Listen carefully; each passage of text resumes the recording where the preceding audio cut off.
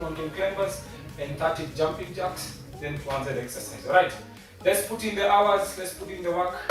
The body is going to reward us later. Let's start up with some jumping jacks, 30 reps. 1, 3, 4, 5, 6, 7, 8, 9, 10. 1, 2, 3, 4, 5, 6, 7, 8, 9, 20, 10 more. 1, 2, 3, 4, 5, 6, 7, 8, 9, 30. Good job. Before you proceed a lot, sana. Before tuendelee mbele sana. Make sure you have your spool there. Okay. Always, every time, just keep it somewhere nearby so that if need be, unaweza itoa haraka haraka. Okay. So if it's not near you, kindly avail it. As we start the mountain climbers, these are mountain climbers. For those who might have joined us today, those are mountain climbers. Okay? We're doing 30 reps. I want your shoulder and your palms to be parallel, straight line. I don't want this. I want this. Okay? So we're doing 30 reps. Are we ready? Let's do this. 1, 2, 3, 4, 5, 6, 7, 8, 9, 10. 1, 2, 3, 4, 5, 6, 7, 8, 9, 20.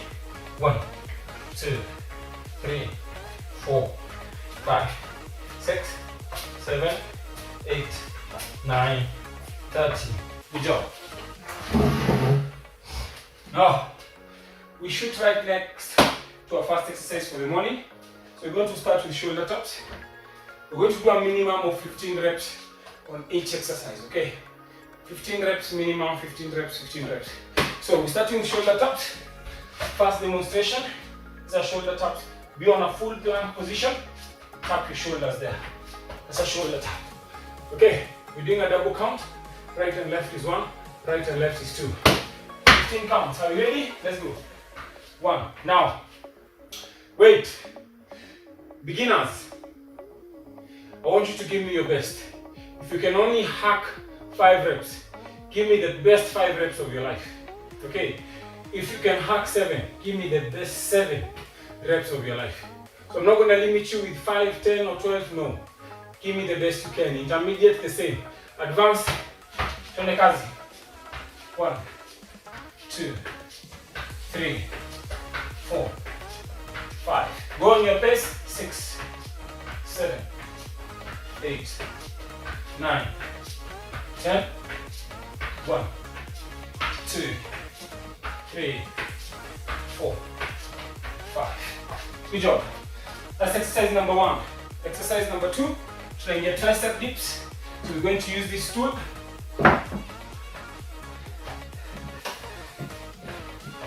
For someone who has never done a tricep dip before, if you have not done it before, these are what we call tricep dips. Okay? 15 reps. That's how. So let's go. 15 reps. 1, 2, 3, 4, 5, 6, 7, 8, 9, 10. 5 more. 5, 4, 3, 2, and 1. Good job. Exercise number 3. We're going in for the supermat. We're targeting our lower back. We're doing 15. Okay? Now, my house is small, so please don't mind. Let me change to the mat. I'm sure majority of us share the same predicament, but Mungu anatuona, si ndio? Haya, perfect. So from there, utakulala chini hapo. Unainua mwili juu, then unaenda chini. Okay? So your upper body comes up there, and also your legs. Make sure that you try to lift your thighs off the mat a bit. Okay? There. So you'll be able to put in strain on your lower back. So that's what we call the superman. So we're doing 15 reps. Okay? If you're able to stretch your hands straight, you can. But unfortunately, because I can't on my like a small house, I'll put my hands there. Good. It still serves the purpose.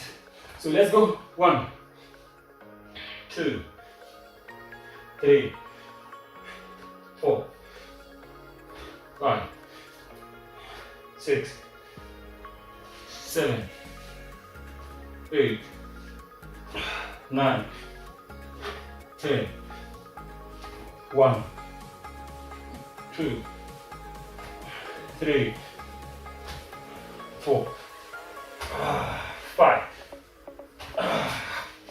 Good stuff. Our fourth exercise, I'll give 2 variations. The first variation is for the amateurs, or rather the beginners. I will want you to do a wall push-up, okay? Put your hands there, okay? Parallel to your chest, up, then just lean in and back out, up.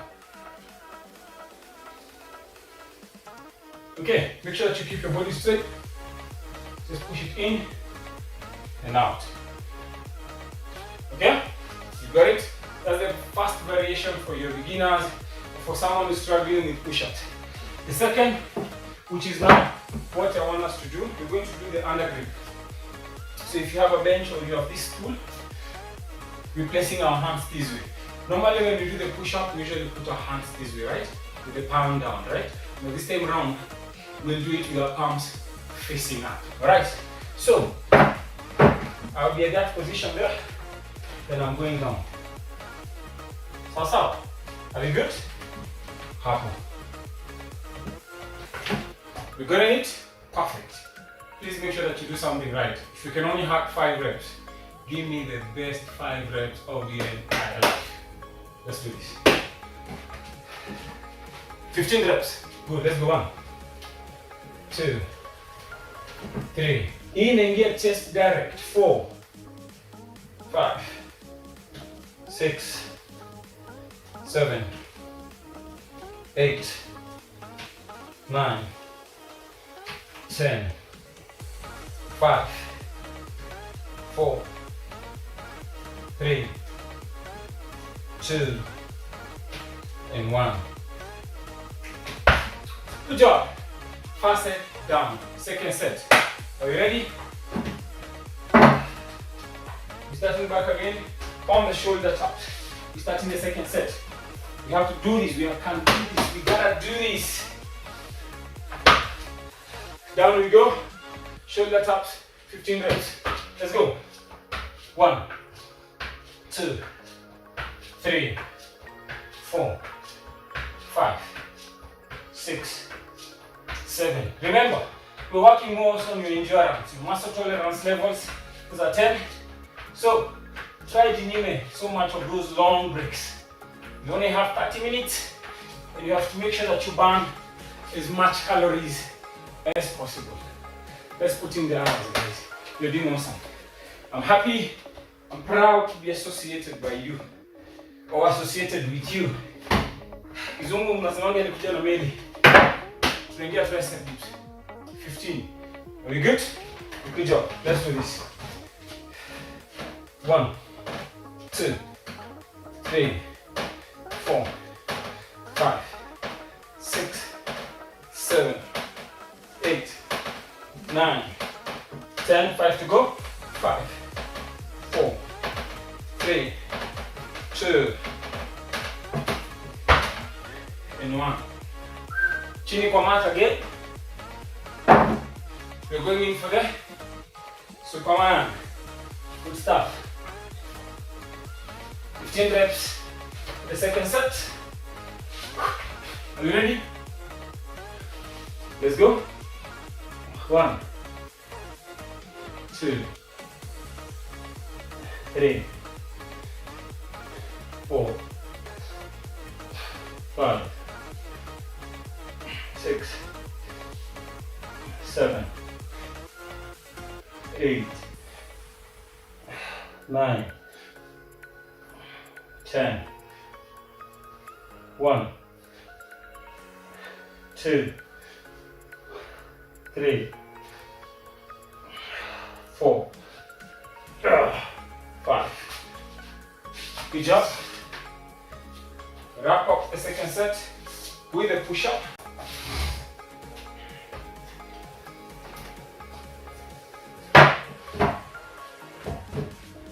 Nakumbuka? Hapo. Okay? Those ones I said on the wall. Hapo. So, the rest, we are here. Under grip. Let's go. 15. 1, 2, 3. Push it. 4, 5, 6, 7, 8, 9, 10. 5 to go. Let's go. 1, 2, 3, 4, and 5. Good job. We're starting the last set, which is our last set for those first 3 exercises. We're pushing in for 15 reps. Tumepumua. Are we good? Today we're not doing so much of intense cardio or anything. It's strength, body weight. Tumeanza na upper body and you finish off with the lower body. 3 sets, only 8 exercises, and you're doing awesome. Congratulations. I love that spirit, I love the energy. Keep it up. Let's go. High apple. 1, 2, 3, 4, 5, 6, 7, 8, 9, 10. 1, 2, 3, 4, 5. Good job. From there, bring your tricep dips.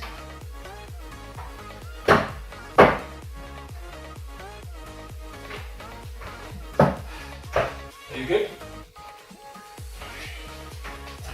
Let's go.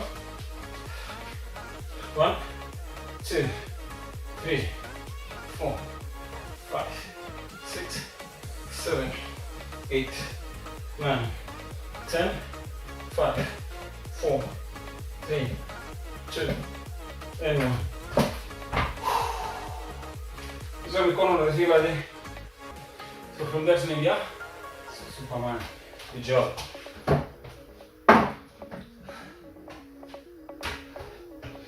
Superman, Superman, Superman, where are you? You're here. We're going for 15 reps. Are you ready? Let's go. 1, 2, 3, 4, 5, 6, 7, 8, 9, 10. 5 more. 1, 2, 3, 4, and 5. Good job. And to wrap it up, tunamaliza na push-ups. 15 push-ups.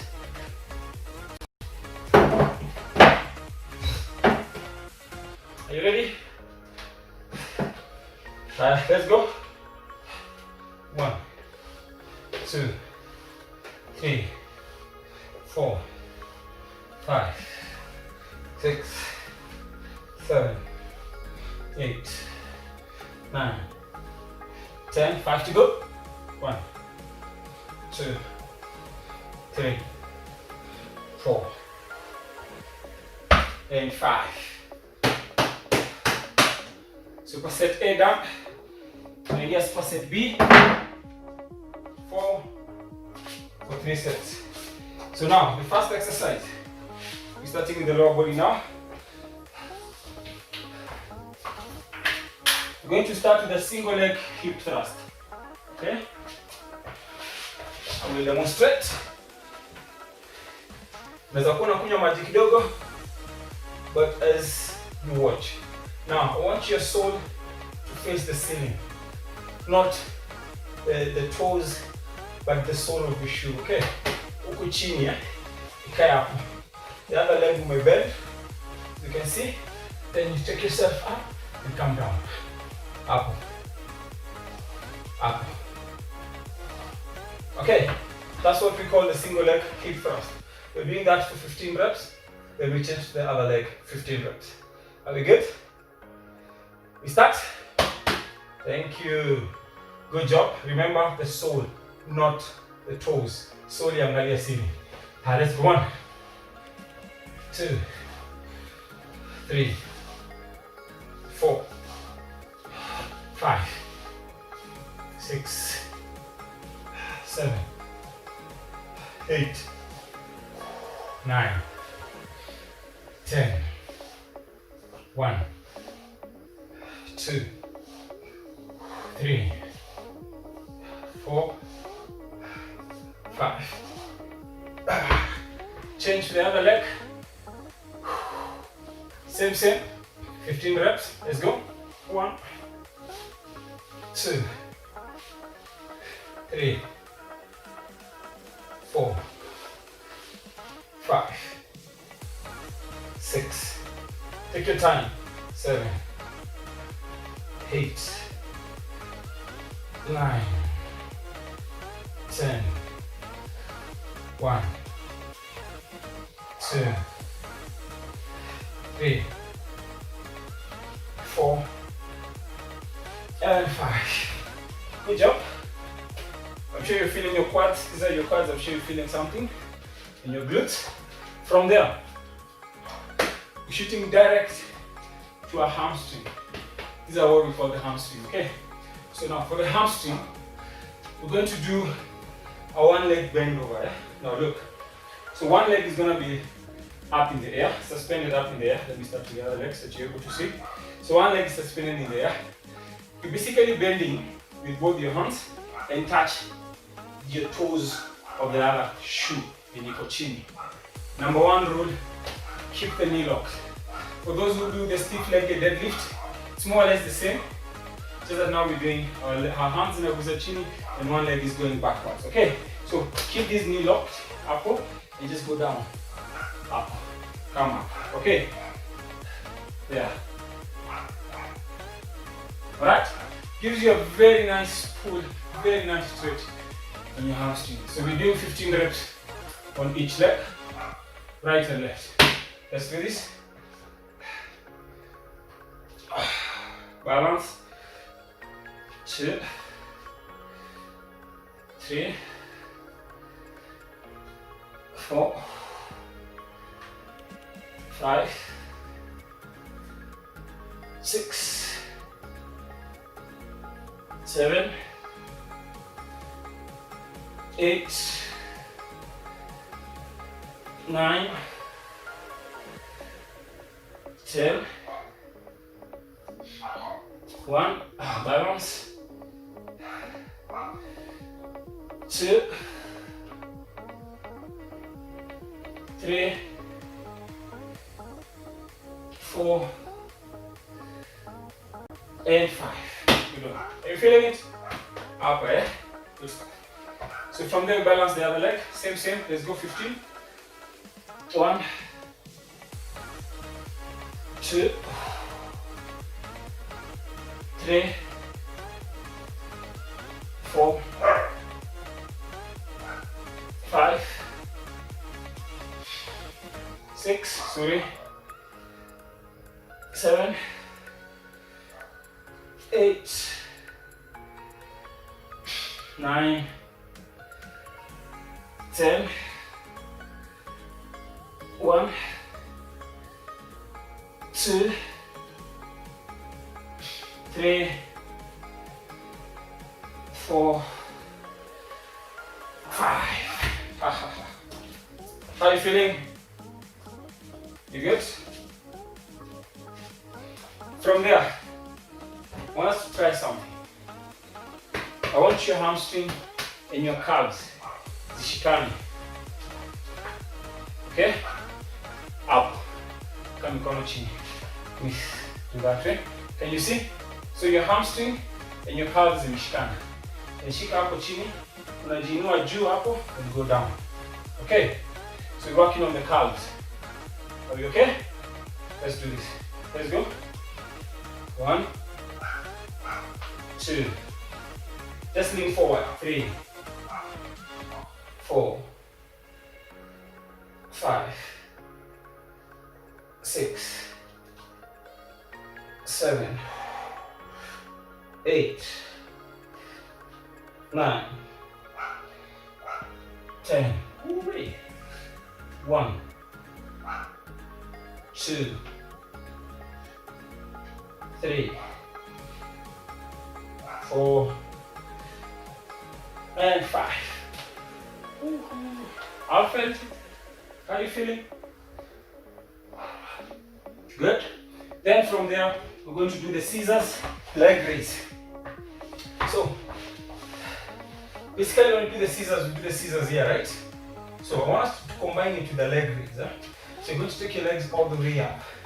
So here, zinapitania up. Sawa. That's what we're calling it, the scissors leg raise. We're doing only 15 reps. 15 reps. Are you ready? Let's get started. 1, 2, 3, 4, 5, 6, 7, 8, 9, 10. 1, 2, 3, 4, 5.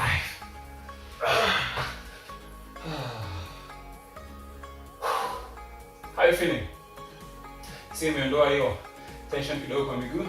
Then we go back again to the legs again, okay? So we're starting up again with a single leg, hip thrust. Want us to hack 3 sets. Believe we can. Me and you, we've got each other's back, right? So let's go there. Make sure that your sole is facing up. 15 reps. Let's go. 1, 2, 3, 4, 5, 6, 7, 8, 9, 10. 1, 2, 3, 4, 5. Balance the other leg. Let's go. Same count. 1, 2, 3, 4, 5, 6, 7, 8, 9, 10. 1, 2, 3, 4, 5. Good stuff. From hapo tunaingia the hamstring exercise. How are you feeling? So balancing one leg, touching the toes of our feet with both our hands, with one leg up in the air. Hamstring, try as much as you can. Keep the knee, a little bit tension on the knee. You can lock it. Ukisikia uwezi maybe because of injuries, back issues or anything, unazitoa tu kidogo. Sawa. Let's go. 1, 2, 3, 4, 5. Balance. 6, 7, 8, 9, 10. 1. Balance. 2, 3, 4, and 5. Good job. Balance the other leg. Let's go. 1, 2, 3, 4, 5, 6, 7, 8, 9, 10, 5 to go. 1, 2, 3, 4, 5. Good. Next exercise, we're going in for the calves. Okay? Now, if you are not able to do the initial calf raises, you can still do standing calf raises there. Okay? Up. It's the same. If you have some extra weights on you, in your house, there are some dumbbells, a plate or anything, just hold them up and do the same reps, 15 reps. Otherwise, we're here. Put your calves and your hamstring together. Then you push it. Lean forward, okay, you with your tempo. Then 1, let's go. 2, 3, 4, 5, 6, 7, 8, 9, 10. 1, 2, 3, 4. Squeeze it in. And 5. Remember, I've given you a variation here. Okay? You still do the standing calf raises there. Up. Good. So lay down the legs.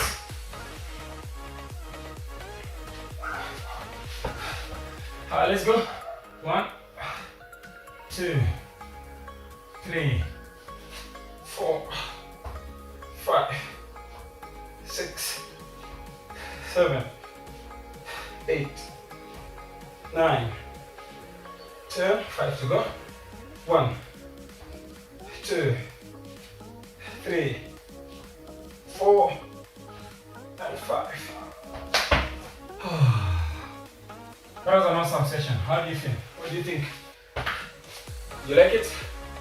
Good. Because of time, I want you to finish up that set on your own. Okay, please don't cheat. So, proceed with the last set. Remember, I'll run it through with you. First, we're doing the single leg. Up. Let's do this one 15-15. Then the other 2, you do it on your own.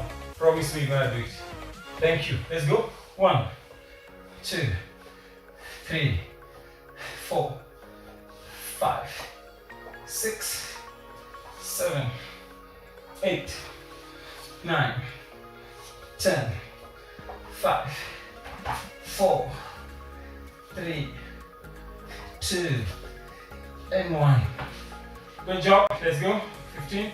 1, 2, 3, 4, 5, 6, 7, 8, 9, 10, 5, 4, 3, 2, and 1. So you're going to do the hamstring, okay? One leg tapping down. Then you do the calf. Then you do the leg raise and you're done. Thank you so much. Let's do a stretch here. You can do the stretch with me. Then after the stretch, kindly proceed with the exercise. Good. The other side. Good. Shrug your shoulders up on belly. Backwards. Twist your neck round. The other side. Good. So please proceed. Breathe in. Out. Breathe in. Out. Last time, breathe in. And out. Thank you so much. Stay tuned to NTV for more of this every day, Monday to Friday. Have yourself a good day. Bye-bye.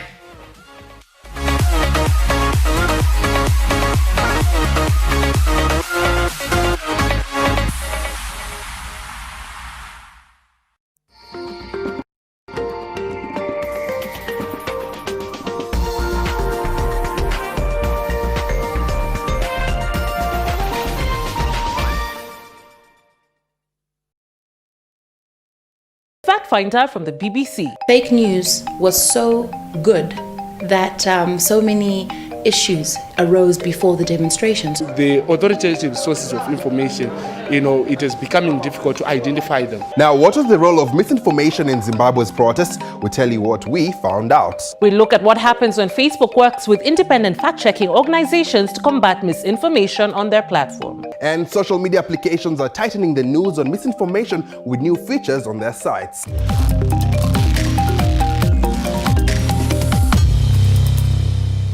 The procedure of reporting assets to Unclaimed Financial Assets Authority. Write an email to holders@ufaa.go.ke to request your profile to be created. Unclaimed Financial Assets Authority. Receive, safeguard, reunite.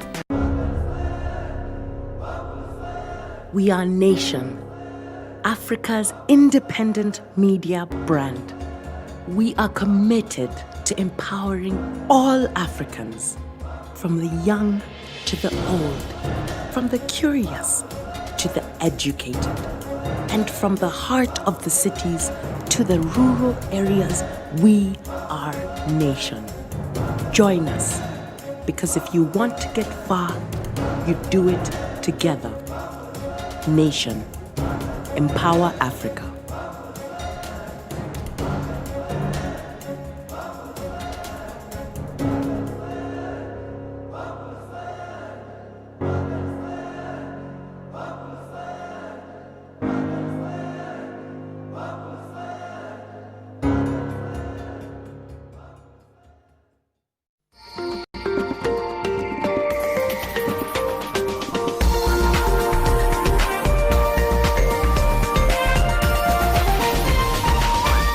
This is NTV.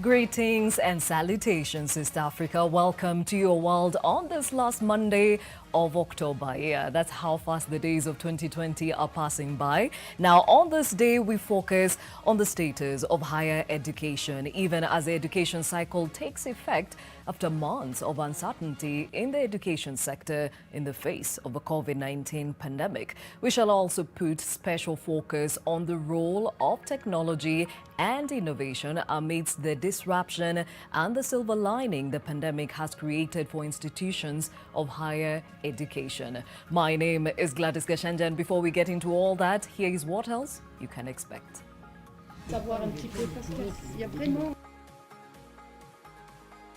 New technological facelift.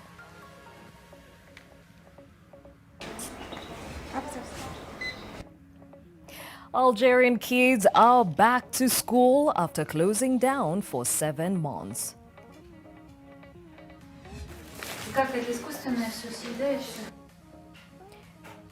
And babies that are in Russia, courtesy of Chinese surrogate mothers, will soon be reunited.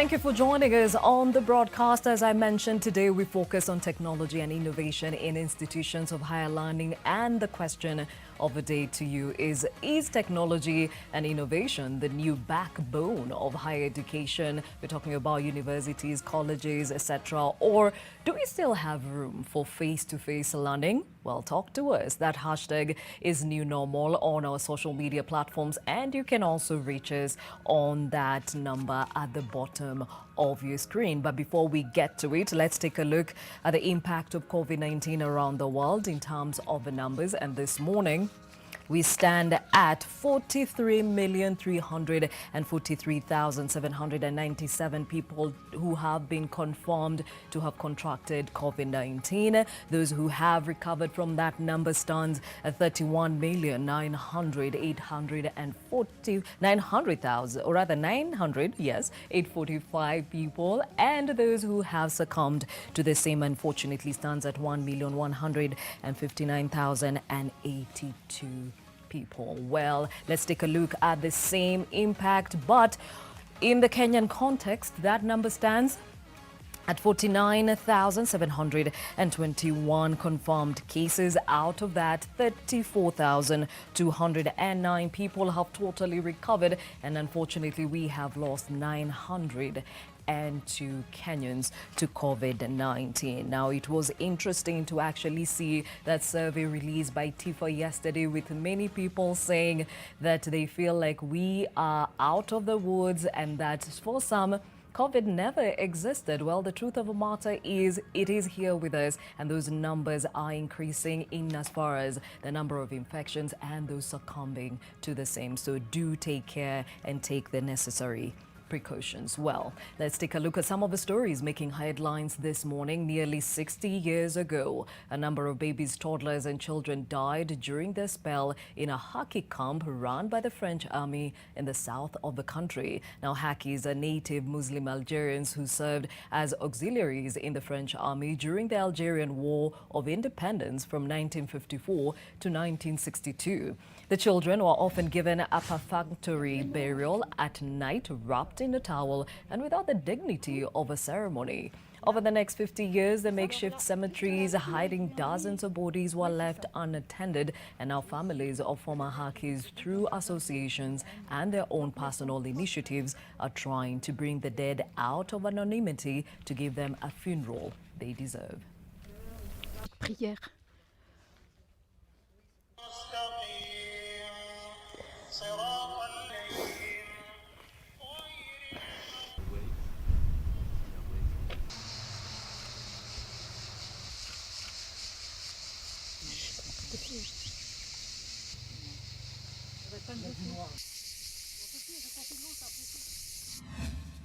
Burundi's former president Pierre Buyoya said Wednesday that he rejected a life sentence he received in absentia this week, that is last week rather, over the 1993 assassination of his successor, dismissing the case as politically motivated. Buyoya was convicted for an attack against the head of state over his role in the death of President Melchior Ndadaye in 1993, and a court in Burundi sentenced him to life in prison. And he said, "We reject these judgments, which are in no way binding on us." Buyoya said an ethnic Tutsi first came to power in Burundi in a coup in 1987. He stepped down in 1993 in the country's first democratic elections, in which Ndadaye, a Hutu, beat him resoundingly. But hardline ethnic Tutsi soldiers killed Ndadaye just 4 months into the job.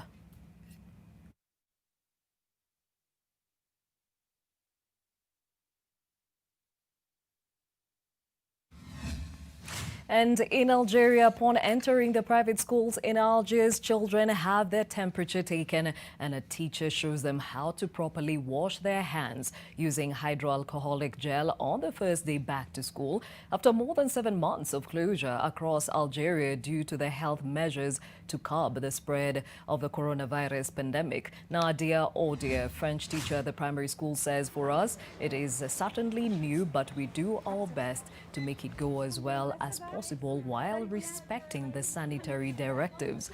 A parent at the school says, "We are happy for the new school year to finally begin, but with some great apprehension at the same regarding the current situation. We are confident at the school level and we know that the schools have made their arrangements and our children are also quite aware of the current situation. Let's hope that everyone will go along."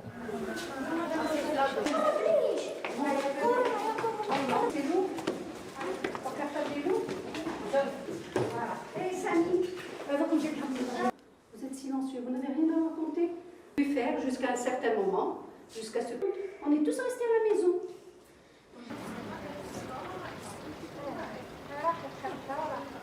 En principe, c'est la même chose. Passer pour comprendre les maths et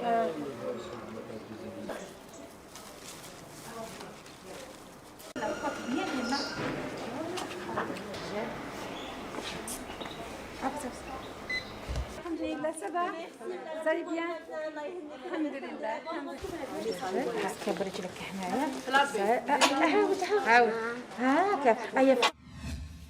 Nigeria's President Muhammadu Buhari wants protesters not to undermine national security as he avoids addressing the shooting of demonstrators after days of unrest.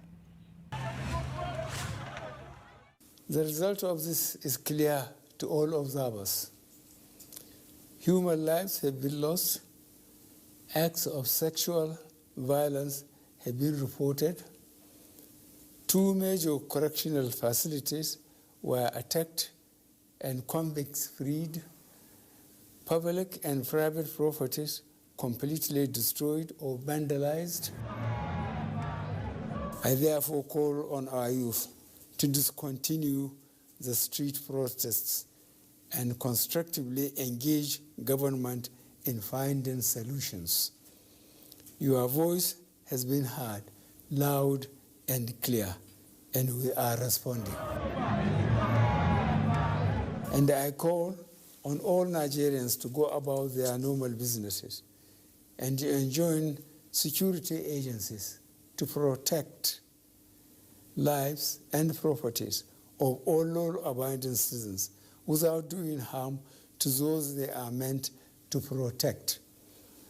Let me pay tribute to officers of the Nigeria Police Force who have tragically lost their lives in the line of duty.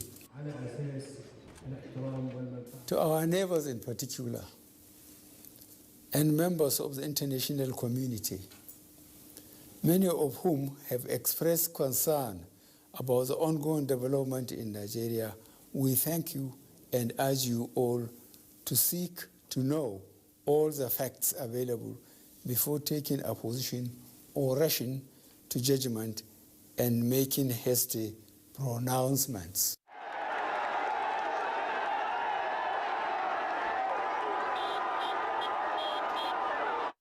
And still in Nigeria, Nigerian professional footballer Edion Igalo posts a video to social media platform Twitter in which he reacts to the shooting of peaceful protesters in Lagos, saying that he is ashamed of the current Nigerian government. There was no immediate death toll from the incident, in which witnesses said armed gunmen opened fire on a crowd of over 1,000 people to disperse them after a curfew was imposed to end spiraling protests over police brutality. I'm sad and heartbroken. I don't know where to start from. I'm not the kind of guy that talks about politics, but I can't keep quiet anymore for what is going on back home in Nigeria. I would say, Nigerian government, you guys are a shame to the world for killing your own citizens, sending military to the street to kill unarmed protesters because they are protesting for their rights. Is uncalled for. You people will be remembered in the history as the first government that sent military to the city to start killing their own citizens. I am ashamed of this government. We are tired of you guys and we can't take this anymore. I'm calling the UK government, calling all those leaders in the world to please see what is going on in Nigeria and help us, help the poor citizens. The government are killing their own citizens. We are calling you guys, the UN, to see to the matters. And I want to call my brothers and sisters back home to remain safe. Be indoors, please don't come out. Because these governments, they are killers. And they will keep killing if the world did not talk about this. God bless you all. And remain safe. One Nigeria. We move. A situation that we keep our eyes on and update you as and when we get more details from Nigeria. But back home and focusing on our conversation of the day, the COVID-19 pandemic has grounded industrial operations and disrupted supply chains across the world, making access to key preventative devices such as thermal guns difficult. As such, most countries resorted to manufacturing of necessary equipment, giving way to innovators to model and incubate locally made solutions. This is the story of two young men from Kajiado who have developed a contact-free temperature-checking device. Nayoma Sampao spoke to them. Temperature checks before accessing commercial and residential buildings has become common in monitoring COVID-19 infections. But most guards and front office operators are not well equipped to handle the equipment, or worse still, how to respond in the case of an alarming result. It is because of this that two brothers from Ngong area of Kajiado County have devised an automated temperature checking device which minimizes physical contact. Basically, vile mnaona, the machine here is connected to a power cable, so inatumia electricity. Hapa ndio sensor ziko. Once umefika hapa, you just need kukaribia mahali, the sensor iko. Once you detect your temperature, the barriers hapa zina open. That is, if your temperature is between that range yenye, wanasema, at least una COVID hizo signs like see above 37. As for now, it's above 37. If you above 37, it won't access you in hapa. Tuliangalia hizi challenges za COVID during period. Tukona kwanza mostly the soldiers wao kwa mlango. Vile wana come into close contamination wakipima watu temperature nini. So we started looking for a solution. Vile tunaweza unda machine yenye inaweza fanya hiyo stuff ya kupima temperature na ina access watu through maybe in malls, maybe like supermarkets and etc. Wakipima wanafunzi. All materials used have been sourced locally, finding local solutions to local problems at a time when international supply chains have been disrupted. Main materials yenye tumetumia hapa kuna aluminium pipes. Hizi tulisource hapa Gikomba kwa those hardwares plus these chrome pipes. Then the others tumenunua kwa electronic shops, like the servo motors and the etc. Then the PVC boards. Na sasa hii ni black sheet hapa yenye nimekanyaga. The temperature is measuring very well. Like now I've just measured is 35, my temperature, which is the normal temperature that I normally see on supermarkets and everywhere that I normally see. So I'm really encouraging and probably the government to come on board to support this initiative of these young fellas to take it to the next level. As you know, our youths are really facing problems of unemployment. Finding gainful employment has been a major challenge for Kenyan youth. Many now see innovation as a way out. We have some few challenges to keep build, like lack of funds, ili sustain kidogo, na could get some items ilikuwa hadi kiasi, lakini tulijaribu na tukazipata. Sasa nikipata maybe funding, I can build these mods for schools. Like for now, government don't open schools. Instead of them buying thermal guns, tunaweza offer. Due to some challenges, education sikuweza kumalizia yote kupasu. But hopefully, if things goes well, bado kuna hiyo chance. Tunaweza enlarge masomo yangu, naweza broaden that is. And ndio nione kama naweza fanya much bigger than this. One of the symptoms of COVID-19 is high temperature. An invention like this will come in handy in checking temperature and in essence curbing the spread of COVID-19. Nayoma Sampao, NTV, Ngong, Kajiado County. Impressive, which goes to focus on the fact that there's a lot of innovators out there and we need to focus on what they have to offer and also support them on their journey. And speaking of which, we have two innovators in studio and we are talking about David Ngamao, who is the Chief Technical Officer at Client Air. We're also joined by Caroline Wamoyo, who is the Chief Finance Officer at Client Air. Thank you guys for joining us on this conversation. And And before we get to it, let's first understand what clean air is and what it's supposed to solve. Let's start off with David. Okay, clean air, it's supposed to be clean air. Oh, so it's supposed to be cleaned. Yeah. Oh, okay there. Okay, so basically clean air is an innovation around indoor air pollution, whereby we are purifying the air indoor areas in homes, schools, hospitals, and also offices. Okay, and why do you feel the need to actually put forth this innovation? Climate change has been our passion, so we concentrated on indoor air pollution, especially now during the COVID-19 period, because people are most indoors, and also we have researched and known that indoor air pollution actually kills 3 times more than outdoor air, and people don't know about that. So that's the one of the passion that's motivating us to solve that. Yeah. Okay, and the lady in the room, let's understand, how did clean air come to be? Okay, I'm Caroline Mamoy, we were first to start. And we are students from Jaramogi Oginga Odinga University of Science and Technology. We are final years. We just completed our exams. We met in our first year when we were joining, and then we come from the same background. So we were able to come up together, and we thought maybe we should come up with a solution, because the world is changing, I can tell you for sure, even with COVID-19. So we thought of a solution, what we can do for to curb the indoor air pollution. And that's how we joined together. And also Health Prize came along and gave us a platform to be able to air our innovation. Okay, yes. Now you say you come from the same background. What do you mean? Okay, I mean that most of us come from slums. Yeah, that's where we have been raised. Okay, and when you say us, it's a team of 5 who are passionate towards achieving a healthy and clean environment through clean air. Tell me about the other team members. We actually 3 gentlemen and 2 ladies. We have Caroline and Patra. Then we have Ken as our CEO, and Tony. He's also in another TV show as we speak. So we are from different fields of academia. I'm doing computer security, that's cyber security. Caroline is doing environmental and water engineering.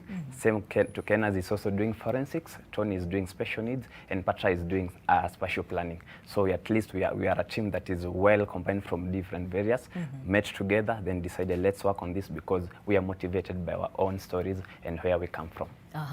Now, Caroline, you said you got together in your first year of school. So is this innovation 4 years old, or how long have you been in school so far? We have been in school for 4 years, right? But thinking of it, we have been thinking from our first year what we can do.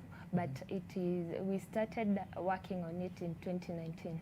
And 2020, and I mean, COVID is here with us. It actually comes to solve a very critical role, or rather problem. And speaking of which, explain to us how clean air works. Wow. Now this is a device we first started. We wanted to make an air purifier, simply, that can clean the air using a unique technology and using a unique filter that is the first of its kind in Africa and also in Kenya. So the first thing, we had 2 phases.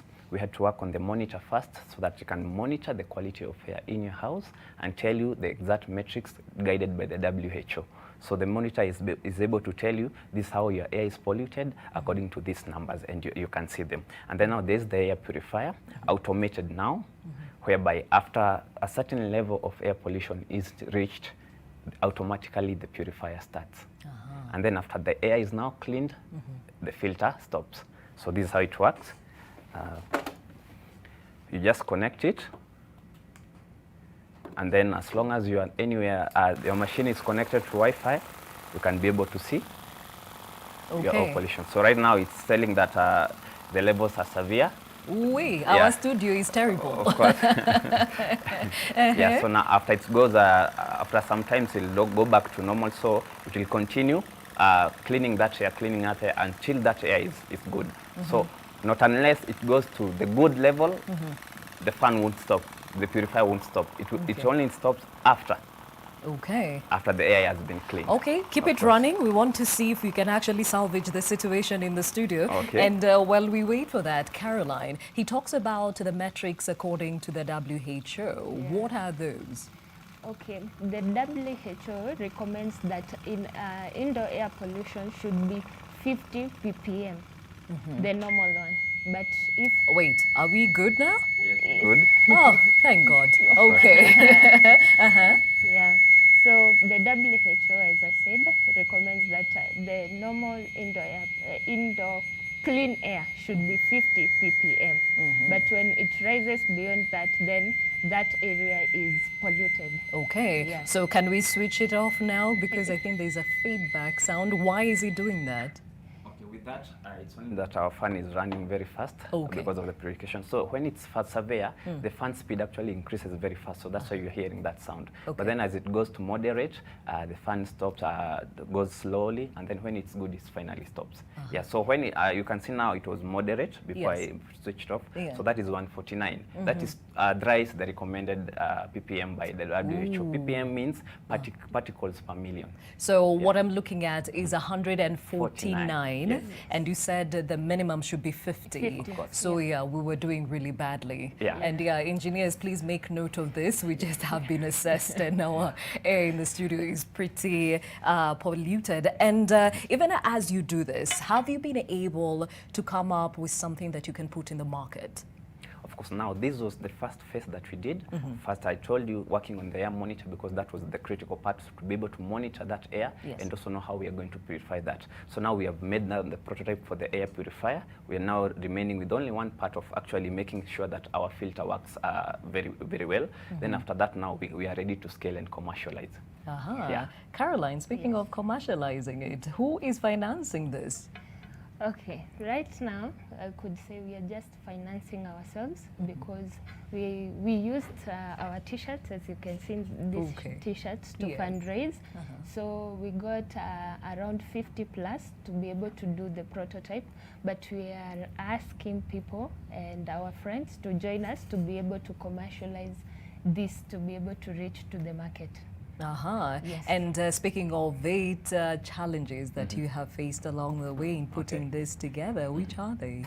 First of all, I'll have to say most of the components are not here in Kenya, so it's very hard to find. And also the technical know-how of how to actually connect this and make it work is kind of difficult. Then finance is problem. As we are students, we're also struggling. We have to pay our fees, we have to pay our rent and everything, and also make sure that our project runs. And as we speak also, we are representing Kenya and Africa with the other 2 teams only from Africa at the Hull Prize Global Accelerator Program. So we won here in Nairobi against 350 entrepreneurs, the first kind of team to win in a Nairobi regionals in almost 10 years. So that was a big up for us. So we are now going for the final prize at the UN headquarters for $1 million USD, if at all we are able to go past this stage now that we are in now. Mkipata 1 million USD mumeomoka for sure. That would be it, right? Now, Caroline, tell me about a bit more of the challenges. Definitely, you take different units in school. The time to even put this together, has that been easy to do, and has the university given you the support you need? I would say yes, the university has really helped us. Because being able even to come here, it is through their support and even showcasing this. But juggling between education and also innovation is kind of tricky because you have to be in class, but it's just a matter of arranging your time well.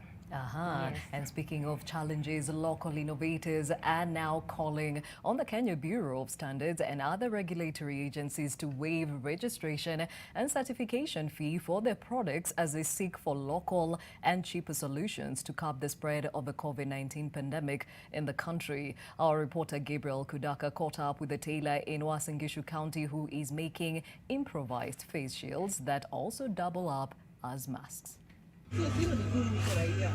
Barely a month ago, we visited Richard Rotara, a tailor in Eldoret town who had responded to the need created by COVID-19 pandemic by making reusable masks. But as the number of those infected continues to rise, so does the homemade innovations to help curb its spread. kinasuia mdomo na kinasuia ile mata ambayo watu wakiongea na huku inasaidia. Rotara says he and his 8 employees can churn out 200 improvised face shields in a day. Rotara says supporting homemade innovations such as his will not only promote local economy but also reduce the government spending. Maybe kutoka ngambo wanatuuzia 10,000 kwa daktari mmoja ambaye anahudumia mgonjwa. So mimi mwenyewe niwe na uwezo nitauzia hospitali 2,000. He says he can make a full protective gear for health workers if given a green light. However, approval of his products by the Kenya Bureau of Standards is still a challenge. Niliambiwa ni register nao na 79,000 nisipite kutengeneza hizi vitu 200,000. Ikipita hapo tena nitaongezea pesa zingine, which means nikaona sina uwezo hiyo. Challenges we are getting jua kali, the cost and even the process of doing registration of innovation and invention. Inspection fee 20,000. Alafu wameweka certification fee 7,500. Alafu tena wameweka VAT 16%. Mwananchi wa kawaida kwa saa hii SME hawezi kupata hii fedha. Gabriel Kudaka, NTV. So the challenges facing various innovators out there, and I'm wondering, even as you get into the market, are these things that are making you concerned and wondering how you can go about it? Of course. I love to say actually, from our journey, to be an innovator in Kenya, it's like a death sentence. You have to go through a lot, emotional turmoil, financial constraints, all of that so that you can make your innovation go through. Because we have people supporting the innovations, but not at the scale like other countries are. So you find that most of the venture capitalists that are here, they want to support already established startups that have gone to the market. Forgetting that actually the most innovative and solution solving in the slums and also in areas that are really needed, where the pains are actually at the ideation stage. So if we can all start by supporting these innovations at the ideation stage and giving them a platform to showcase them and also scale, it would be nice for Kenya. Okay, yeah. But speaking of which, you said you won a prize with HALT, Prize Nairobi Regionals. Yes. What exactly is it that they do and how did you come about them?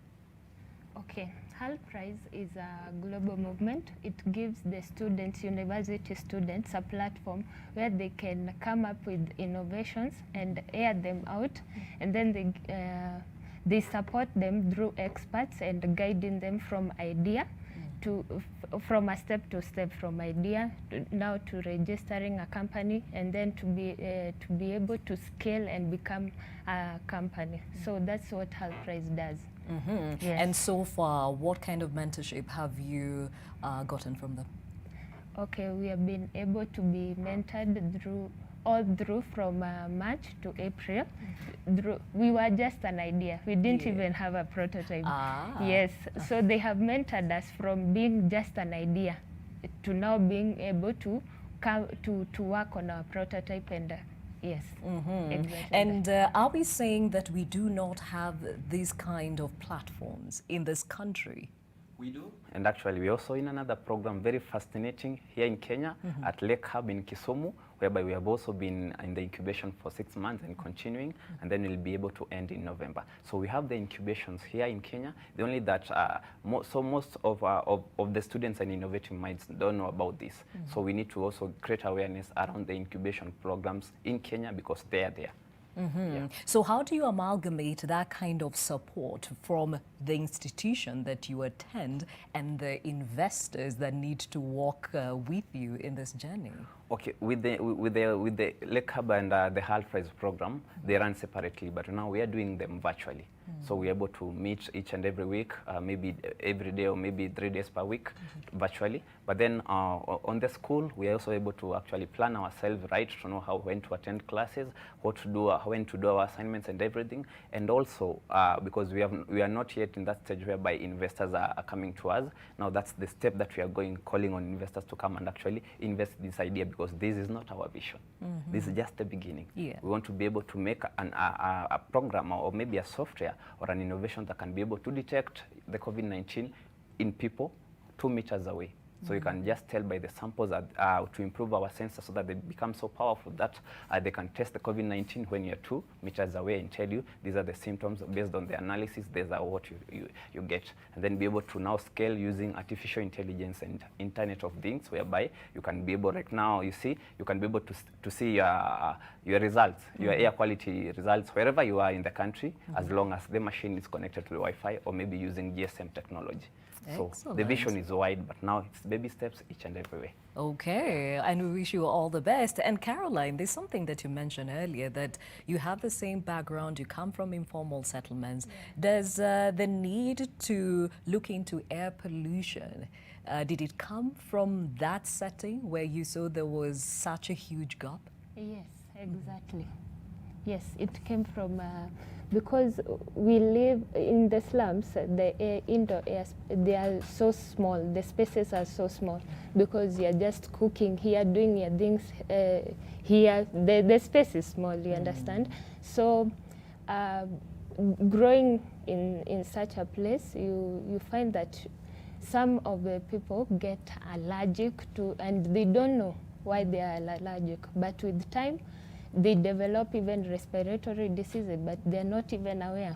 So we saw that there is really there is a wide gap that is there, but no one is talking about it. So that's why we came up with this.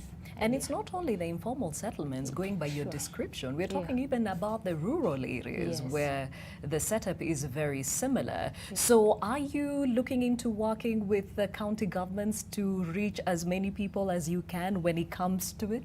Of course, actually, we have started contacting the county governments, different county governments.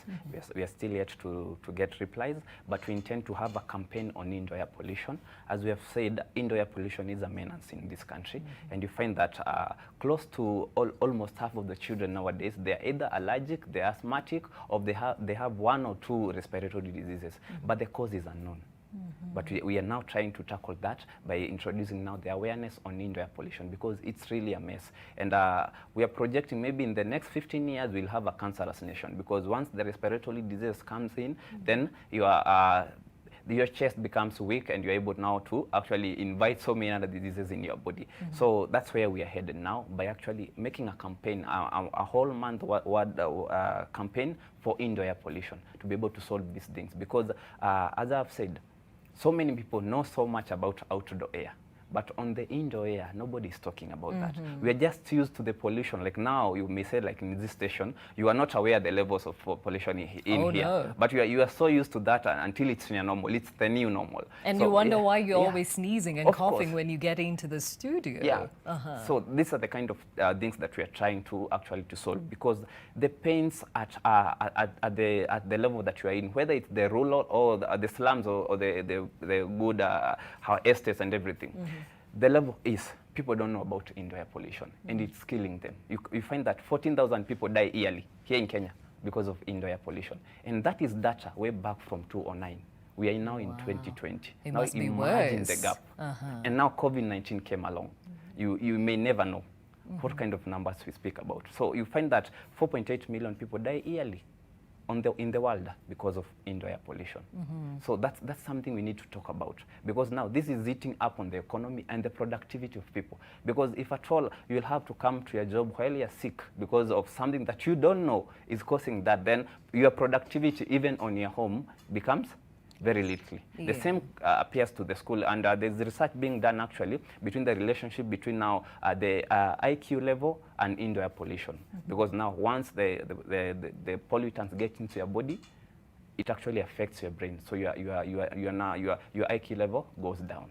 So it's a long research we have to do. And also something else, we're also targeting to do a research on the causes of death in the rural areas, because so many people use firewood. Yes, we don't want them to migrate from the firewood just yet because it's going to take a long time. But now we need to tell them, okay, here, you can go ahead and use your firewood, but we have our air purifier here, which can be able to purify that air. As you're using your firewood, we make sure that your health is right and you're able to actually continue their life optimally. Okay. Yes. Now, Caroline, seeing that we are focusing on the informal settlements, the rural areas or setups, do you think when your prototype goes into the market, it will be affordable to this kind of people? Yes, we will make sure that our air purifiers are affordable to everyone. That is what we are working towards. If we can be able to commercialize this at a large scale, with the cost of production will actually go lower, and we'll be able to sell our air purifiers between $15 to $20, which will be affordable to everyone. Okay. Yes. Excellent. And we continue with this conversation, but let's catch up with another innovator. A young man in Thika, Kiambu County has turned his passion into a business opportunity. Martin Wahome has been driven to support people with disabilities with equipment to make them mobile. Now he hopes his new venture will enable him to earn a living and still support those in need of physical and financial assistance. Leila Mohammed has more. Martin Wahome checks if all the parts of a motorized wheelchair that he made are working smoothly before his client picks it up. He assembled the electric wheelchair at his home in Makongeni village in Thika of Kiambu County and made it using locally sourced materials. Sana sana nimetumia vitu za baiskeli, zile vitu sisi tunatumia kutengeneza viti, hizo ndizo tunaita sponge, na ni vitu tu kidogo kidogo ambazo nimeweza kutoa nje ya nchi. In order to make his creations affordable to those who need them, the father of two says he hardly uses imported materials and that if well utilized, locally available parts such as bicycle parts, sponges are more durable. He says that his first invention of electric chairs, which are powered by locally available lithium-ion batteries, can maneuver indoors with ease, saying he has incorporated farm technology to support the mobility of the equipment. Iko na mahali unafinya kama unataka iende mbele. Kuna kwa Kiingereza tunaita joystick, unapeleka mbele, ukifinya na nyuma iko na uwezo wa kurudi na nyuma. Ukifinya kando iko na hiyo uwezo wa kuzunguka. The self-taught innovator says Kenya has since the onset of COVID-19 rediscovered its potential in terms of innovation, saying that if innovators are well supported, the country can mass produce every item used locally. Data from Global Disability Rights and International Resource Center for Persons with Disabilities indicates that at least 1.16 million Kenyans have mobility-related disabilities, and more than half of them live in rural areas. These are the people that Wahome intends to reach through massive production of the mobility equipment, which he says will not only ease their movements, but will also enable them to engage in effective nation building. Leila Mohammed, NTV. We clearly have the brains right here. All they need is the support and will be able to be self-sufficient. Still in studio with David Ngamau, who is a Chief Technical Officer at Clean Air, and Caroline Wamoyo, CFO at Clean Air. And David, I see plastic, I see wires. At the end of the day, what does the real deal look like? What will it be made of? Wow, I was waiting for that. Thank you for your question. So we are going actually environmental friendly all the way. So this is we just use the plastic because that was what we could use locally and it was a waste. So we reuse that for also to be environmental friendly. But we intend to use bamboo in our casing because bamboo first releases 30% more oxygen into the air. So that I will use that as a casing so that we don't have to actually carry a lot of plastics wherever we are and we don't pollute the environment as we also manufacture that. We also intend to also call upon bamboo farmers to actually come and partner with us so that because we have a program of planting bamboo, almost a million trees maybe in the next 5 to 6 years. And we are also calling on supporting anybody who can actually come and join our venture and program to help us and support us in doing that. So first of all, we are going to change all this to bamboo. So we're doing everything on bamboo. Yeah. Okay, now I see wires, meaning that we are going electrical with this, yeah. but with the people we are actually targeting, some of them do not or are not connected to the electric grid. Is there an option for a battery? Probably, yes, of course. When the final product is now on, we'll have both, we have all the alternatives of using either solar panel, maybe a battery, or maybe electricity, depending on which area anyone is and the kind of pollution, because the devices will be different for each and specific areas. Like now in Syokimau, you need a very powerful air purifier because of the kind of levels near the industries and everything. But now in the rural areas, you only need to remove a certain of pollutants in the air. So now we are going to actually incorporate both the AC and DC type of currents, so that anybody anywhere in Kenya, whether you have electricity or not, whether you have a solar panel or whether you don't have, maybe you can have an inbuilt battery whereby you can recharge it and then purify that air. And for example, now we are projecting our air purifier to actually clean 16.8 tons of air in an hour. So that's a lot of impact here. Okay. Yeah, extending that to now employing our youth, because right now we are 5 employing ourselves. We need to create jobs for ourselves as youth. Yeah. And Caroline, David is mentioning Syokimau, and I'm sure there are other areas that you've probably done your research to understand the need. Which are these other areas that have a red flag on them? I can say like Webuye. Webuye is really polluted, and also even Nairobi, where we stay, is really polluted. And also I would say in Kisumu there are parts that are really polluted, so we'll focus on that first. Okay, so are we keeping our eye around industrial sites? For us that, yeah. For us that, we shall do that. Okay. Yes. All right. Now, tell me, guys, I mean, this has been an amazing journey, and we pray that you actually get the support you need to take it to the next level. What have you learned about yourself, David, through this whole process? Wow, it's a lot. It's huge, actually. Some of the qualities, me personally, as an individual, I never knew about myself, actually came to know while I'm in Team Clean, because we teach each other, actually, and we help each other grow. For example, the patience, actually, the teamwork. I've been able actually to become a campus director in Jaramogi, and then later on become an ambassador for Kenya Health Prize, and then now I switched that now to concentrate on clean full time. So it's been a long journey, challenges and everything, but every time we just come back bouncing, because the passion and the vision that you have keeps you going no matter what comes in the way. Yeah. And for you, Caroline? Wow. I would say I've learned a lot from this journey. First of all, I will just echo my colleague here, having patience, because if you don't have patience in Kenya while you're innovating, then you'll not go anywhere. I can tell you for sure. I've also learned to be confident about what I'm doing. I can tell you for sure, Gladys, there is a lot of crazy ideas out there, but people don't talk about them because maybe they feel they won't be listened. But I've learned to be confident and shout out my idea to everyone that I come across.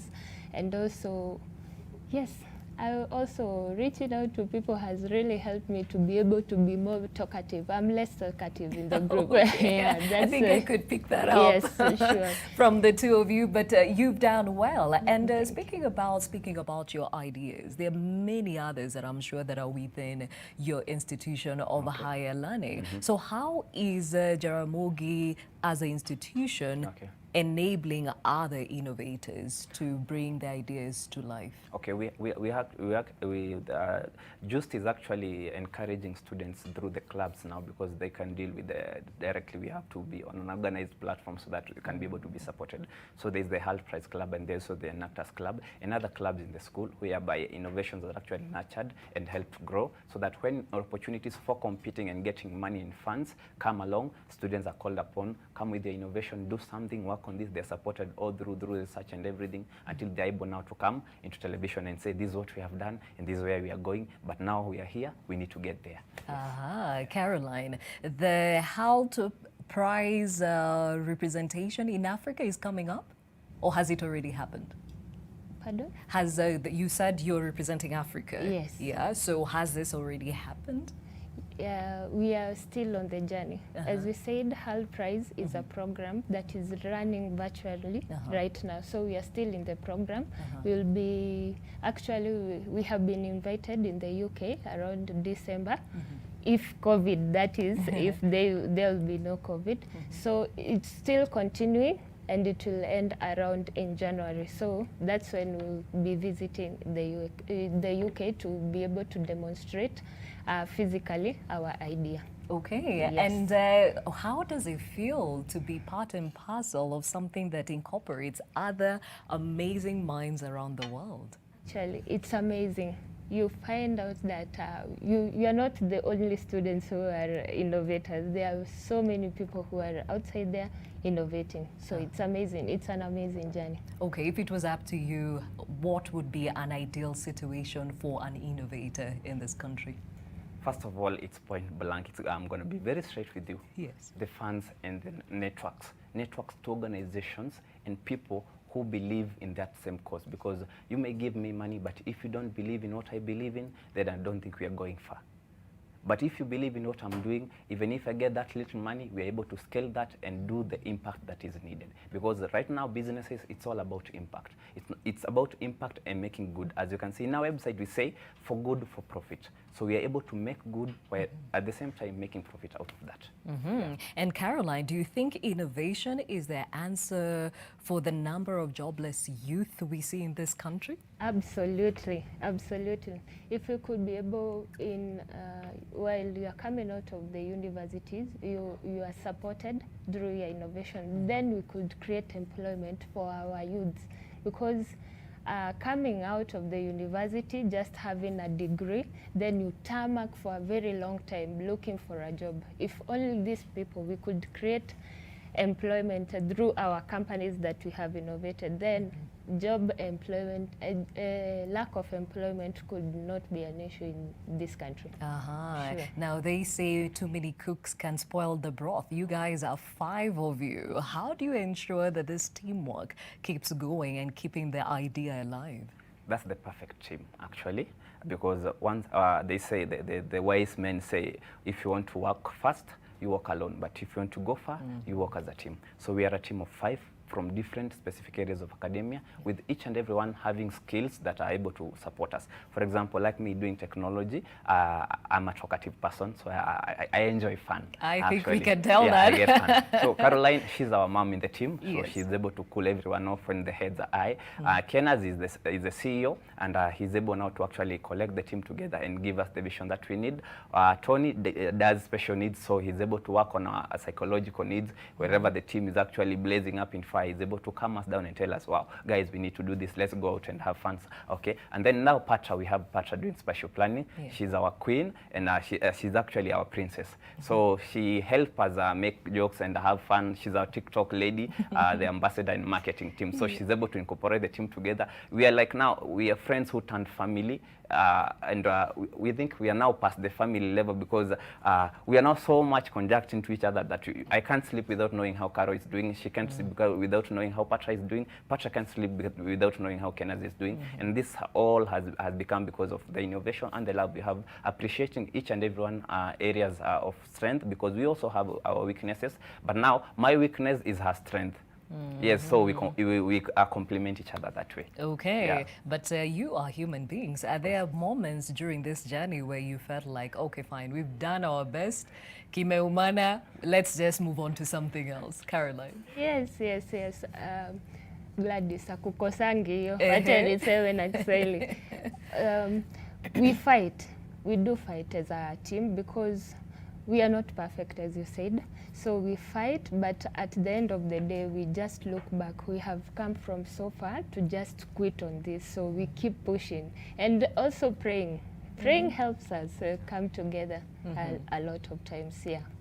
Okay, and I would like you to speak to other innovators out there who are really trying to penetrate into the market and are facing the same challenges or even more challenges that you have come across. Where does somebody find their footing, David? First of all, the first step as an innovator, wherever you are, whether in Kenya or anywhere else, whether you have the kind of support you need or not yet, it's first believing in yourself, no matter what. Even if your idea is crappy as it seems in the beginning, don't quit on yourself.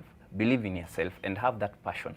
Don't just look at the present issues and challenges that are facing you. Look at the vision that you want to have. Also look at the impact you want to make to the community and also the world at large. So the first step is believe in yourself. The next step, do something about it. No matter how little it is. For us now, it's the plastic. But now the next time we come here, it will be a fully furnished device working and purifying that air live as we speak. Understand? So do something about it. Even if it's little steps, one by one, just make sure that every day you do something positive towards your innovation and never quit knocking doors. We have actually emailed so many organizations, I can't even keep count of the numbers. Yeah. So it's been that, no replies, and we keep going. Some replies and they say, oh, right now we don't have the money, but we support you now. And that support, that kind of support is actually very encouraging.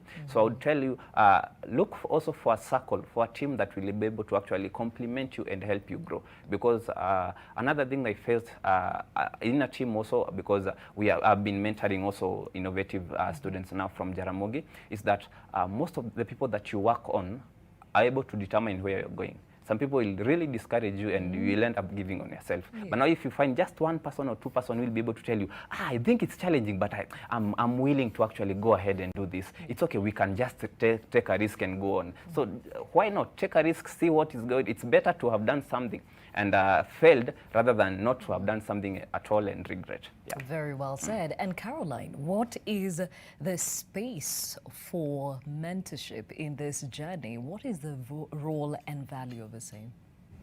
I think if you come up with an idea or innovation, there's a lot of people who are willing to support. It's just that you have to talk about it. If you keep quiet, then nobody will do anything about it. So if you are able to talk, then people are able to come and nurture you. Yes. Okay, and we're living in the day and age where technology has made us a global village, literally. Has this been something that has catapulted your idea to the world? Of course, now because we are using technology, I've said Internet of Things, whereby you can be able to control your house maybe, or control the air filter, wherever you are, whether you're in Mombasa and your home is in Kisumu, you can be able to control it online as long as there's data and connectivity. Then we are going towards the big data stage, whereby data is now controlling almost all our activities. So you'll be able to know which kind of areas in Kenya are most polluted and the reasons why that pollution is coming on. Then we are going to the vehicle industry, whereby we can be able to tap that pollution right from the exhaust pipe of the vehicle and actually clean that before it is released to the environment. And also purify inside the vehicle now so that people who are in, they can be able to breathe fresh air. Yeah. Okay, that is David Ngamao, Chief Technical Officer, Clean Air, and Caroline Wamoyo, Chief Finance Officer at Clean Air. We wish you all the best. And as you said, the next time you shall have the real deal with the bamboos and all, and we'll be able to see how best it works for us. Again, thank you for your time and we wish you all the best. And as I mentioned earlier today, we're focusing on technology and innovation, and of course the same happening, especially in the vicinity of higher institutions of higher education. And speaking of which, we shall be looking at the status of the same right after this short break. Stay with us.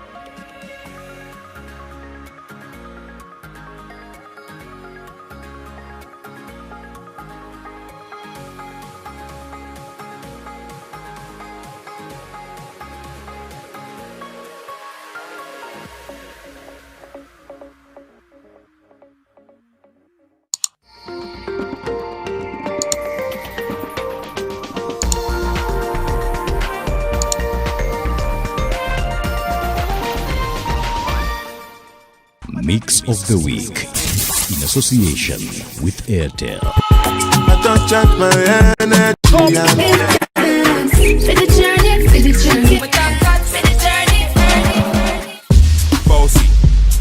Using data bundles. Get 500 MB free daily, 3.5 GB free weekly, and 15 GB free monthly with every bundle purchase. Dial *544#. Not just for a few, but for every one of you. Airtel, the honest network.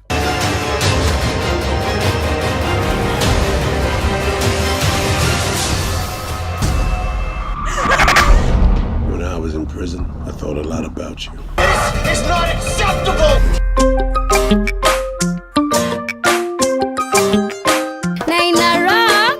We know you love milk, and now there is milk that loves you. With Gold Crown lactose-free milk, you can enjoy the richness of natural cow's milk without any of the digestion discomfort. Gold Crown lactose-free, milk that loves you. Linda Assistia Mitana Absa, the official banking partner of the EPL in Africa. Stand a chance to win 1 million Kenya shillings every month when you deposit into your Absa personal or business account. That's Absa. That's Africanacity.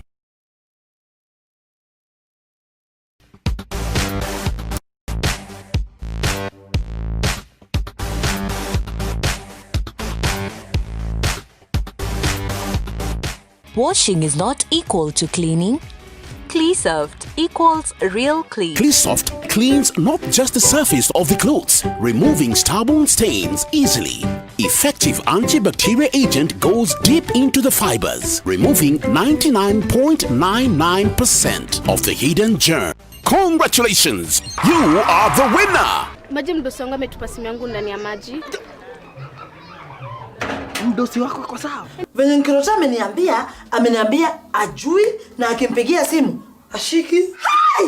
Guy, what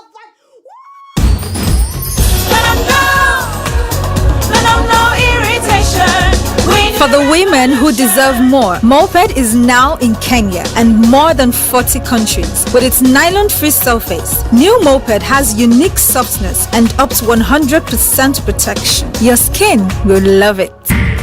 2017-2018, the taxman was able to make 17 billion Kenya shillings from the education sector. This year, he will make nil.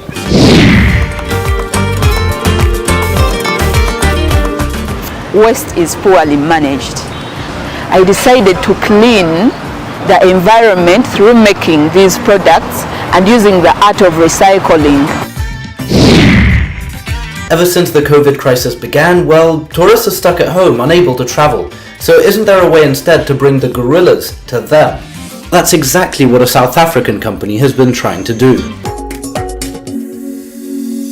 Did you know that you can join Safaricom Sacco? Membership is open to individuals, and corporate employees can also be enrolled on Checkoff. As a member, you save and enjoy affordable loans at favorable interest rates and mortgage facilities. Safaricom Sacco, empowering you.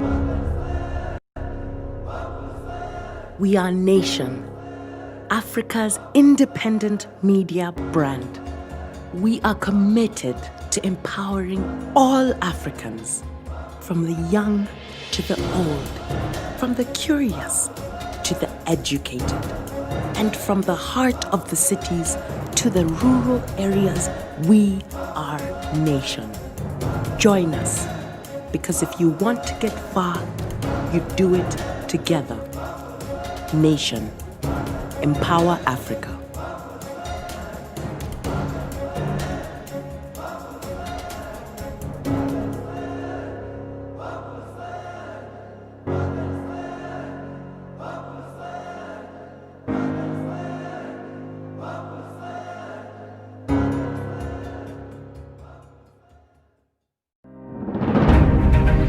Taking stock of the sandbox regulatory framework. Many have argued that it is a belated attempt by regulators such as CMA to try and catch up with the blockchain and crypto-backed assets. Can the sandbox regulatory framework boost product innovation in Kenya's capital markets? We've been testing things to do with securities lending and borrowing platforms, for example.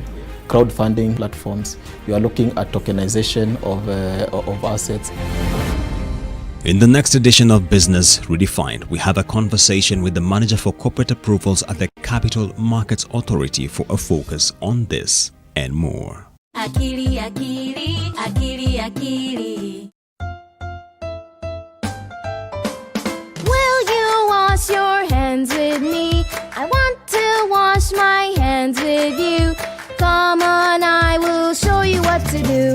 Wash your hands in clean water. Wash your hands, wet them with the water. Wash your hands, now add some soap. Scrub your hands in the soap and water. Scrub above and below between the fingers too. Scrub under your nails and scrub a dub-a-doo.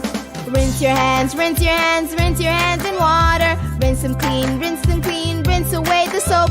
Dry your hands and go. Akili, why do we wash our hands? To wash away the germs. Akili, what are germs? They're like tiny little bugs on your hands and they can make you sick. But I don't see any germs on my hand. That's because they're so tiny that you can't even see them.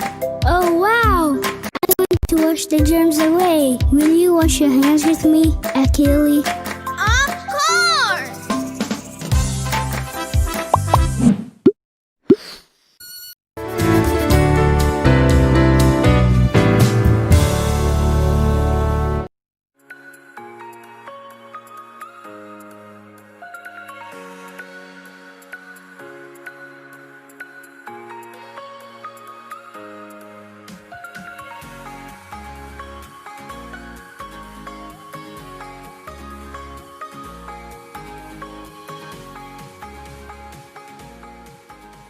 Forgive.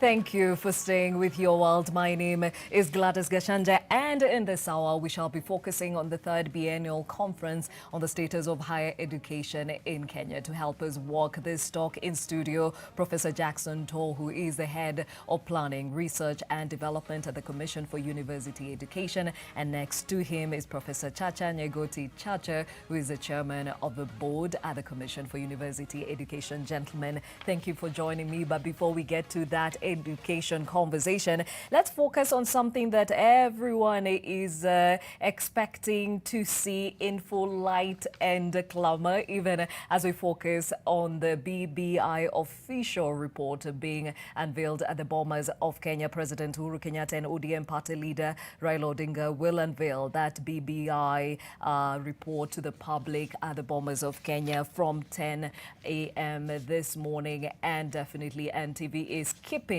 its eye on the same, even as we focus on the outcome of the day. That should be starting off from 9 a.m. And speaking of which, people have been reacting to the BBI report. Remember, this is something that was handed over to the two leaders last week in Kisii, and we are now joined by my colleague Kevin Mutai from Mombasa to give us some of those reactions coming from that region. Kevin? Well, good morning, Gladys. Indeed, it's a big day that Kenyans have been waiting for. They're looking forward to seeing the BBI report launched officially by President Uhuru Kenyatta together with the former Prime Minister Raila Odinga at the Bomas of Kenya. Remember, the coastal region is one of the regions in the country that had their own recommendations and resolutions with regard to the Building Bridges initiative. And during the BBI rally in early this year, the leaders from this particular region presented more than 15 resolutions to former Prime Minister Raila Odinga at a rally in Mamangina here in Mombasa, where among the key issues raised was to make sure that the leaders from the region must be included in the top government positions, as well as sorting out the issues related to land injustices, proposing to the government to buy land from absentee landlords so as to address that particular issue. And of course also there's the issue of coming up with an economic stimulus package to such as to promote key areas such as the port operations, the tourism industry, as well as the blue economy, among many other issues that perhaps the leaders and the coastal residents came together and presented these particular recommendations, and they are looking forward to see if at all or some of these key issues they raised will be included in the final report of the Building Bridges initiative. But quickly, let me just review some of the views from the residents here to just get a glimpse of their thoughts about today's event and, of course, their proposals with regards to the BBI. Please kindly introduce yourself and just give us your reactions about the Building Bridges initiative. Yes, my name is Osumba Hesbonoyo. My name is... No, please put on your mask. My name is Osumba Hesbonoyo. I'm a resident of Mombasa here, and I represent the youth's views in Mombasa. And as we are set to unveil the new set of the BBI proposal, some of the issues regarding our youths have attracted my attention. And this is why I want to indulge on matters youths as regards to the BBI. And the reason as why I still have questions on whether the BBI is going to tackle the issue of youths amicably as we expected or not. And as it today, what has drawn my attention is in the BBI, we as youths, as you can see and as you can read from the document, we are only assumed as the dustbin in this nation, whereby we are given packages that are not meant to address serious issues and challenges regarding the youths themselves. One being youths are now being given a tax holiday in this BBI. And I'm trying to ask myself whether are we going to address the challenges in youths with... So what are your thoughts about the document? Are you for it or against it? I'm against the document, simply because it is not addressing the challenges that are facing... Please put on your mask well. It is not addressing the challenges facing the youths. Like just as I've said, tax holidays should only be channeled to the aged individuals, like who have grabbed the money from this government and has enough capital to start off business for themselves. Youths, you can't... How about the leadership positions? The leadership positions, youths, as youths, we agitate for those positions. We don't agitate, we don't preferably aim to be given a tax holiday, whereas we don't have even capital to run those businesses. Okay. Thank you. Gladys, let me just quickly get one more person before I hand it over back to you. Tafadhali kwa kifupi tu majina yako alafu unipe kauli yako kutoka na ripoti ya BBI ambayo inazinduliwa leo rasmi na Rais Uhuru Kenyatta pamoja na aliyekuwa Waziri Mkuu Raila Odinga kule Bomas, Nairobi. Yes, kwa majina ninaitwa Jared Otieno.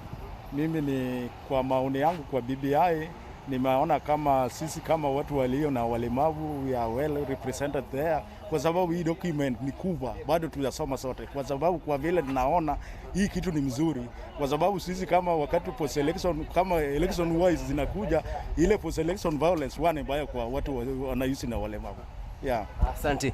Well, Gladys, indeed, it is a very huge topic that will be engaging different locals from County of Mombasa, as well as leaders and key stakeholders, the professionals working in both private and the public sector, and will be able to review all their views with regards to the Building Bridges initiative, and will definitely have a very informative, detailed story with regards to the report from the coastal region. Back to you, Gladys.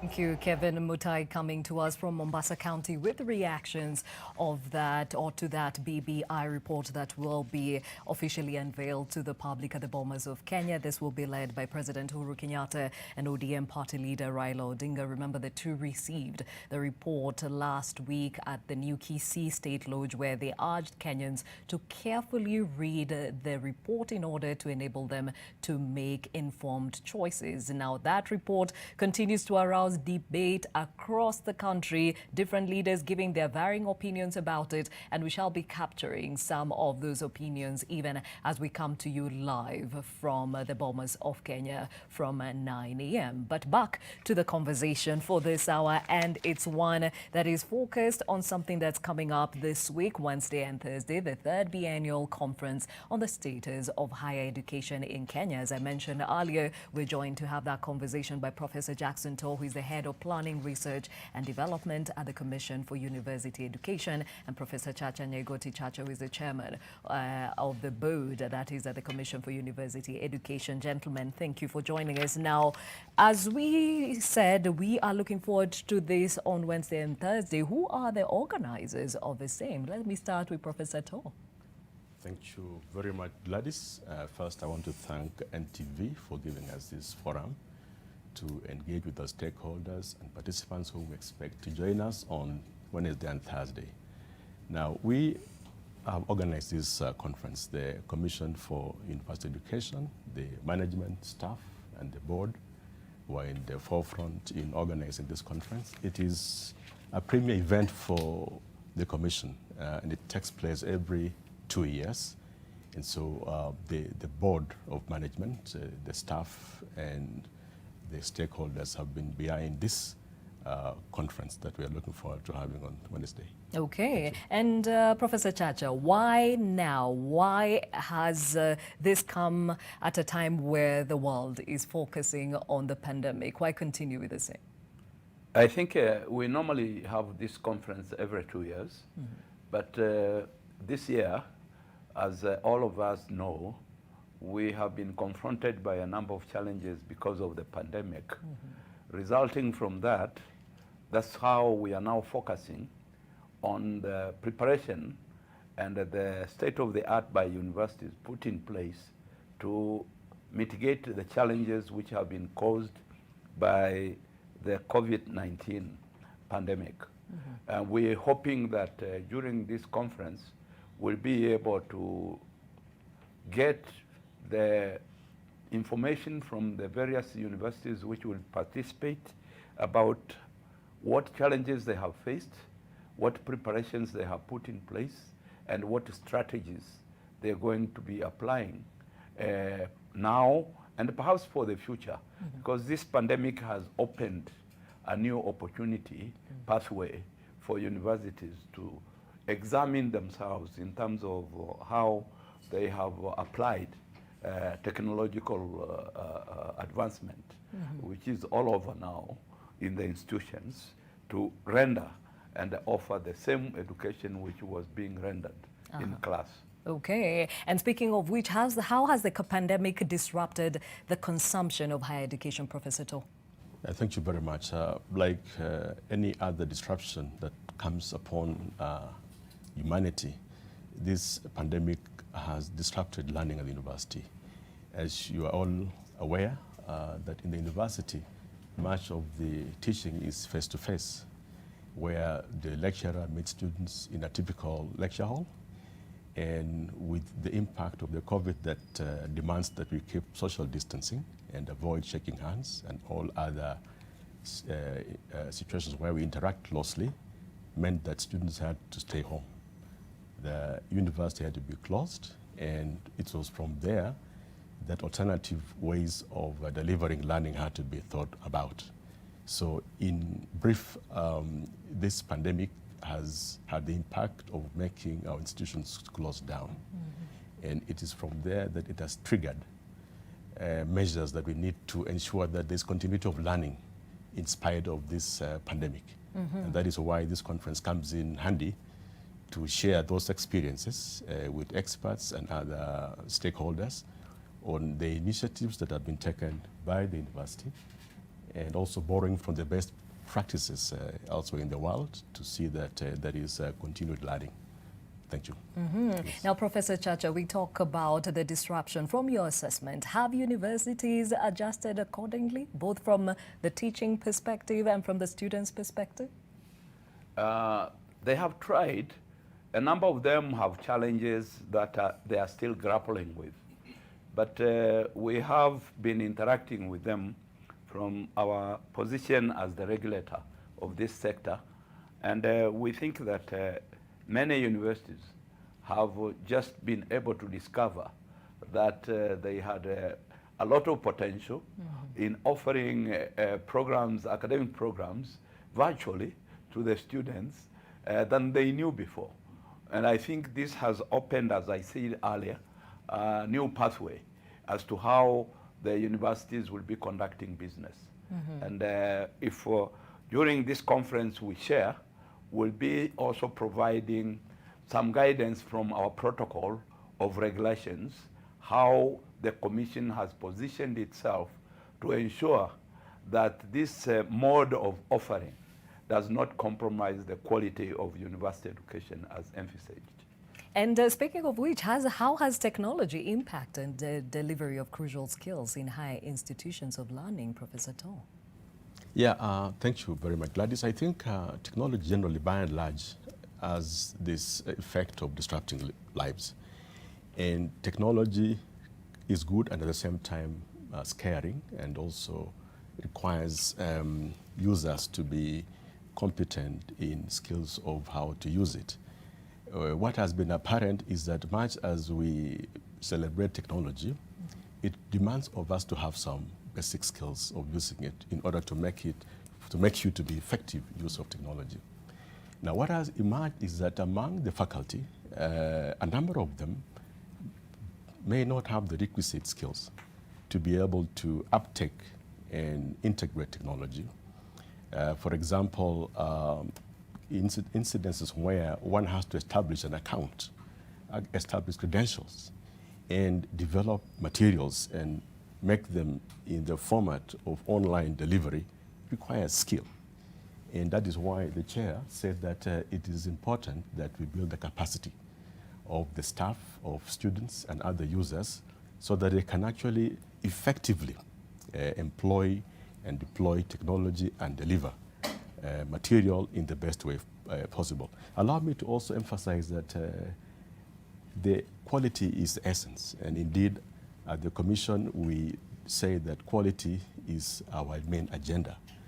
It is possible that sometimes we might use technology and lose sight of the critical ingredients of quality. And that is why the Commission has been working with stakeholders, both locally and outside the country, to come up with protocols and frameworks that will guide delivery of content at the university. Professor Chacha, what measures should the institutions put in place to ensure that online learning and assessments are not inferior alternatives to the face-to-face mode of learning? I think one, they must understand that the basic expected situation in a university is where lecturers meet their students in their classes and in their laboratories, in their workshops. So we should not lose that sight of that. But at the same time, it is important to note that in order to ensure that you don't lose on time because of the challenges of pandemic, you institutionalize alternative modes of how you deliver your academic programs. This alternative mode is not taking over.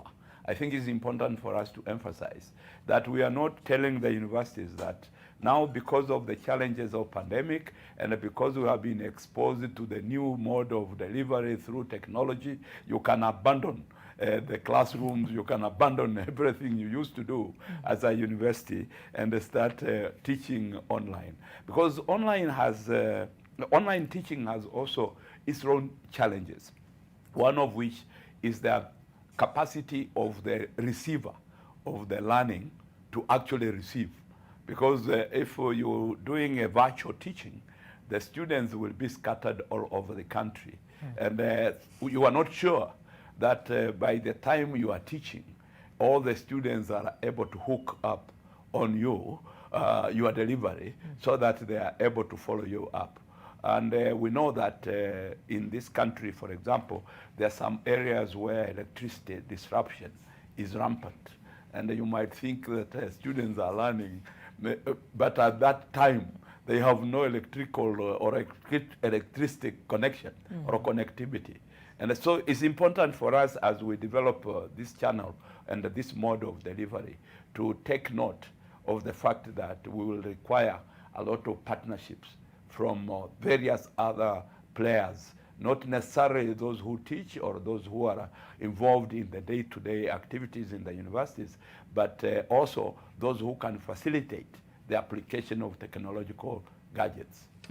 And how has the disruption enabled skill and information sharing across various institutions of learning in the country and perhaps even around the globe, Professor To?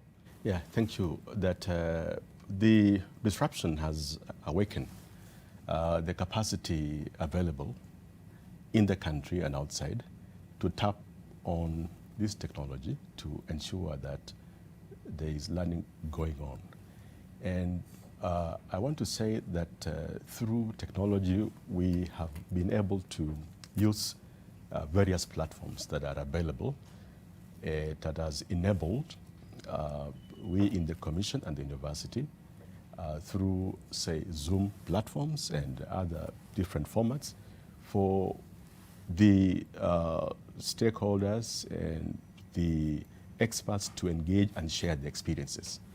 So the pandemic, in a way, so to speak, has been a blessing in the sense that we've been able to reach out and we've been able to tap onto expertise that is not just resident in the country, but outside. And they have been very generous to provide formats that have all along been there, but have never been exploited. Even the university, in particular, have had this technology, but there hasn't been a force that made them to quickly tap into it.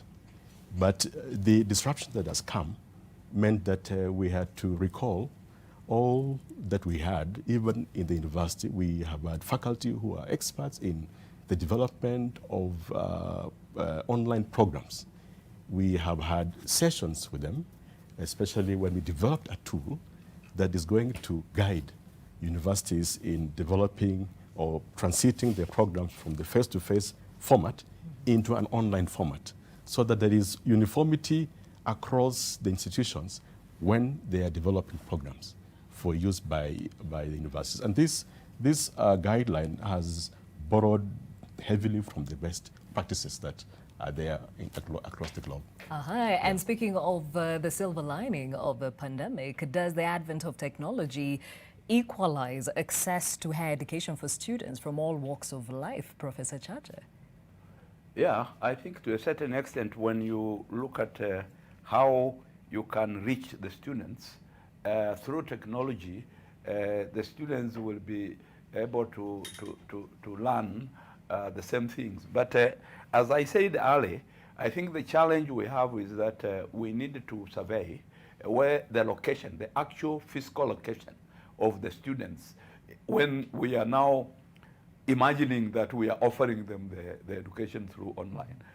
Where are they, and where they are located, what capacity does that area provide in terms of ensuring that one is not left behind? Because this can also cause a lot of problems. If I am the professor, I'm in Nairobi, electricity is available to me, I'm assuming I'm reaching out to all students wherever they are. And perhaps 50% of my students are still struggling to find a way of how they can ensure their phones are, if they're using smartphones, their phones are okay, or if they are not okay, is there electricity? Maybe last night, the whole of 12 hours, there was no power in the vicinity, and therefore, I'm assuming they are on. And since I'm able also perhaps to see that they are on, there is also another challenge that one can be seen as being on, and then he walks away. So I will have taken note of the fact that I am now reaching out to 100 students, but maybe midway, as I'm working or teaching or lecturing, 50% of my students just disappear from the system. So it's important for us to say, this is a good opportunity, but we need to harness it. We need to ensure that, first of all, as the Commission for University Education, we put regulation protocols to ensure that when a university is applying this mode of delivery, it is not just delivery, but it is delivery that can be monitored and it can be evaluated, and also the materials that the lecturers are going to be delivering or using to deliver their lectures or their discussions with the students must also be moderated. And I think this is where now the Commission for University Education comes in terms of ensuring that we bring on board a number of other partners who can support this system, including the IT specialists who may be called upon to evaluate the materials that have been developed and to see that these materials can indeed be delivered through the online delivery. Okay, now we take a short break on your world. When we come back, we continue with our conversation on the 3rd Biennial Conference on the Status of Higher Education in Kenya. Now, one of the concerns has been about the fee structures in universities, even as we go into the new COVID era of education. How does this look like for the students, and how do the institutions stay afloat? We'll talk about that in a moment. Stay with us.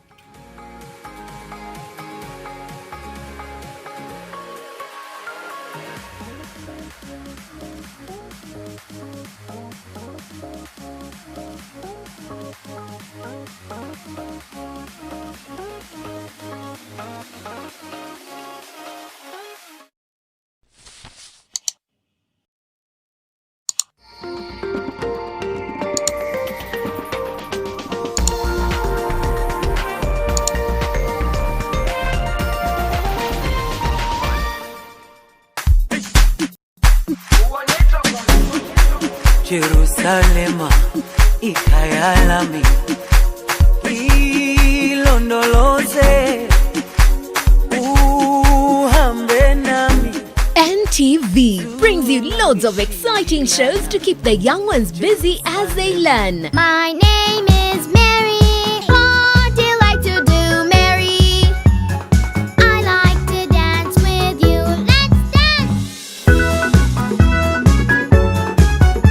Kipi kikusi chako. Kipi tiku shiki. Kipi kikusi chacho. It's okay, you find a way, just use your brain. Cool. We may be young, but we are so strong. Tune in every weekday from 9 a.m. and Saturday from 7:30 a.m. We may be young, but we are so strong. Along came Do you really think that I enjoy seeing, despite all the years that have passed, that you're still madly in love with my husband? You took him away from me, like you always do. You're living the life that's supposed to be mine. You're absolutely crazy! You need to understand that nobody wants you here. I don't know why you hate us so much, madam. You certainly do. Make my life hell, but if you mess with my daughter, I'll make you regret the day you were born. Why would you break my heart this way? And haven't you broken my heart?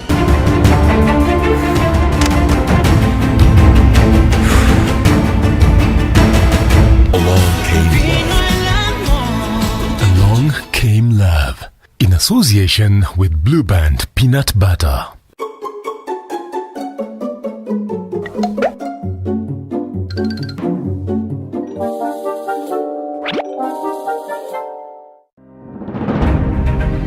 Taking stock of the sandbox regulatory framework. Many have argued that it is a belated attempt by regulators such as CMA to try and catch up with the blockchain and crypto-backed assets. Can the sandbox regulatory framework boost product innovation in Kenya's capital markets? We've been testing things to do with securities lending and borrowing platforms, for example, crowdfunding platforms. You are looking at tokenization of assets. In the next edition of Business Redefined, we have a conversation with the manager for corporate approvals at the Capital Markets Authority for a focus on this and more. Huyo jamaa unaangalia hapo unamdespise atiana form. Hey, shida. Mungu halali, kuna day utapatana na yeye ameomoka mbaya. Gari ni ile nono na life inamwendea fiti, na wewe umechapa mako. Do hivi, jisort na huyu Morio, mjenge life, usije ukaregret mazee. To get Jisot na Morio by Vuma, dial *811 930#. Skiza na Nation.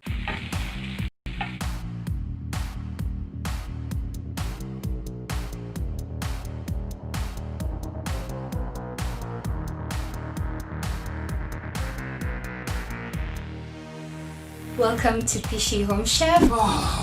Just perfect. We're gonna be cooking breakfast. Making chicken mishikaki, carbonara. And I'm so happy to be on this show.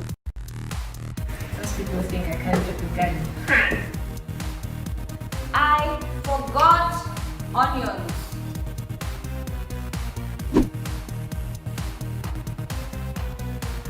So I have to call her, literally to call her and ask her and say your recipe. Pishi Joey. Check out at Pishi254.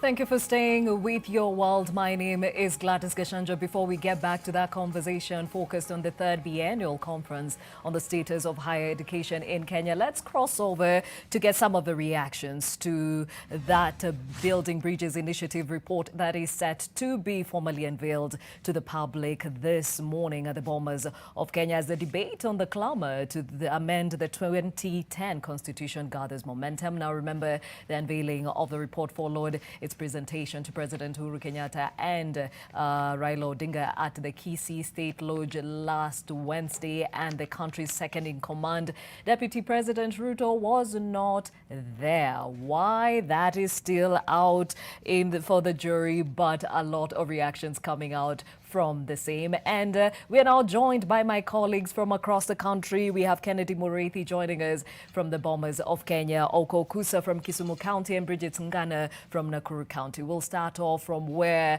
the heat is clearly on, and that is at the Bomas of Kenya. Kennedy Mureithi, what can you tell us? A very good morning to you, Gladys, there in studio. This is that day where political reporters have to come out in their Sunday best, and it is one of those days that we look forward to in the political calendar. You know that the politics of this country actually drives so many things, and here at the Bomas of Kenya, we do expect to hear some political statements that are going to shape how the days going forward are going to be in the political world, as this Building Bridges or the Building Bridges Initiative report is actually going to be a center point, a talk point for most people moving forward, and it is actually going to be used as a yardstick for the 2022 elections.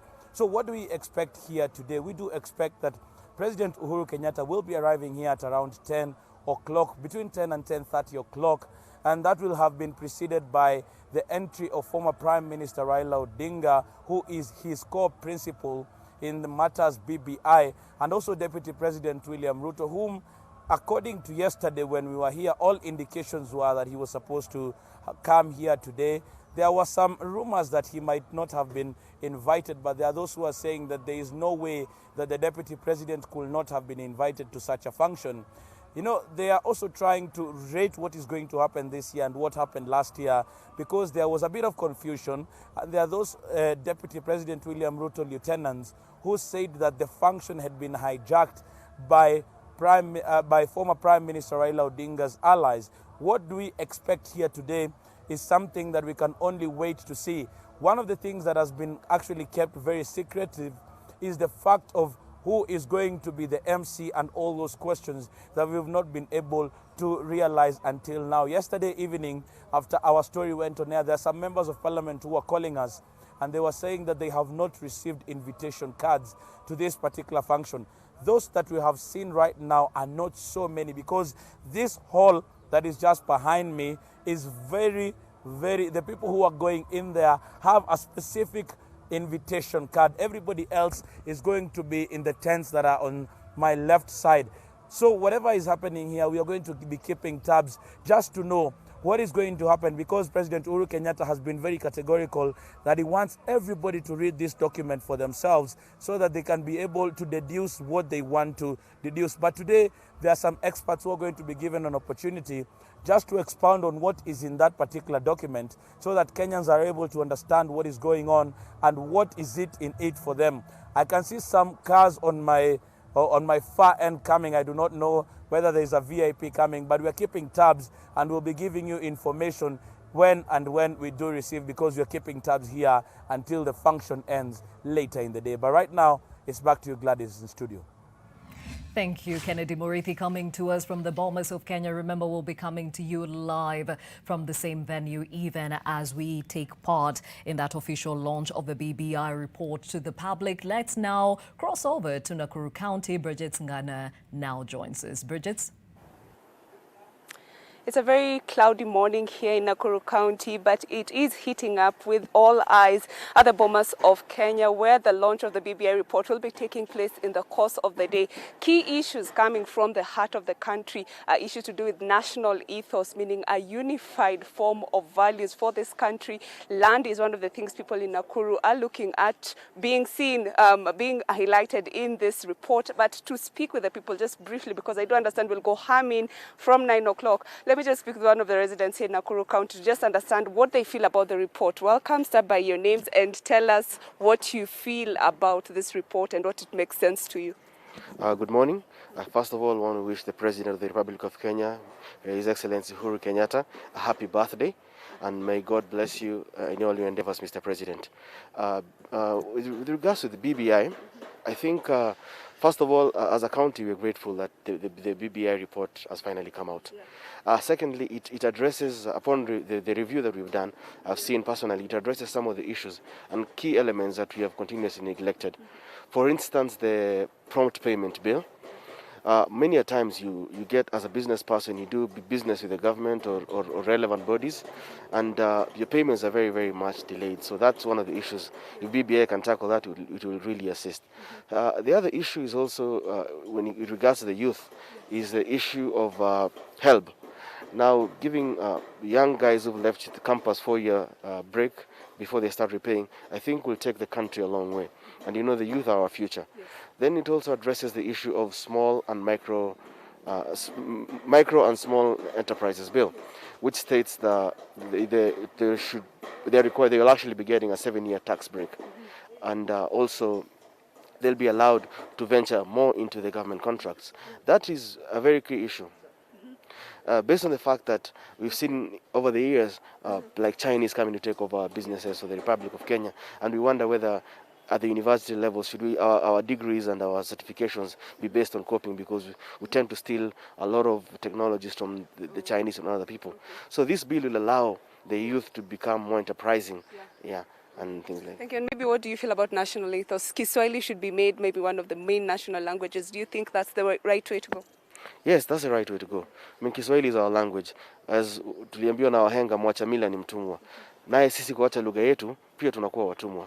And we end up trying to assimilate and adopt their language as well. So that is, in terms of the national ethos, those are one of the key areas which I think the BBI team did a wonderful job in. Okay. Yeah. Okay.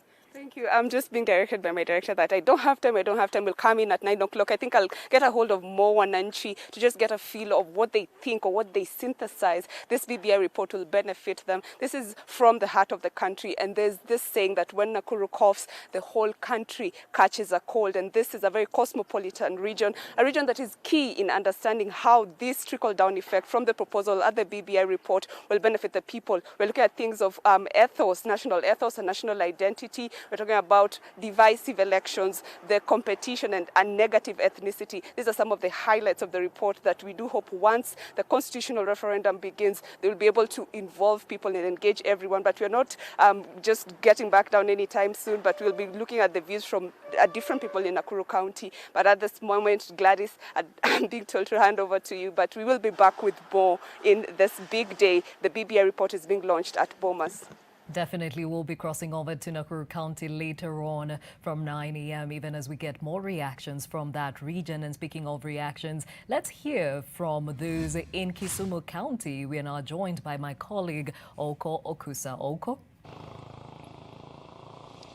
Well, Gladys, of course, there is huge expectations from this lakeside county of Kisumu. Remember, this is coming just a few days after the head of state, that is President Uhuru Kenyatta, and opposition leader or ODM leader Raila Odinga visited this town in what was largely seen as an effort aimed at drumming up support for the BBI report, which is being launched today. Of course, the president and the ODM leader Raila Odinga urged residents here to throw their weight behind the BBI report.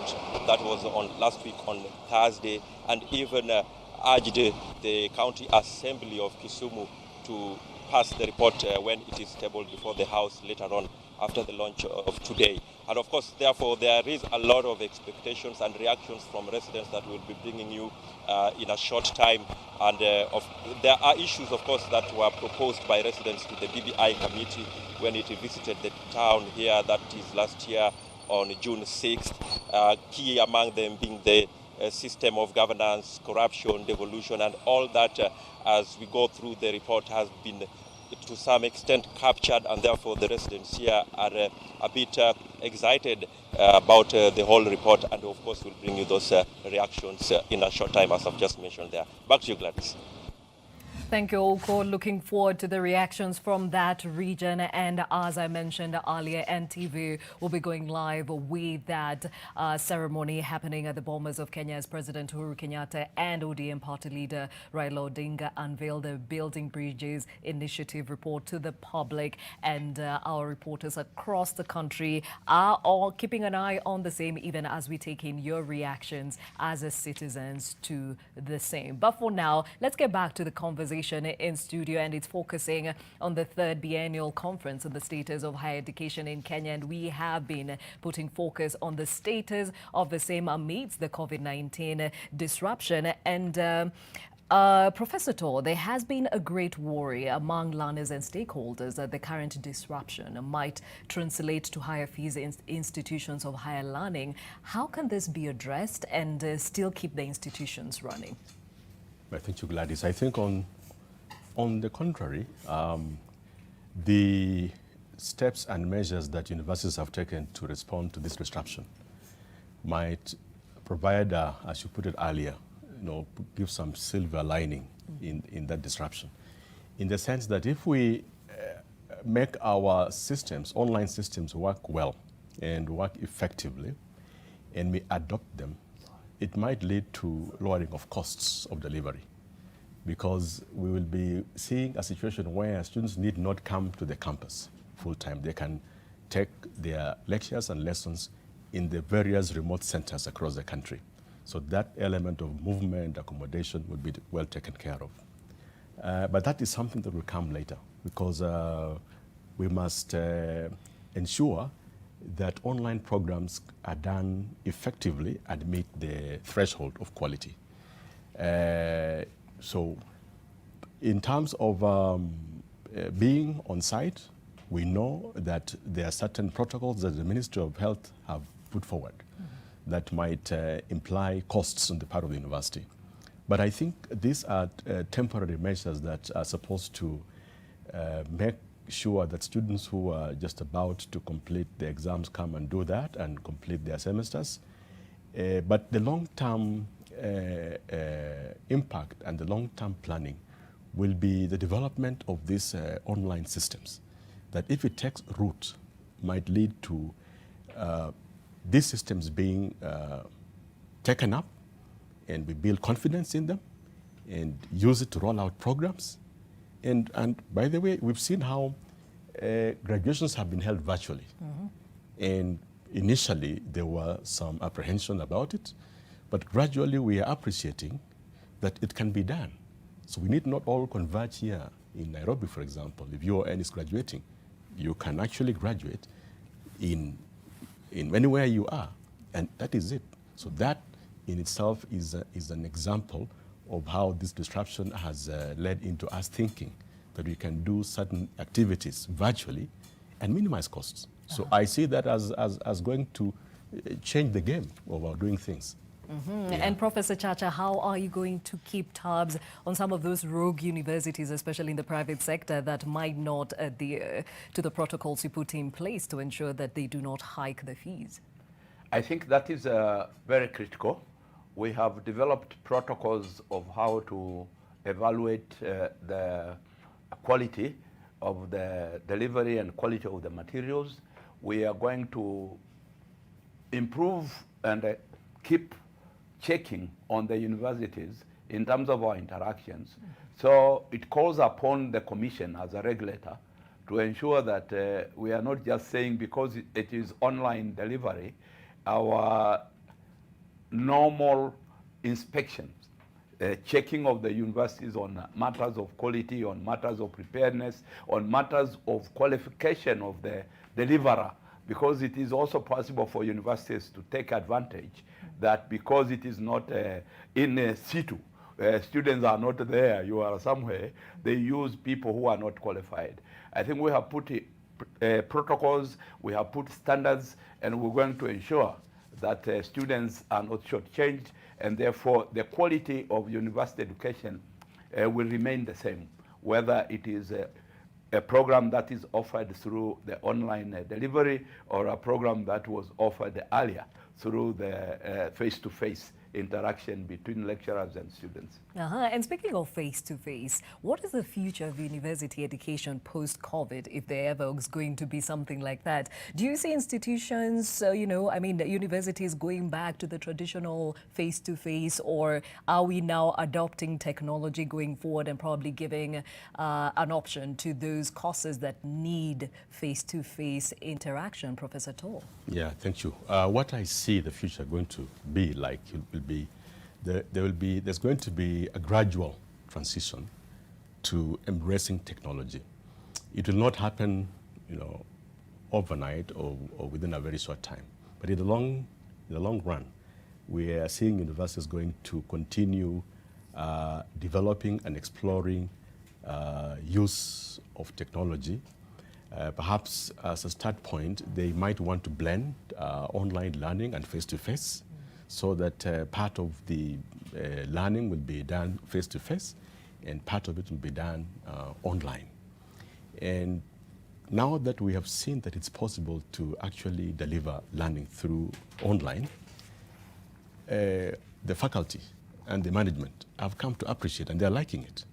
Because if you can deliver your lecture in the comfort of your home or the comfort of wherever you are, I see that going to proceed on, and that is going to help the sector to grow in terms of integrating technology and in terms of making sure that quality delivery of material is sustained. So yes, post-COVID, this will continue. We are going to embrace it. It's going to last. It will not go back to traditional way of doing it, and just like new things take time to take root.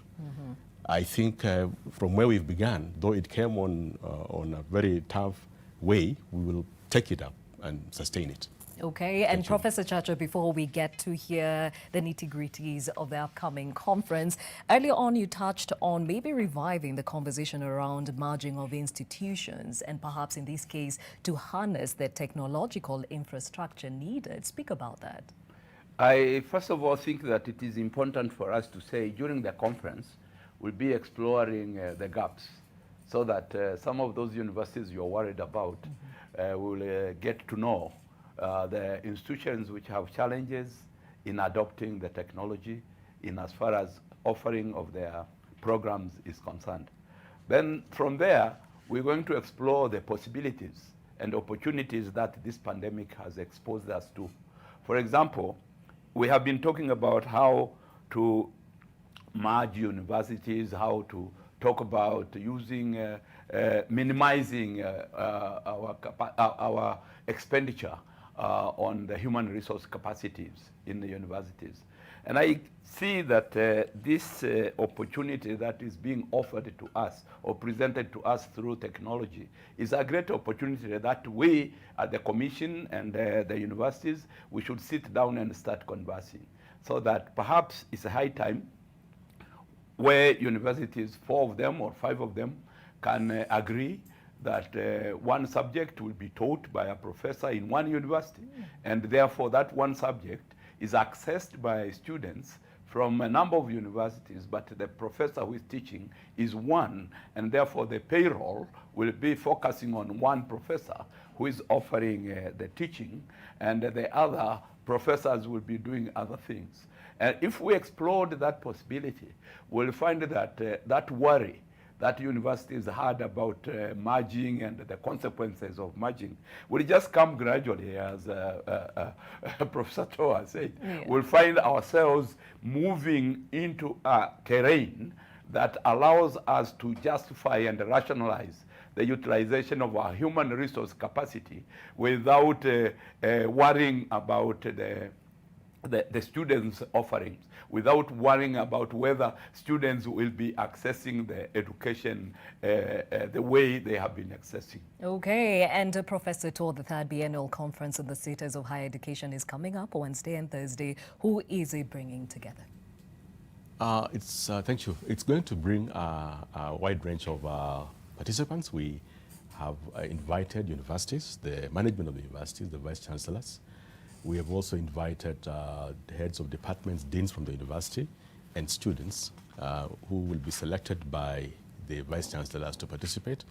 We also have other stakeholders from our sister agencies, for example, NACOSTI, NRF. We have also invited KICD, NEC. We also have the other agencies, Kenya and COOP. So all these officers and staff from these institutions will participate in the conference because we are partners and we're in the same sector, same space. We also have speakers from outside Kenya, in the UK and Canada, and our East African region. From Makerere, we have speakers from Makerere, Tanzania. So all this will converge together to share and exchange ideas and discourse on how they have been able to rise up to the disruption in their respective areas of jurisdiction. So we really look forward to having them all engaging very, very strongly.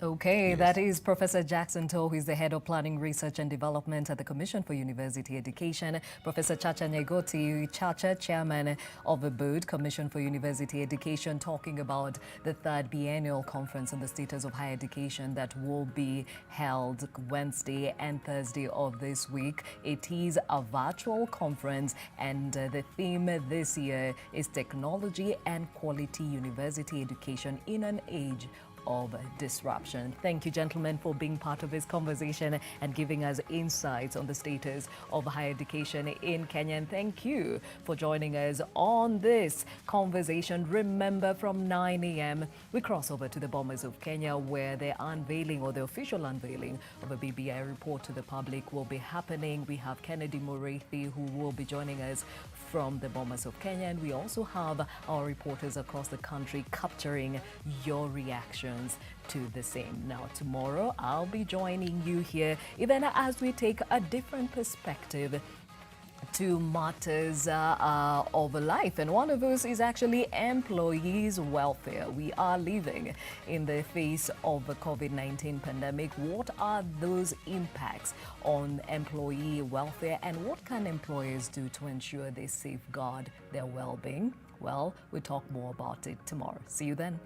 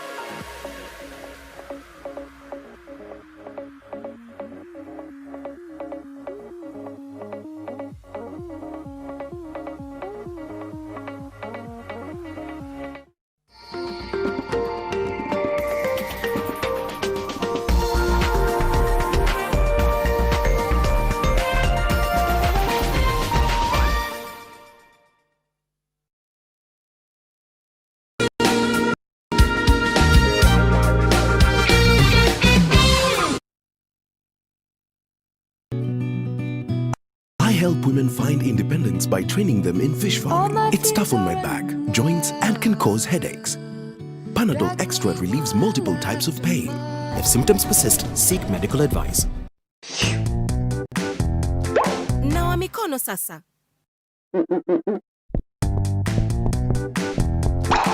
Nawa mikono sasa. Nawa mikono sasa. Nawa mikono sasa. Unawajua mikono ni mojawapo ya njia bora zaidi ya kukukinga dhidi ya magonjwa na ya kukufanya uwe na afya kwa mwaka mzima.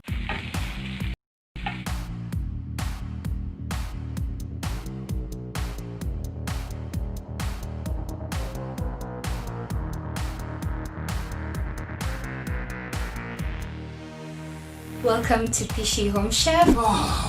Just perfect. We're gonna be cooking breakfast. Making chicken mishikaki, carbonara. And I'm so happy to be on this show. Most people think I can't do cooking. I forgot onions.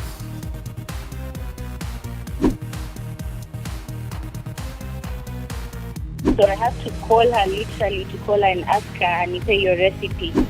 Pishi ndio hii. Check out at Pishi254.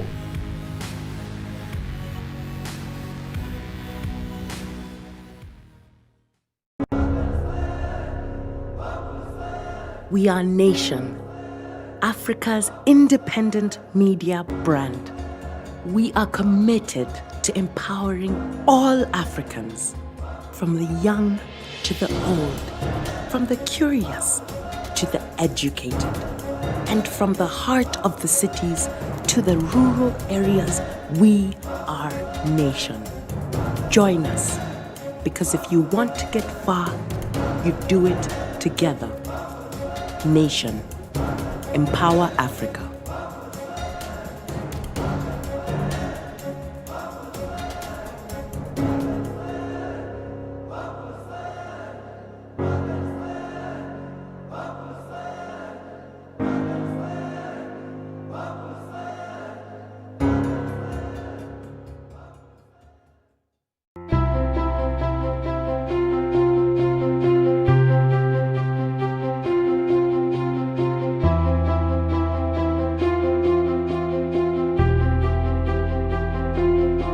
Bank wakasema mwenye ako na loan tuende kwa bank. Mtu vile alikuwa amechukua loan yake kiwango yake akareduciwa. Sasa ingekuwa maisha ni ngumu kabisa. Sasa nimekuwa marafiki na Equity Bank kabisa. With the Stay Soft refill, saving money is as easy as snip, pour, mix with water and shake. Stay Soft refill. It's 2 liters of Stay Soft for up to 30% less. To achieve great things in life, you must do little things every day, like the 1, 2, 3 with Colgate. 1, wake up, wake up. 2, brush up, brush up. 3, smile through your day with a fresh breath and strong tea. Smile through your day with a fresh breath and strong tea. Do the 1, 2, 3 with Colgate and give yourself a future to smile about.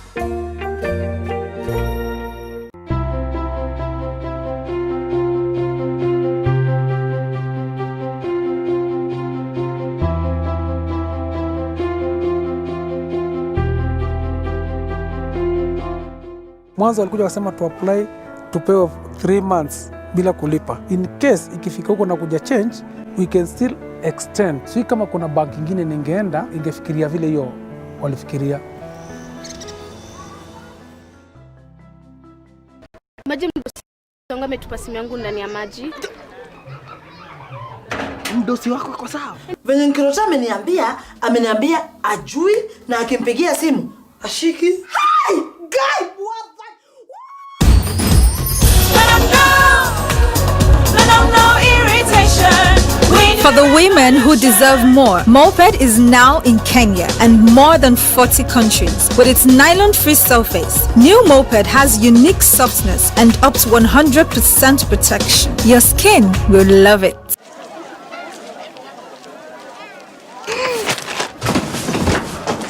Do your gums hurt? Yeah. Does your toothpaste contain sage, eucalyptus, myrrh, chamomile? All that in one toothpaste? Yes, try Colgate Herbal. Colgate Herbal contains nature's best herbs and Colgate's fluoride technology to give you strong teeth and healthy gums. Ah, Colgate Herbal. Let's go.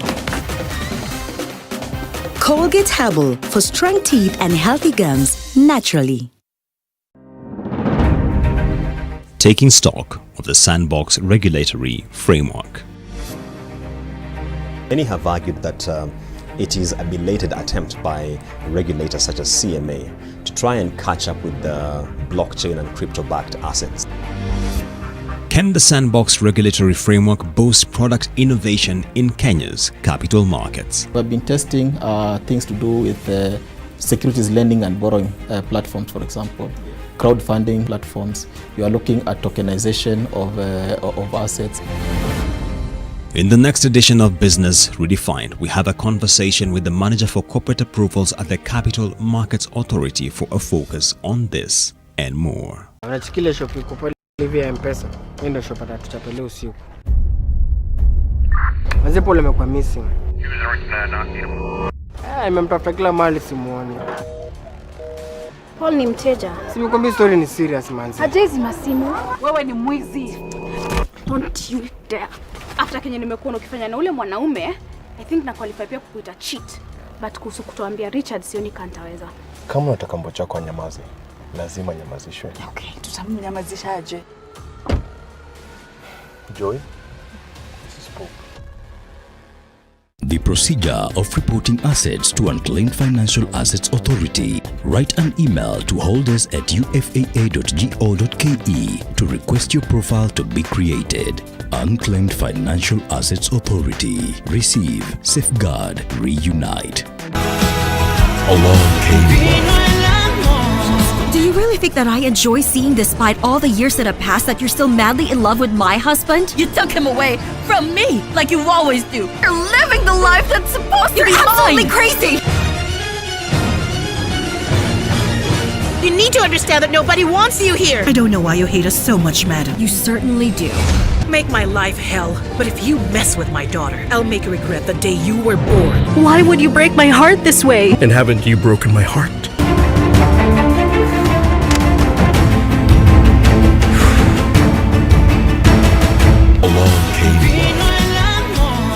Along came love. In association with Blue Band Peanut Butter.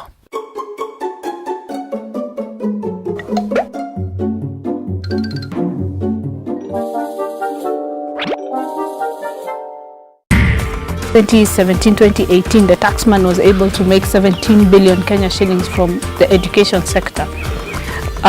This year, he will make nil.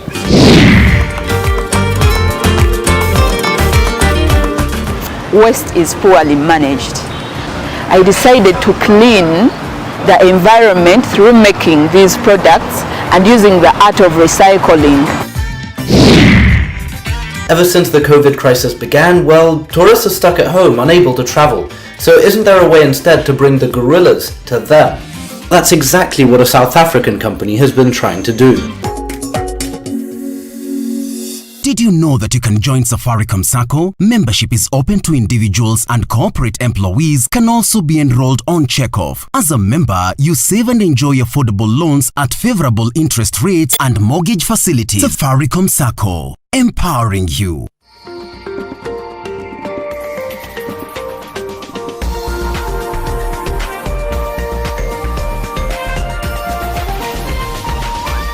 This is NTV.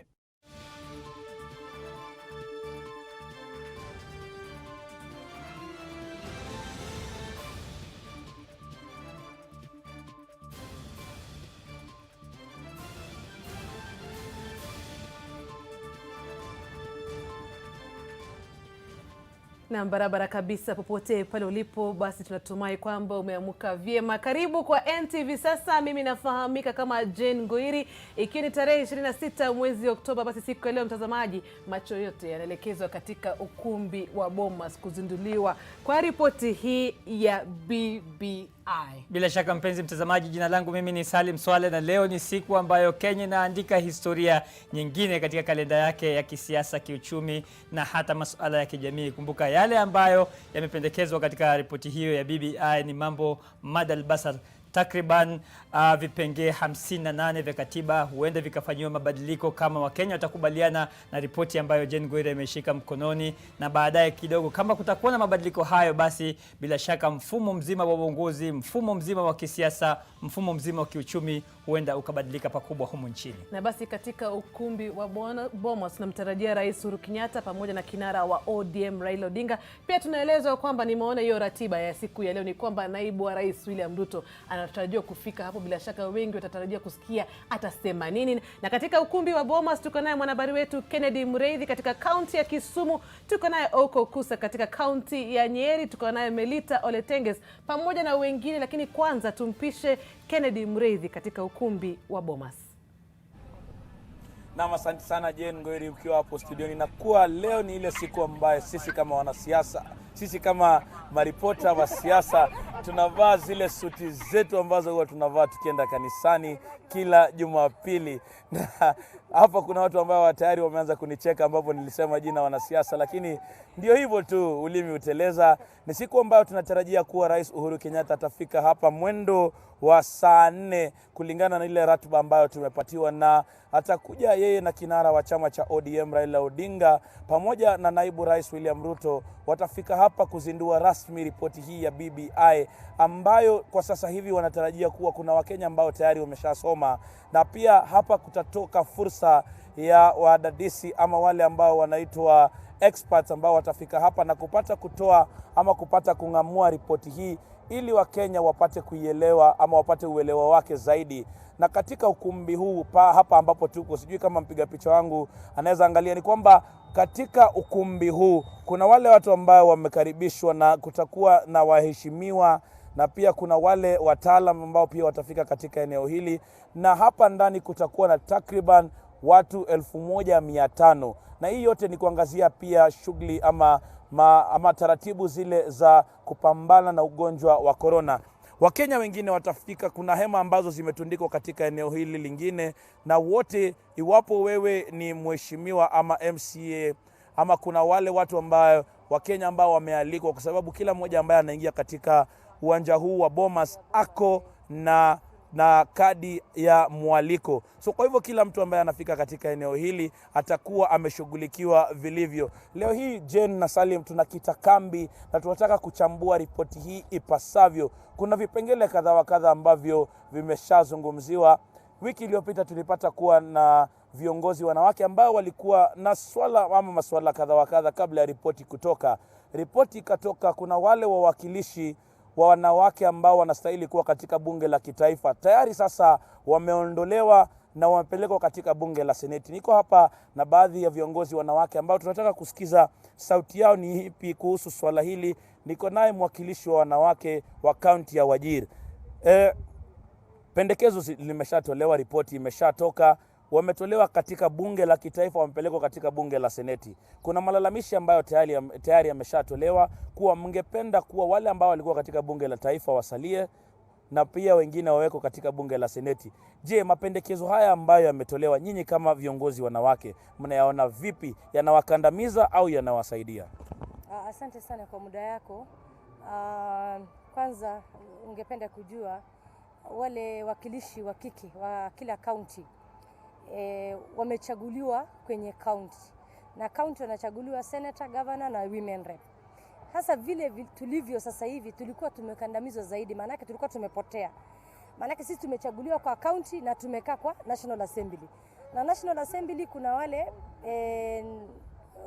wabunge wa constituency. Sasa ile ilileta friction kwa mara mingi sana. Na ukiona kuna women reps wengi sana hawasikizani na wajumbe wao. Kwa sababu gani? Mjumbe anakuambia hii constituency ni yangu na mimi ndo nimechaguliwa hapa. Na wewe sasa unajiuliza wewe umechaguliwa wapi? Sasa kwa sasa hivi vile tulikuwa tumekandamizwa sana. Kwa hii proposal imekuja wa 47 women reps waende Senate, tumekaribisha sana. Maana sisi tumechaguliwa kwenye county. Tunataka kuzungumza mambo ya county. Sawia na senator na governor. Tunafaa kujua ile pesa ya county imetengwa asilimia ngapi imeenda kwa wamama na vijana.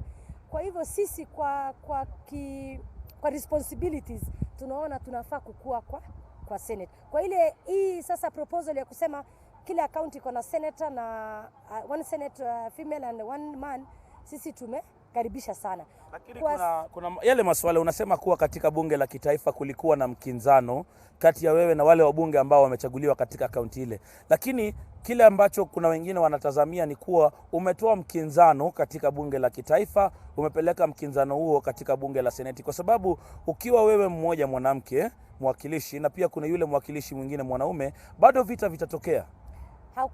Hatutatokea vita, manake walimetupatia voting rights kwamba mwanamke anachaguliwa na mwanaume anachaguliwa.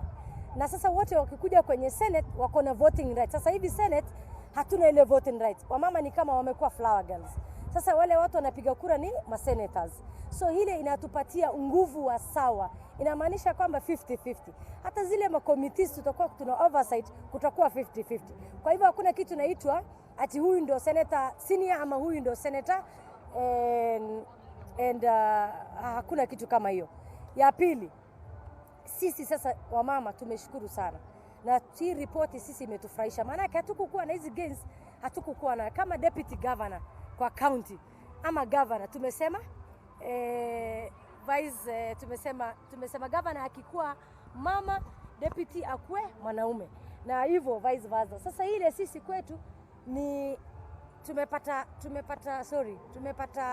tumepata nguvu sasa. Maanake after 5 years wale wamama wamekuwa deputy governors, watapanda watakuwa governor. Ile ni gain kubwa hatukukuwa nayo.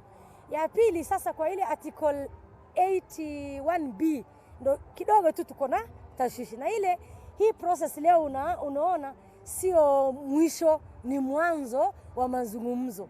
Na sisi hatutaki kuenda kupiga makelele kwenye street tuseme wamama wamedhulumiwa, ile hali tuko na nafasi ya kurekebisha. Na ile nafasi leo ndio inaanza conversation. Tunataka ile kidogo tu, na pia tunataka kuhimiza ma political parties wote washikilie wamama, wapatie wamama nguvu, wachaguliwe. Ndio tusikue na ile gap, na tunasema tu ile 1/3 ya National Assembly tutaipata. Na huku kote tuko sawa sasa. Maana sisi hatupigi kelele, tumefurahi sana. Naam, Jane na Salim, ni mjadala kama anavyosema, ni mjadala ambao unaanza kwa sasa. Utakumbuka kuwa hakuna nafasi ambayo itajitokeza pale, na kila mtu atakuwa anapatiwa nafasi sawa na mwenzake ili kupigania kiti hiki. Kuwa Rais Uhuru Kenyatta pia juzi akizungumza na televisheni moja kule Ufaransa alipata kusema kuwa wanawake pia wajitokeze wapiganie nyadhifa za uongozi. Katika bunge la kitaifa kutakuwa na nafasi 360. Nafasi hizi 360 zitakuwa katika mabunge 290. Katika mabunge haya 290 kuna wale ambao watachaguliwa, na watachaguliwa iwe ni mwanamke au ni mwanamume. Nafasi hizi zitatolewa sawa, lakini kuna yale mabunge ambayo yatakuwa yana uwakilishi mkubwa wa watu. Iwapo kuna watu wengi katika eneo bunge fulani, Jane na Salim, basi kutatokea ila nafasi ya bunge lile ama eneo bunge lile kuchagua watu wawili. Lakini pia tunaye mmoja wa watu ambaye tayari wameshajaribu kuwa mwakilishi wa wanawake katika kaunti ya Nairobi na hawakupata nafasi. Ninamuongeleza tu kwa dakika moja ili apate kutuambia nafasi imetolewa sasa. Kila kaunti itapata kuchagua mtu mmoja mwanaume, mtu mmoja mwanamke. Je, wewe kwenda mbele katika uchaguzi wa mwaka 2022 utajaribu tena ama hautajaribu? Anaitwa Rehab Ndambuki. Karibu. Asante sana. Kwa majina ni Rehab Ndambuki. Vile mumeambiwa na kijana wangu hapa, tunasema hivi, tumefurahi sana kama wamama, kama kiongozi. Mimi nitasimama Nairobi tena na nitasimama kama senator, kwa sababu nilikuwa naomba kiti ya women rep, na women rep kulingana na katiba ama hii BBI inasema tutoe kiti ya women rep. Na tunafurahi kama wamama kwa sababu tutapata nafasi 47 ya senators. Na kama vile umesikia women rep Wajia amesema ni kwa sababu sasa kutakuwa na usawa, hakutakuwa na vita mingi katikati ya women rep na ma-MP wakifikiri tunachukua viti sao. Alafu kitu kingine imenifurahisha sana na hii BBI, na ndivyo ninataka kuomba wapendwa na vijana wetu katika nchi yetu ya Kenya. Hakuna haja ya vita, tupitishe BBI kwa sababu tuna nafasi ya kusaidiwa katika ward. Tunapatiwa pesa ya ward development na hiyo pesa haikuwa mbeleni. Sasa MCAs wataweza kusaidia watu from the grassroots. Ukiangalia wakati devolution imekuja, unaenda unakuta kama ni Nyahururu, tulikuwa Nyahururu on Friday, unakuta hoteli kubwa zimejengwa Nyahururu. Ni kwa nini? Kwa sababu devolution imekuja katika county. Kwa hivyo tunaomba serikali yetu, na tunashukuru Mungu kwa sababu ya President Uhuru Muigai Kenyatta, tunasema ya kwamba waendelee kusikizana na viongozi wengine wapitishe, na tutasema asanti. Na mimi nasema asanti kwa sababu hata waipapati tumekubali, sisi tunafanya kazi na serikali na tutajenga BBI mpaka BBI ingie ndani kabisa. Naam, Jane na Salim, ni kwamba sijui kama mtanipa dakika moja tu. Kuna Seneta Musuruve ambaye anawakilisha wale ambao wana ulemavu. Naam, lakini basi Jane Ngoiri na Salim nitawaregesha, basi mkikuja tena tutapata kupata maoni yake ili tupate kusikia ni yapi ambayo anasema, kwa sababu hapo jana tulikuwa na wao na walipata kuzungumza wakisema kuwa hawajapata nafasi ya uwakilishi. Kwako Jane. Na Kennedy Mureithi, usiwe na hofu, bila shaka siku bado changa tarudi kwako katika ukumbi wa Bomas. Kutoka Bomas tunaelekea wapi Salim? Bila shaka mtazamaji, kutoka katika ukumbi wa Bomas tuingie mashinani tusikie Wakenya wana matarajio yepi kabla ya shughuli ya kuzindua ripoti ya BBI. Sasa tunakwenda kwake Melita Oletenges katika kaunti ya Nyeri, moja kati ya kaunti ambazo zina ushawishi mkubwa na nafasi ya kipekee na aina yake katika siasa za Mlima Kenya. Tenges, wananchi wana matarajio yepi? Naam Salim, naomba tu kidogo uweze kuniruhusu nizungumze kwa lugha ya Kimombo.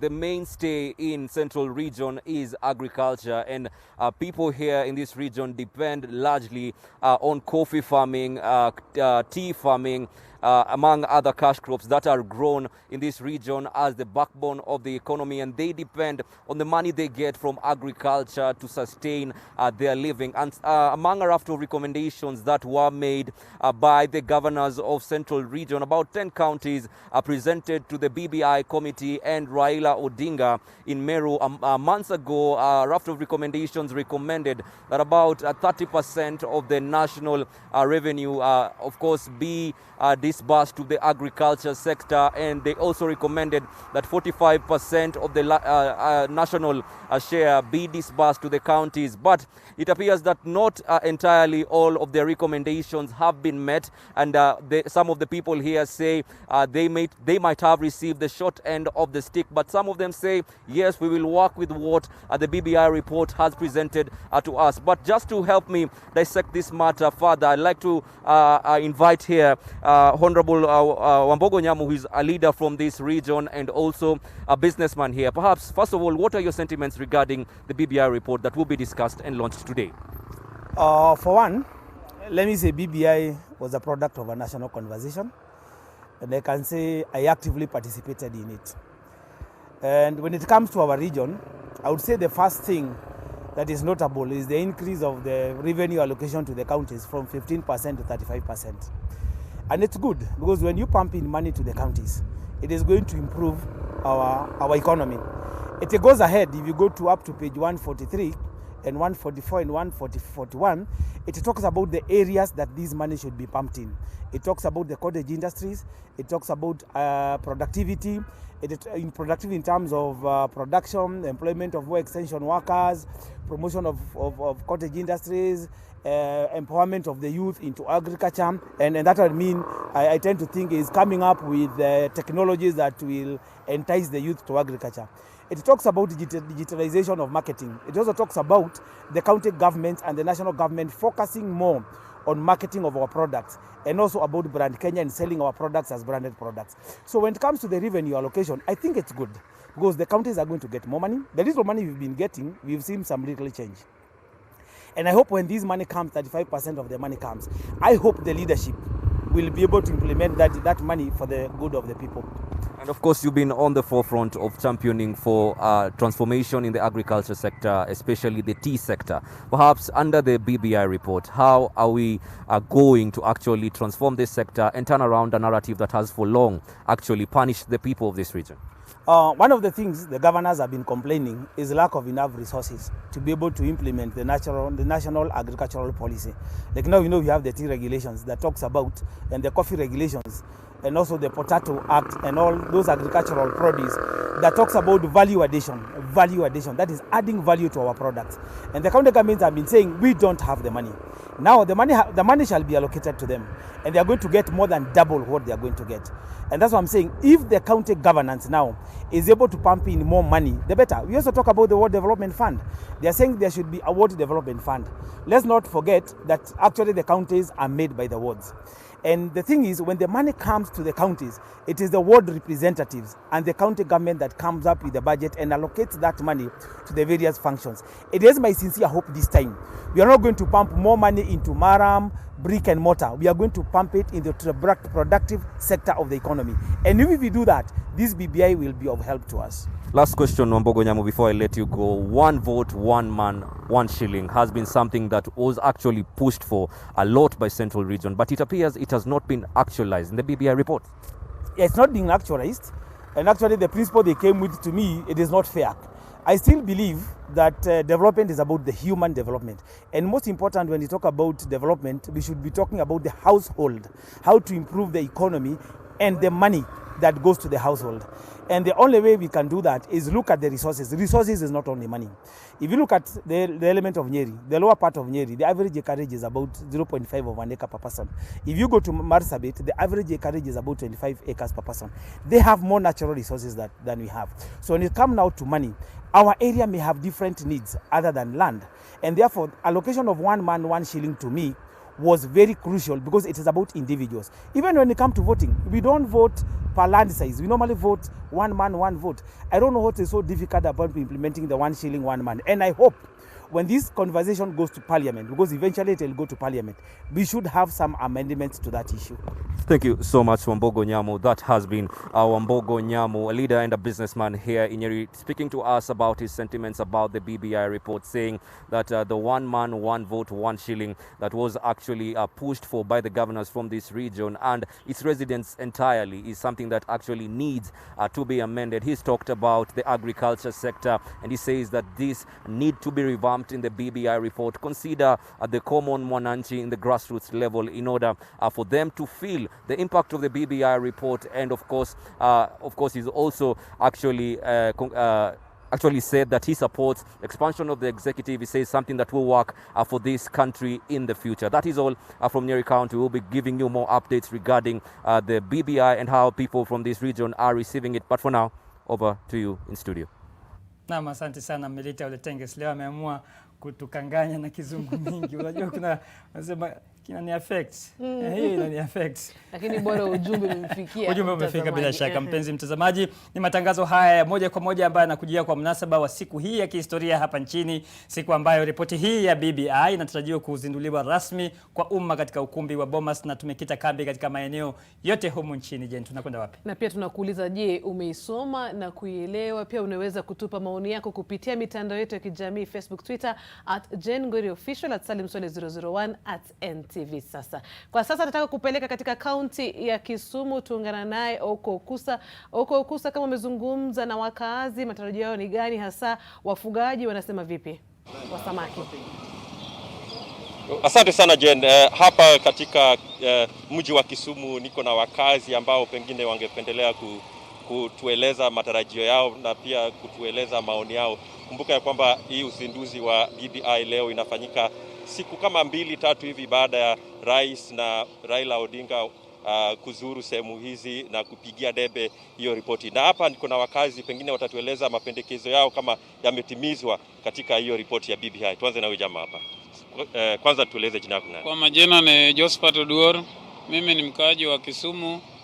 Tumetarajia sana kusoma hiyo ripoti ya BBI ambayo leo Mheshimiwa Rais na Raila Odinga wata launch Bomas of Kenya. Tuko na furaha sana kama BBI italeta mabadiliko ambayo tumesikia. Kama wananchi wa Kisumu tulikuwa tunatarajia parliamentary system, na hiyo parliamentary system ikirudi, tumejua kazi itakuwa mzuri. Prime Minister itakuwa na 2 deputies. Election reform pia watengeneze mzuri. Ikifika 2022 election ikuwe free and fair mzuri. Wananchi wapate maendeleo. Kila county ya Kenya, kila mtu waone maendeleo ambayo devolution ilileta 2010, tena BBI tena itaunga mkono counties yote ya Kenya. Na tumejua rais wetu wa Kenya hawezi poteza wananchi. Uhuru ameamini Kenya vile mzee Jomo Kenyatta aliamini wananchi. So akileta BBI na Raila Odinga, mimi ningependa kumwambia wakaji wote wa Kisumu waunge hiyo report mkono. Hiyo report itasaidia wananchi wa Kenya. Asante sana, lakini tena nimeshukuru Mheshimiwa Rais, tangu COVID ianze tumepata support, kazi mtani iko watu ambao wanapata 1000 weekly. Hiyo tena nimetoa shukrani kubwa kwa Mheshimiwa Rais. Hiyo miradi walianza na Raila Odinga na Waziri Matiang'i. Mungu abariki president wetu wa Kenya. Asante sana. Wacha tusikize kwa huyu jamaa. Anza na majina tafadhali. Kwa majina, mimi ni Moses Ongaro, ni mchungaji. Kazi yetu kama kanisa ni kuwaombea Wakenya wote waweze kusoma hiyo BBI na kuelewa. Baada ya hiyo waunge mkono kama ni sawa. Na kazi yetu kuu kwa kila Mkenya, maombi, maombi, maombi. Asante. Jen, hayo ni baadhi ya wakazi wa Kisumu wakitueleza matarajio yao na maoni yao kuhusu ripoti ya BBI, na bado tumekita kambi hapa katika jiji la Kisumu kuwaletea watazamaji wetu maoni kutoka kwa wakazi tukiendelea mbele. Jen. Naam, shukran sana huko Ukusa kutoka kaunti hiyo ya Kisumu. Katika mtandao wa Twitter, Brian Kosgei anasema hapo kwa rege ndio tatizo liko, lakini naisoma na natumai kwamba nitaweza kuielewa. Bila shaka tumekusisitizia mara si moja mara si mbili, mtazamaji, una nafasi ya kusoma nakala yako, usikubali kufanyiwa maamuzi na mtu yote. Soma mwenyewe, utakapofanya maamuzi yako yawe ni maamuzi ya busara, maamuzi yanayotokana na kupata ile taarifa kamili na usahihi wa mambo ambayo yameandikwa. Wanasiasa watakukoroga sana katika kipindi hiki. Lakini pia tuko na wachanganuzi hapa studioni, ikiwa ni pamoja na Cynthia Muteri, atakuwa anatueleza amesoma nini na je hasa katika upande wa kinawake, wanawake, nini ambacho mtu anaweza tazamia kama mwanamke na hata kama kiongozi na mwananchi wa kawaida. Kutoka hapo tuelekee katika kaunti ya Nakuru, tuungane naye Bridget Ngana.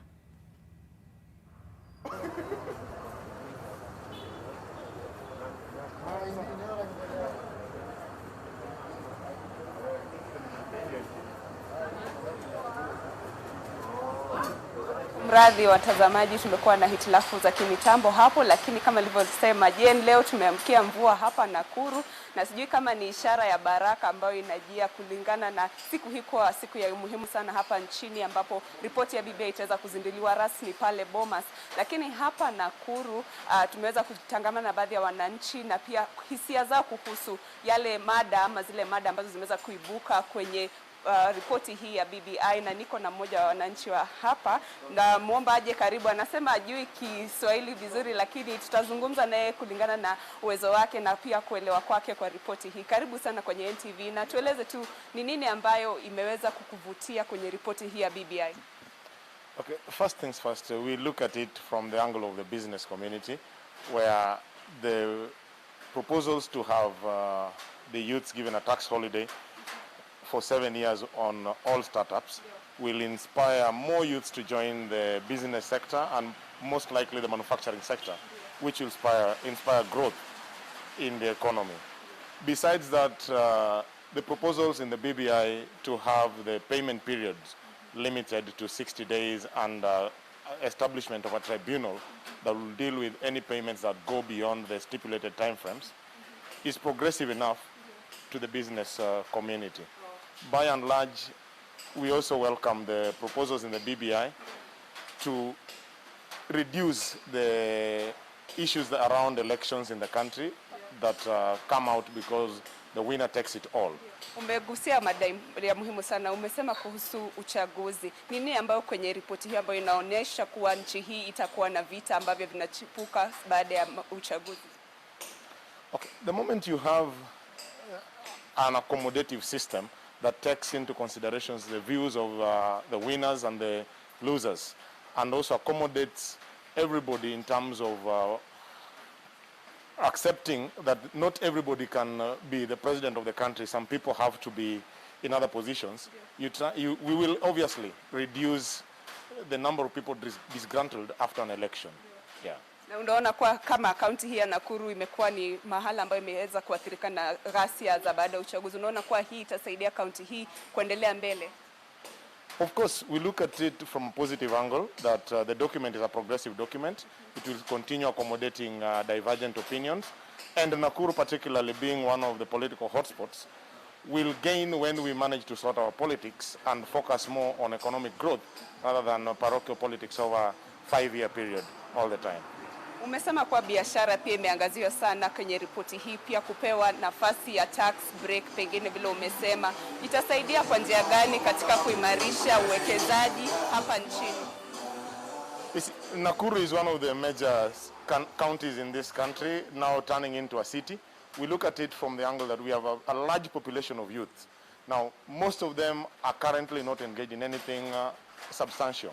Giving them a tax holiday to start up any form of business will increase the number of startups. And you know, most enterprises in this country have started from Nakuru.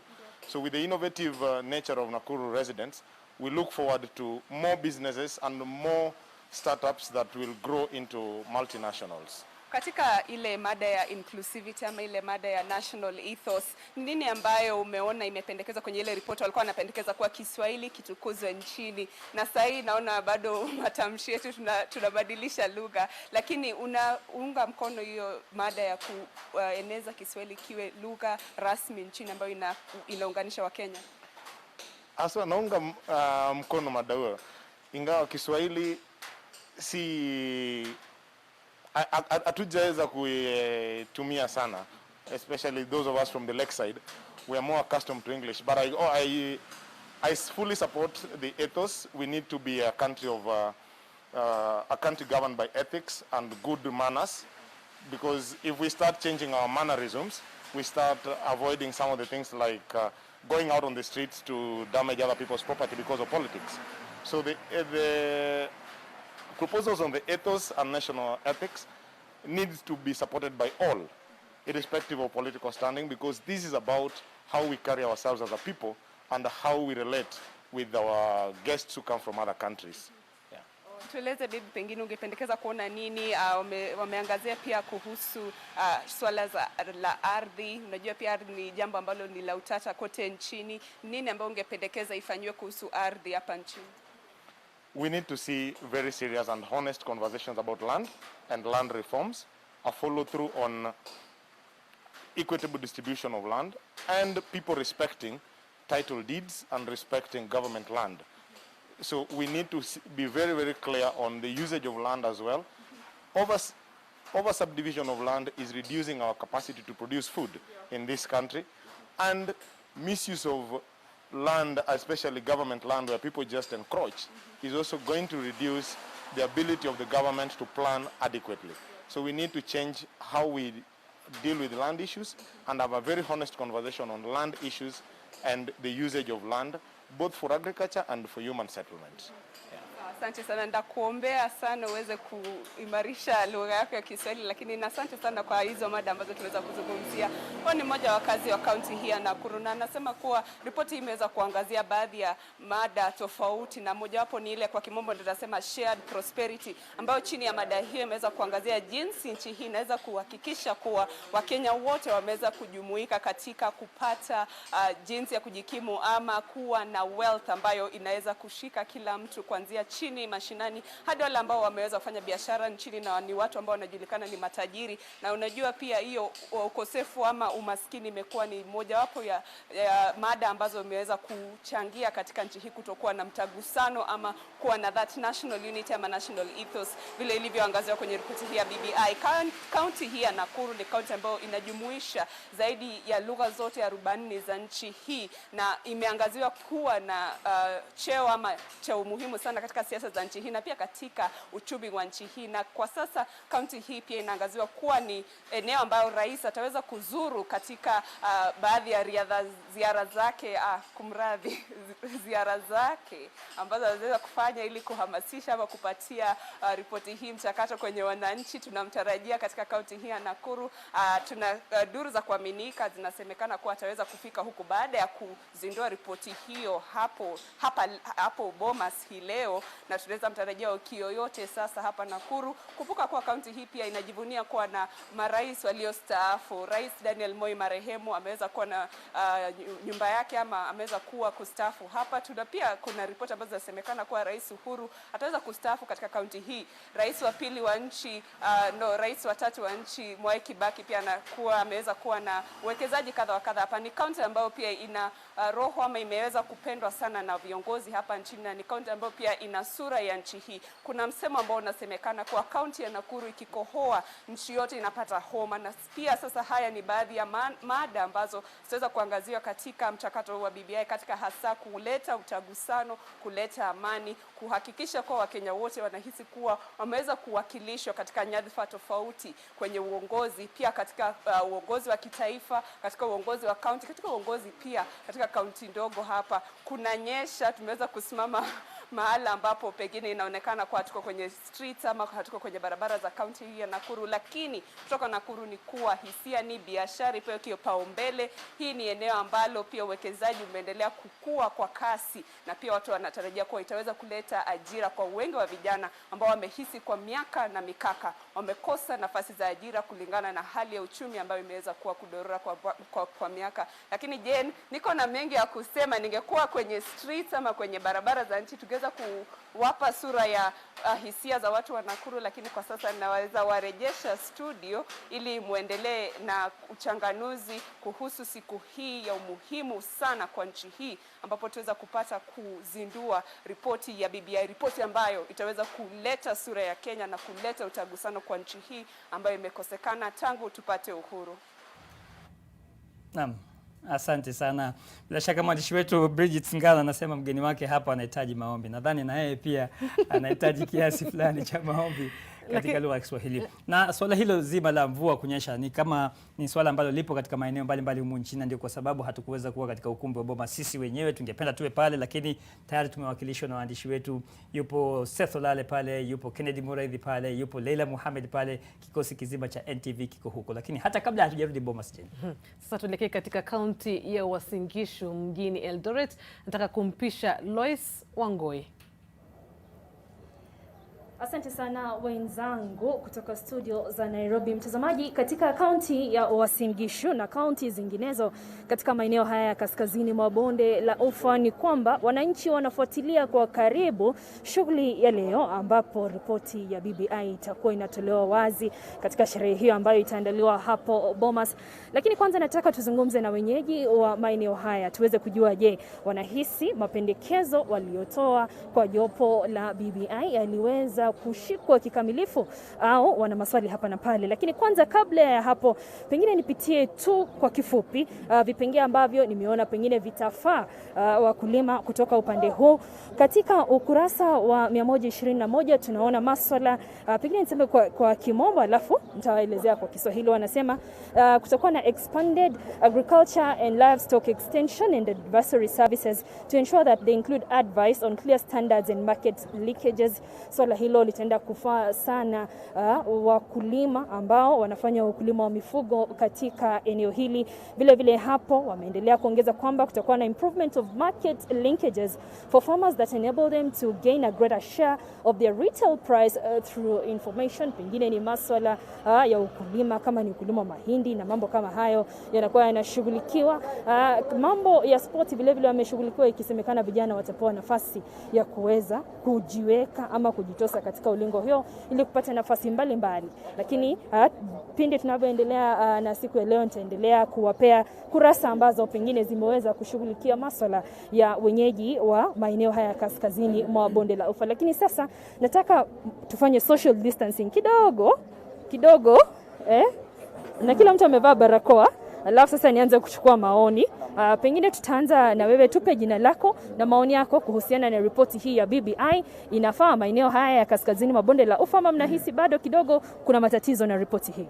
Naam, jina langu ni Wilson Rotich na katika eneo hili la Eldoret bonde la Ufa ninaona kwamba BBI mswada huu haufai. Kwa sababu gani? Mbali na yale mazuri ambayo Lois umeyataja, tunaona kwamba expanded executive kama vile BBI yenyewe inavyosema inakuja na gharama, kwa sababu hata jinsi ambavyo tulivyo sasa hivi Constitution 2010 it is expensive, the wage bill is so high, na kwamba wakati huu BBI inapendekeza kwamba tuwe na deputy kuwe na prime minister, deputy wake na maofisa wengi hapo hivyo, na pia wale ambao ni wabunge ambao wameongezwa pia, hiyo itaongeza gharama kwa wananchi. Jambo lingine ni kwamba kumebadilishwa ministers kuwa ni cabinet ministers, mbali na hapo awali ilikuwa ni cabinet secretaries, na pia hapo tunaona kwamba inapendekeza BBI inapendekeza kwamba watachaguliwa kutoka kwa wale MPs, na unajua kwamba MP akitoka katika constituency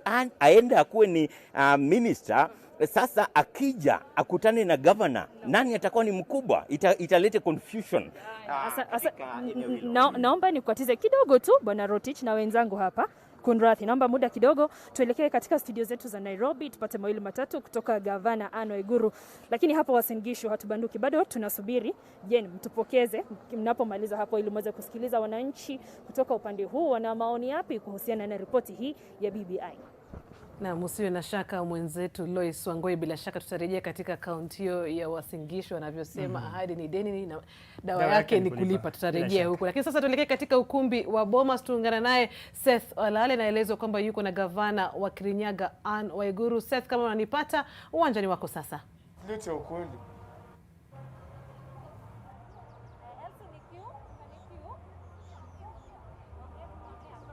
Na barabara kabisa, tuko katika ukumbi wa Bomas na tayari shughuli ya uzinduzi rasmi wa ripoti ya BBI unatarajiwa kufanyika hii leo katika ukumbi huu wa historia. Na bila kuongea mingi tu, sasa hivi ni naye gavana wa Kirinyaga, that is Anne Waiguru. Anne, you know, you first of all have previously supported this initiative, the Building Bridges initiative, and today it is formally being unveiled. Just tell us what will be your expectations, even as now serious campaign starts from today. Thank you very much for this opportunity. Indeed, today is a big day for the country of Kenya, because we have started a new phase of interrogating where we want to be as a country. And as you know, the BBI process started with the handshake, and the initiative was mostly to bring the country together. And what I'm hopeful for is that this process, as we launch today, will start uniting the country. Conversations will start on what is it that ails us and how is it that we can deal with them, and especially with the proposals we have been given by experts. So I am hopeful. The conversations have started, interrogations have started on the BBI, and we are hopefully starting the journey of letting people know what really is in the document, how does that help us, and how does that keep the country together. And even as we look to keeping the country together, there has been a lot of reaction already since this document was launched last week at a time like this in Kisii County. There are issues to do with, expanding the executive. There are those who are against that. There are issues to do also with the scrapping of some leadership positions, and especially involving women. How do you respond to this? I think the most important thing is, or especially on the issue of the expansion of the executive. The executive proposal on the expansion, you need to remember that was in the Bomas draft during the time of Yashpal Gai, and was only removed when we put in the presidential system. Now, 10 years on, we have seen that this presidential system has some issues and hasn't worked completely well for all of us. And so we have reverted back to that issue of the expansion for more inclusion and to ensure that nobody is ever left out after the election and everybody feels as part of this country, whether they win or whether they lose. The issue of gender as well, as you have seen lately, we haven't achieved in 10 years the 1/3 gender principle. We haven't managed to pass the law on it, and so we are hoping that this will cure. Of course, there is a huge challenge. We thank the experts on the issue of the Senate. That is a progress on one side because they give us 47 seats of women who can vote. As you know, the nominated women in Senate before were not able to vote. But in the National Assembly, we still need to look into that issue, and we're looking mostly to IEBC and the political parties to ensure that the relevant laws that are put in place give priority first to the women, and hopefully we will achieve the 2/3 gender rule. Thank you so much. Before I release you, Governor, I know you're in a hurry. Just even as we went up, we are going to a referendum, certainly. It has been an issue in terms of, the political campaign. There that section that strongly believe that this BBI report does not represent them, does not represent the common interest of Mwananchi. As a leader, how you're going to be on the forefront to make sure that this initiative goes through the referendum?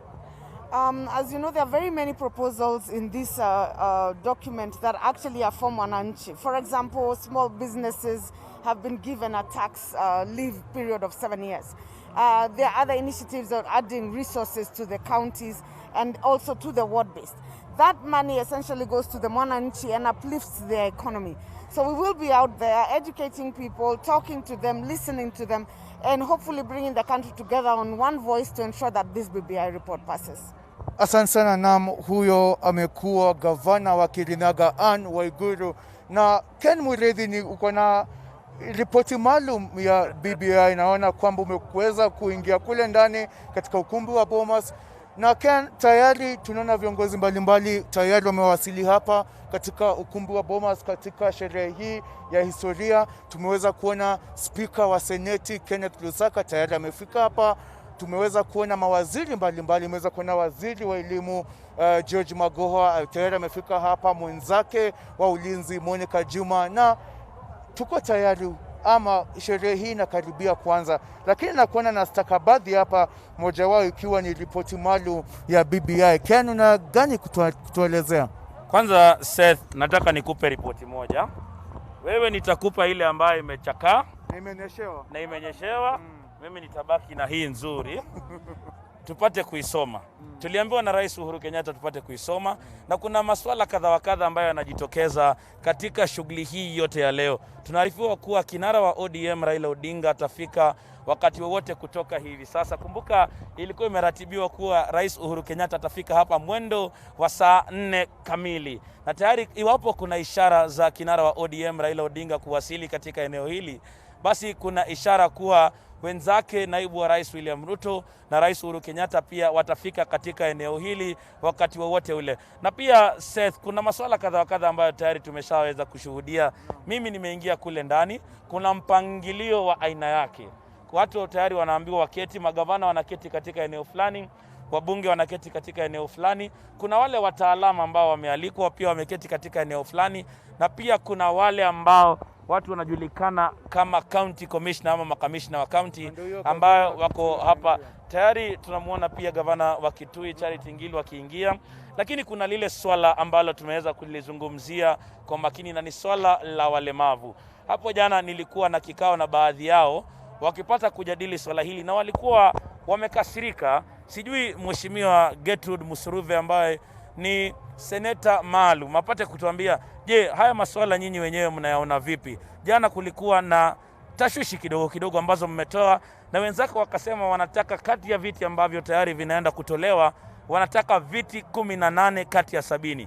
Maoni yako ni yepi kuhusu ripoti hii ya BBI, haswa katika malengo ama sababu za walemavu? Asante sana kunipatia hii muda, na ningependa kusema kama mwakilishi wa walemavu ya kwamba tuko sawasawa kusema ya kwamba tupewe viti kama walemavu. Na ningependa kusema ya kwamba ukiangalia katika seneti tulikuwa na viti viwili vya representation, mwanamke na mwanaume wa kurepresent walemavu, lakini tukiangalia katika BBI inaonekana hivi viti vimetolewa, na vile hivi viti vimetolewa ni vyema ya kwamba turudishwe hivi viti. Kama sio seneti, wacha turudishe kwa National Assembly, sababu BBI inasema ya kwamba inahusisha kila mtu. Na ningependa kusema na nizungumze kwa walemavu wenzangu ya kwamba hatujapoteza, kwa kuwa tutakuwa na national conversation. Na national conversation inamaanisha tutakuwa na mazungumzo. Yale mapengo tunaona katika BBI kama walemavu, inatakana tuiangalie ili tuweze kuona vile tunaweza kutana na president, tuweze kuona vile tutakutana pia na Raila Amolo Odinga ili waweze kusaidia kwa hii jambo. Na ninajua kwamba rais wa hii country, na najua kwamba pia Raila Amolo Odinga wanashughulika sana na wanashughulika sana na mambo ya walemavu, na akijua kwamba kuna pengo hawatakubali iende na pengo. Kwa hivyo nataka niseme ya kwamba kwa walemavu ya kwamba BBI, ukiangalia BBI inasema ya kwamba walemavu zile positions walemavu wanapewa katika parliament na county assemblies zinapata kuwa abuse. Lakini hiyo abuse itaisha kwa sababu iko kwa BBI, na sisi tutaendelea kutetea kwamba tuweze kupewa viti. Hatuwezi kuwa na inclusivity, hatuwezi kuwa na usawa kama walemavu hawajahusishwa kwa decision making. Kuna wakati mengi sana watu wanazungumzia mambo ya walemavu, lakini inatakana walemavu wawe kwa decision making table, sababu maoni yao. Nazungumza kwamba asante, nimeona gavana wangu yuko hapa amekuja kwa sababu ya BBI. Nataka niseme ya kwamba ikifika masuala ya walemavu lazima tuhusishwe kwa meza ya uongozi. Haina haja kusema tunasaidia walemavu na tujawapatia nafasi ya kuongoza. Walemavu tunataka nafasi ya kuongoza. Kwa hivyo hayo mapengo, najua kwamba Right Honorable Raila Amolo Odinga, najua kwamba president atatatua hii mambo na tutapewa nafasi. Tunataka viti katika seneti, tunataka viti katika National Assembly. Na ile tumepoteza kwa seneti, tuna demand ya kwamba iweze kurudi. Na Seth, kuna swala ambalo pia limejitokeza kwa makini wakati huu, na ni swala hili la viti 70 ambavyo huenda vikajitokeza iwapo shughuli hii nzima ya BBI itakamilika. Labda hata wewe huenda ukapata nafasi moja ya kuwakilisha vijana. Najua wewe na uongozi iko ndani ya roho yako. Na kuna swala hili ambalo linajitokeza. Tayari Senator Gertrude Musuruve amesema kuwa wanataka kikao na Rais Uhuru Kenyatta na Raila Odinga ili wapate kujadili masuala haya. Kuna masuala kadha wa kadha, na kwa kweli wale ambao wako studio, swala hili zima la viti hivi 70 vipya ambavyo vitakuwa katika bunge la kitaifa tayari vimeanza kuzua tumbo joto, na kuna wale watu ambao wanataka viti hivi kwa sana, na ni swala ambalo litajadiliwa kwenda mbele. Na namuona kuna kinara wa chama cha Ford Kenya Moses Wetangula, apate tu kutuzungumzia kidogo. Je, nyinyi kama Ford Kenya naona mmefika mmejaa viongozi wenyewe. Yes. Maoni yenu ni yapi kuhusu swala hii na shughuli hii ya leo? Kama chama ya Simba, chama ya Ford Kenya, tumekuja hapa, tunataka tuambiwe, tusome, tujue, ndio to make an informed decision. But by way of coming here, it shows there is goodwill. The party support reforms. Najua wewe ni kiongozi ambaye ni shupavu pale bungeni. Najua umejisomea. Nini ambacho umeng'amua kwa sasa hivi? Mimi nimejisomea, na kuna mambo yenye nakubaliana nayo na kuna ingine yenye sikubaliani nayo. Kwanza, we support the expansion of the executive for purposes of inclusivity. Hiyo mimi naunga mkono. Vile naunga mkono kupata mawaziri kutoka katika bunge. Hii itachangia kwa upande wa accountability.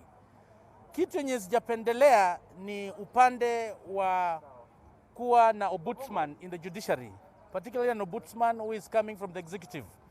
This one will negate the independence of the judiciary. Na kuna mengi tunaendelea kusoma. Kuna yale mazuri yako, kuna yale mengine yenye hatujakubaliana nayo.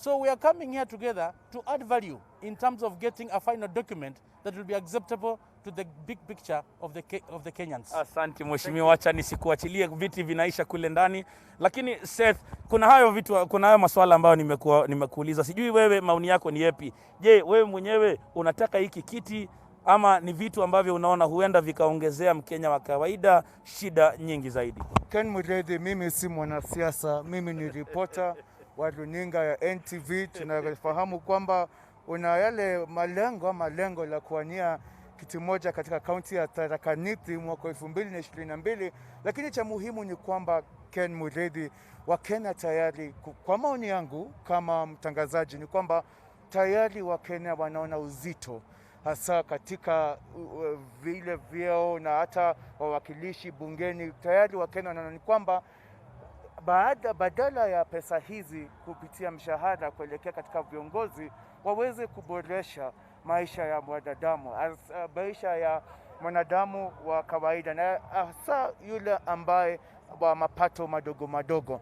Kumbuka kwamba kumekuwa na hisia tofauti kuhusu hata upanuzi wa serikali, kuhusu zile vyeo ama vile viti vya waziri mkuu na manaibu wake. Kuna wale ambao wanasema kwamba tayari Wakenya wanaona uzito, lakini kulingana na Rais Uhuru Kenyatta katika hotuba yake katika sherehe za Mashujaa huko Kisii, aliweza kusema kwamba marekebisho ya kikatiba wakati huu ni muhimu kwa maana itazuia zile vurugu hasa baada ya uchaguzi. Kwa hivyo tutaangazia tu swala hili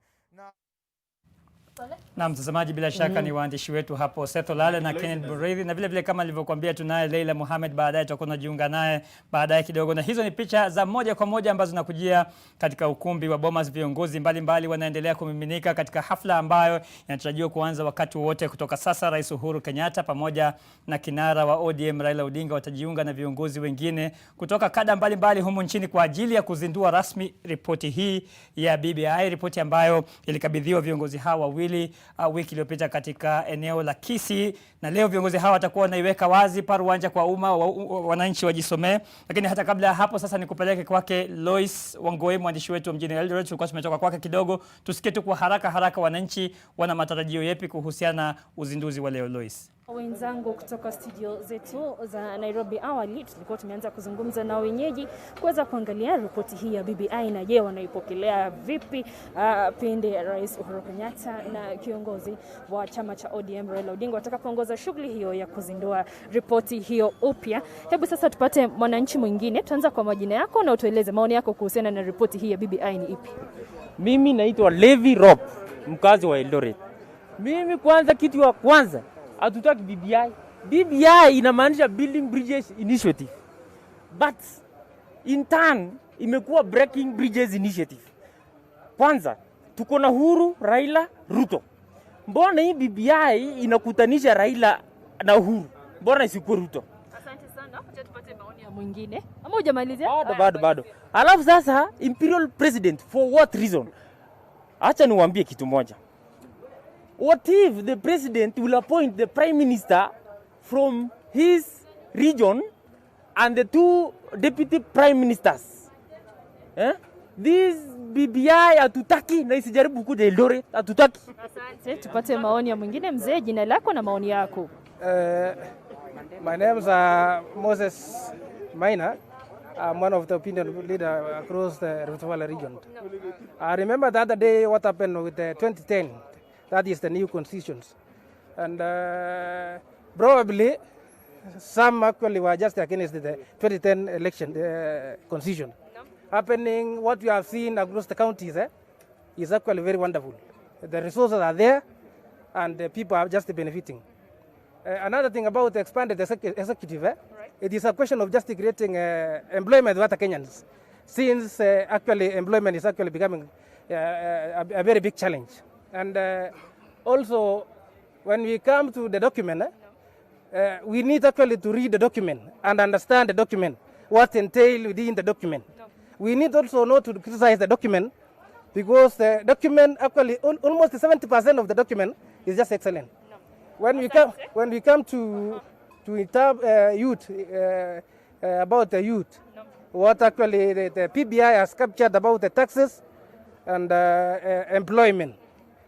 And again, what Maraga tried to add the other day about the gender balance. When you go to the BPI inside, if you read the document, the gender rule is actually captured. And I want to plead to all Kenyans that let's not criticize the document. Let's just read the document and understand the document. Bila shaka naitwa Franklin Kabene. BBI inakuja kuharibu uchumi. Viongozi pale juu wameongezwa wakawa wengi zaidi. Tunakataa BBI kwa sababu ya hiyo. Mwananchi wa kawaida ataendelea kuumia kila wakati. Kila wakati mwananchi wa kawaida ataendelea kuumia. Na sisi tunakataa kwamba BBI hatutaki kwa sababu ya uchumi. Mwananchi amechoka, punda amechoka, punda ameumia, na BBI ukipita punda atakufa. Pengine tuvae barakoa vizuri bwana we, ndio uweze kutuzungumzia. Tuanze kwa majina yako, maoni yako. Kwa majina naitwa Thedi Boniface. Kwa upande wangu kulingana na BBI vile wameelezea, mimi kwa upande wangu nitaiunga iwapo itashughulikia kama wakulima.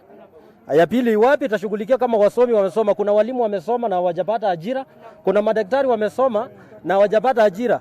Haya, ya tatu nikiongezea ingine zaidi, iwapo watapunguza mamlaka kama kitu kama Senate iwapo ingetolewa, haya women rep ingetolewa, ingekuwa sawa sana.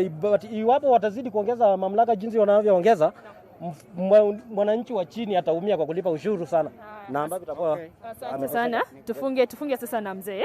Mzee, karibu hapa.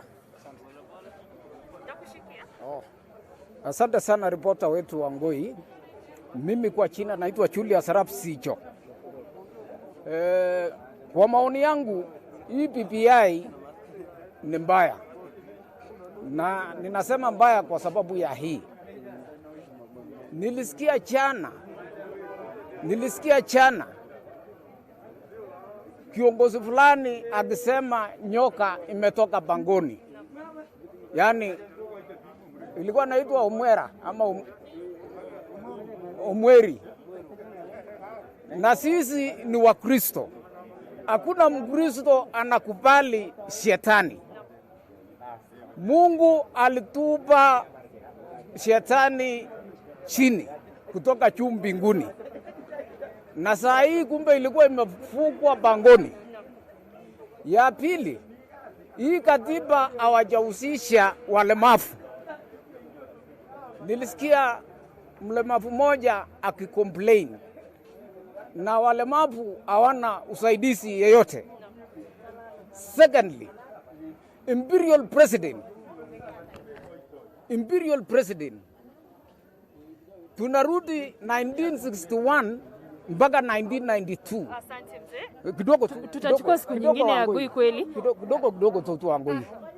Sasa mimi naomba Wakenya wote watupe hii kitu na waweke kwa shimo futi 10 ile nyoka wanawekwa sasa ile imekatwa kichwa. Asante wa Ngoi, ripota wetu. Bila shaka ni maoni ya baadhi ya wenyeji wa maeneo haya ya kaskazini mwa bonde la Ufa. Ni maoni mseto tu. Kuna ambao wanapigia upato ripoti hii ya BBI, kuna ambao wana maswali mengi tu. Na mtazamaji, tunakuuliza hapa katika NTV, toa maoni yako, hata swali au mchango wako kuhusiana na ripoti hii ya BBI ambayo itaweza kuzinduliwa upya rasmi mida ya baadaye. Lakini sasa moja kwa moja nawapeleka kwa wenzangu Jen Ngoiri na Salim Swale katika studio zetu za Nairobi. Naam, asante sana Lois Wangoi. Bila shaka mtazamaji, kama ndio kwanza unafungulia runinga yako na kujiunga nasi, unatazama matangazo haya mubashara kabisa kwa mnasaba wa uzinduzi wa ripoti ya BBI ambayo inapaswa kuzinduliwa wakati wote kutoka sasa kwa umma katika ukumbi wa Bomas. Tayari tumeona viongozi mbalimbali akiwemo kinara wa ODM Raila Odinga ambao wameshafika katika ukumbi huo. Tayari viongozi wamejipanga kuketi. Naibu Rais William Ruto anatarajiwa kufika pale wakati wote kutoka sasa. Inatabiriwa kuonekana kama atafika au hatofika, manake kumekuwa na fununu hapa na pale kuhusiana na uwepo wake katika shughuli hii. Itakumbuka kwamba shughuli ya kwanza mwishoni mwa mwaka uliopita kulikuwa na hali ambayo wachambuzi wa siasa wanasema ilikuwa kama ya sitofahamu hivi, baadhi ya lugha za ishara kutoka kwa naibu rais pamoja na Rais Uhuru Kenyatta na kinara ODM katika ukumbi huo. Lakini yote hayo tunasubiri kuona mambo yatakavyokuwa. Na kabla hata ya kuja hapa studioni, manake ninayo wachanganuzi wa masuala ya kisiasa ambao wako hapa, Charles Kipkulei pamoja na Cynthia Mutere na Profesa Hezron Mugambi.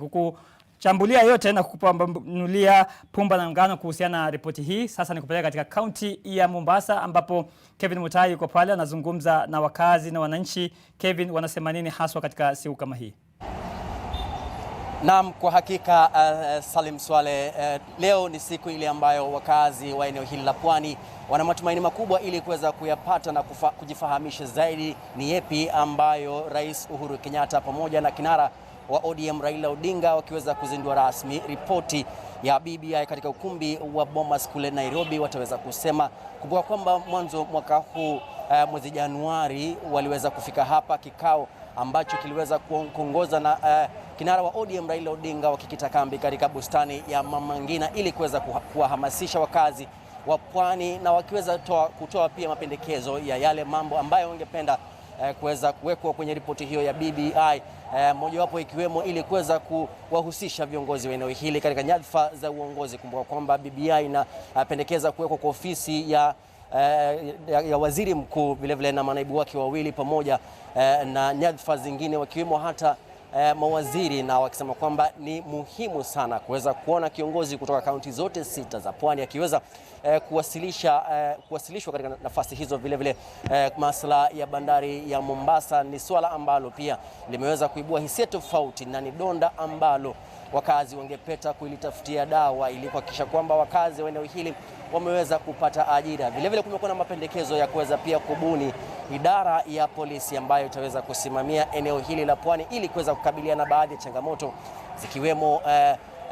zikiwemo mashambulizi ya kigaidi. Kumbuka kwamba ni swala pia ambalo limeweza kuzungumziwa kwa mapana na marefu, na kwa hakika tupate tu kusikia kauli ya wakazi wa eneo hili kutupa mwelekeo wao kuhusu mapendekezo yao kwenye ripoti hiyo ya BBI. Na kwanza kabisa wacha nianze nayo, nipe majina yako alafu unafahamu nini kutoka kwa ripoti hii, na kama nipe pia kuweza kujua kama unaunga mkono ama ungi mkono. Kwa majina naitwa Ali Hassan Hussein, mimi ni mkazi wa Ganjoni, Mombasa County. Ningesema kwanza mimi siwezi kutoa uamuzi wangu wa kusema naunga mkono BBI ama siungi, kwa sababu hiyo ripoti yenyewe mimi pia sijasoma wala sijaona.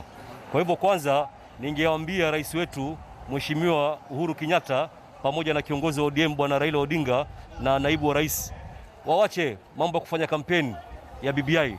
Kwanza wapatie raia civic education, watu wasome, waelewe. Wakenya si wajinga, Wakenya wanajua kile ambacho watafanya, kwa sababu kulingana na ule ufahamu ambao mimi nimefahamu, BBI wanajaribu tu kutaka kujiwekea mamlaka viongozi fulani ili warudi kwa mamlaka.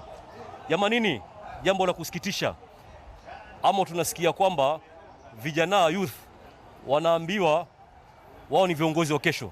Sasa wataongoza lini ikiwa mpaka leo kuna mambo ya recycling? Viongozi bado wanataka kurudi katika uongozi. Kwani hii nchi ni ya familia fulani ama ni ya baadhi ya viongozi fulani? Hii nchi ni ya Wakenya milioni 50. Kwa hivyo Wakenya wote wako na haki. Na hii mambo ya kuambiwa vijana ni viongozi wa kesho hatutaki kusikia bana. Vijana hata leo pia wanaweza kuongoza. Kwa hii mambo ya recycling kwa viongozi wetu tumekataa bana. Na hii mimi nasema ni burden kwa raia. Taxpayers ndio watakao kuumia.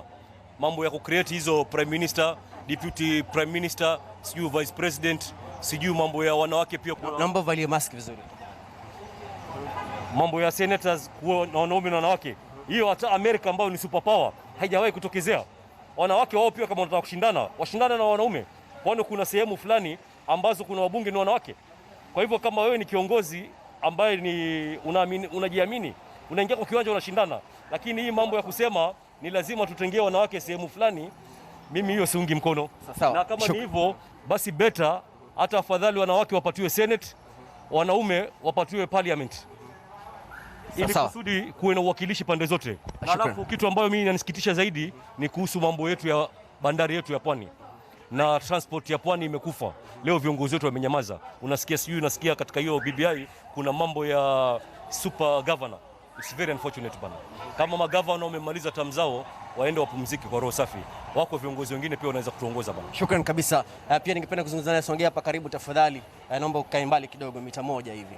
Sasa unakumbuka kwamba kuna corona bado kama Mpwani, hebu nieleze, nipe kauli yako. Unahisi kwamba matakwa yako yameweza kuwasilishwa kwenye ripoti ya BBI? Kusema kweli, tazama kamera tafadhali. BBI inaleta mzigo mkubwa sana kwa mwananchi wa kawaida, kwa sababu sijui kama rais amejisahau, kwa sababu in 2013 alipochukua hatamu ya uongozi, ajenda yake ya kwanza alisema kwamba Kenya inakabiliwa na tatizo ya wage bill. Pesa ambayo inakusanywa inapotelea kwa kulipa mishahara ya wafanyikazi, wabunge na wanasiasa na parastatal boards. Sasa iwapo tunaanza create another position na kunominate more than 70 MPs again, itakuwa ni mzigo kwa Mkenya. Uchumi wetu kufikia sahi haujafika kiwango cha kulipa wanasiasa to that level. Kwa hivyo mimi, kulingana na mimi, BBI ni mzigo kwa wananchi, na naomba wananchi wote waweze kuikataa, kwa sababu sahi hata kama ingeliwezekana hizo nafasi za wabunge ziweze kupunguzwa badala ya kuongezwa. Hivyo viti vingine ambao wanaongeza, tumesurvive since 2013 mpaka sahi bila kuwa na ofisi ya leader of opposition. Namuona pia mama yuko hapa, tafadhali njoo hapa kidogo kama mama, utupe kuweza kufahamu kama mkazi wa eneo hili la Pwani. Hebu tuelewana, wewe mfanya biashara, kunaona unachuuza njugu na mambo kadhaa hapo. Kuna ripoti ya BBI inazinduliwa leo kule ukumbi wa Bomas, county ya Nairobi. Nipe kwa majina kwanza, waitwa nani, alafu nipe msimamo wako kuhusu iwapo unaunga mkono ripoti hii ya BBI, na unipe sababu zako pia. Mimi naitwa Rosemary Awino Mchura na ninaunga BBI mkono kwa upande wa wanawake, kwa upande wa wanayouth. Lazima mtu aende college ndiye aende kazini. Maana mtoto kama kusomea, mtaingiza yeye State House, atafanya nini na kusoma? Na akiwa mwanayouth atatembea akisoma, wakati akiingia akongangari na kufanya kazi. Haya, BBI na support kwa nini? Kutoka hii hata uwe handshake. Ninafurahia sana nikiuza njugu yangu. Hakuna matatizo yote inanifanya njiani. Naingia, natoka nyumbani naingia kama niko vizuri. Sawa. Sasa. Asante sana, shukran. Mtazamaji, naambia muda wangu umekwisha, na naarifia kwamba mwenzangu Leila Mohamed yuko tayari kuweza kutufahamisha mengi kuhusu siku ya leo, wakati Rais Uhuru Kenyatta pamoja na ODM, kinara wa ODM Raila Odinga unaweza kuzindua rasmi ripoti hiyo, na naarifia kwamba Leila yuko tayari kutupasha mengi. Leila.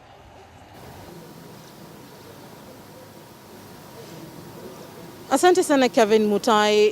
Ingewezekana kwamba kuta hizi za ukumbi wa Bomas zingeweza kuzungumzia swala zima la mabadiliko ya katiba katika taifa hili, basi zingeweza kuzungumza mengi zaidi, ikizingatiwa kwamba mabadiliko haya yaliweza kuanza tangu miaka ya 80, huku wengi wakipigania masuala tofauti katika miaka 91, vilevile mwaka 2003 ambapo Rais Mwai Kibaki, rais wa tatu wa taifa hili, aliweza kuweka kikao hapa na kuanzisha mchakato mzima kuhusiana na swala la kubadilisha katiba. Lakini kwa sasa sizungumzi zaidi, manake nina mgeni ambaye ningependa kuzungumza naye. Huyu ni Samuel Pogisho ambaye ni kiongozi wa wengi katika bunge la Seneti. Hujambo? Siku ya leo masuala mengi ambayo yanaweza kuzungumziwa katika taarifa ambayo inaweza kuwasilishwa hapa leo, lakini mimi ningependa kuzungumzia swala lile la uwakilishi, hasa swala la wanawake katika usimamizi wa bunge. Mtahakikisha vipi kwamba swala hili la jinsia zaidi ya thuluthi moja lisiweze kuwa ni tatizo tena katika siku zijazo? Kwanza nashukuru kwa nafasi hii. Ningesema kwa ufupi tu ya kwamba katiba document hii ya BBI kuna msimamo kamili ya kwamba idadi ya kina mama ambao wataingia katika uongozi imeongezwa, na kuongezwa kufikia kwa njia moja ama nyingine. Tunafikiria kwamba inawezekana tufikishe ile thuluthi moja kwa jinsia moja ama nyingine. Kwa hivyo tunaona ya kwamba katika Seneti sasa kunaweza kuwa na wamama 47 katika Senate. Kutakuwa na wale wengi, kuna wale kati ya wale 70 ambao ni special elected nominated, itakuwa pia kati ya wengi. Kwa hivyo itafikisha kiwango ambapo hata kina mama pengine watafurahia, na kama haitafika bado kuna nafasi ya kuifikisha. Wewe mwenyewe ni mtu ambaye unatoka katika jamii ambazo zimetokea maeneo ambapo yameathirika, sio kiumi ndio msingi, jinsi hali ya anga, swala la watu kutoka jamii ambazo zimeathirika miaka nenda miaka rudi, ungependa vipi lijadiliwe katika stakabadhi hii ambayo inawasilishwa leo? Kwanza itakuwa imefaulu kama itapitishwa, kwa sababu kinasema kwamba ile mgao wa fedha ambayo inatakana iende katika ugatuzi ni asilimia 35. Sasa hivi tuko katika asilimia 15, na ikifika hii 35, pesa ambayo itaenda katika West Pokot kwa mfano itazidi mara 3 yale ambayo tunapata sasa hivi, na kwa hivyo itakuwa tumeshughulikiwa.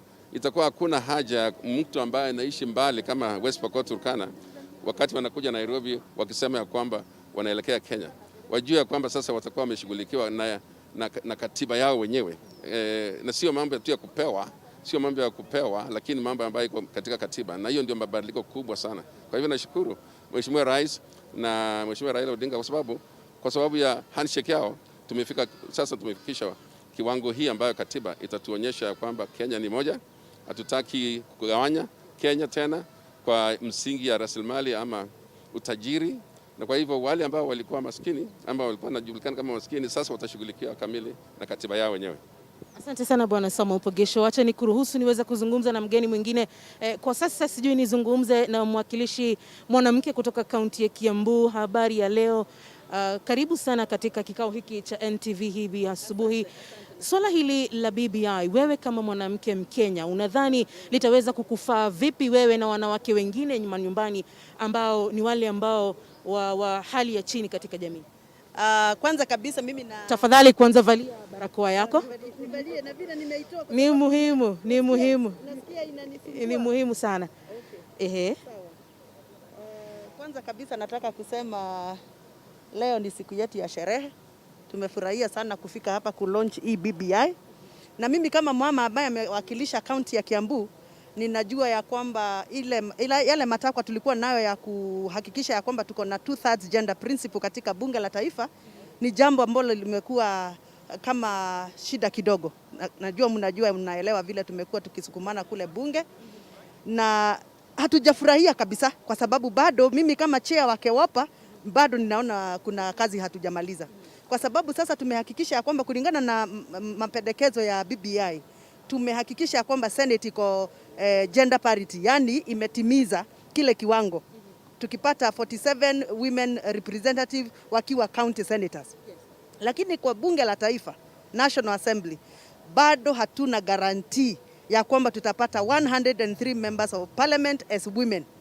Kwa hivyo tunataka tuanze negotiations za kuhakikisha ya kwamba political parties wakipatiana list zao katika nominations, tuhakikisha ya kwamba IEBC itakuwa na nguvu ya kuhakikisha ya kwamba hayo yametimizwa. Yani wahakikisha ya kwamba hakuna chama ambacho kitacheza mchezo wa wamama kuhakikisha ya kwamba majina ya wamama haijapita. Pia tunataka hii katiba katika BBI tuwe na uwezo wa kuhakikisha ya kwamba koti zetu zinaweza sisitiza ya kwamba lazima kila political party ikipatiana nominees, hao nominees wawe 50% wa mama, 50% wanaume. Lakini saa hii mapendekezo ya BBI haijatupatia hiyo guarantee. Kwa hivyo tunasema tuna support BBI, that is why we are here, but we are open to negotiations, we are open to discussions, kwa sababu tunataka kuhakikisha kwamba maneno ya 2/3 gender rule katika bunge ambazo zitakuja hatutakuwa na lile shida tumekuwa nayo katika bunge la taifa ya 12th parliament. Pili, mimi ninafurahia sana kwa sababu nimeona kuna uwezekano ya kuhakikisha kwamba section 43 of the Kenyan Constitution ambazo inapatia wananchi especially walemavu, wamama na vijana ile inaitwa economic rights. Economic rights ndizo zinafanya wamama walale nje, ndio inafanya kuwe na IDPs, ndizo zinafanya watoto walale njaa kama hatujatimiza. Kwa hivyo nina furaha kwa sababu ninaona katika BBI tumehakikisha ya kwamba kuna proposal ya kuhakikisha ya kwamba article 43 of the social economic rights zimetimizwa. Asante sana mwakilishi mwanamke katika kaunti ya Kiambu. Shukran sana. Swale, kabla sijaweza kurejesha kwako, niko na gavana wa kaunti ya Kilifi, Mheshimiwa Amason Jaffa Kingi. Asante sana kwa kufika hapa. Labda swali ambalo nikiweza kukuuliza siku ya leo ni kwamba katika taarifa hii ya BBI wanasema kwamba kaunti ziweza kupata asilimia 35 ya mgao wa fedha za serikali. Unahisi kwamba hili litaweza kuzima kabisa matatizo ambayo mnakabiliana nayo katika kaunti kwa sasa? Kuongezeka kwa pato ambalo linaenda kwa serikali za counties ni faida kubwa kwa Wakenya. Manake kama ulivyoshuhudia tangu tupate katiba hii mpya, utakuta kwamba maendeleo mengi ambayo yako katika macho ya mwananchi ni yale maendeleo ambayo yanatoka kwa mgao huu ambao unaenda kwa serikali za county. Na katika katiba iliyoko ni kwamba 15% peke yake ndiyo inapelekwa katika serikali za mashinani, lakini tukitoka pale tukiongeza hadi 35%, bila shaka yale maendeleo ambayo mwananchi anaona moja kwa moja yatazidi. Kwa hivyo ni faida kubwa kwa mwananchi. Wewe ikizingatiwa kwamba mwaka 2022 utakuwa unakamilisha miaka 10 ya kuwa gavana, katika miaka hii 10 ambayo ameweza kuhudumu kama gavana, umehisi vipi kuhusiana na swala la ugatuzi tangu tuanze kuitekeleza mwaka 2013, na ni mambo yapi ambayo yanatarajiwa kufanyiwa labda ukarabati kidogo kuhakikisha kwamba kila kitu kiko sawa? Mbali na matatizo ambayo tumeyaona, ukweli ni kwamba ugatuzi umeleta usawa kwa kiwango fulani. Kuna kaunti zingine ama kuna sehemu zingine katika Kenya hii ambao hawajaona barabara ya lami, ambao hawajaona maendeleo yote toka tupate uhuru, lakini baada ya katiba 2010 kuleta mambo ya ugatuzi, kuna sehemu nyingi ambazo zimeona zimeshuhudia maendeleo. Kwa hivyo ugatuzi ni jambo ambalo limeleta usawa, limeleta mambo ya maendeleo. Kwa hivyo ikiwa tunaweza kupiga msasa na kuboresha zaidi mambo ya ugatuzi, bila shaka nchi hii itaelekea pazuri. Wewe leo katika siku ya leo unatarajia kwamba utarejea Kilifi kuwaeleza watu wa Kilifi kwamba kuna mapi mazuri katika katiba hii, katika mapendekezo haya ya BBI? Kitu ambacho kinanifurahisha katika ripoti hii ya BBI ni yale mambo ambayo yanamwangazia mwananchi wa kawaida, zile faida ambazo zinaenda moja kwa moja mpaka kwa mwananchi. Kwa mfano, mimi ni gavana wa Kilifi na utakuta kwamba kila mwaka wakati natengeneza bajeti, utakuta kwamba kuna sehemu nazibana kwa sababu pesa ni haba. Wananchi wanataka madawa hospitali, wanataka hospitali ziongezwe, wanataka barabara ziboreshwe, lakini kwa sababu ya pato ni dogo ambalo linaenda kwa serikali za mashinani, utakuta kwamba kuna kuleta maendeleo yale ambayo wananchi wana kiu unakuwa ni haba kwa sababu ya pato ni dogo. Lakini kupitia ripoti hii pato lile linaongezwa. Kwa hivyo likiongezwa ndipo maendeleo zaidi yatapatikana kule mashinani. Kwa hivyo kusema kweli, zile faida ambazo zitapatikana kupitia ripoti hii ya BBI nyingi ni faida ambazo zitamgusa mwananchi moja kwa moja. Asante sana. Huyu amekuwa ni gavana wa Kilifi Bwana Amason Jaffa Kingi.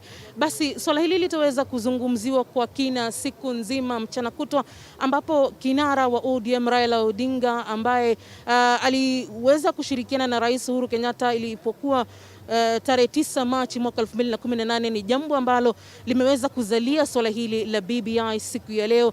Ni swala ambalo baadhi ya Wakenya wameweza kusema kwamba hawapendani na swala la hili BBI, kwamba wanasema kwamba limeangazia sana swala la baadhi ya viongozi kutafuta uongozi zaidi serikalini, ila wakuu ambao ni Raila Odinga na Rais Uhuru Kenyatta wanasisitiza kwamba kuwepo kwa mchakato wa BBI ni muhimu kuhakikisha kwamba kutakuwa na upatanisho wa kitaifa. Haya na mengi zaidi tutaweza kuyapata baadaye, lakini kwa sasa na kurejesha studio tukizingatia kwamba kuna baadhi ya viongozi na nikidhani kwamba ni Rais Uhuru Kenyatta, naibu rais William Ruto anaweza kufika hapa katika ukumbi wa Bomas of Kenya. Tutaweza kusikia hotuba yake akifika ukumbini, na ni mojawapo wale viongozi ambao wamesisitiza kwamba wana haja sana ya mazungumzo zaidi kuweza kufanyika.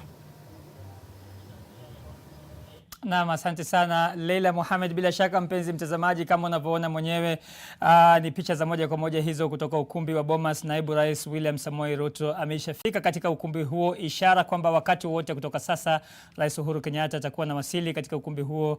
Ndiye mgeni rasmi katika shughuli hiyo ya uzinduzi wa ripoti ya BBI. Kumbuka ni ripoti ambayo ina historia ndefu. Hii ni ripoti ambayo imetayarishwa na kamati maalum iliyoundwa baada ya lile jopo ambalo lilikuwa limebuniwa la Yusuf Haji na mwenzake Amos Wako kukabidhi ripoti hiyo mwishoni mwa mwaka uliopita, na baadaye kamati maalum kuundwa kwa ajili ya kuhakiki ripoti hiyo na kuchukua maoni kutoka kwa wananchi, kufahamu fika tu wananchi wamesema nini na kwamba ripoti iliyokuwa imewasilishwa awali ilikuwa ni ripoti sahihi. Bila shaka shughuli hiyo itakuwa inafanyika leo katika ukumbi huo wa Bomas. Kutakuwa na mazungumzo kutoka kwa viongozi mbalimbali wa kisiasa na vile vile wa kidini, na kikubwa zaidi ni kwamba kutoka hapo sasa taifa litakuwa linachukua mwelekeo mpya kabisa kuhusiana ni nini hasa kinapaswa kubadilishwa, ni mfumo upi unapaswa kutumia kwa ajili ya kutekeleza haya mabadiliko au mapendekezo ya mabadiliko ambayo yapo katika ripoti hii ambayo itakuwa inazinduliwa kwa umma leo rasmi. Kumbuka ripoti hii ilikabidhiwa Rais Uhuru Kenyatta pamoja na kinara wa ODM Raila Odinga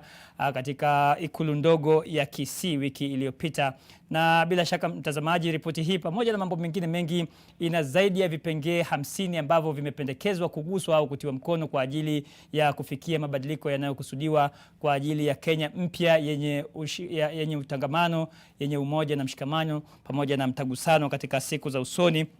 Wenyewe wanasema, viongozi wakuu wanasema kwamba lengo hasa ni kuhakikisha kwamba Kenya haitumbukii tena katika machafuko ya kisiasa katika miaka ya baadaye, kwamba imekuwa ni mazoea tangu miaka ya 1992 tangu ujio wa vyama vingi humu nchini, kwamba chaguzi zetu humu nchini zimekuwa chaguzi zinazovutia ushindani wa umwagikaji wa damu, na ripoti hii inakusudia au inalenga kukata kabisa mazoea hayo na kuleta Kenya mpya ambayo ina utaratibu fulani na nidhamu fulani ya kisiasa na chaguzi ambazo zinakubalika, na hata wale ambao wanapoteza katika chaguzi hizo wanapata nafasi ya kuwakilisha wale ambao walikuwa ni wafuasi wao. Ni shangwe na nderemo katika ukumbi huo wa Bomas. Picha hizo za moja kwa moja, mpenzi mtazamaji, viongozi, idadi kubwa ya viongozi tayari wameshafika na kuketi. Tunaona wajumbe, wawakilishi wanawake, vile vile tunaona maseneta, magavana, viongozi wa kidini na wananchi tabaan wa matabaka mbalimbali wamefika katika ukumbi huo.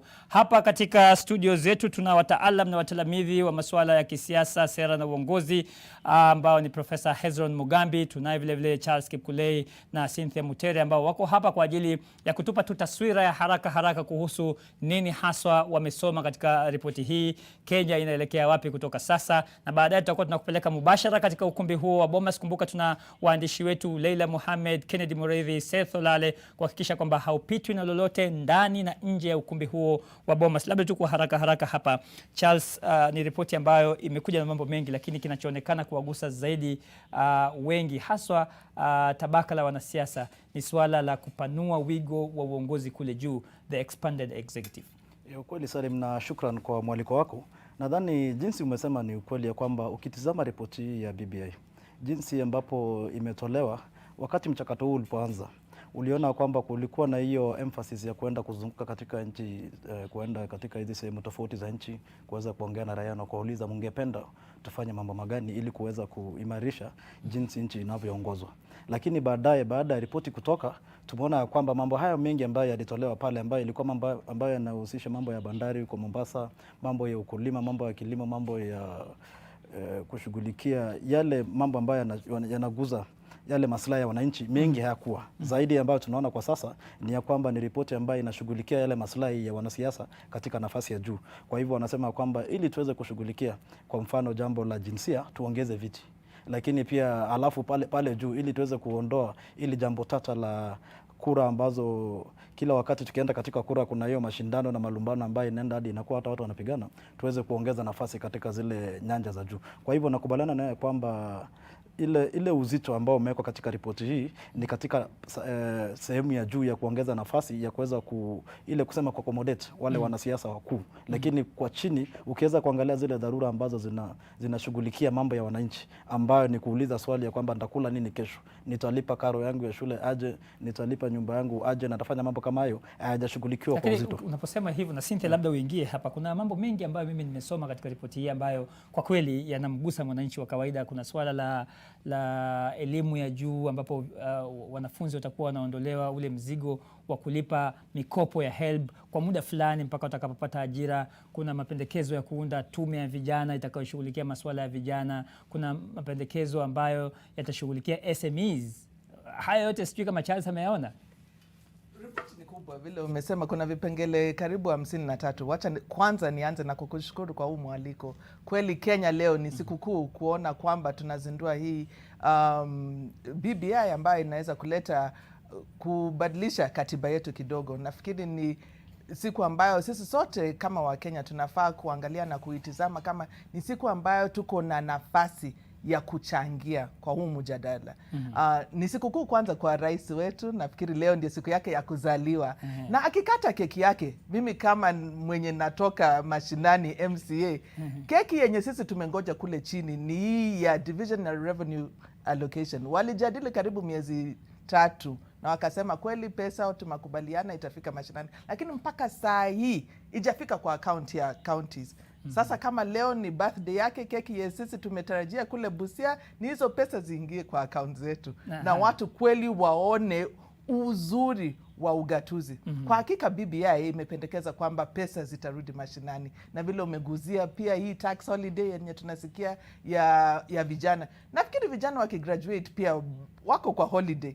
Wengi wako kwa holiday mpaka hata ukiona kwa runinga na hata ukitembea tu unaona kwamba watu ambao wako graduate sasa wako na miaka 40 bado ndio wanachoma mahindi. Sasa hii tax holiday nafikiri, ama kusema kwamba watakuwa na help, wachache watafurahikia na hiyo. Nafikiri sasa ingekuwa sera za serikali kuleta ambazo zinaweza kutengeneza, yani ile enabling environment kama ile umeguzia ya SME sasa. Nafikiri hapo ndio watu sasa tunaweza kufurahikia, kwa sababu kazi ya serikali ni kutengeneza hizo policies za yani sheria ya kutengeneza environment yenye wananchi wanaweza kukua na kujiinua. Bila shaka mtazamaji akiendelea swala kabisa ningeguzia hiyo ya jinsia. Ya jinsia hiyo nimeifurahikia sana, lakini nafikiri tuko hapa na wakili. Nilikuwa na tashishi kidogo kwa sababu hapo wamesema kwa upande wa ugatuzi governor anaweza shall consider nominating the opposite gender. Sasa hiyo shall consider, yani unaweza kufikiria kupendekeza kwamba unaweza kuchukua kama mwanamke, sio kama hiyo lugha ya sheria imesema ati lazima utachukua mwanamke. Sasa hapo sasa lugha ya kisheria hapo tena inanitatanisha kidogo. Sasa wasituchezee kabisa kama wanawake. Tusifurahi sana alafu kumbe hii lugha ya kimombo imekuja kwa vingine ambazo hatuelewi pale. Sasa tuko hapa na wakili, labda ataweza kuguzia hiyo swali kabisa. Anafaa hapo. Bila shaka mtazamaji, pia nikueleze tu kwamba picha hizo ambazo unaziona kwa runinga yako ni matayarisho kabambe kwamba Rais Uhuru Kenyatta atafika wakati wote katika ukumbi huo wa Bomas. Tumeona zulia jekundu liko hapo, bendi kutoka maafisa wetu wa ulinzi tayari wameshaanza kupasha misuli moto tayari kumlaki na kumpokea kiongozi wa nchi ambaye ni bosi wao Rais Uhuru Kenyatta. Gavana wa zamani wa Nairobi Evans Kidero namuona anaingia hapo kwa mikogo, mbwembwe na madoido, na wageni wengine wanaendelea kumiminika hapo. Profesa Hezron Mugambi, nini kikubwa haswa kimekugusa katika ripoti hii yenye kurasa zaidi ya 200? Asante sana mwanzo kwa fursa hii. Kawaida yetu huwa ni furaha kwa sababu ya kuwa na mjadala kama huu, na nafikiri mimi kile ambacho kinanifurahisha zaidi ni kwamba tuna mjadala wa kitaifa kuhusiana na hatima ya taifa. Hilo ndilo jambo muhimu nafikiri kwangu mimi. Kwamba tunaweza sasa kutoa maoni yetu, kwamba tuna nakala ambayo tunaweza kutolea maoni kuhusiana na vipengele mbalimbali. Tunazungumzia kwa mfano kuhusu katiba ya 2010 kuhusiana na ile ambayo uhusishaji, public participation. Unajua ukiangalia kwenye kaunti nyingi na mheshimiwa yuko hapa, tatizo limekuwa kwamba uhusishaji wananchi huwa ni tatizo kubwa, na tatizo hilo halipo kwenye makaunti, liko kwenye uwanja huu wa kitaifa, ni tatizo kubwa zaidi. Kwa hiyo nafasi hii kwenye public participation inawapa nafasi kubwa sana wananchi wa kawaida, wananchi wa Kenya kuweza kuhusika katika kuamua hatima ya Kenya. Kwa mfano, ukikumbuka katiba ambayo tunayo sasa, kuna wale ambao walipinga, na wakati walipopinga walisema kwamba kuna baadhi ya vipengele ambavyo havikuwafurahisha. Hata hivyo, kwa sababu walishindwa, walisema kwamba tutakuwa na nafasi ya kuvirekebisha. Na naona kwamba nafasi hii sasa inajitokeza, na kujitokeza hata zaidi, kwa sababu huenda kuna vipengele vingine katika katiba hiyo ambayo labda tuliona kwamba ni vizuri, lakini sasa kwenye utekelezaji tumeanza kuona kuna atiati. Kwa hiyo mimi kwangu naona kwamba hii ni nafasi nzuri zaidi kwa Wakenya kupata nafasi ya kuweza kujieleza na kuangazia vipengele ambavyo vipo kwenye katiba iliyopo ambavyo labda haviwezi kutekelezwa, ambavyo si vizuri, na kuangazia sasa pendekezo ambalo tumepewa kupitia kwa mfumo wa BBI ili kuviboresha zaidi na kuangalia, je, kama tunasema kwa mfano, hebu nitoe mfano, kama tunasema kwamba tunaangazia inclusivity, ujumuishaji wa Wakenya wote katika utawala wa Kenya. Ujumuishaji huu, je, unapatikana katika ngazi za chini tu mpaka kwenye magavana, kwenye kaunti tu? Mbona ujumuishaji huo hauhusishwi na masuala ya kijinsia katika ngazi za kitaifa? Kwa mfano, mbona rais haijashughulikiwa kwamba rais naibu wake awe ni dada yangu hapa ambayo ni wa jinsia tofauti? Kwa sababu tunazungumzia masuala ya kijinsia sasa. Mbona iwe tu kwamba rais, naibu wake, ule waziri mkuu na manaibu wao hawashurutishwi kuzingatia masuala ya kijinsia? Lakini ukienda kwenye kaunti, wale magavana kama alivyotaja wameambiwa shall appoint from the opposite gender, kwamba ni wa jinsia tofauti. Hilo ni swala la kujadili kwamba ikiwa tunashughulikia swala la kijinsia ambalo limefanya ukumbuka bunge kusemekana kwamba si halali, mbona tusichukue nafasi hii kulishughulikia swala la kijinsia kwa namna moja ambayo sasa itatupeleka masuala ya mbele? Kwa maana kwamba hata katika ngazi ya juu kabisa, ngazi ya rais ashurutishwe kumchagua mgombea mwenza. Ndio nauliza, kwa sababu tunazingatia swala hilo. Tunasema kwamba tunataka kuondoa, tunashughulikia masuala ya kijinsia.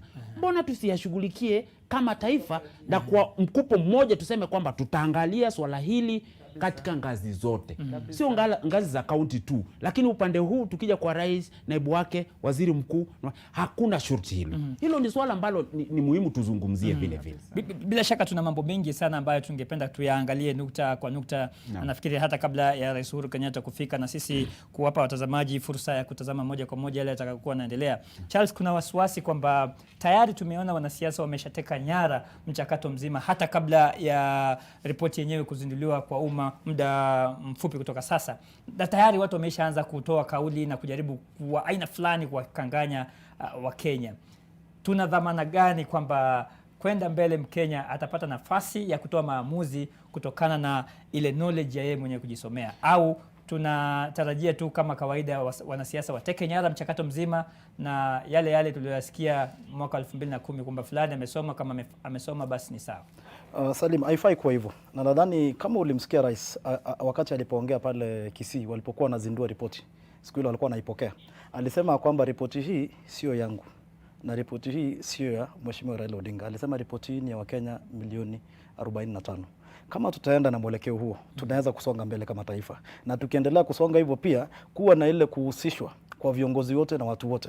Kwa hivyo ile dhana ambayo ilikuwa inaibuka mwanzo ya kwamba ripoti hii ni ya watu wawili ya kuweza kusaidia wengine, na unaona pia katika zile behavior za wale viongozi wengine wanaongea, wanaichukulia kwamba hii BBI ni chombo changu cha kuweza kujisaidia ili nione naweza jisongesha aje, haswa sana katika siasa za hii uchaguzi ambao unakuja 2022. Kwa hivyo ni vizuri tuweze kuondoa hayo mashindano ya 2022 katika mchakato huu wote wa BBI, ili Wakenya waweze wapate nafasi kuweza kuisoma na waseme ukweli tunashughulikia ripoti ambayo inaangazia ile our future as a country, ile tutasonga mbele aje kama nchi. Lakini tukiweza kuiweka na kwamba tunaangalia kwamba tunatafuta nafasi za wachache katika zile nyanja za juu, na sana sana pale wanalenga ni uchaguzi wa 2022, tutakosa. Kwa hivyo ni vizuri, na lile jambo ambalo Wakenya wanafaa waweze kuelewa wakati huu ya kwamba wasiwe wale ambao wanabebwa na kusema kwamba kiongozi amesoma ama amechukua msimamo fulani, kwa hivyo mimi nitachukua msimamo huo. Hatuwezi kuiondoa kwa asilimia kubwa, kwa sababu tunaelewa jinsi siasa nchi yetu iko, ya kwamba kuna wale viongozi ambao wana ushawishi, wakiweza kusema kwamba hata wakinyamaza, uko kunyamaza kwao, au kuna wafuasi ambao pia wanasema jinsi vile amenyamaza pia sisi tunanyamaza, jinsi vile amesema mimi naunga mkono, mimi naunga mkono. Na kuhakikishia kwamba katika ile asilimia hata karibu 70 ama 80 ya Wakenya, wengi hawajasoma ripoti, lakini wamechukua msimamo kulingana na ule msimamo ambao ule kiongozi wa chama chao ama kiongozi wa ile region ambao wanatoka ama mambo kama hiyo. Kwa hivyo inafaa tuweze pia tuone katika ripoti hii wamejaribu aje kuondoa hizi siasa ambazo zinazunguka wale zile zinaitwa cult politics ambazo zinazungukia mtu mmoja na iangalie mambo ya raia kwa ujumla. Kwa hivyo lakini pia wakati tunaendelea kuangalia ripoti hii tunaona kwamba kidogo ripoti hii pia inaweza kuendeleza hiyo dhana, kwa sababu mtu anaangalia ripoti anasema yule kiongozi wangu nafasi yake iko wapi katika mchakato huu wote. Kwa hivyo watu wanaangalia hivyo. Kwa hivyo tutaangalia kwa upana sana ugonjwa huo ambao ripoti hii inajaribu kutibu, ugonjwa wa winner takes it all, na kama kweli umeshughulikiwa na kama vile utakuwa na manufaa yoyote kwa mwananchi wa kawaida katika swala zima la uwakilishi. Lakini mpenzi mtazamaji, kama ndio kwanza unajiunga nasi, unatazama NTV na haya ni matangazo ya moja kwa moja kwa munasaba wa uzinduzi wa ripoti ya BBI, ripoti ambayo inatarajiwa kuzinduliwa kwa umma wakati wowote kutoka sasa. Rais Uhuru Kenyatta anatarajiwa kufika katika ukumbi huo dakika zisizo nyingi kutoka sasa. Tunaambiwa tukiendelea hivi basi inaonekana hapa hata haya mazungumzo hayataendelea, manake kutakuwa na giza. Lazima tulipie bili za umeme na bili zingine. Tupate matangazo mafupi, usiondoke hapo ulipo, tunarudi baada ya muda usiokuwa mrefu.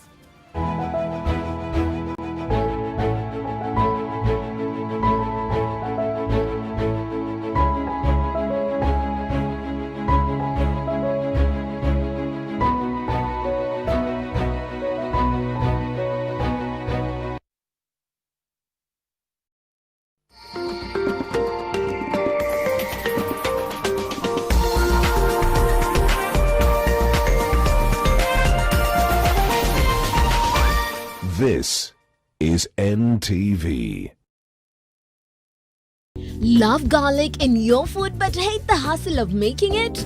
Introducing fresh fried garlic, specially crafted with garlic oil for healthy living. The oil has a beautiful garlic aroma and adds an extra kick when used on your favorite meals. Fresh fried garlic combines wonderfully on salads, stir fries, marination for meat, or simply when sprinkled on your favorite dish. Try fresh fried garlic today. Available in all leading outlets countrywide. The week in association with Airtel. I don't check my energy.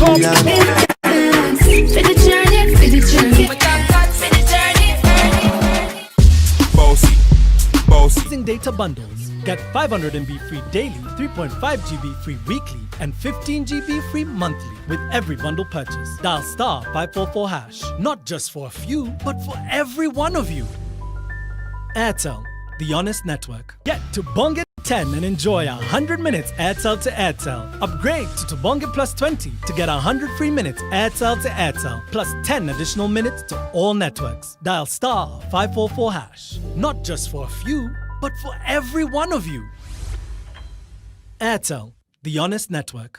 Linda assist ya Mita na Absa, the official banking partner of the EPL in Africa. Stand a chance to win 1 million Kenya shillings every month when you deposit into your Absa personal or business account. That's Absa. That's Africanacity. Get Tubonge 10 10 and enjoy 100 minutes Airtel to Airtel. Upgrade to Tobonge Plus 20 to get 100 free minutes Airtel to Airtel plus 10 additional minutes to all networks. Dial *544#. Not just for a few, but for every one of you. Airtel, the honest network. From far with you. I even gifted you a magnificent house. Rosa, it's the thought that counts. Please help me.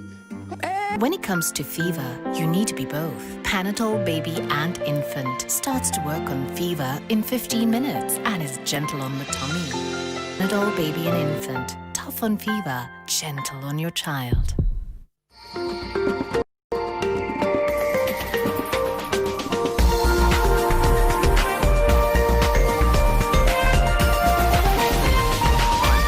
This is NTV.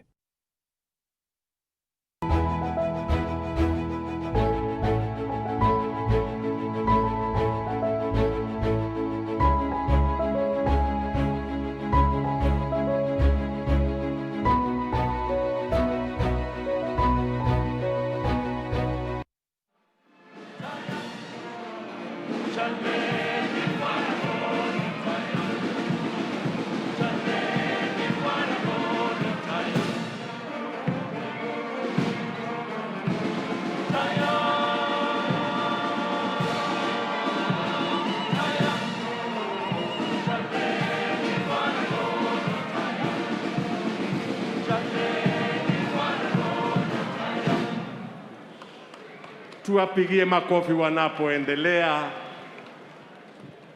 Asante. Na mpenzi mtazamaji, bila shaka ndivyo mambo yanavyoendelea katika ukumbi huo wa Bomas. Shangwe, nderemo, vifijo na hoihoi katika ukumbi huo, wakiwa viongozi mbalimbali wameisha keti wakimsubiri kiongozi wa nchi na amiri jeshi mkuu wa majeshi yetu ya taifa ya ulinzi, Rais Uhuru Muigai Kenyatta, ambaye anatarajiwa kufika wakati wowote kutoka sasa.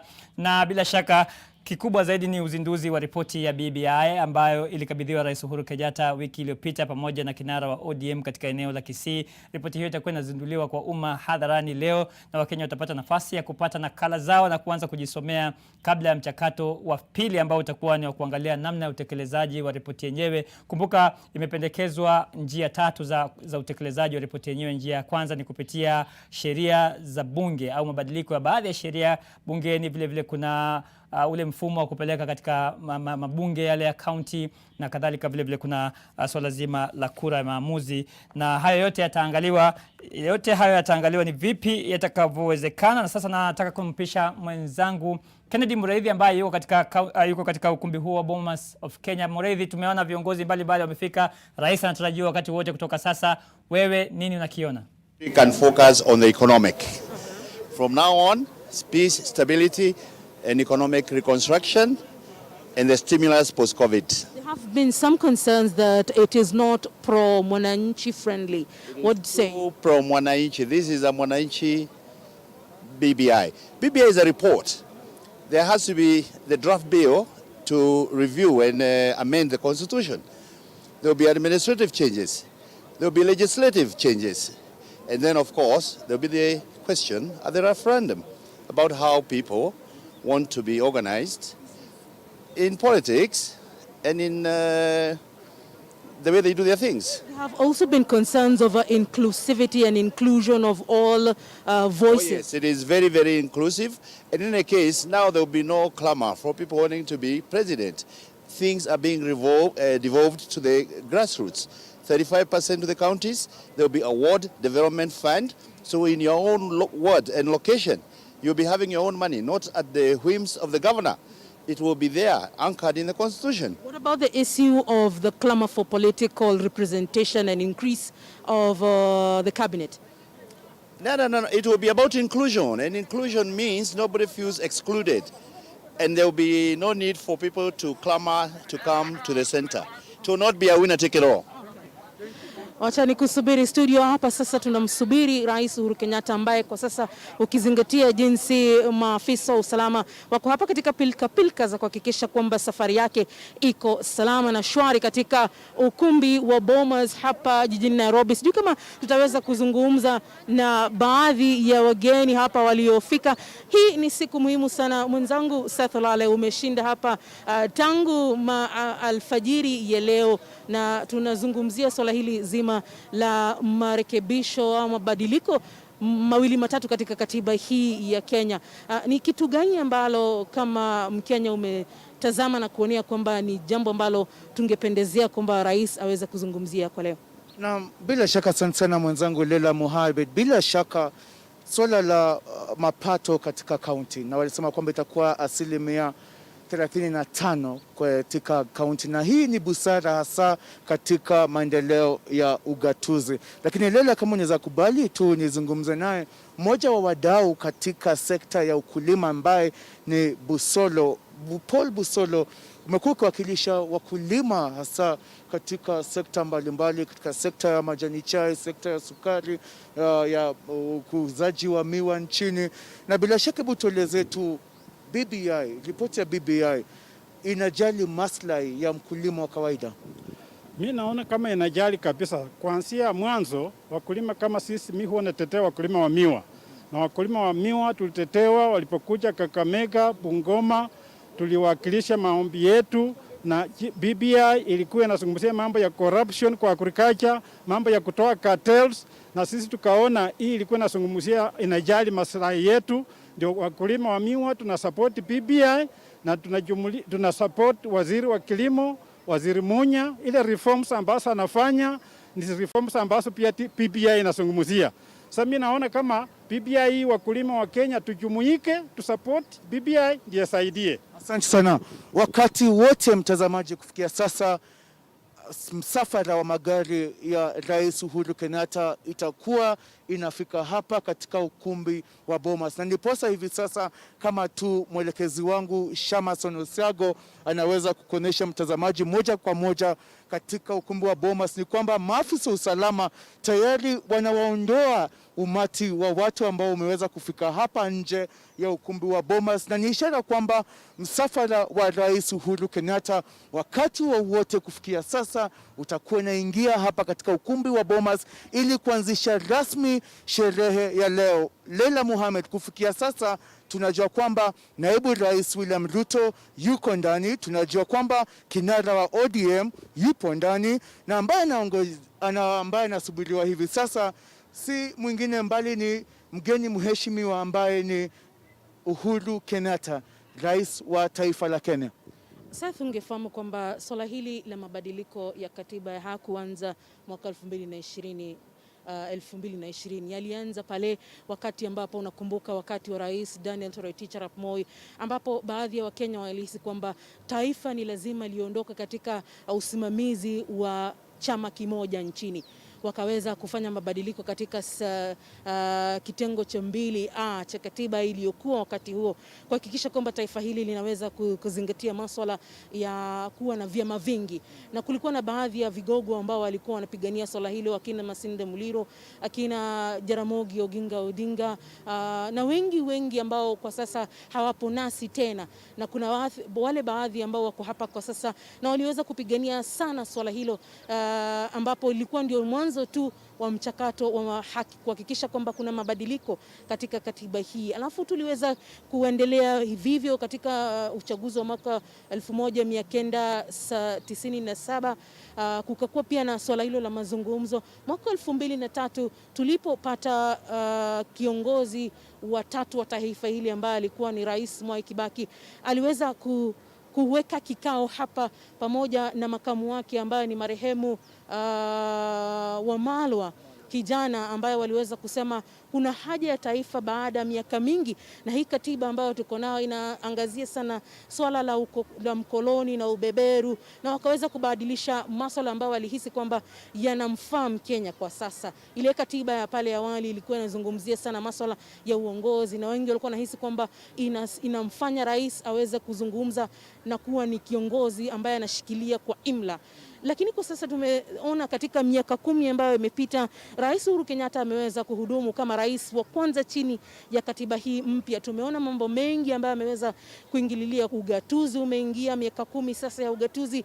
Tumeweza kuzungumza na baadhi ya viongozi ambao ni magavana.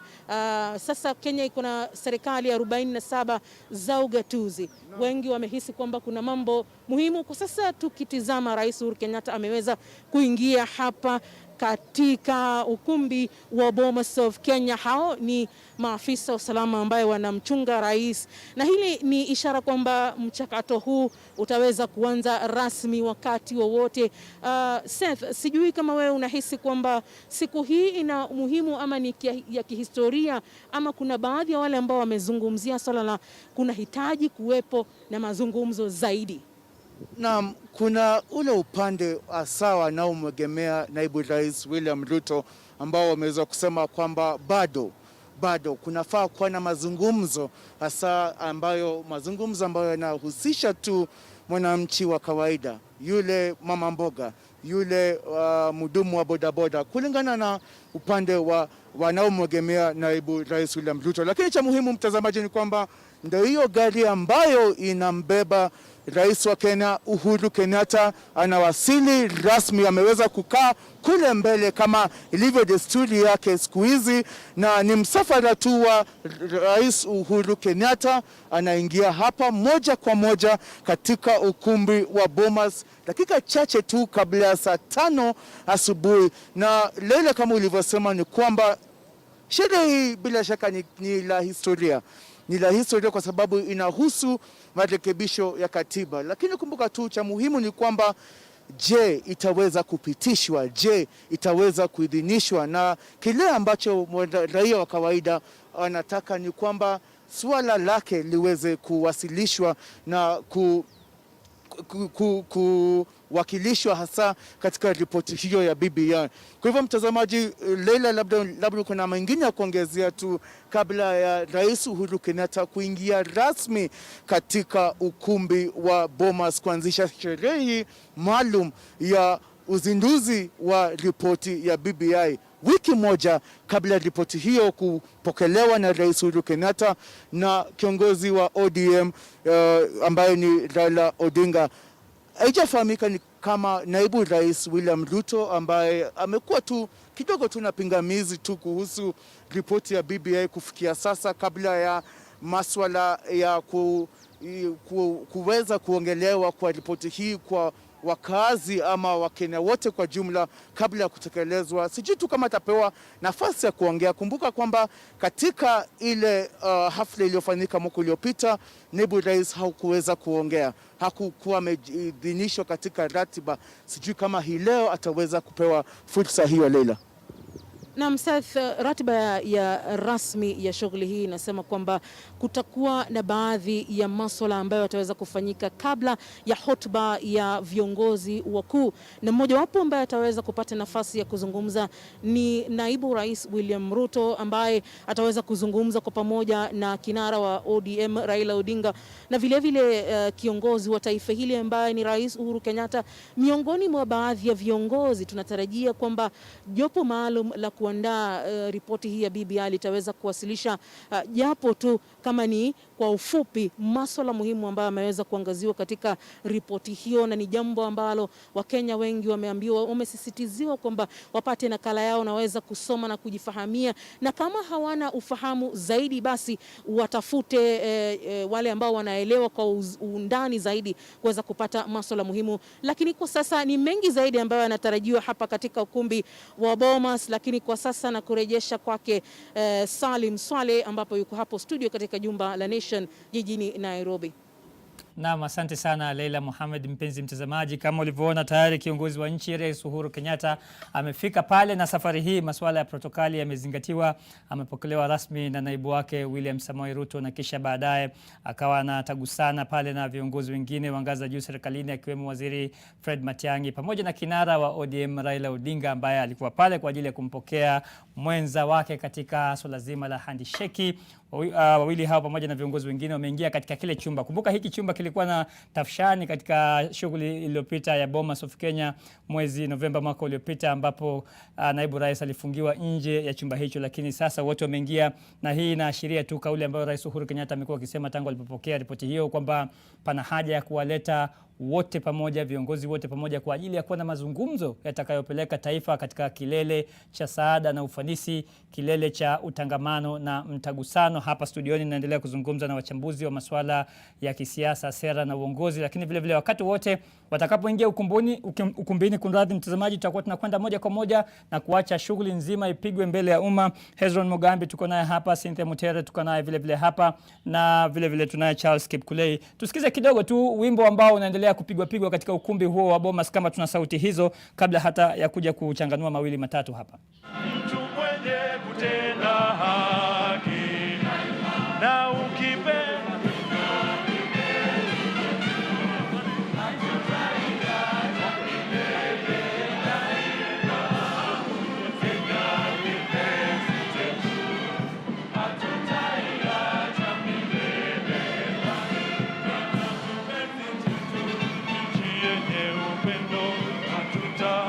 Kenya daima na milele. Kenya kweli hatutaiacha milele daima. Oh Kenya, Kenya kipenzi chetu, hatutaiacha milele daima. Wananchi wa Kenya natumikia Kenya daima na milele.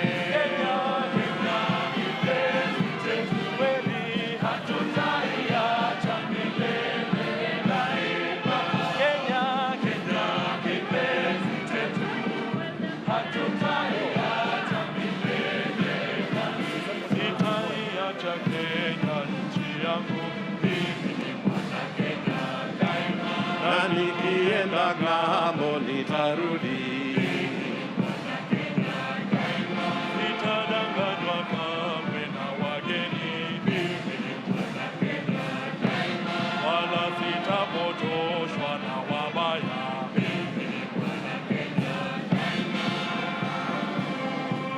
Wenzangu, Kenya kipenzi chetu, hatutaiacha milele.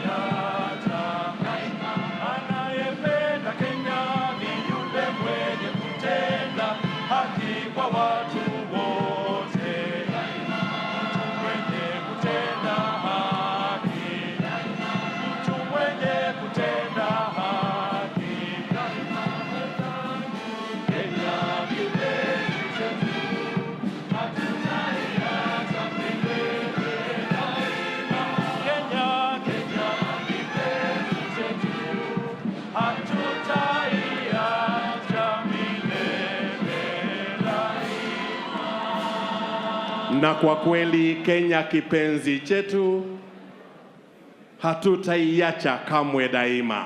Wanakwaya ndivyo wanatueleza, na tukumbuke pia nchi yangu, jukumu langu. Mimi ni shujaa. My country, my responsibility. I am a hero. DJ, wimbo wa shujaa. Simama, Wakenya wote simama. Simama, wewe shujaa, simama.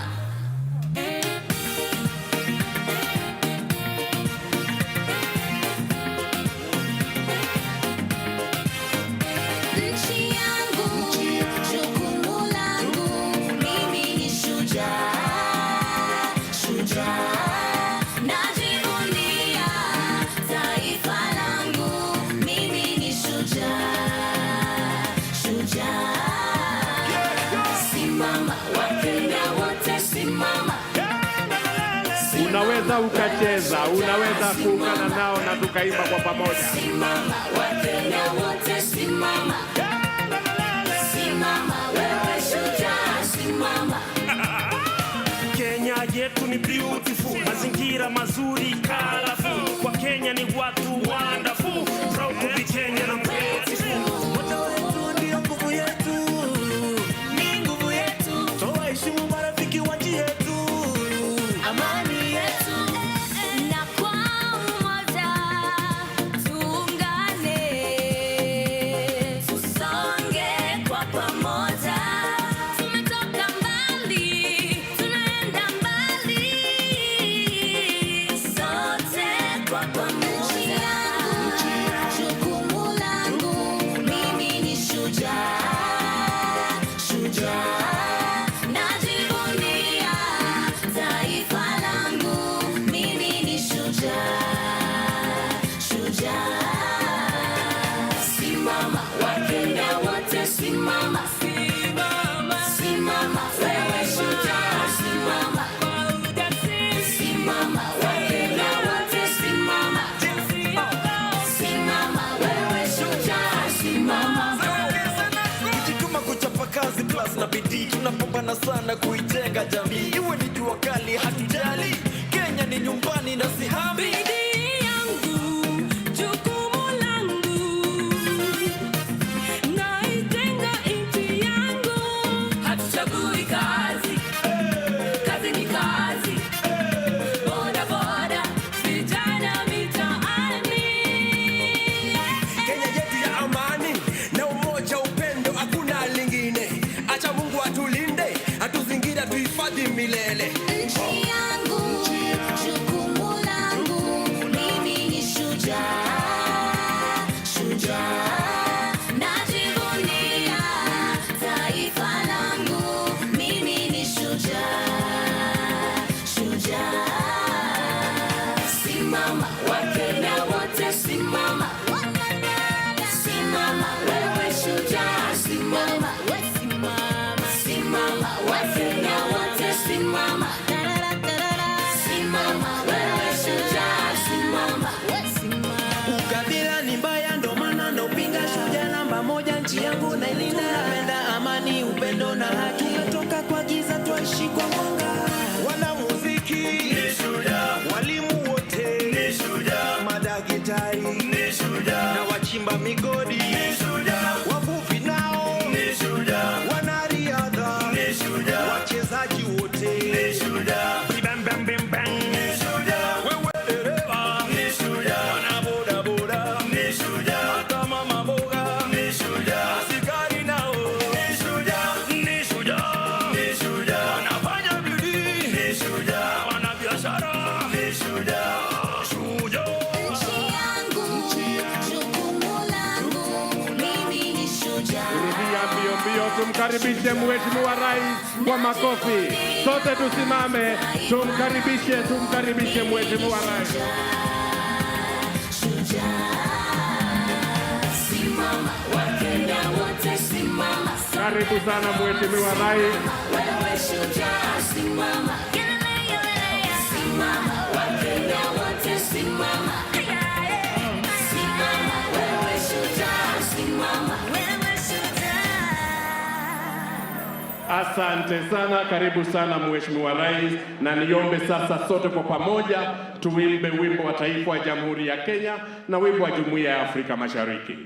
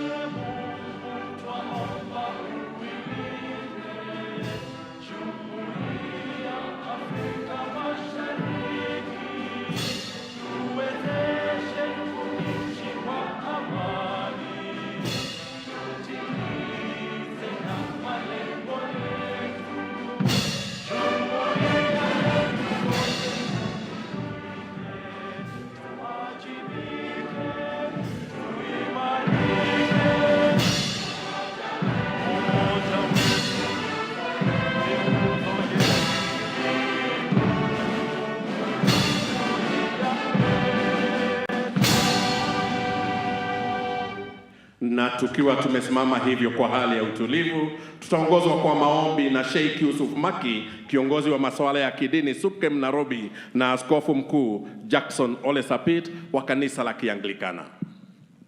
Let's pray. Bismillahirrahmanirrahim. In the name of Allah, the most beneficent, the most merciful. Alhamdulillahi Rabbil Alameen. We thank and praise you, Lord, the sustainer, the cherisher. We thank you for guiding us to this day and time. Ya Allah, today we put into your hands this noble journey of reforms and transformation of our nation. We pray that you guide us to what is best in this document, and may it be the reason for our country to unite and remain cohesive. Lord, forgive us our errors, and we also ask you, dear Lord, to overlook our humanly shortcomings. Ya Allah, we ask you to be pleased with what we do today, with what we do tomorrow, and with what we do every day. Lord, as we read this document for ourselves, we ask for your guidance. We ask for your patience, and we also ask for your tolerance. Help the common citizens of this country. Help them to objectively understand its contents. Dear God, we pray for your support to our leaders, and especially to our president. May you continue giving him wisdom so that he can continue leading us cohesively. May you guide him to lead us into a cohesive, a healthy, and a prosperous nation. We pray, Alhamdulillahi Rabbil Alameen, wa sallallahu ala Sayyidina Muhammadin wa ala alihi wa sahbihi wa sallam. Amen. Bishop.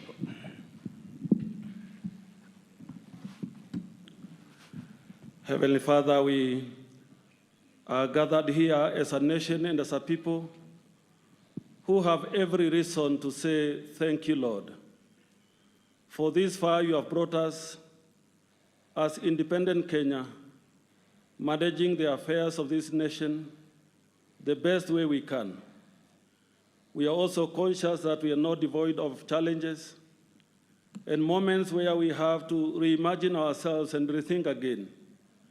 And today presents such an opportunity when we are gathered here to reimagine how we are going to govern and rule ourselves and continue to ensure that resources are well distributed to every corner of this country, and all of us shall be able to enjoy a nation which we can say we are proud to be a part of.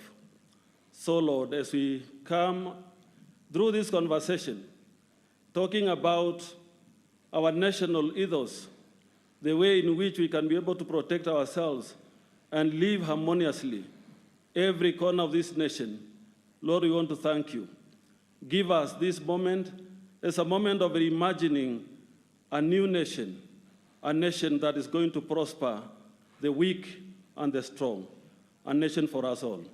So, Lord, may you guide us, led by our president and all those who are gathered here today, and particularly the team that has been working on this document, that we can all have the clarity that we require so that we make informed decisions after looking at it in depth. Lord, guide us as we begin this conversation, going forward as a nation. Give us the best opportunity to live in peace and in harmony. This is our prayer. In the name of God the Father, and of the Son, and of the Holy Spirit. Amen. Mheshimiwa Rais, mabibi na mabwana, tafadhali na tuketi. Mheshimiwa Uhuru Kenyatta, Rais wa Jamhuri ya Kenya na Amiri Jeshi Mkuu wa Majeshi ya Ulinzi, Naibu wa Rais Mheshimiwa Daktari William Ruto, Spika wa Bunge la Kitaifa na Bunge la Senate, Jaji Mkuu na Rais wa Mahakama ya Juu, aliyekuwa Waziri Mkuu Mheshimiwa Raila Odinga, mabalozi na maafisa wakuu wa kidiplomasia, wananchi wa Jamhuri tupadayo, mabibi na mabwana.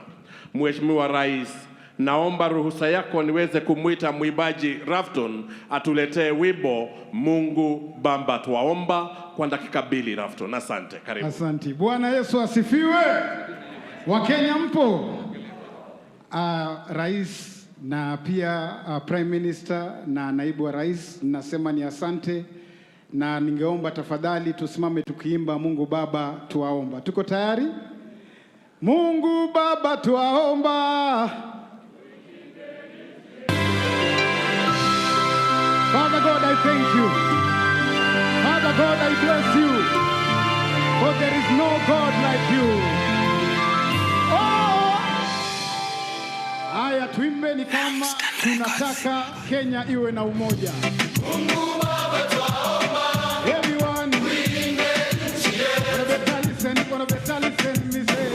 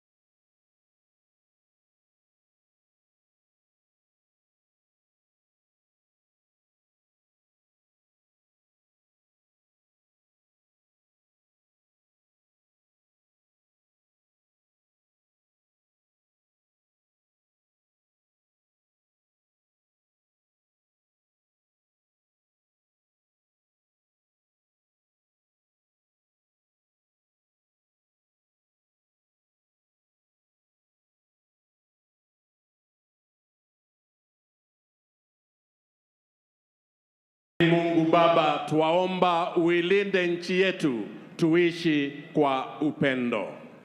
Kwa heshima Mheshimiwa Rais, naomba tuelekeze macho yetu kwenye runinga kwa makala mafupi yafuatayo.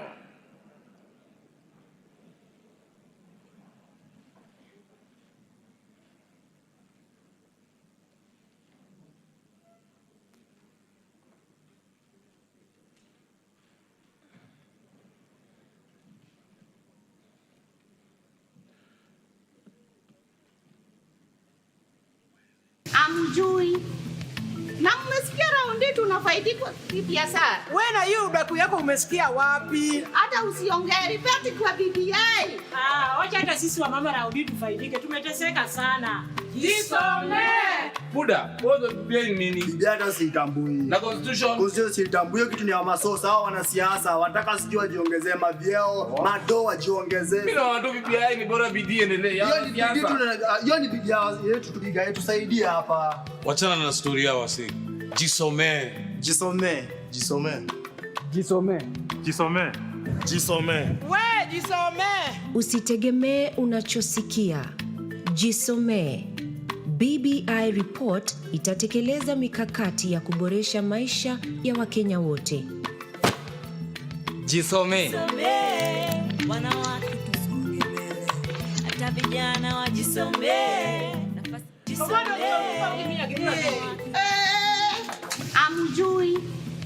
Na mmesikia raundi tunafaidika vipi sasa? Wewe na hiyo udaku yako umesikia wapi? Hata usiongee ripoti kwa BBI. Wacha hata sisi wa mama raundi tufaidike. Tumeteseka sana. Jisome.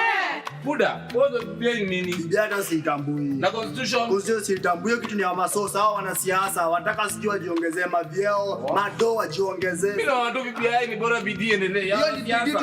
Hiyo ni BBI yetu tupigae tusaidie hapa. Wachana na story yao wasi. Jisome. Jisome. Jisome. Jisome. Jisome. Jisome.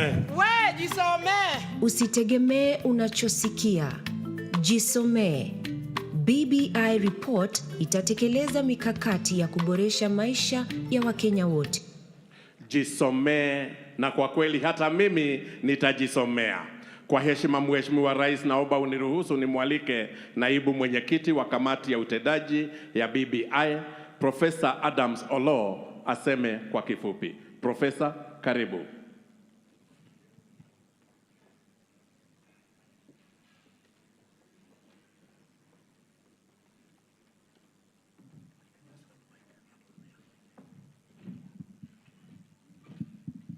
Your Excellency, the President, the Deputy President, the Right Honorable Prime Minister, all protocols observed.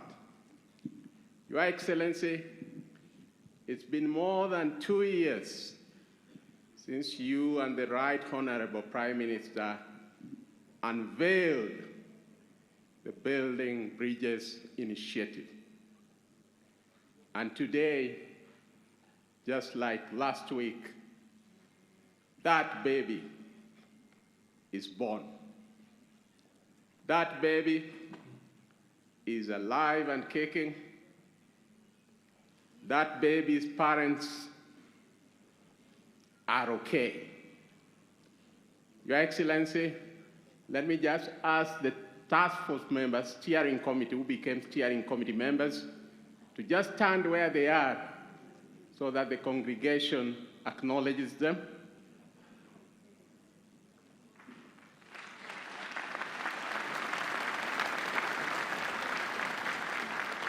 They are together with the joint secretaries there. Your Excellency, we also did work with a team of experts. Wherever they are, some of them will be presenting. Let them also just stand up so that the congregation acknowledges.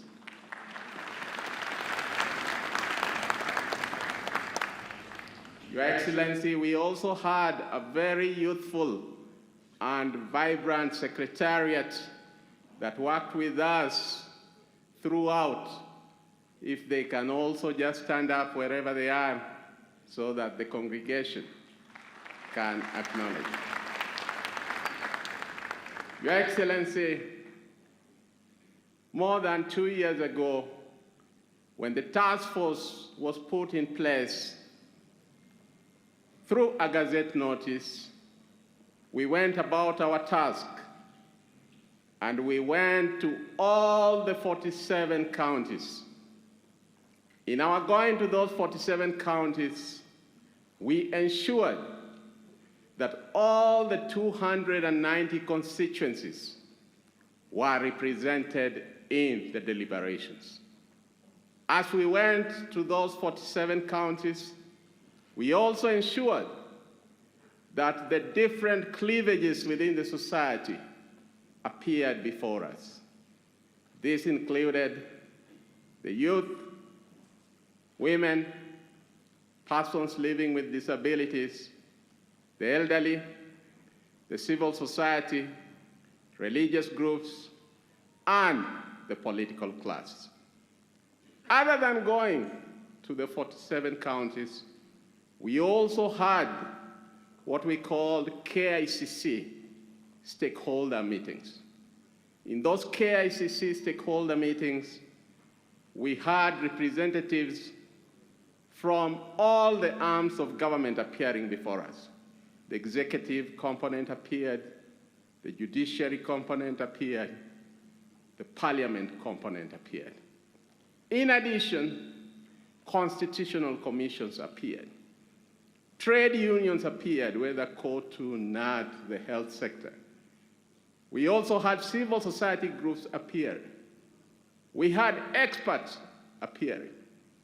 And in addition to that, Your Excellency, we received written memorandums, either by email or physically, before our secretary. Your Excellency, when we thought we were going home in November, you again found it fit to invite us now as a steering committee to the implementation of the Building Bridges Task Force report. So we became a steering committee. And the mandate this time round was to do a validation process. That validation process undertook a route in which the task force report became a baseline for conducting that validation. And throughout, again, Your Excellency, the same groups, in addition to those who had not appeared before us, came and validated the report. The validation process was multifaceted. We had, again, KICC and LICO meetings in which stakeholders came and gave their views on that November report. We had regional meetings which were preceded by stakeholder meetings or delegates of particular regions. And during the political gathering in all those regions, a memorandum was given to us arising from the delegates' presentations. That happened in all the regions, but Your Excellency will recall that we had divided Rift Valley into two. Narok had already taken place, but as we prepared for Nakuru, COVID struck. Your Excellency, I can confirm to you, and if the governors from the Rift Valley are present here, they'll confirm to you that the Nakuru meeting that did not take place, we still gave them an opportunity, and as individual governors from the Rift Valley, they brought their memorandums to us. What I'm trying to say, Your Excellency, is that this was a very participatory process. In addition to the regional meetings, we had stakeholders inviting us and asking us to send experts all over the country to go and listen to their views, which we did in town hall meetings through our experts. We also, again during this stage, Your Excellency, as is reflected in our report, received memorandums via email and physically. Your Excellency, great nations usually look in the mirror when they are at war with themselves. Your Excellency, in your wisdom and the Prime Minister, you said that this country had been at war with itself, and that this was a critical juncture that the country needed to soul search in order to once and for all weave a national fabric that will be there for generations to come. Your Excellency, our report is multifaceted. We have a constitutional section, we have a statutory legislative section, we have a policy guide section, and we have an administrative section. Your Excellency, there are those who have always said that implement. We have done that by providing those administrative actions that need to be taken. As I finalize, Your Excellency, our report has both the hardware and the software. Part of our challenge is also our attitudes and behavior as a people. If, as the Archbishop of the Anglican Church said, we can build on our national ethos as a country and seek this opportunity as an avenue for a national conversation where we are talking with each other, but not at each other, Kenya shall be the better. God bless Kenya. Thank you. Asante sana Profesa. Kwa heshima Mheshimiwa Rais, naomba unikubalie nimwalike wakili Tom Macharia na mtaalamu wa masuala ya uongozi Bwana Pandi Onyango watueleze kwa kifupi yale yaliyomo kwenye hii report. Wakili. Your Excellency the President, Your Excellency the Deputy President, Your Excellency the Prime Minister, ladies and gentlemen. The steering committee heard from Kenyans that no nation can prosper or thrive without a binding set of values which they called national ethos. And therefore they recommend to you, Kenyans, a philosophy which they called Utu, which is an emphasis on our common humanity in nation building rather than the common enemy identity politics that have sometimes divided us over the last 5 years. They have provided you with a set of policy doctrines and guides that you're to discuss as a basis for future policy formulation in this country. They've also included in the bill, in the proposed constitutional bill, an article on responsibilities that every Kenyan can look to cultivate national unity on the basis of respecting Kenya's ethnic, intellectual, economic, and cultural diversity. They request and recommend to you that we orient our education system to train us for value creation rather than value extraction. On the question of devolution, economic issues, our war on poverty and shared prosperity, they came up with a concept they called the No Kenyan Left Behind. And here's what they have for Kenyans. A constitutional authority for shared prosperity, which is captured in an article on the economy, which is to be implemented together with many legislative measures, and which they came up with a concept called Biashara Mashinani. One of those things they intend to do, or they recommend to you, is increase the county shareable revenue from 15%, the minimum, to 35%. They recommend the creation of a ward fund where 5% of all county revenue will be paid into. The fund will require public participation in project identification and implementation. They recommend a statute known as the Prompt Payment Bill for the payment of invoices for the supply of services and goods to government, where invoices should be paid within a period of 60 days and a tribunal to resolve any disputes as regards outstanding payments.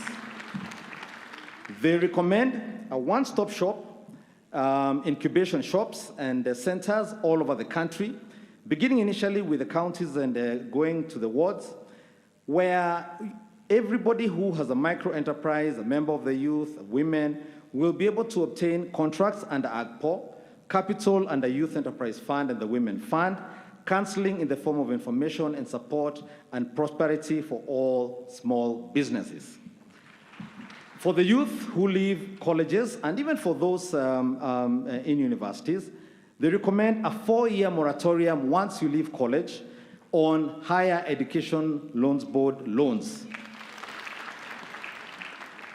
They recommend, again for the youth and for some of the older ones as well, state responsibility for infrastructure that supports the digital economy so that we can sell farm produce and cottage industries right from our villages digitally. They recommend for county that the resources be allocated on their progress in eradicating wastage and corruption and attaining Article 43 rights. These are your rights to health, your rights to housing, your rights to food security, education, and social security. The more you use money, the more money you get. They recommend that the president once a year, during the State of the Nation address, indicates to the country what steps the nation has taken to implement the rights on health, housing, food, education, and social security. The steering committee recommends the simplification of tax laws and broadening the tax base so that taxation policy encourages rather than suppresses business. They encourage closer commitment to our East African community and project and trading partners, which they see as integral to our prosperity. They recommend that among the governors, that if the governor is male, then he should or she should consider a member of the opposite sex for their running mate.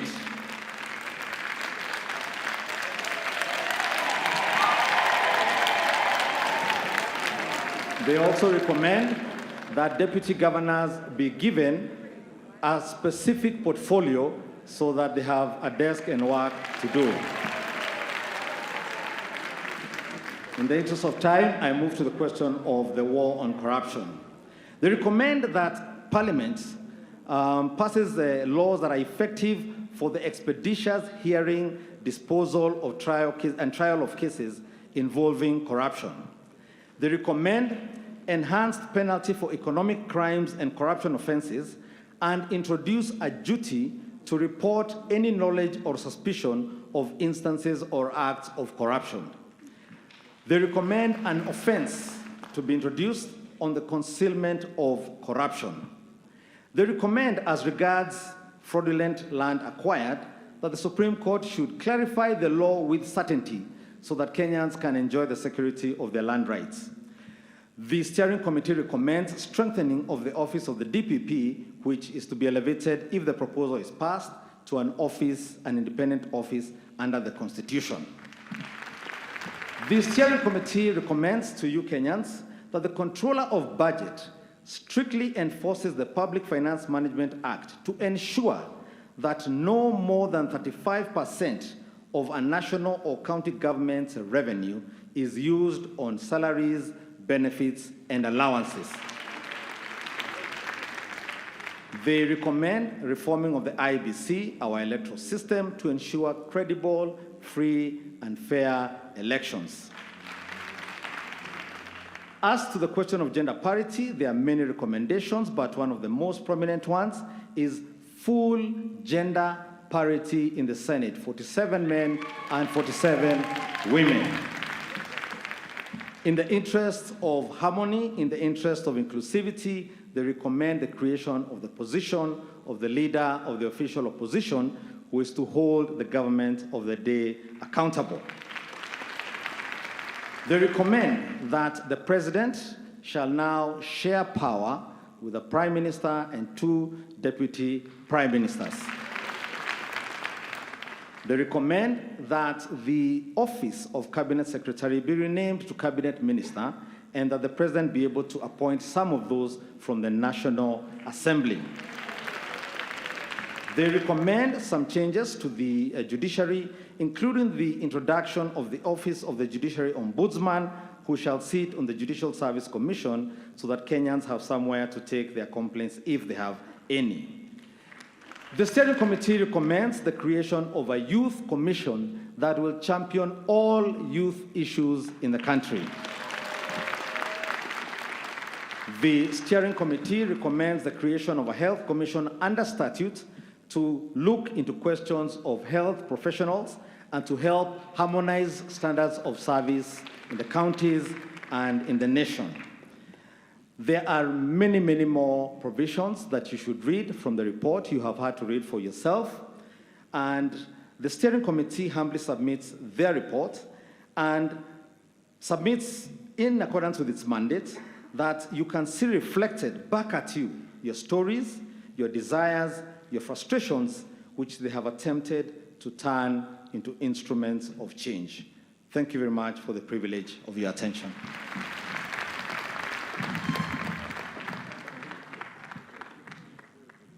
Asante sana wakili, na sasa nitamwalika mtaalamu wa masuala ya uongozi Bwana Paddy Onyango aendelee kutufafanulia yale yaliyomo kwenye ripoti ya BBI. Paddy Onyango.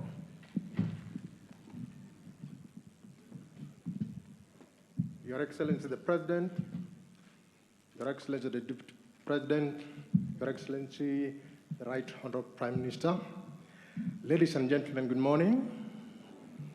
I am representing one of the committees that worked on legislation that needs to be changed so that the recommendations of the steering committee can be implemented. There are many legislation that we looked at, but I will only mention a few in the interest of time. But firstly, I'll give preference to special legislation that needs to be given, that we have recommended should be given priority as we move on. The first one is the Persons with Disabilities Act, which has taken 11 years to try and repeal. Your Excellency, we are happy that on the 14th of August 2018, your cabinet in the third meeting adopted a resolution calling for the repeal of the 2003 Persons with Disabilities Act. Secondly, under the special category, we have the Kenya Sign Language Bill, which takes care of the deaf, that should be also fast-tracked. Under the special category, and finally, Your Excellency, on 26th of March 2015, in your State of the Nation address, you offered apologies to Kenyans for the historical injustices suffered, and you directed the Treasury to establish a fund called Restorative Justice Fund. In recognition of that, and to give effect to that directive, we have proposed the enactment of a legislation known as Reparative and Restorative Justice Bill, which then will be considered by Parliament. The essence of this is that all historical injustices, as covered in the Truth, Justice and Reconciliation Commission, will be implemented within a time frame. And you know some of these injustices include the Wagala massacre, for example, extrajudicial killings. People have been assassinated over time. Now the committee has recommended that these be given priority. On the other legislation, which are facilitative of the recommendations that are contained in the constitutional proposals, which my colleague Tom has presented, I will start with the elections laws. There are many of them. One is the IBC Act. The IBC Amendment Bill seeks to reform the IBC. First, to give it strength and independence from any interference. Two, to make it possible for inclusion, for example, when the time for recruiting commissioners and officials, the persons with disability, for example, are taken into account in terms of Article 554(2) of the Constitution. In reforming the Constitution, we are all aware that there is a vacancy at the moment. We only have 3 commissioners. We should have 7, and that was the recommendation of the committee has given. In this regard, a process has been recommended where the existing commissioners will be vetted. afresh, as is the case with other vettings that we have had in the past, and then those suitable will continue in office. We are saying that there will be a panel to do that vetting and appointment. So the recommendation is that the 4 vacancies that are there should be filled in the next 6 months. That is the recommendation that has been given. On the Political Parties Act, the political parties have been obligated, when they're doing party primaries, to take care of the interests of marginalized youth, women, persons with disability. And in case of persons with disabilities, there is a recommendation that persons with disability who are members of political parties form an electoral college within the party so that they elect one of their own rather than being given someone to represent them. And then we have made a recommendation under the Political Parties Act whether we have proposed that all disputes arising out of a nomination during the political campaign or primaries should be resolved by the party, within the party. And therefore, anybody going to the political parties dispute tribunal must show that they have exhausted internal party mechanism before they can be allowed to move the tribunal. And that applies also to petitions. On Election Offences Act, we have made stringent measures, we have recommended measures that any person causing violence be barred from taking part in succeeding elections for 5 years. And again, it has been recommended that where violence is meted against women candidates, that violence will be an aggravating factor. So, for example, if you happen to assault a woman outside the election period, then that will be common assault. But if you assault a woman within the election period, then you will be given a higher penalty or sentence than in ordinary circumstances.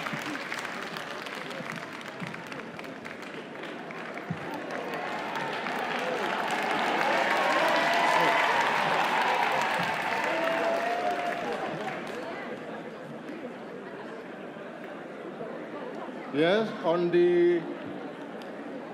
on election campaign financing,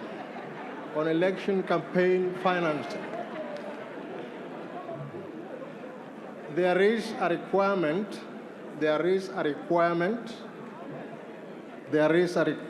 it is recommended that candidates campaigning or seeking state office should declare the sources of their funds.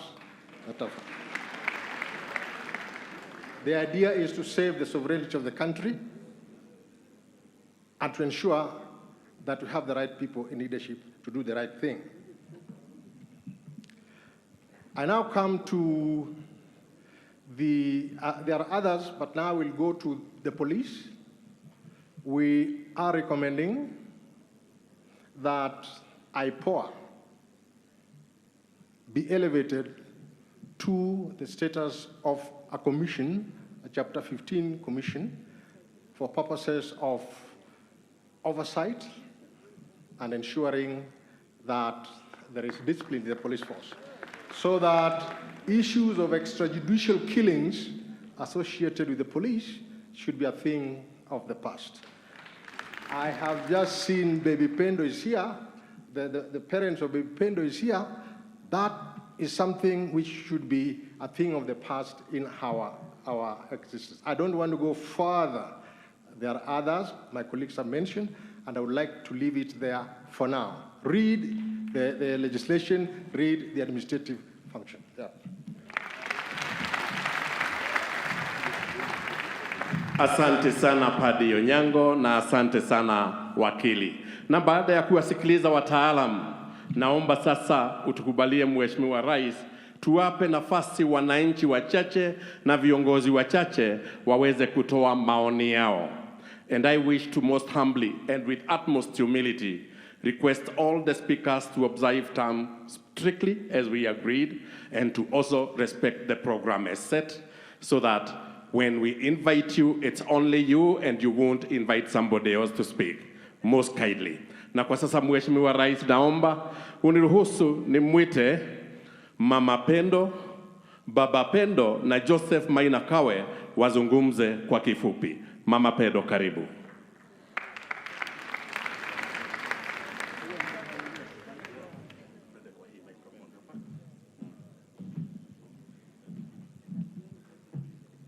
Mheshimiwa Rais, mabibi na mabwana, habari ya asubuhi. Kwa majina naitwa Lensa Chieng, mimi ndio mamake Pendo, na kama familia ya Pendo, si tumekuja kuhubiri amani ili tusonge mbele.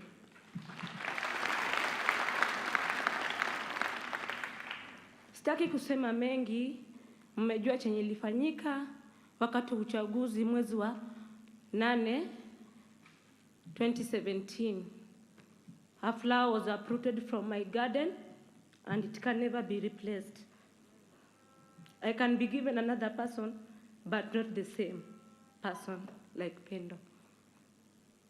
Kwa wanasiasa, sisi wana Kenya, mkikuja kwetu, muuze siara zenyu, tupige debe, wale wenye tujashinda, tukubaliane na mwenye ameshinda, tusongeshe Kenya yetu mbele.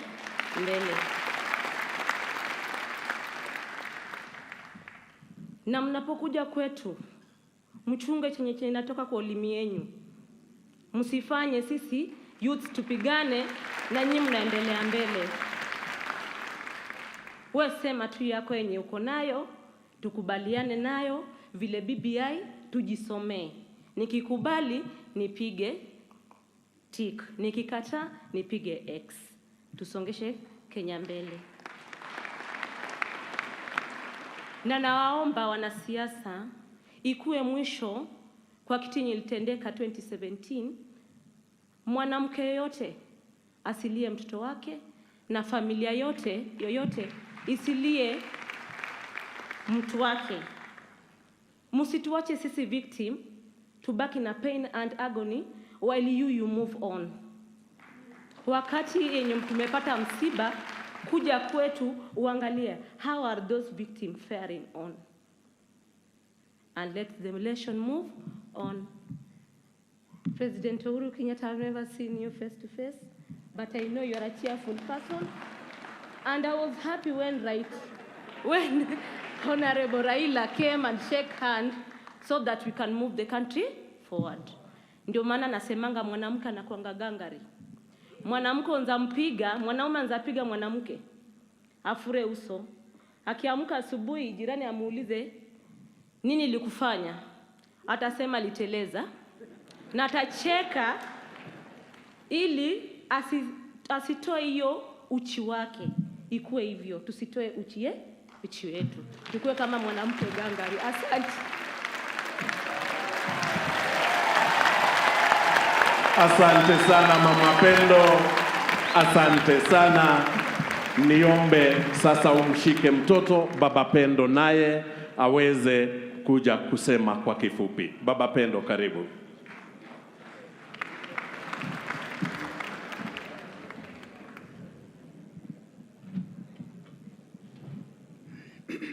Mheshimiwa Rais, mabibi na mabwana, amjambo?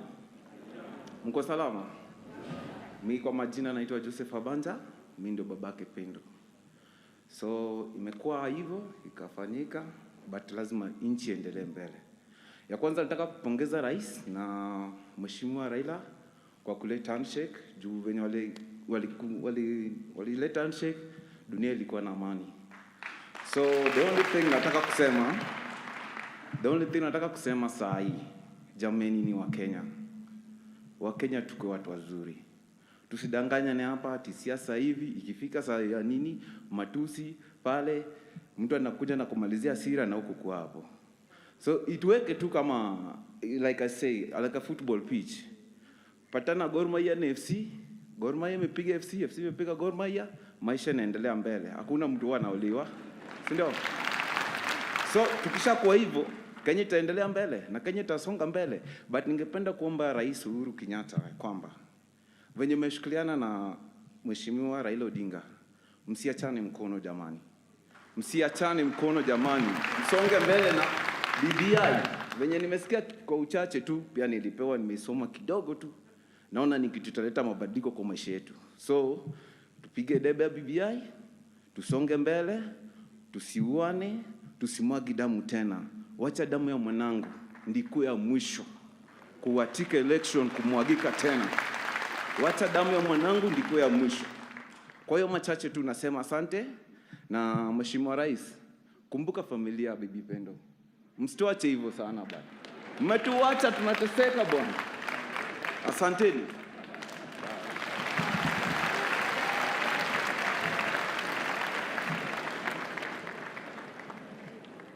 Mheshimiwa Rais, mabibi na mabwana, majina yangu naitwa Joseph Maina Kawe kutoka kaunti ya Nakuru katika sub-county ya Molo.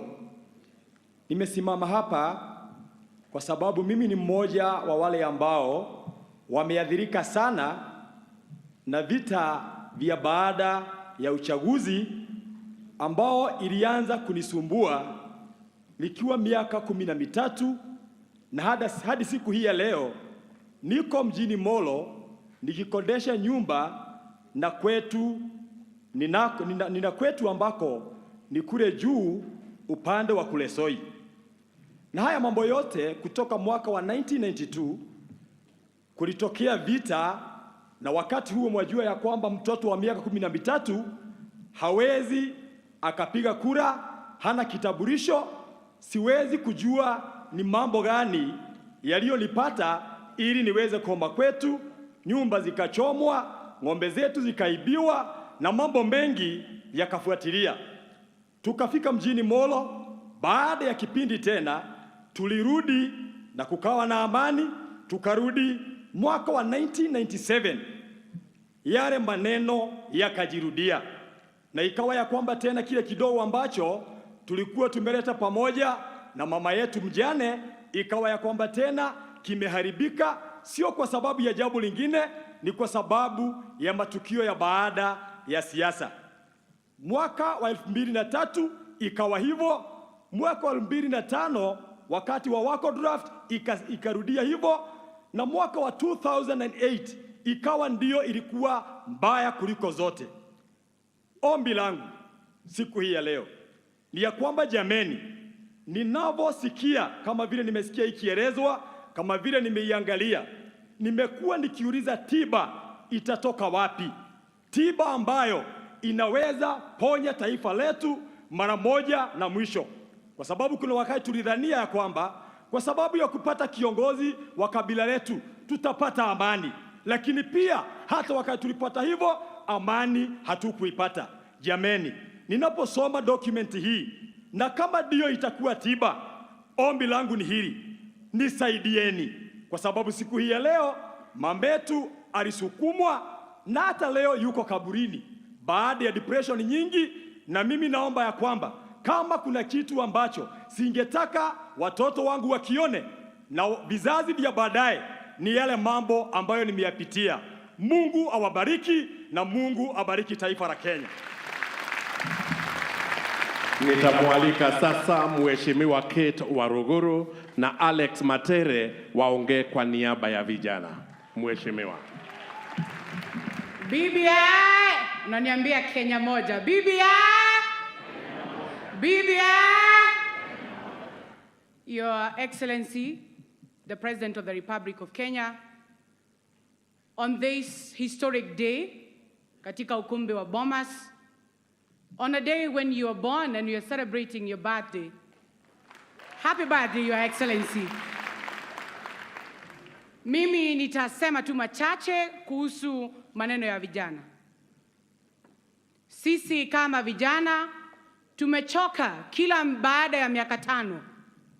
Vijana wanatumika kufanya kampeni ikikwisha maneno yao inakuishia pale. Kando na hiyo uchafuzi ambao huwa unatokea, biashara za sisi kama vijana zinaharibika, and we want to thank the handshake, the President and Right Honorable Raila Odinga for inviting us on this occasion to have a national dialogue and a national conversations, because there is no country without us as young people in this Republic of Kenya. Mheshimiwa Rais, wewe unakaa kama Nehemia. Umekubali kutuita sisi kama Wakenya tujadiliane na tuongee juu ya kuta ambazo zimeanguka. Tunakuomba ufunge masikio yako mkiwa na Mheshimiwa Raila Odinga na viongozi ambayo kwa midomo yao na vinywa vyao wanasema wanataka kuona Kenya ikiendelea mbele. Conversation ya BBI lazima ikuwe ni conversation ya patriotism and not a conversation of 2022 politics or 2027 politics. We want to see sisi kama wamama, vijana wetu wakimaliza standard 8 ama form 4, the government will be taking care of our youth as opposed to us investing in individuals ambao wanakuambia tutakuweka ndani ya serikali ijayo. Sisi tunataka haki yetu ilindwe na serikali ndani ya katiba, ndani ya BBI. Tunaomoka kwa katiba na sio kuomoka kwa biashara ya kutengwa. Kwa hayo mengi na machache, naomba Mungu awabariki.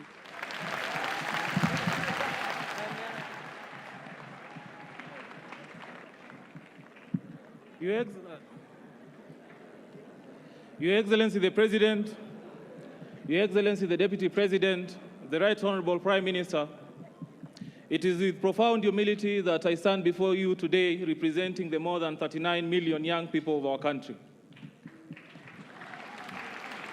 Your Excellency, it is the former President of the United States, J.F. Kennedy, who said that the future prospects of a nation can be directly measured by the kind of investment that its leadership bestows on the young people. And as I stand here today, I know when the introduction was being done that the head of Secretariat of the BBI task force together with the Secretariat are actually young people. That it was actually very inconceivable that a young person from the Western region, Trans Nzoia County, for instance, can have the opportunity of standing and addressing such a gathering in Kenya today. If that is anything to go by, then the future of Kenya is indeed luminous. Your Excellency, first allow me to join the other speakers in congratulating you and the Right Honorable Prime Minister for the magnanimity introducing the handshake that has given forth to the BBI. One thing that I'm sure of is that when the history of our nation will be written, your names will be written in the golden pages of that book. Your Excellency, allow me secondly to appreciate the task force because they went round and they collected the views and aspirations of the young people. And I can confidently report to you today that the views, the aspirations, and the perspective of the young people are in the document as we speak. In the annexure of that document, the task force recognizes the youth as a special segment upon which the foundation of a peaceful, cohesive, and prosperous nation will be built on. Secondly, Your Excellency, the youth of our country have been feeling that they have been left out. And we have a common cliche that if you're not on the table, then you're on the menu. And the youth of this country have been on the menu for far too long. At this particular moment, when we are launching the BBI report, I'm happy and elated as any other youth from this country that the report gives us a table on the seat by introducing a youth commission that will ensure our issues are mainstreamed and that we have serious engagement with government and other non-state actors. Secondly, we have a problem and a very great challenge in terms of unemployment and unemployment of the young people. The report faces it in 3 phases. That one, we have TVETs that are able to train our people with skills and with skills so that they can be able to develop our country. And secondly, we have the Biashara Mashinani that is also part and parcel of the document. And thirdly, we have business incubation centers that are going to the ward level. With all this together, merged together, you can be rest assured that the young people at Mashinani are going to change their prospects and also the prospects of this country. In the language of Mashinani, I can tell you, Your Excellency, vijana wanasema ya kwamba mbogi za mtaa zinaenda kuomoka na BBI.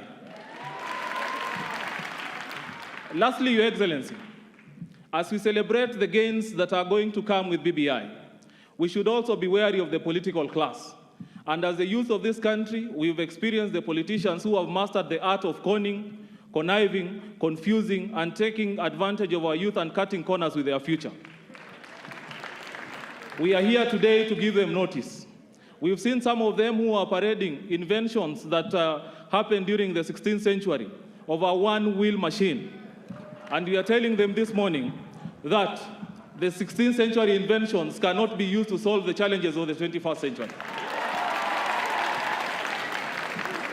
Because reggae is back, Your Excellency, because reggae is back, allow me to quote Bob Marley, and he sang and said that you can lie to some people sometimes, you can lie to some people all the time, but you cannot lie to all the people all the time.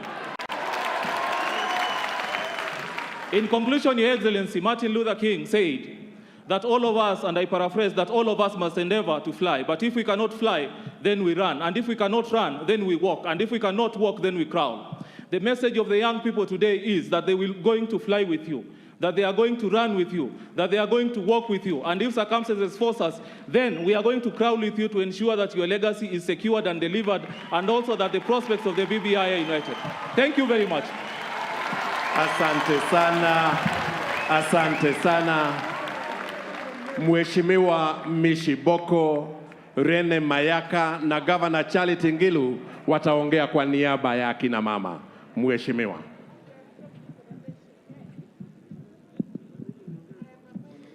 Mheshimiwa Rais wa Taifa la Kenya, Mheshimiwa Uhuru Muigai Kenyatta, Naibu wa Rais, Mheshimiwa Raila Amolo Odinga, itifaki zote zikizingatiwa, mabibi na mabwana, Kenya hoye! Waswahili wanasema hayawi hayawi ua. Leo tumefikia siku mwafaka, siku muhimu ambayo tunazindua ripoti ya BBI, ripoti ambayo ilikuwa inazungumzia kujenga madaraja. Madaraja ya kuleta amani katika taifa letu la Kenya. Madaraja ya kujenga umoja katika taifa letu la Kenya. Madaraja ya kuleta ufanisi wa maendeleo katika nyanjani. Kwa niaba ya kina mama wenzangu viongozi na kina mama wa Kenya, sisi tunaunga mkono ripoti hii kwa sababu imeangazia haki za kimsingi za kina mama. Tukiangalia Mheshimiwa Rais, BBI imezungumzia ya kwamba katika nafasi ya ugavana, gavana akiwa mwanamke, naibu wake atakuwa mwanamume. Hivyo basi, jambo hili litaweza kutupatia ngazi sisi kama kina mama wa taifa la Kenya tuweze kupata hatua ya kuingia katika uongozi wa ugavana katika kaunti zetu.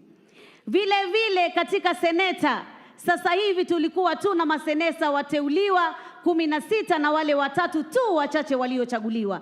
Lakini sasa tutapata sauti ya kina mama waliochaguliwa kikura, watakao kuwa na haki ya kupiga kura pale katika bunge la seneti na kuweza kufanya maamuzi ya kuhusu mambo ya county government zetu pale mashinani. Mheshimiwa Rais, tunajua hapo awali tulikuwa na wale kina mama 47 katika National Assembly. Lakini sasa hivi katika ripoti ya BBI tunaona kuna formula nyingine ambazo zinazungumziwa ili kuona ya kwamba tutaweza kuhakikisha ile sheria ya thuluthi mbili ya jinsia itaweza kupatikana. Tunaomba sana wale wataalamu, wale tunawaita experts, waweze kuweka formula ambayo haitaleta tena utata ifikie ya kwamba eti bunge la taifa liweze kuvunjwa. tunasema ya kwamba Mkenya aisome BBI report. Tusiweze kudanganyika na porojo, tusiweze kushika propaganda. Huno si wakati wa kudharauliana, huno si wakati wa matusi, huno si wakati wa kejeli. Huno ni wakati sisi wa Kenya tuje pamoja, tujizatiti, tuwe kidete, tuweze kufungua ukurasa mwingine wa taifa la Kenya lenye umoja, amani, ufanisi na maendeleo katika nyanja zetu. Jamani, mwenzako anaposema mimi naipinga katiba, muite karibu, mzungumzie, mpe ushauri, aielewe kinagaubaga, ndiposa tuweze kufanya maamuzi. Na mimi kwa yale mengi yamezungumziwa ambayo tumeyapata, si elimu, si universal health, si mambo ya mashamba, si mambo ya kilimo. Jamani, tusikose mwana na maji ya moto, tushikane kidete kimoja kama Wakenya, tuhakikishe tuna ukurasa mwingine. Wakati wa siasa ukija, tuwe kama wenzetu majirani wa Tanzania, tunapiga kura na tunafanya uwiano na tunakuwa na mapenzi. Twakupenda sana Mheshimiwa Rais, twakupenda sana Mheshimiwa Raila, kwa sababu umetuenzi sisi kama kina mama. Endelea kutuenzi, uache urithi wako ama legacy yako iwe itazungumziwa na vizazi vijavyo kuhusiana na uongozi wa kina mama, vijana na walemavu. Asanteni.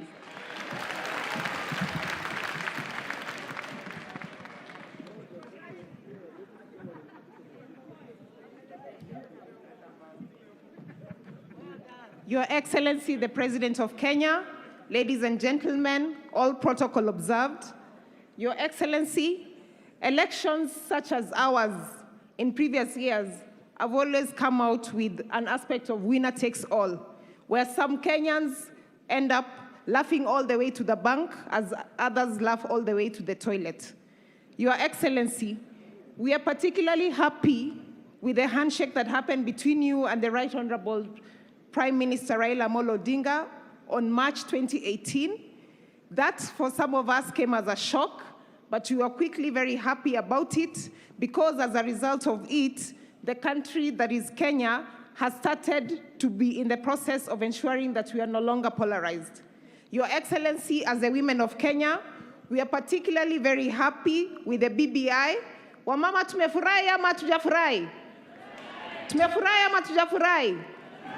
We are happy, Your Excellency, because in particular when I talk about the Senate, where now we will have our women being able to vote, and now we even want to have the formula coming back so that the women of Kenya in the Senate can actually vote for a higher percentage for water, and they can vote for a higher percentage for women empowerment at the county level.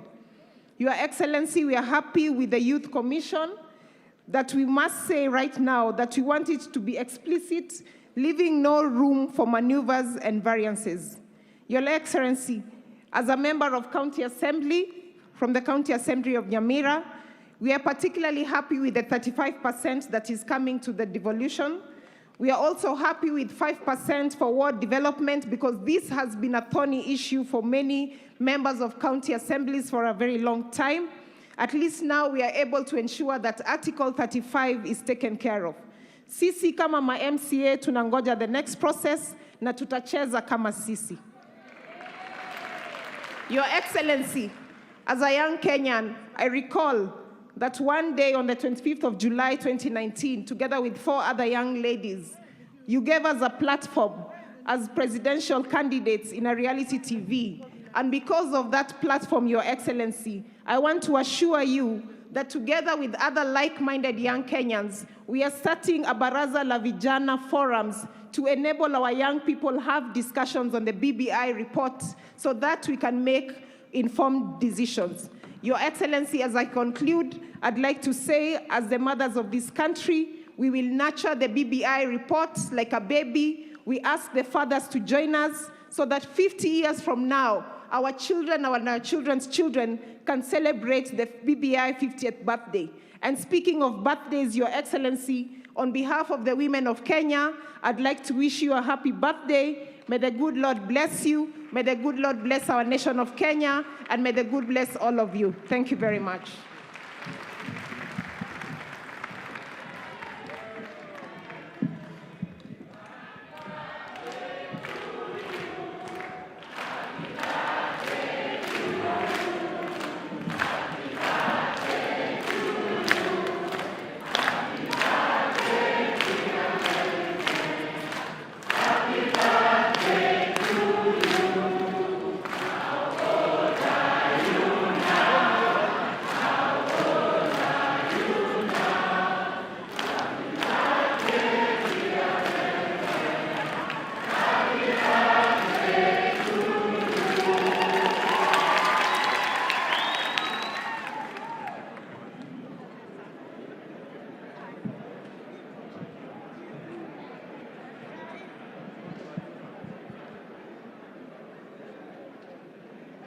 Your Excellency, Rais Uhuru Muigai Kenyatta, Your Excellency, Mheshimiwa former Prime Minister Raila Amolo Odinga, Mheshimiwa Deputy President, mabibi na mabwana, hamjambo. Thank you very much for giving me this opportunity. Let me just say, I have been invited here to speak on behalf of women, but I also speak on behalf of Kenyans. And to say that today is a great day.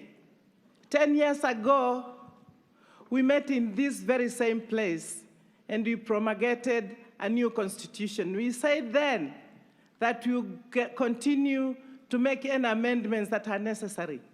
10 years after, we have reflected, we have seen some of the things that needs to be changed, and we are here to change them. And we are going to change them so that we can get everybody included in the running affairs of this nation.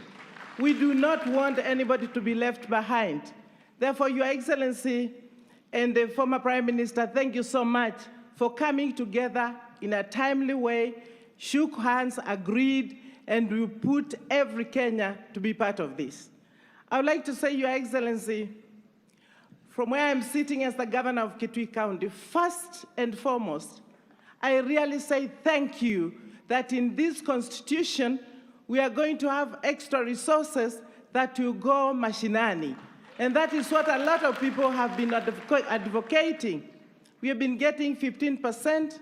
Now we are talking about 35%. Surely 35% will get Kenyans out of ufukara, will get Kenyans out of maskini, and these are the things that we have all been fighting for since independence 57 years ago. Today is the time for we leaders to appreciate, with more resources on the ground, using those resources well, for sure Kenya will start growing.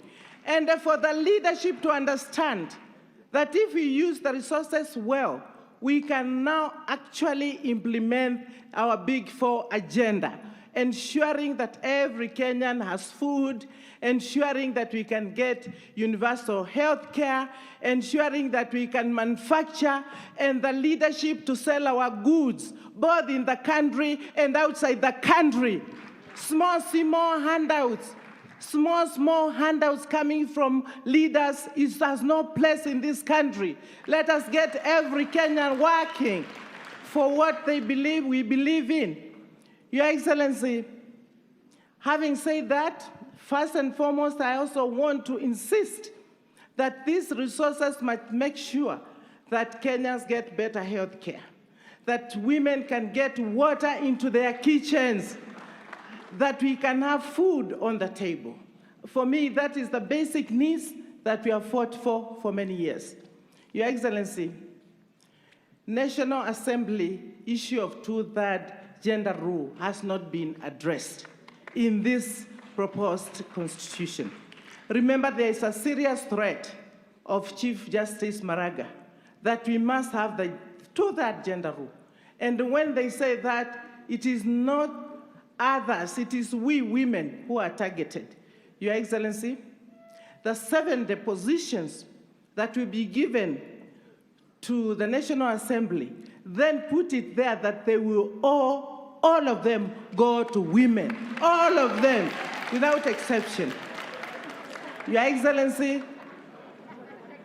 you know, I wear 2 hats.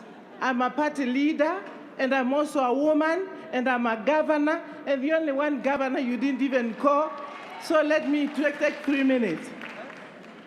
Your Excellency, finally, the executive is very silent.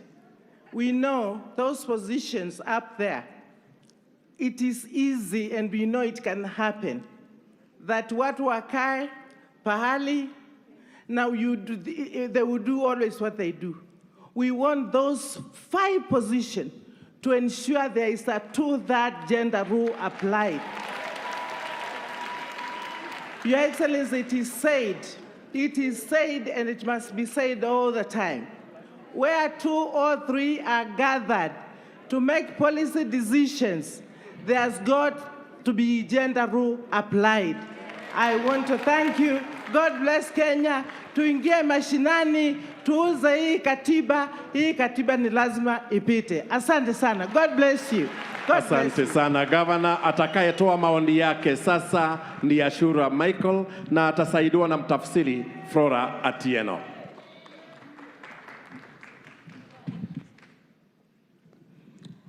His Excellency, Honorable President Uhuru Kenyatta, His Right Honorable Raila Amolo Odinga, our Deputy President, Honorable Ruto, all protocol observed. I'm pleased to be here to witness the milestone that we've been waiting for a long time. I appreciate on behalf of my community, which is the deaf community, BBI is not about Honorable Raila and my President Uhuru.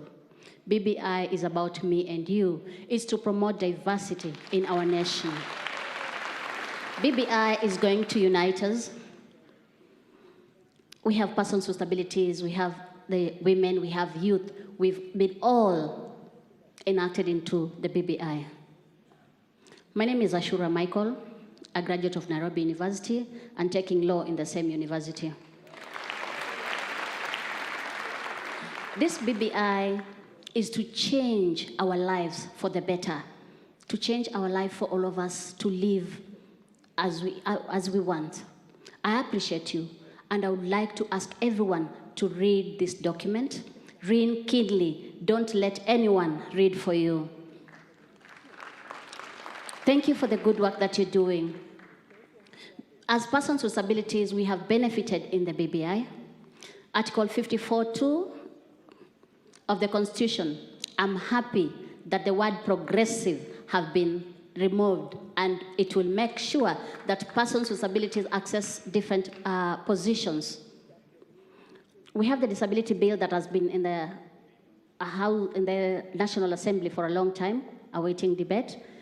It will make sure it's implemented within 2 years. We have the Kenya policy on guide and unity to diversity. It's going to make sure that our positions are not lost in this document.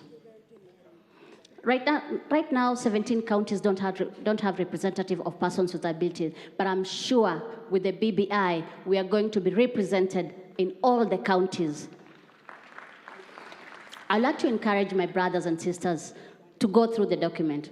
The aspiring governors, I'd like to encourage you to kindly appoint persons with disabilities to be your deputies. Don't listen from anyone. Don't listen to anyone. Kindly take your time to read this document, and I believe it's going to change your mind. Na nikimalizia, mtukufu Rais, I'd like to thank you so much for uniting us, making our country best to develop for our children. Thank you for improving our economy. Finally, Mheshimiwa Rais, recently you went to Kisumu na nikasikia ukisema unatafuta mpango wa kando. Najua mama alikubali. Babangu Raila yuko hapa, ako tayari kuchukua mahari, na ndugu yangu hapa, Deputy President, akikubali atakuwa best man. Sasa, na mama wa taifa, tutaendelea kubuild bridges pamoja. Na sasa, mtoto wa BBI atazaliwa. Asanteni sana. Tumpungie mkono hewani, tumpungie mkono hewani. Asante, asante sana. Kwa niaba ya wafanya biashara hapa nchini, asante, asante. Kwa niaba ya wafanyabiashara hapa nchini, Nick Nesbitt wa Kepsa, Mike Raba na Richard Muteti wataongea kwa kifupi. Karibuni.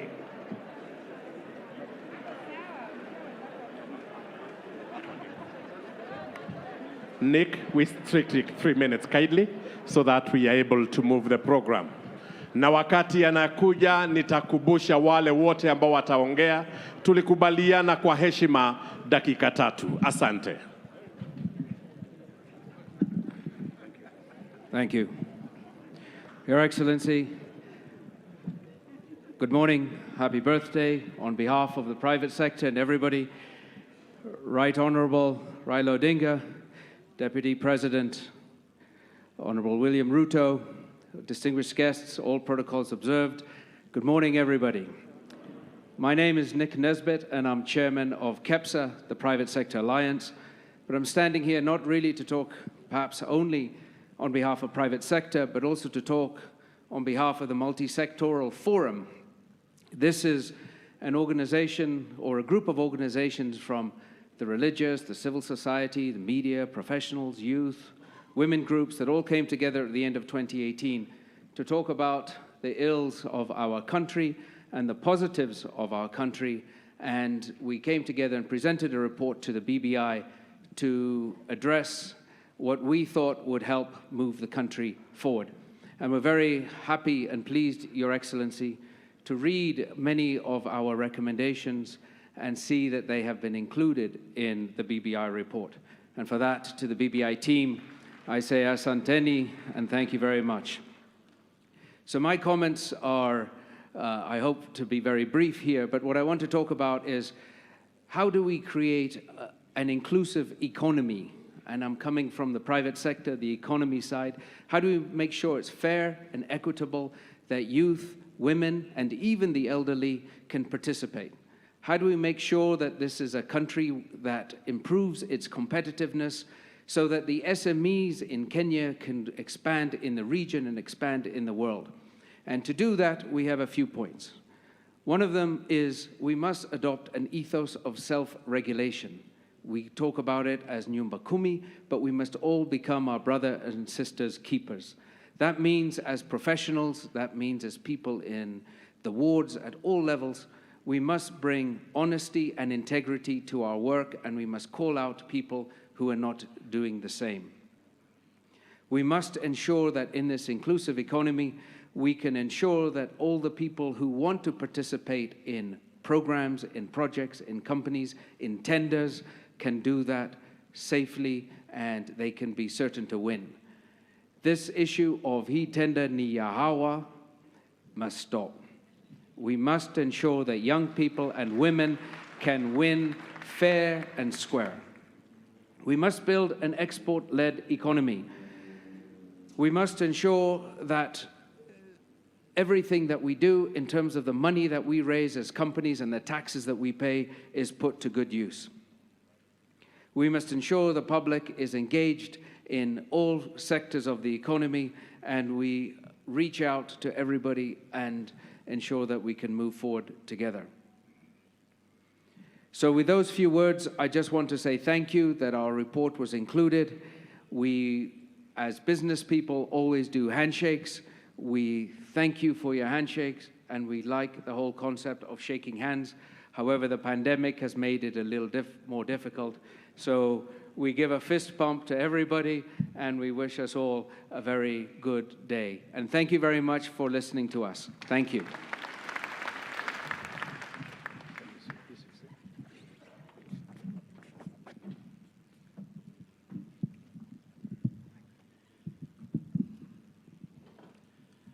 Your Excellency, the President, Your Excellency, Deputy President, Your Excellency, the Right Honourable Prime Minister, distinguished guests, ladies and gentlemen. Good afternoon. Good. My name is Michael Rabah. I'm an entrepreneur, and I'm here to speak on behalf of the SME sector. I'm the founder of a group of companies called the Homeboys Entertainment Group of Companies. We're in the business of entertainment, sports, media, and broadcasting. Homeboys was founded 20 years ago while I was in university. I began my business by selling cassettes to matatus. In our past 20 years of existence, the company has now grown to employ over 200 young people whose livelihoods fully depend on the growth and sustenance of the entertainment industry. Your Excellency, it's not been easy building and sustaining the business under the current prevailing environment. especially being in the jua kali sector. However, with commitment, perseverance, and hard work, we have soldiered on and have been very successful in expanding the business as we continue creating employment opportunities for young people. Despite the challenges, Your Excellency, we are, however, proud to state today that by the end of this year, we shall be listing in the NSE, the first of its kind. This, indeed, Your Excellency, is a milestone and will be a first for business like ours in the jua kali sector. This goes to show to my fellow entrepreneurs, with hard work, vision, commitment, and an enabling environment, and repeat the terms, enabling environment, our dreams can come true. So, Your Excellency, what does BBI mean for small businesses? As for the document, its first aim is to reduce the hurdles of setting up small businesses. The cost of doing business shall be reduced, the bureaucracy of getting paperwork shall be reduced as well, and this shall encourage businesses in the smallest sector to thrive. Secondly, it aims to give youth-owned enterprises a 7-year tax break. That is music to our ears. 7-year tax break, meaning small businesses can now set up and pay taxes 7 years once they establish themselves. I think for us, had this been happened a few years ago, it would have been much, much bigger than we are right now. Thirdly, it aims to set up business incubation centers across the country for the purposes of providing access to finance, advice, mentorship, and access to market and to government contracts. These are resources we never had as we set up our business 20 years ago. So this, again, is a big positive that BBI brings to the table. Again, having been a university student, I know what it means to have to pay your HELB loan immediately you get your first job. The BBI proposes to give us a 4-year moratorium, a grace period in which to settle down, start our businesses, then begin paying our loans. That, again, a big plus for those who've just come out of university. Again, BBI aims to increase the county shareable revenue from 15% to 35%. That means that there shall be a lot of business opportunities for young people right in the county level. No need to rush to the city to get these jobs, all right? It also aims to create a fund at the ward where 5% of all revenue county receives, 5% gets to the county at the ward level, meaning there'll be enhanced business opportunities for young people in the local wards. And lastly, it supports the setup of affordable and reliable access to digital platforms and villages. This will promote e-commerce at all sectors. Anybody with products in the village can then access the market both locally and internationally. I think, Your Excellency, this will be a big positive boost for businesses in the country. Your Excellency, as we build bridges, the BBI will also help build businesses. I think the second bit should be businesses as well, not beyond bridges. So building bridges, building businesses initiative. Thank you very much, and may God bless you.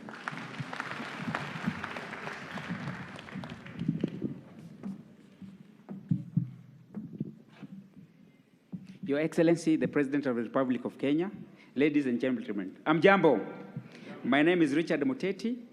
I'm representing the National Federation of Jua Kali Associations and the National Coalition of Informal Sector Coalition on Business Continuity. Your Excellency, I'm happy today to inform you that among the crowds, among the hundreds of people here, is the National Chairman of Kenya National Hawkers Association, Makofi kwa Hawkers, and the National Chairman of the Kenya National Federation of Jua Kali Associations. Your Excellency, we also have the National Chairman of the Nduthi sector, United Border Associations. I have just a few points today. Your Excellency, the informal economic sector is the biggest single employer in this country. It employs more than 16.4 million people who put their food on the table. And the informal economic sector has been the biggest victim of politicians. They are the people who vote, and they're the people who fight. They're the people who manufacture the jembes and the arrows you see. And they're the people who are confused. For the first time in this document, the SMEs or MSMEs are recognized officially by this document. It has never been recognized in this country. Your Excellency, a few points that are making us support this document, namely, the Constitution The people talk about Kenya, the importance of the SME sector, but they have never constituted them officially and mainstreamed them.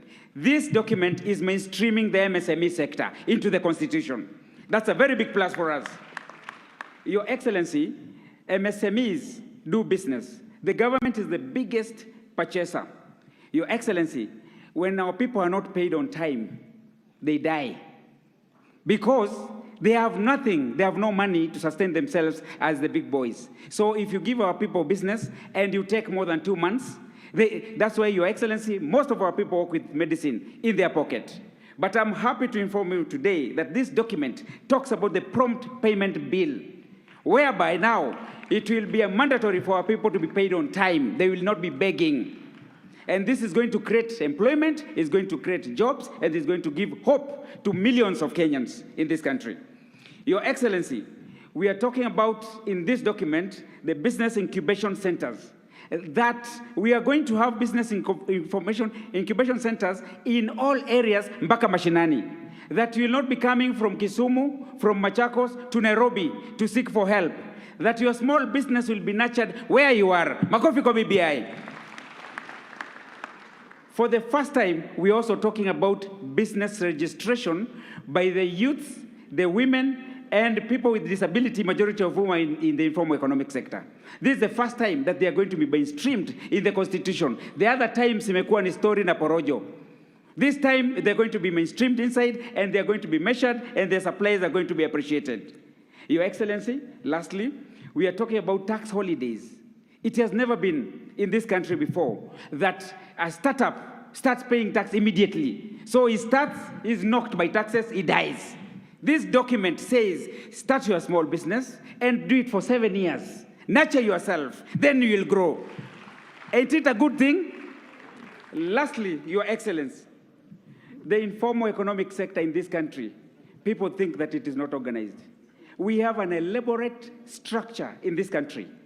We have an elaborate structure in the region. I am the head of the Secretariat of the Informal Sector in the East Africa region, and one of the messages they have for this country is that they are waiting for this BBI to pass, empower our MSCs, and then they encourage their countries also to have a BBI. Thank you very much.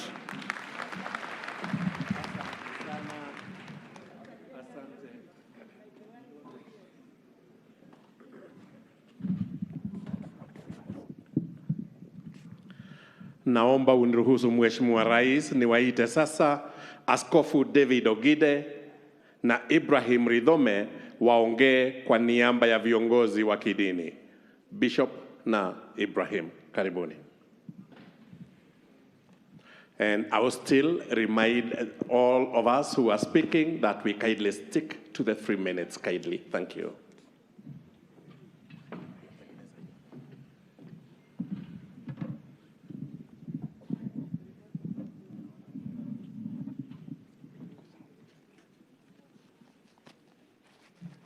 Your Excellency, President Uhuru Kenyatta, Your Excellency Deputy President, and Right Honorable Prime Minister, we are delighted to be here this day.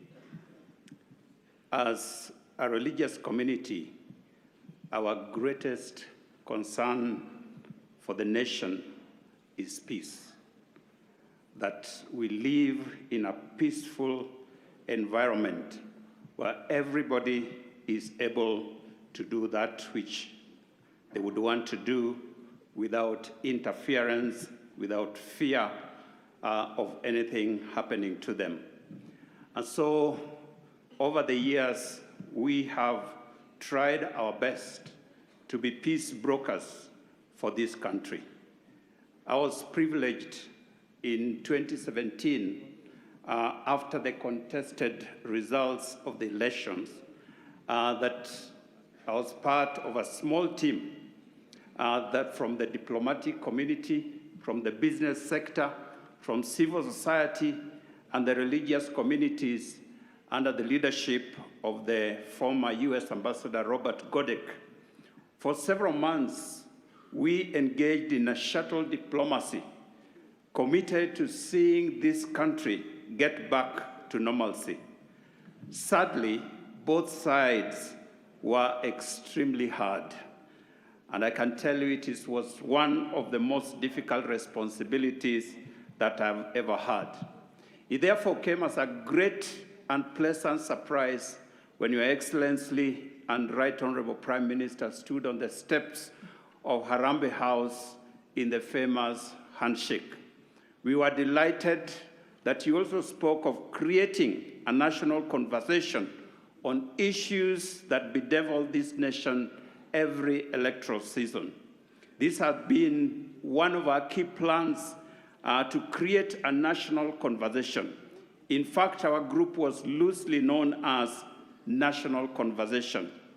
Your Excellency, I say all this to let you know that the spirit of national conversation has been with some of us for a very long time, well before BBI. This is because we have believed that unless and until we address the cancer that eats this nation, we will never have enduring peace. To continue with business as usual is to deceive ourselves. It is just a matter of time, and this country will one of these days explode to unquenchable flames. For this reason, we want to unequivocally laud the efforts that have been made by the steering team and by your leadership in addressing these issues. Your Excellency, we, however, have some very serious concerns. In this nation, we have developed a very dangerous tendency of politicizing everything. Even a very important matter as constitution-making gets shrouded in political intrigues. That is why we are finding ourselves with laws that cannot satisfy the desire of the political class, but do not effectively address our national needs and aspirations. It is in this light that I want to plead with our political leaders. Please allow the current process to objectively lay a foundation for the future of this nation. We must therefore remember that the laws you make today will tie your hands and your feet tomorrow. The liberties you take away today will imprison you tomorrow. It is most unfortunate that the politics of our nation is based on divide and rule. Politicians somehow believe that the only way to succeed is to divide us into dichotomous categories of us versus them. Yet, political interests shift rapidly. Between 2017 and 2020, the political formations have changed significantly. In fact, I want to prophesy that it will not be a surprise before 2022 that Dr. William Ruto and Honorable Raila Odinga will be on the same side. It is a fact that no nation has ever become great through division. The Bible is clear that where there is unity, the Lord commands a blessing. A cord of 3 strands cannot be broken. Your Excellency, perhaps it is time that hustlers should pause their hustling for a moment, and the reggae dancers pause their dance for a moment, and join together in a serious Jerusalem dance for the sake of the peace and the unity of this nation. After all, DJ Master KG and his sister remind us that the New Jerusalem is our ultimate home. Finally, Your Excellency, in 2005 and in the 2010 referendum, the church said no because of various major principles. We would like to see this addressed. We have noticed that the pillar of religion and faith seems to be completely missing. Furthermore, the Religious Freedom Bill that was to help the registration of religious groups seems to have been left out. Issues of marriage and family need to be taken care of. Your Excellency, we want to assure you that as a Christian community, after this launch, we are going to review the report and make our position known. If we choose to support it, it will be because we believe it is good for the country. If we find anything contrary, we will call for appropriate amendment. God bless you and thank you for a great work. Amen. Asante sana askofu. Naomba niwaalike sasa Wilson Sosion na Francis Atwoli kwa niaba ya wafanyikazi. Kwa heshima. Na niombe na niendelee kuomba we stick to the 3 minutes. Mzee, tunaweza kuanza na mzee Atwoli because you are here, sir. Kindly.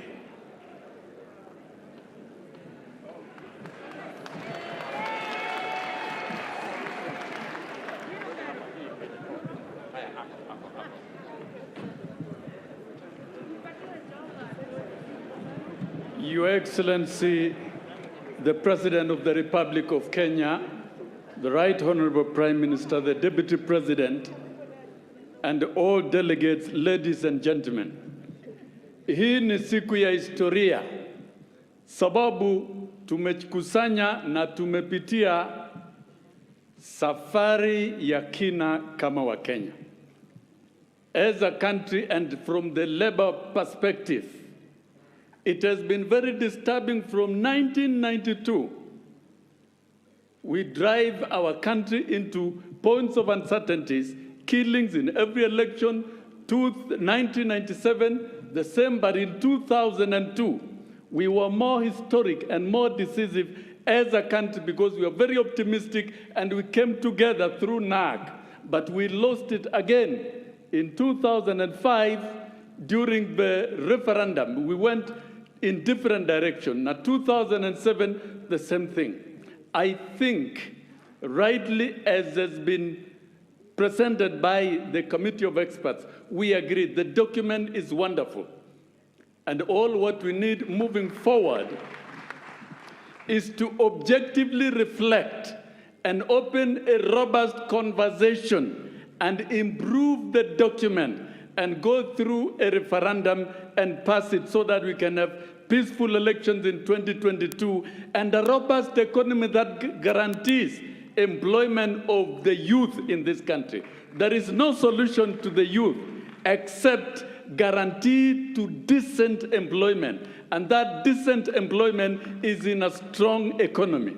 And that explains why, as a labor movement, we were very passionate in campaigning for a handshake, even before elections in 2017. But now that it has come, we urge all Kenyans to close rank and we stand together and support this document. Where there are gaps, there should be room for us to correct. From the labor movement, we even think the aspect of the constitutional commissions needs to be worked on more thoroughly so that workers who are the main drivers of the economy can continue enjoying their freedom and right to negotiate without much interference from the institutions that we have created. In overall, we support this process, but we urge more engagement and more friendship as we deal with it. Thank you.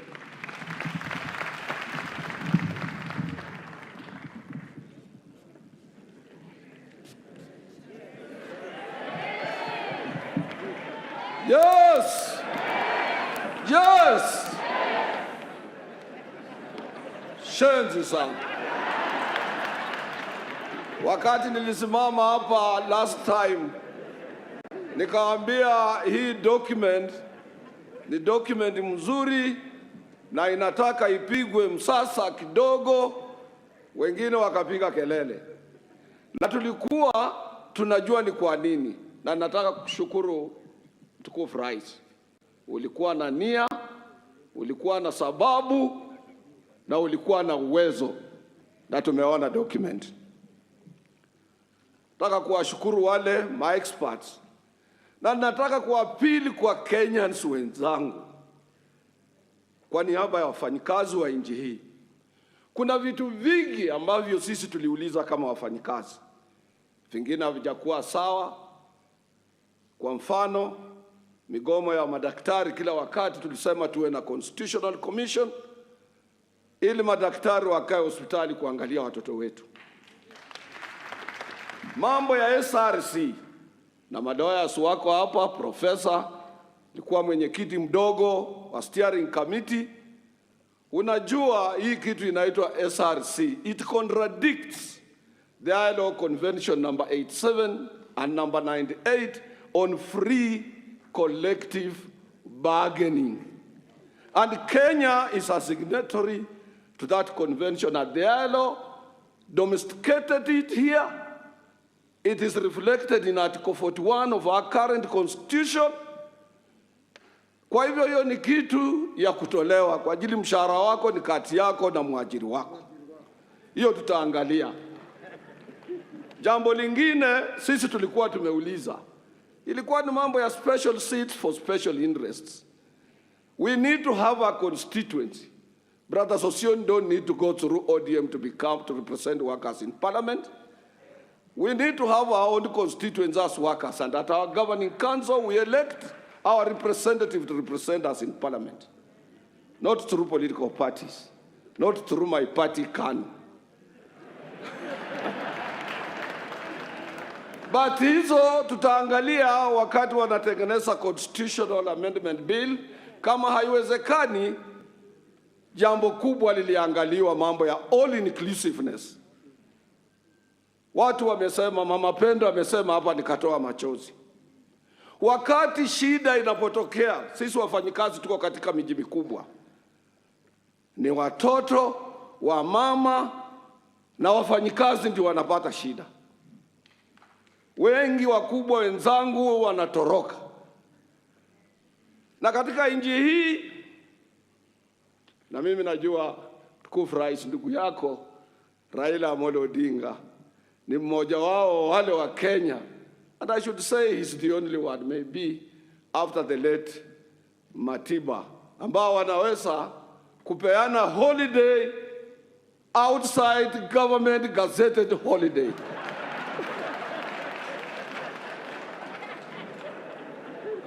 Kwa hiyo ndugu yako mheshimiwa tukufu rais akitangaza tu hapa saa hii watu wasiende kazini na waende Uhuru Park, hataki facilitation money, hataki campaign, that place will be full.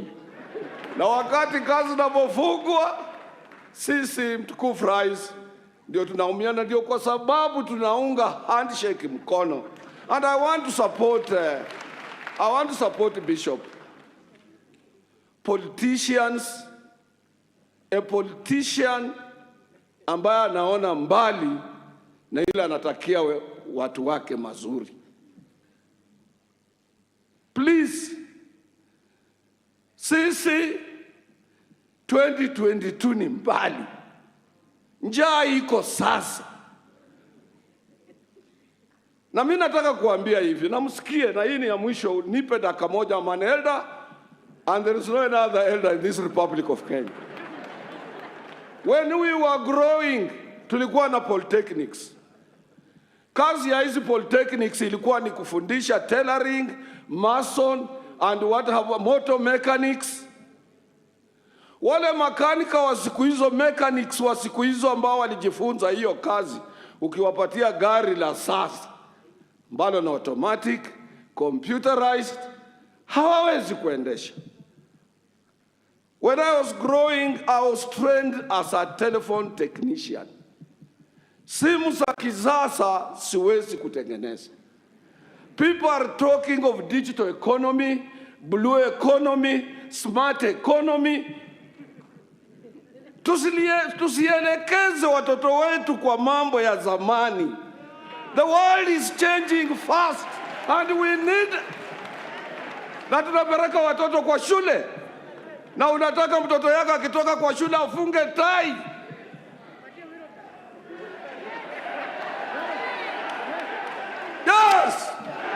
Yes. Rais, hii document nataka kuambia pamoja ukiwa na ndugu yako, musitishwe. Leteni tuende kwa referendum. We are the majority. We are the people. We are there.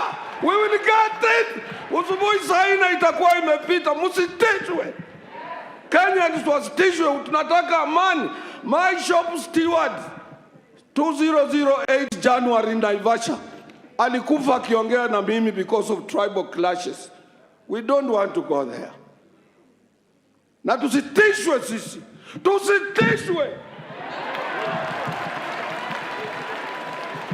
Asante sana. Naomba Mheshimiwa Rais, kwa ruhusa yako niwaite sasa Reverend Dr. Samuel Kobia wa NCIC na Bwana Degwa Wahome aliye mwenyekiti wa County Assemblies Forum.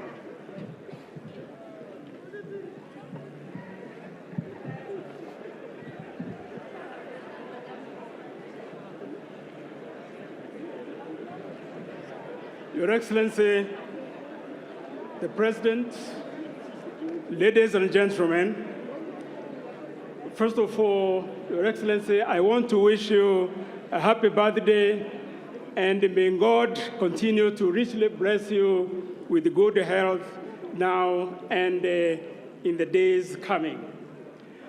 I am thankful for the opportunity to speak during such an important milestone in our collective quest to refine the way society is organized and governed.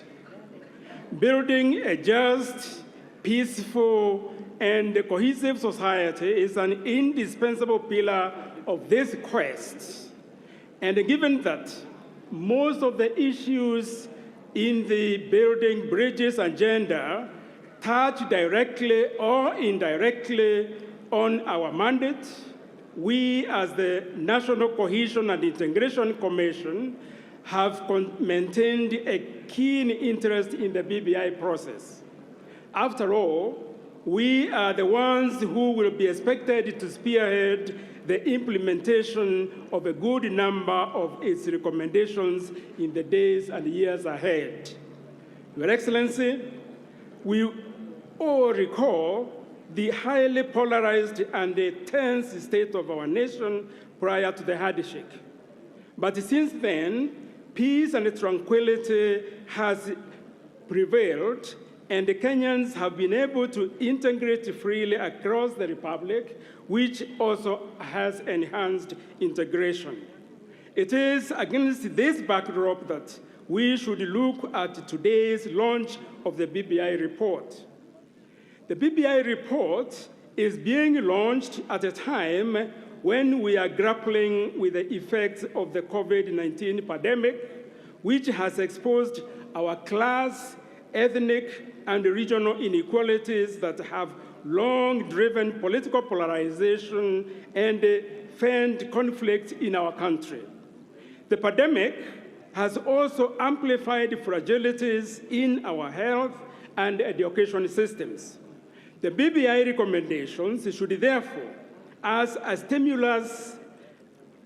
as a stimulus to invest in systems to promote prosperity for all, ones that will build a cohesive and peaceful society. My hope is that after we flatten the COVID-19 curve, our national revenge on the pandemic will be also to flatten the gaps in our societies, so that there will be no us versus them, a dichotomy that, if not well considered, could easily lead us the Rwanda way, a way we don't want it to go. Whereas the BBI has the potential to transform our country by resolving many of the underlying issues that lead us into cyclical bouts of electoral unrest, no amount of legislation will take us from a nation of blind ties to a nation of ideals. For this, we, and in particular our leaders, must bring to life the national values as expressed in our Constitution. The evolution of a national ethos essential to our national ideals is critical to the consolidation of our democratic gains and to our quest to build a peaceful, just, cohesive, and prosperous society. In conclusion, I wish to confirm, Your Excellency, that NCIC will continue working to ensure the process is peaceful, leading to a transformation of our political culture and the infusion of healthy values and in uplifting national ethos into the lives of all Kenyans. Thank you, and may God bless Kenya.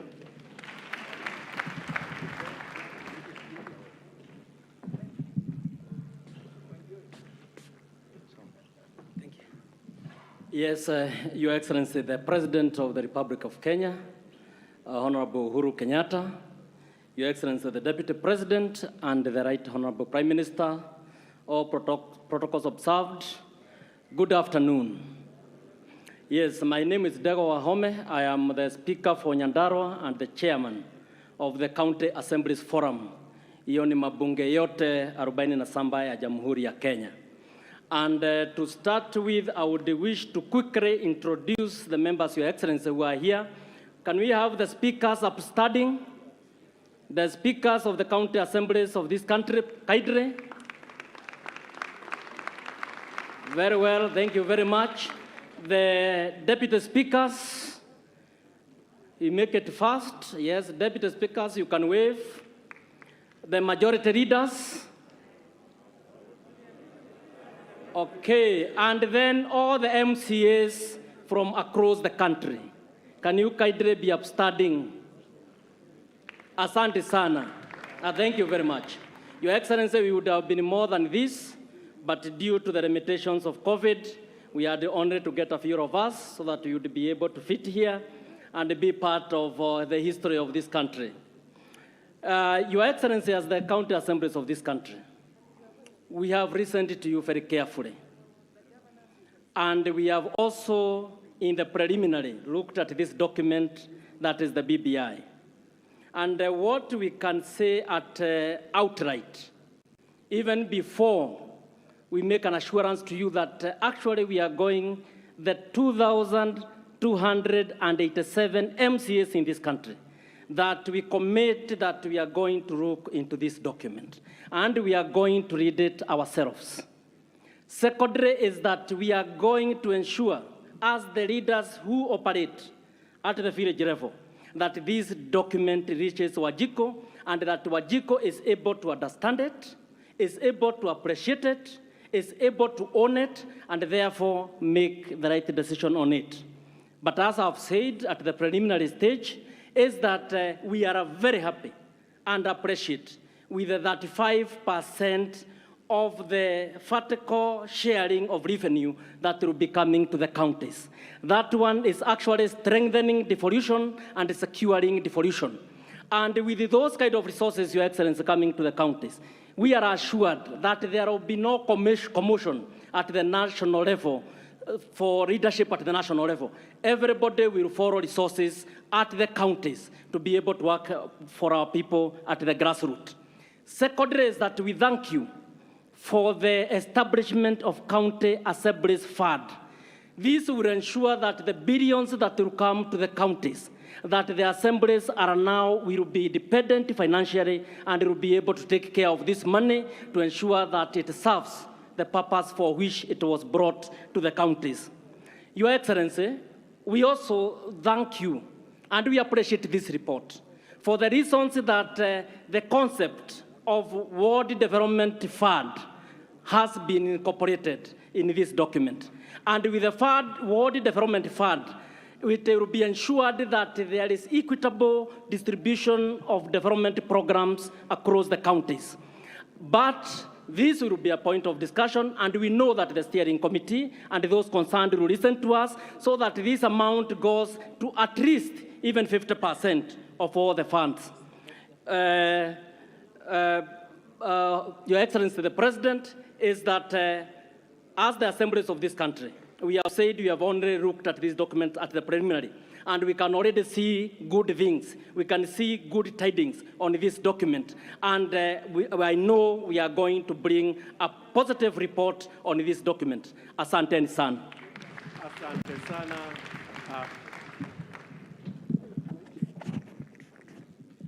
Asante sana, Bwana Wahome, ndiye chairperson County Assemblies Forum. Naomba Mheshimiwa Rais nimwalike sasa Governor Ali Roba na Mheshimiwa Governor Wycliffe Oparanya kwa niaba ya Council of Governors. Mheshimiwa.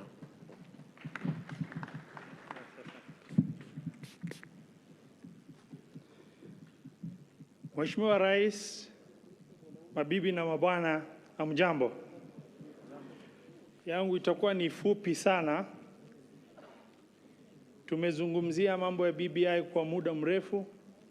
Dalili yake ambayo imeanza na handshake baina ya Mheshimiwa Rais na Mheshimiwa the Right Honorable Raila Odinga.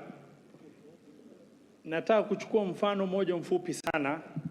Hivi juzi wakati Mheshimiwa Rais alikuwa Nyanza na akiwa Kisumu, wakati alikuwa amekaribishwa na raia kwa shangwe, vigelegele, vifijo, nderemo na hoihoi, kiasi ya kuwa ukiweza kuangalia runinga furaha iliyoko katika nyuso za wananchi wa Nyanza ambao miaka 8 iliyopita iko kwa inaweza hata kufikirika kimawazo, inadhihirisha Wakenya wamechoka na uhasama baina yao. Na mimi ninaongoza kaunti ambao ni mojawapo wa kaunti ndugu yangu Right Honorable Raila hakuweza kufika kupiga campaign 2 zilizopita kwa sababu ya hiyo uhasama ya kisiasa. Leo hii imetupa fursa ya kuweza kuleta Wakenya pamoja, kuhakikisha tumeangalia siasa tofauti na vile tulikuwa tunaangalia siasa hapo zamani. Ikiwa hakuna sababu nyingine, tunaweza kuiunga hii BBI report pamoja na mabadiliko ambayo imewekwa katika mkakati yake, sababu ya kuweza kuleta Wakenya pamoja na Wakenya kuweza kujiona kama Wakenya pasina utengano, itakuwa ni muhimu sana sisi kupata fursa hii. Kwa wale ambao ni wafugaji, miaka mingi tumeweza kuzungumzia mambo ya marginalization. Devolution ilianza na hiyo 15% imeweza kubadilisha town zetu, imeweza kupatia ajira watu wengi. Mheshimiwa Rais, employment ambayo imegeneratiwa under your leadership under devolution has never been recorded. We need to record because this is also your legacy. There are a lot of people in sectors and subsectors that have been employed under devolution who are making income out directly from the government of Kenya under your leadership. If 15% of devolution and the circular flow of income within our counties today, in 2013 when we were campaigning in my county of Mandera, we could not find vehicles to hire for purpose of campaign. Today there is traffic jam in Mandera town, courtesy of devolution. You can just imagine what 35% can do for areas that were previously considered marginalized. Hatuna sababu nyingi za kuangalia. Hiyo document tumeweza kuangalia kwa kifupi, haina madhara. Lakini manufaa ya hiyo document itakuwa ni mabadiliko na hiyo ajira tunazungumzia katika mashinani. Na mimi nataka kusema tutaiunga mkono 100%. Asante sana na Mungu awabariki.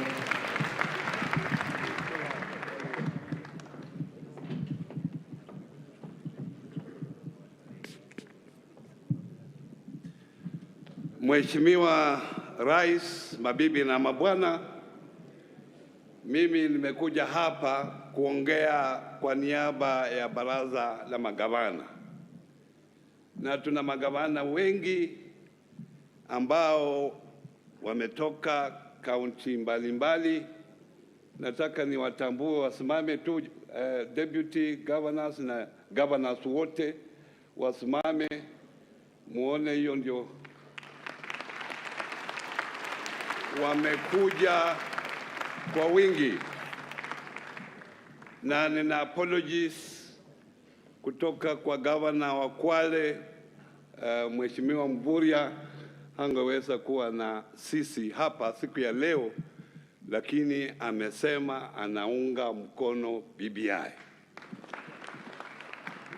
Leo hii na siku ya historia, Mheshimiwa Rais.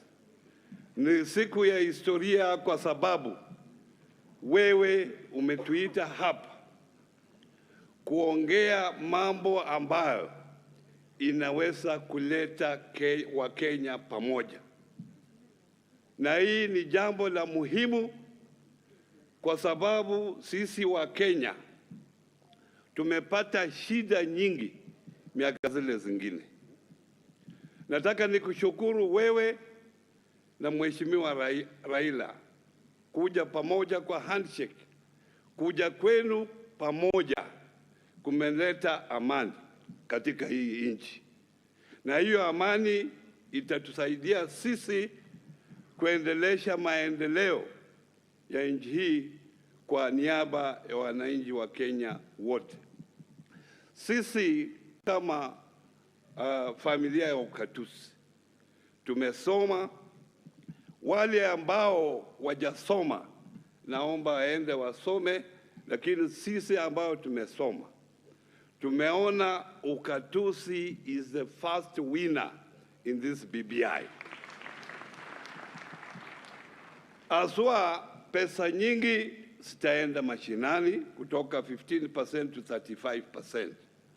Tulikuwa tumependekeza iwe 45, lakini tumepata 35. Tumesema hongera.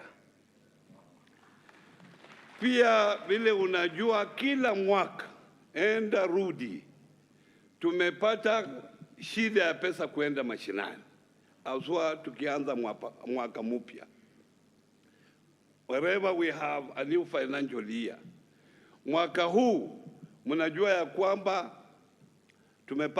tumepata pesa mashinani mwezi huu, na wale ambao suppliers katika county kuanzia mwezi wa Julai mpaka sasa wajalipwa. Ndio unasikia wengi wao wanakuwa auction, ile kampuni zao zinafisika. Hii BBI imekuja na njia mwafaka ambayo itasaidia sisi wananchi pesa kusambazwa katika mashinani, na zile amendment zote ambazo zimewekwa katika Public Finance Management Act. Ile ya muhimu pia na hii Ward Fund. Mnajua sisi magovernors tulikuwa karibu kuwa impeached na hawa MCA kwa sababu ya Ward Fund. Na sisi tukasema hakuna sheria maalum. Sasa tuna mapendekezo, tutakuwa na sheria maalum ambayo itawezesha kutekeleza Ward Fund. Na hiyo is a win for devolution. Kwa hivyo wale magovernors wako hapa wote wamesema wataenda mashinani kusambaza BBI, na wao wote wataunga mkono BBI. Mheshimiwa Rais, hawa ndio watakuwa ambassador wako, na sisi tuko pamoja, tutaendelea hivyo. Mungu awabariki. Asante sana Mheshimiwa Gavana. Kwa sasa Mheshimiwa Samuel Pogisho na Mheshimiwa Amos Kimunya wataongea kwa kifupi kwa niaba ya Bunge la Kitaifa na Bunge la Senate. Mheshimiwa Pogisho.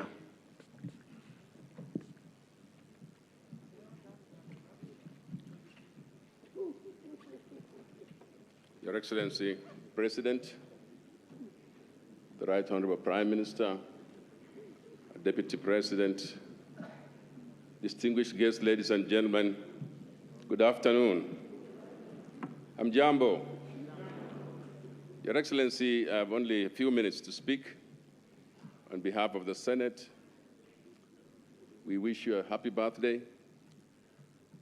We also want to say this, Your Excellency, that the document that is going to be launched today, I, being a student of the Bible, a student of communication and science, I know something about how we read documents. Your Excellency, if you want to marry many women, you can find it in the Bible. It depends on what you want to read. Just there.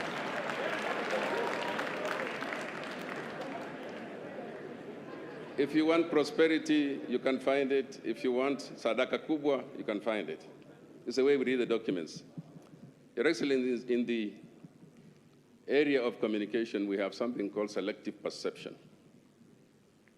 It means even if you're on a busy street and you're hungry, all you will see are restaurants.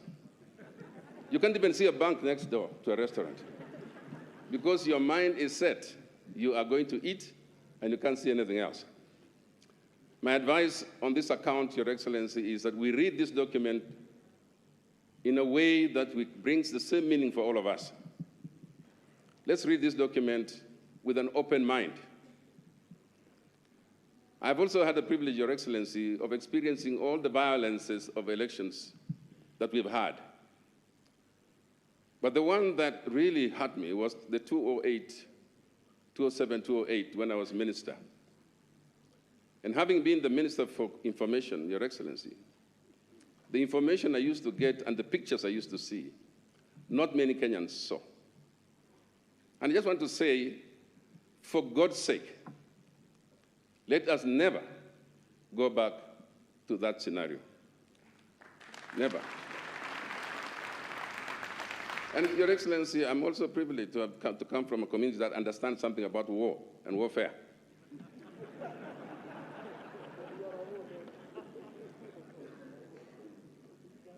I want just to say that war drums start beating early before the actual war.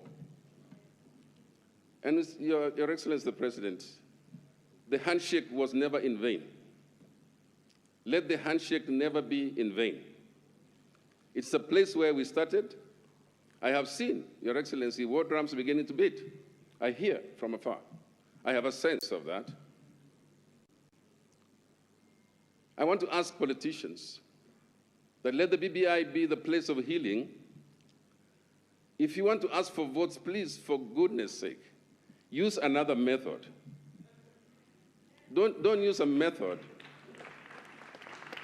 Don't use a method that divides us into us versus them. It is my plea, Your Excellency, for all the leaders seated there with you. Please, let's find a method that does not create the poor and the rich.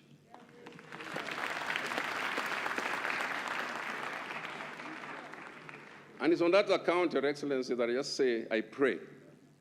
Because there are no poor that belongs to any of us. There are no rich that belong to any of us. If you split the poor, they will fight.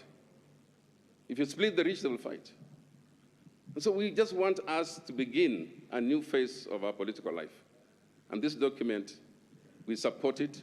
I ask those who have issues, will get around to look at it properly. But may God help Kenya. Never again shall we have conflicts associated with elections. God bless Kenya. God bless.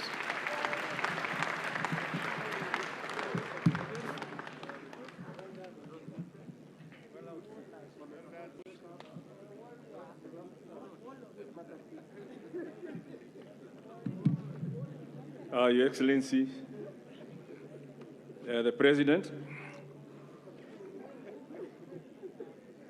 Your Excellencies, the Deputy President, and the former Prime Minister, let me also recognize in a special way the presence today of our speakers of Parliament.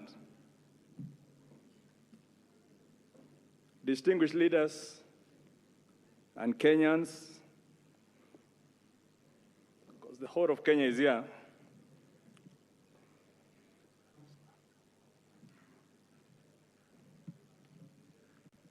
Ladies and gentlemen,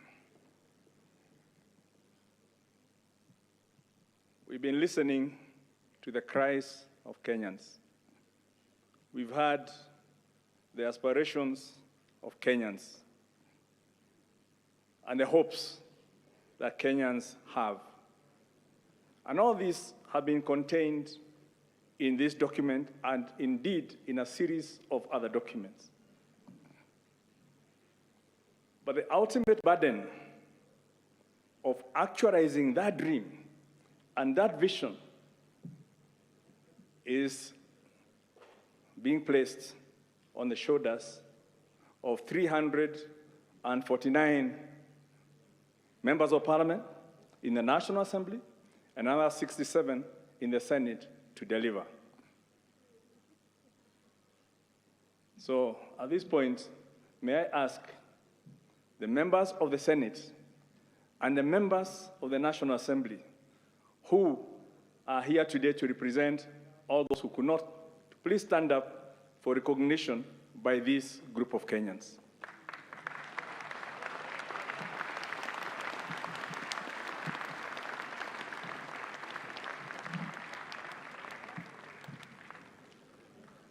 Thank you.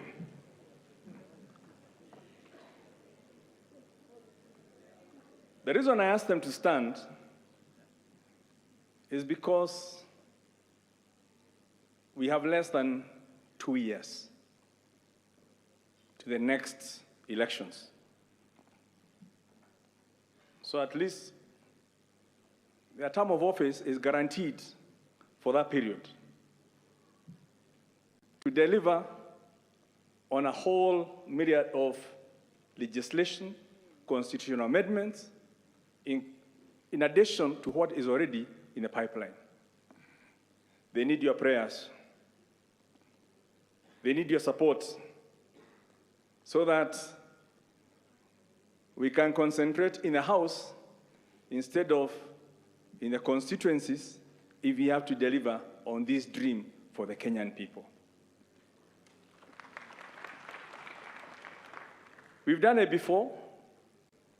In 2010, in August of 2010, that's when the Constitution was promulgated. And between August and March of 2012, I believe we had delivered on about all the legislation that was required to actualize the Constitution. So we can do it. But now, time is different.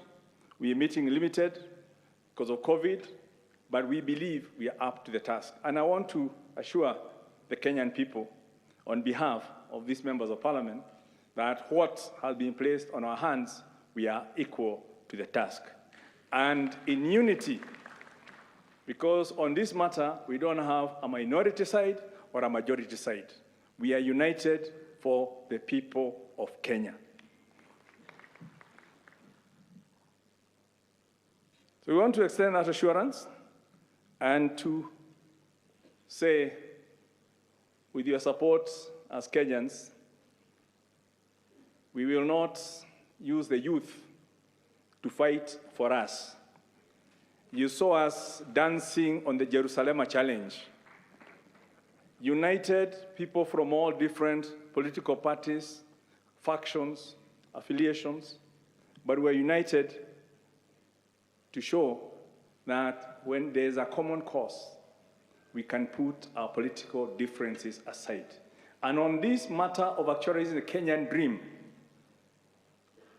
to get the vision of the new Kenya, of shared prosperity, with plenty within our borders.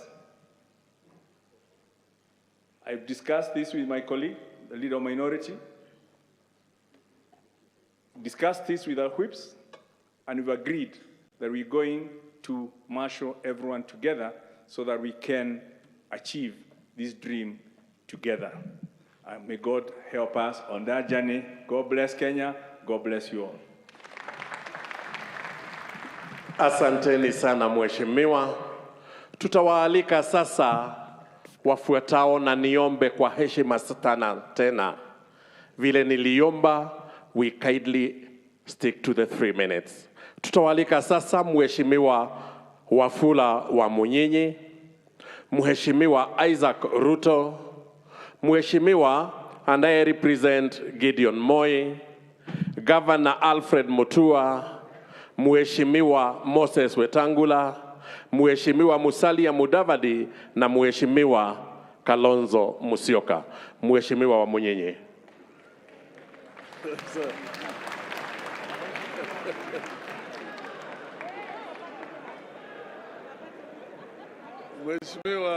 Mheshimiwa Rais Uhuru Kenyatta, Mheshimiwa Naibu wa Rais Dr. William Ruto, Mheshimiwa Right Honorable Prime Minister Raila Amolo Odinga, all protocol observed, ladies and gentlemen.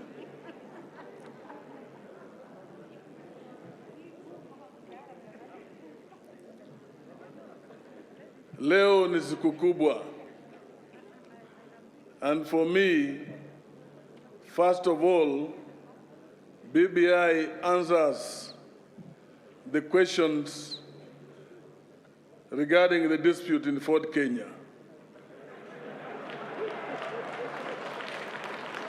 Because BBI is proposing that we must stick to those mechanisms for resolution of disputes. They must be internal, and if you're not satisfied with internal mechanisms, you move to the registrar and the tribunal. In our case, the matter is at the High Court, for no good reasons.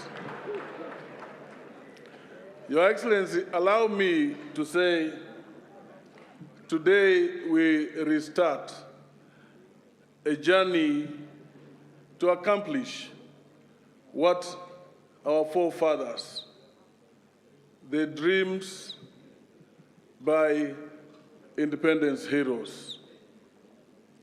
Your Excellency, this country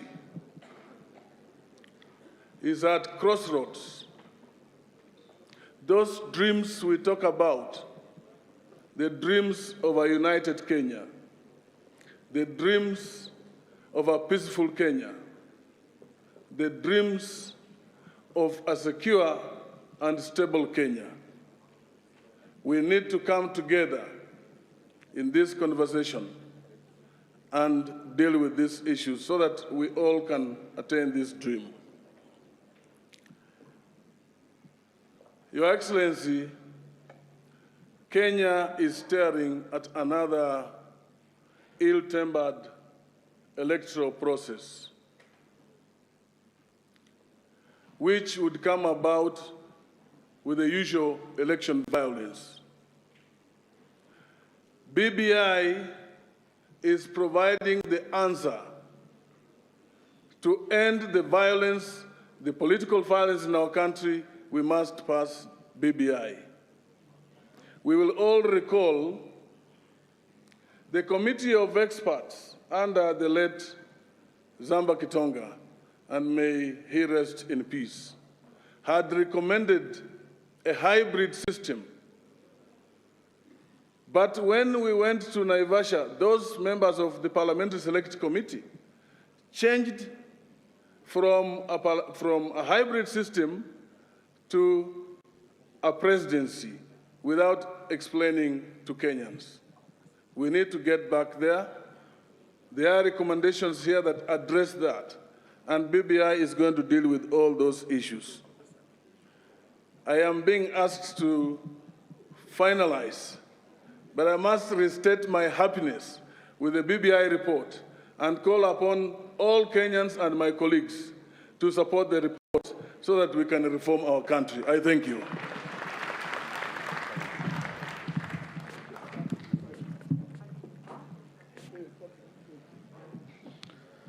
Mheshimiwa Rais, mabibi na mabwana, all protocols observed. I was given the instructions to be that brief. Now, I'm very elated because for once we are standing here today, we are meeting here today to actualize and strengthen devolution. This is one of the greatest moments for the people who have lived in utter deprivation. We can now take the economy to our villages. We can take and grow the Kenyan economy to the farthest corner of this republic. I want to urge all of us to support this process. I have read through this document. It has been about more than 4 days. It's enough to read that document. You don't need a whole month to read this document. I have tried to look for the mischief in any of the amendments, and I have found none. I've gone through the pages.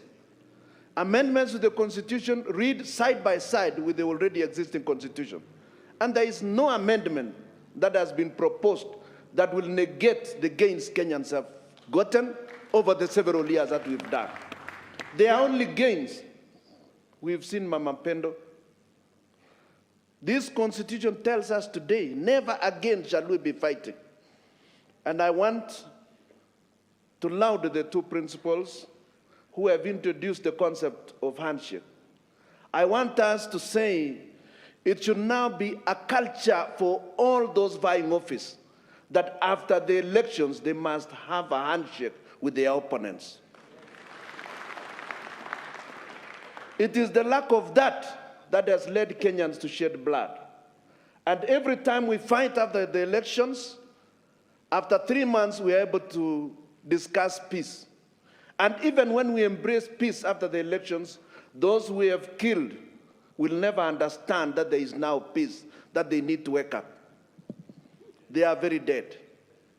They are away from us. We should never take that route again. Let us take devolution strongly, and let us have an all-inclusive management process for our political affairs in this country. I want to laud the Haji team and say, Pongezi, God bless you. That is a lot of wisdom.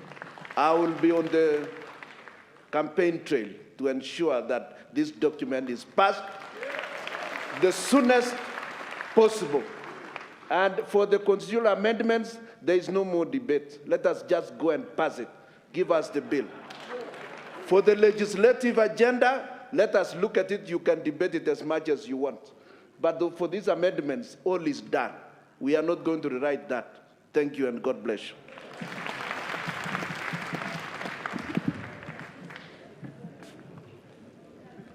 Your Excellency, the President of the Republic of Kenya, I'm here to convey the message from KANU on behalf of our chairman, Mheshimiwa Gideon Moi, who could not be here with us, but is here with us in spirit. This is the position of KANU with regards to BBI. On behalf of our national chairman, party leader, the Honorable Gideon Moi, the National Executive Committee, and the entire membership of KANU, I take this opportunity to most sincerely thank His Excellency the President, Uhuru Kenyatta, and his handshake partner, the Right Honorable Raila Amolo Odinga, for their steadfast statesmanship and brotherhood that has enabled us to gather here today for the official launch of the report of the Steering Committee on the implementation of the Building Bridges to a United Kenya. 42 years ago, then newly elected President, His Excellency Daniel Toroitich Arap Moi, coined the Nyayo philosophy with the aim of ensuring that our young nation would henceforth be one indivisible nation. Government action for the remainder of his term and under successive administration was and remains centered around the unifying Nyayo philosophy of peace, love, and unity. We are proud for so much achieved in that direction.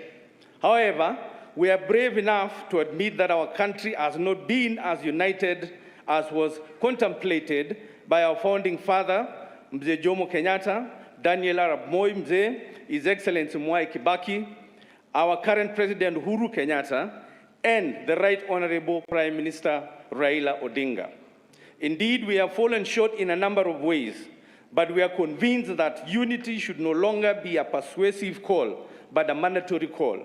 In this regard, it is our conviction that the call for peace, love, and unity should be entrenched in law. And that is why we are here today, firmly supportive of the initiative by President Uhuru Kenyatta and the Right Honorable Raila Amolo Odinga to transform the call for peace, love, and unity into law. The KANU rank and file proudly associates itself with other constitutional legislative proposals in the BBI draft report, including the aim to uplift the socio-economic lives of our youth, entrenchment of our national ethos, equality, equity, and inclusiveness, strengthening of our devolution, expansion of the structure of government to allow for inclusivity, bringing the gender disparity, among others. We refuse to entertain the shallow argument by those opposed to the reforms that these changes can only be achieved through mere policy and administrative decision.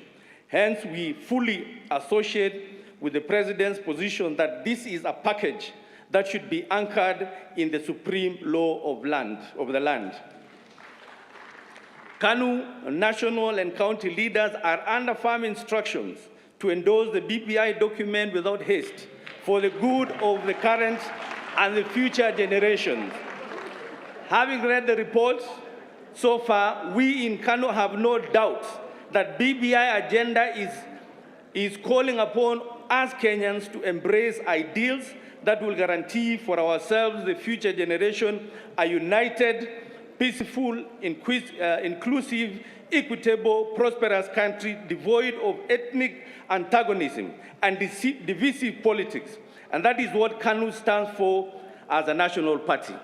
In that regard, I want to reiterate that His Excellency the President said in his recent Mashujaa Day, and I quote, "We are today faced with a constitutional moment, and that moment requires us to seize the opportunity to make right some of the things that we have gotten wrong in the past." Ladies and gentlemen, brothers and sisters, fellow Kenyans, this is the moment. Let us seize the opportunity to have a decent and sober conversation around what this document has to offer.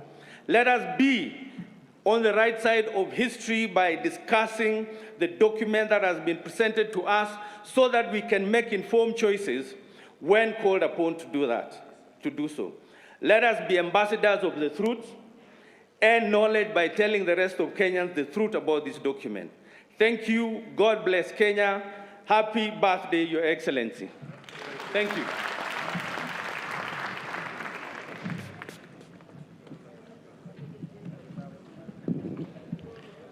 Your Excellency, the President, Excellency, the Deputy President, former Prime Minister Raila Odinga, all protocols observed. I have 4 points, and I'll do them in a very chap-chap manner. Number one, congratulations to the team that put this together. The BBI document, we've read it. I like the proposals that are there. We love the fact that devolution will be enhanced. We've done miracle work as governors across the country. Now with more money, we'll be able to help our people develop. The tax relief to young people to enable them to pick up so that they can create employment across our country. The World Development Fund. I'm very happy about the industrialization section and growing the economy, manufacturing, because we want to grow factories in every village in this country, because it's all about money at the end of the day. It's all about money. So as Maendeleo Chap, we're very happy and we support this process of the BBI. Number two, I'd like to tell Kenyans that amendments of the constitutions are okay. There's a lot of propaganda going around. It's acceptable. Even the most powerful democracies, such as the United States, you hear of them talking about the First Amendment, the right to freedom of expression. Second Amendment, the right to bear arms. Fifth Amendment, the right not to self-incriminate. They are called amendments because they were not part of the original Constitution. Constitution making is a process. So it is about getting us together to be able to fix and improve on what we have for the sake of our people. Number three, lazima pia tusome funzo la historia. Mimi nilikuwa msemaji wa serikali mwaka 2005 wakati kulikuwa na ule mvutano wa chungwa na ndizi, na hapo ndio mambo yalianza kwenda mrama katika nchi yetu ya Kenya. There was a lot of polarization in our country. The winner takes it all process started at that time. Na nchi ilichemka, na mkisoma ile ripoti ya Justice Waki, mtaona ya kwamba ile vurugu tumeipata mwaka 2008 ilianzia 2005. Kwa hivyo mimi naomba hivi kwa nyenyekevu ya kwamba sisi wote kama viongozi katika nchi yetu ndio tusichomane tena kule 2022. Tuangalie hii document, kama kuna vipengele vichache ambavyo vitaki, tuunganishe sisi wote, tusimame pamoja, tuweze kuwa na document ambao viongozi wote wanakubaliana nayo. Kwa sababu tukienda hivi mvutano, watu wameanza kukataa, wengine wanakubali, tutaenda pale pale na mabazu yako sawa, si watoto wetu ndio wanaumia kule chini. Kwa hivyo tuangalie nchi ambayo inashikana. Na mwisho kabisa, nataka kuwagotea vijana na Wakenya wenzangu popote ulipo, nitakuwa kuwapatia rada kiasi. Mnajua sisi tumechoka nchi ya mabezanga wachache wenye pesa nyingi na mamilioni ambao wamesota. Tunataka nchi ambayo watu wako na usawa. Nataka kushow birthday boy unye na rao ya kwamba na mabazu wengine wako hapo wote, ya kwamba sisi, especially the young people in this country, tunataka Kenya ambayo tunaendelea kuchochwa saa zote. Haswa tunataka Kenya kofea, ndio kijana akiamka asubuhi anadondoka anajua atapata wera ama atapata do, si kulala njaa kila wakati. Lakini msitupange na mastingo ya ukabila, kutupanga ati huyu ndio leader wa kabila hili, leader wa kabila hili, leader wa kabila hili. Mnatupanga na mastingo ya kabila. Mkifanya hivyo sisi tutakataa. Mkipanga tutapangua, mkifunga tutafungua, kwa sababu sisi tutaka mambo fresh ndio tusonge mbele. Asante. God bless na God bless Kenya.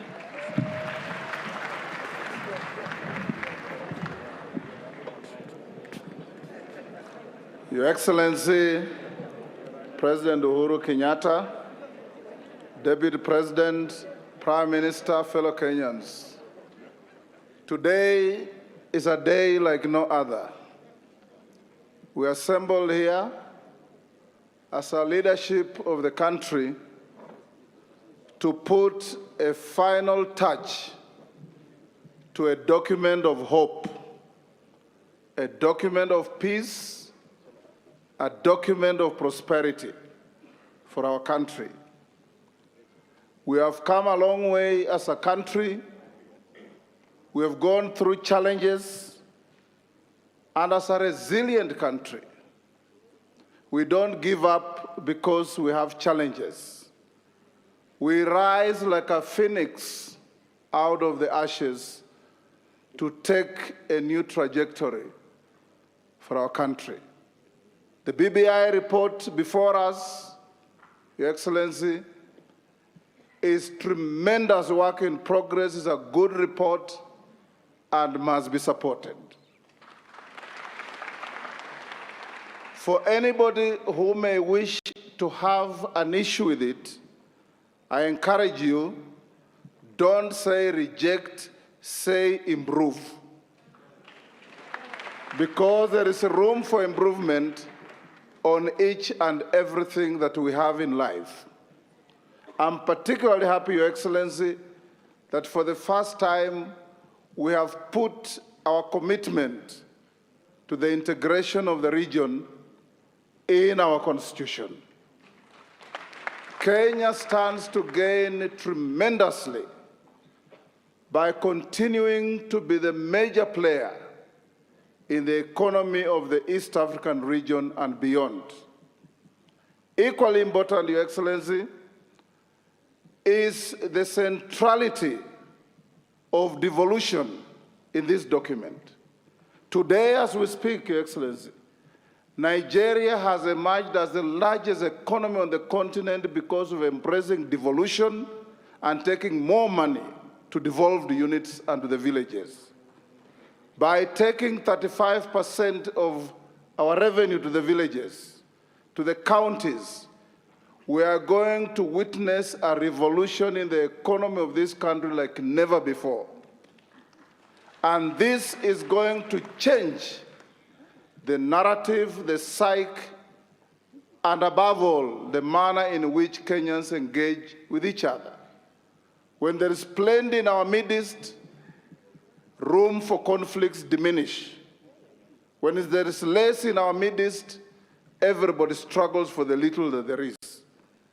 I want to encourage Kenyans, read the document, understand the document, and like we were told from Kisii, nothing is cast in stone. A good idea will always give way to a better idea. And I have no doubt, Your Excellency, that this is your signature legacy to this country. I want to finish by saluting our retired President Mwai Kibaki. He, after the 2007-2008 conflicts, navigated and midwifed the birth of the 2010 Constitution. And that's why we're here, to look at that Constitution and make it even better. You said, Your Excellency, in Kisii, that in 1963, we had a Constitution that was a ceasefire document. In 2010, we had a Constitution that was a stopgap document. Now we are going to have the ultimate document, the Constitution that will lead this country for generations to come. And fellow Kenyans, don't let anybody read for you. Read yourself, understand, and if you have any new idea, we want our country to move together as one big happy family called Kenya. God bless us all.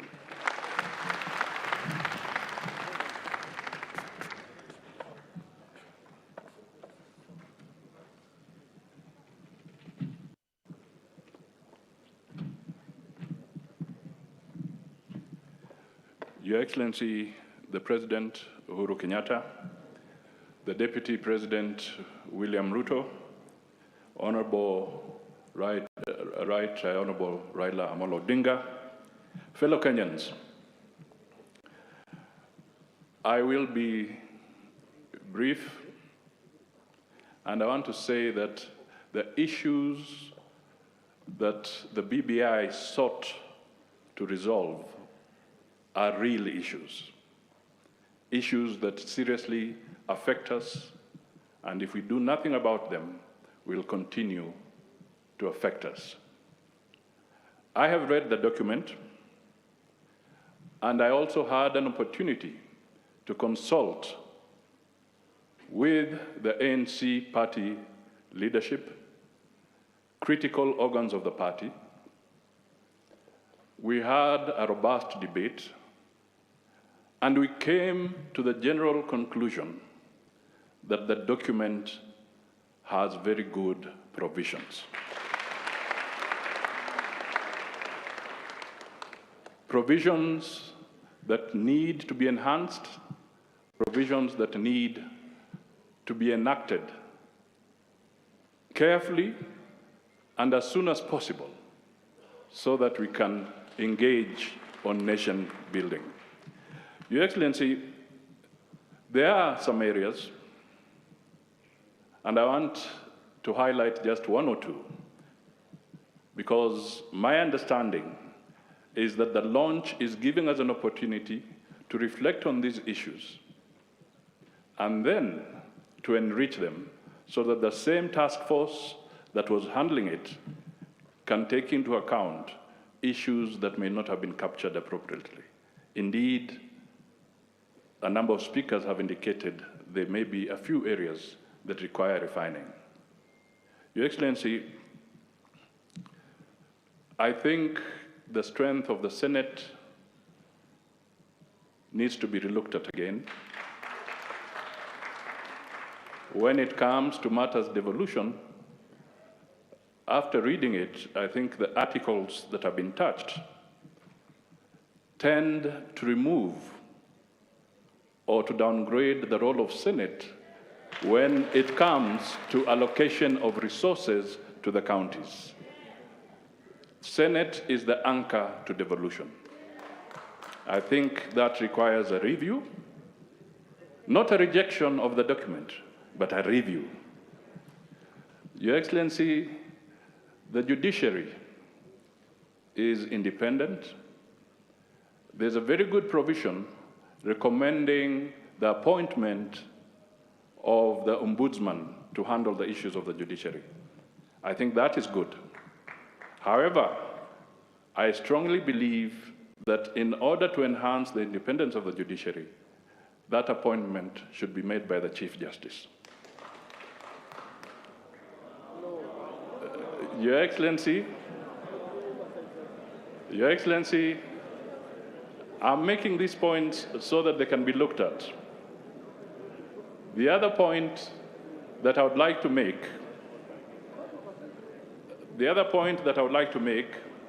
is the issue of underpinning the economy.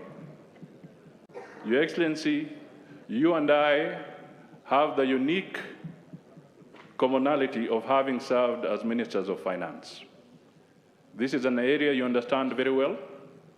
I strongly recommend that in the document, and as we look at it, because I believe there's a window, we can underpin the need to tame our public debt.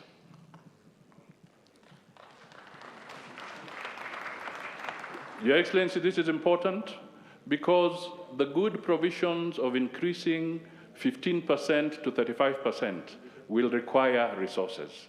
If the debt consumes too much of our resources, we shall again fail to serve the counties. That is critical. Finally, Your Excellency, I just wish to say that you have a mammoth task, we have a mammoth task.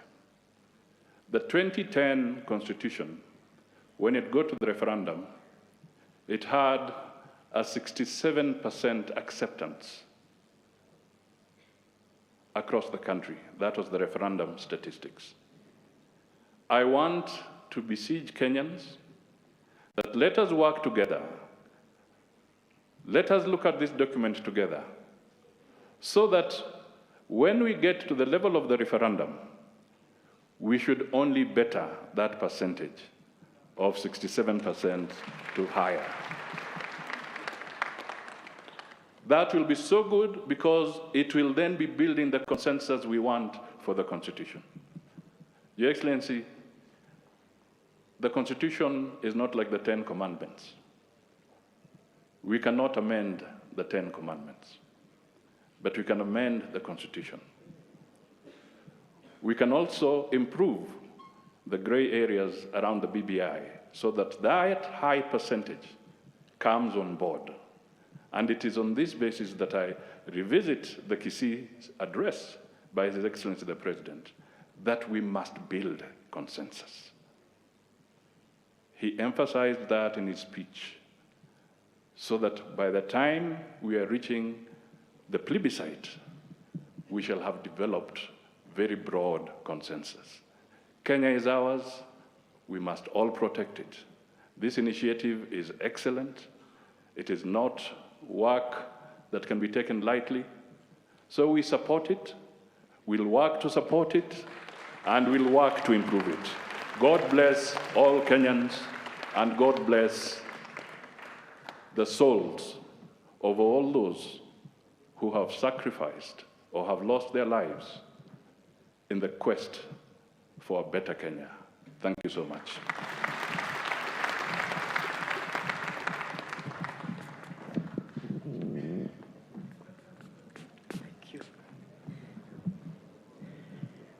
Mheshimiwa Rais, fellow Kenyans,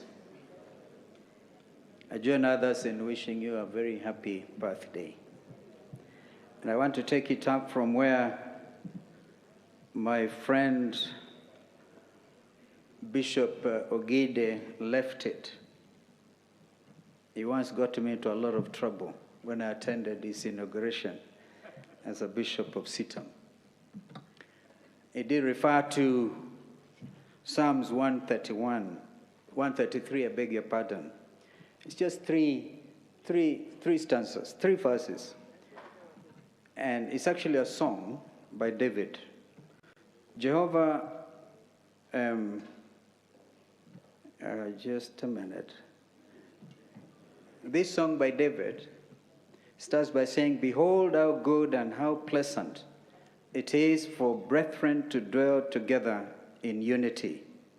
It is like the precious oil upon the head that ran down upon the beard, even Aaron's beard, that came down upon the skirt of his garments, like the dew of Hermon that cometh down upon the mountains of Zion. For there Jehovah commanded the blessing, even life evermore." I think this is a moment for us Kenyans to reflect on this.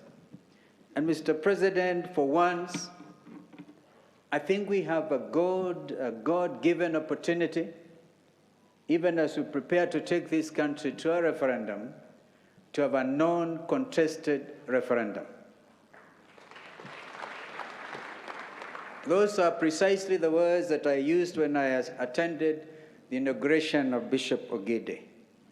When I said that time, let us listen to what the church is saying, so that we can build the consensus. I have read and I have traveled, and the most recent interesting reading I've come across is that of some of us who think that this is another trick.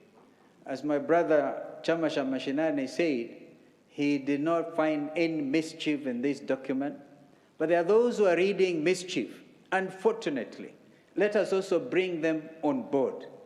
For instance, they think that this whole thing is aimed at creating and expanding the structure of the executive to the detriment of everything else. But you have heard here the Kenyans in a celebratory mood, because devolution is the biggest gainer of this whole thing. 35% to the counties. Recently, Your Excellency, you recall the very tough discussion in the Senate when senators could not even agree on the formula. Now everything looks straight. And I want to urge here that we get into this norm of believing that every Kenyan is important. Every Kenyan. Those on 4-wheel cars and those even on one wheel. Every Kenyan matters. Every Kenyan matters. And therefore nobody should read mischief where there is none. Governors, when you get this money, I plead for the love of this country. Please let us adhere to the provisions of Chapter 6 of the Constitution. I know that there are ward representatives who may not agree with some of the governors, and then they have been denied development assistance. Now, it was Wiper Democratic Movement's position that this 2%, that Ward Development Fund be included as a constitutional amendment. And this we're very proud of as Wiper, because it was listened, we are listened to, we are listed in that document as one of the parties that made this presentation. Because we believe in devolution. Let us deepen it, and of course avoid the stealing. What one ambassador once said, Kenyans, we steal and we vomit on their shoes. We have an opportunity to grow our own economy and not vomit on each other, but grow this economy. Mr. President, I want to be very brief today.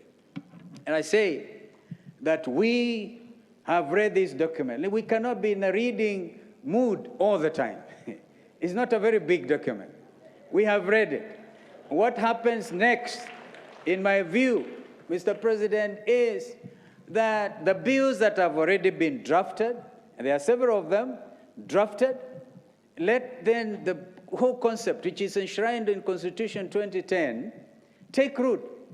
Participation, public participation with regard to each of those bills that has been drafted subsequent upon this report. So the report then can have some hands and feet to stand on. And the country then can prepare for the next very important thing, So we have read. Let us not kid ourselves. People cannot read forever. So iko kwa mtandao. It has been read, and I think it is a time to move on and support this change, which is important. And while you are doing it, avoid radicalizing this country. You see, there are very many types of terrorism. If you start a class war, what are you doing to your own country in the name of wanting to get elected? This is not good. I've just come, Your Excellency, from a visit to Mount Kenya region, and beautiful Thompson Falls, compared to the famous Bomas of Kenya thing. It's amazing. Beautiful territory, beautiful country. But then we radicalize the youth, so they look at you. A youth looked at me and said, Kalonzo, we welcome you. Karibu sana. At least somebody has brought us a wheelbarrow. What have you brought us? Even I'm saying the wheelbarrows are important to this country. It is important. Therefore, let us embrace this possibility, God-given opportunity to have a non-contested referendum so that there will be no wheelbarrows and there will be no other types of Kenyans. Class war, dangerous. Finally, Mr. President, Alanet Jr., whom I celebrate, put you into a very tricky situation. And even as we think of appealing to my brother Raila to stop the reggae and William to stop the wheelbarrow story, I love this Jerusalem song, that dance. But then, Mugithi may even be better, so that we all follow in a Kenyan song where we come together. Don't fall into the trap, Mr. President, on your birthday that was given by my Leonard Jr., student of law at the University of Nairobi, taking you very seriously on what you said in Kisumu.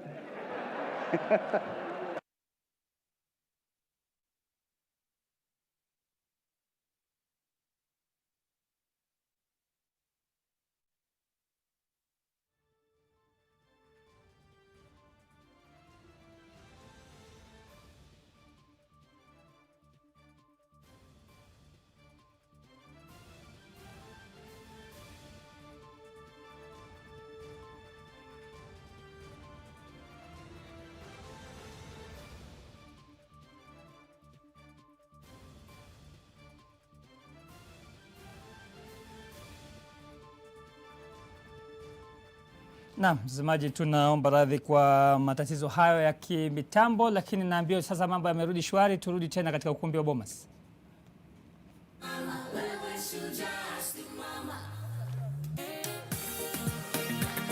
Kwa pamoja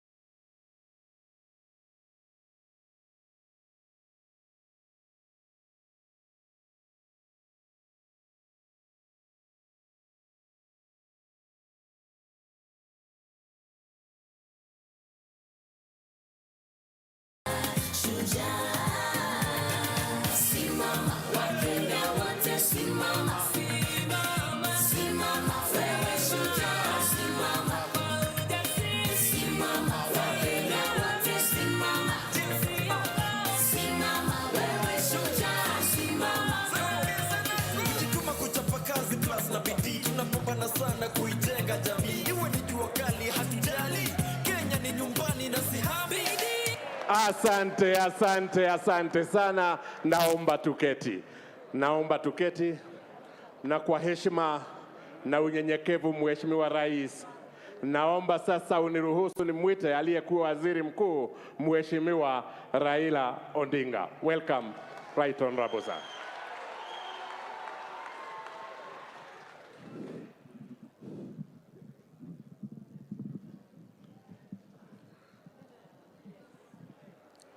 Your Excellency.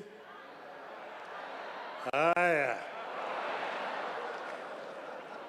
Your Excellency, ndugu yangu Rais Uhuru Muigai Kenyatta, Wakenya wote ambao wako hapa, hamjambo? Your Excellency, 2 days ago, we lost a very strong, patriotic Kenyan who has done a lot and with whom I had just spoken 3 days ago. 4 days before he died, about the Constitution, and he said he approved. This is Zamba Kitonga.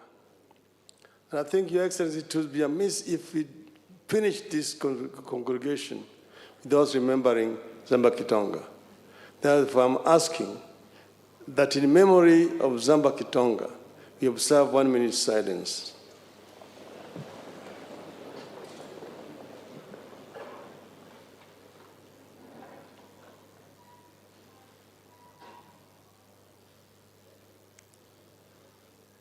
Asanteni. Your Excellency, Zamba Kitonga chaired the committee of experts that delivered this 2010 Constitution. And before he passed away, he actually had a conversation with me and said that this was still work in progress. In 2004, we were in this hall, Your Excellency. I was delegate number 155. Nilikuwa nakaa pale juu. And one day, as the delegates were gathered here, and we were talking about devolution, and one of the delegates, the late Dr. Odhiambo Mbai, stood somewhere at that side and spoke for about 10 minutes about devolution. By the time he finished, everybody said that gentleman should be the chairman of the devolution committee here. And he was appointed to chair the devolution committee. Unfortunately, he did not live to see it through because he was shot and killed in cold blood. We remember him, but we need, going forward, to have a proper remembrance of Prof. Dr. Odhiambo Mbai. Your Excellency, that same year, we gathered here as we were in the final stages of completing the document. And a group of delegates here walked away from us and went away because they did not agree with some of the provisions of that Constitution. That was the then cause of, then they went to court and stopped us. Then this Kilifi which came, eventually Kilifi Wako, and that is what created bananas and indices. Bananas and chungwa. But then, Your Excellency, why am I saying this? I'm saying this to just say that it has been a journey. After the 205 came 207 and 208.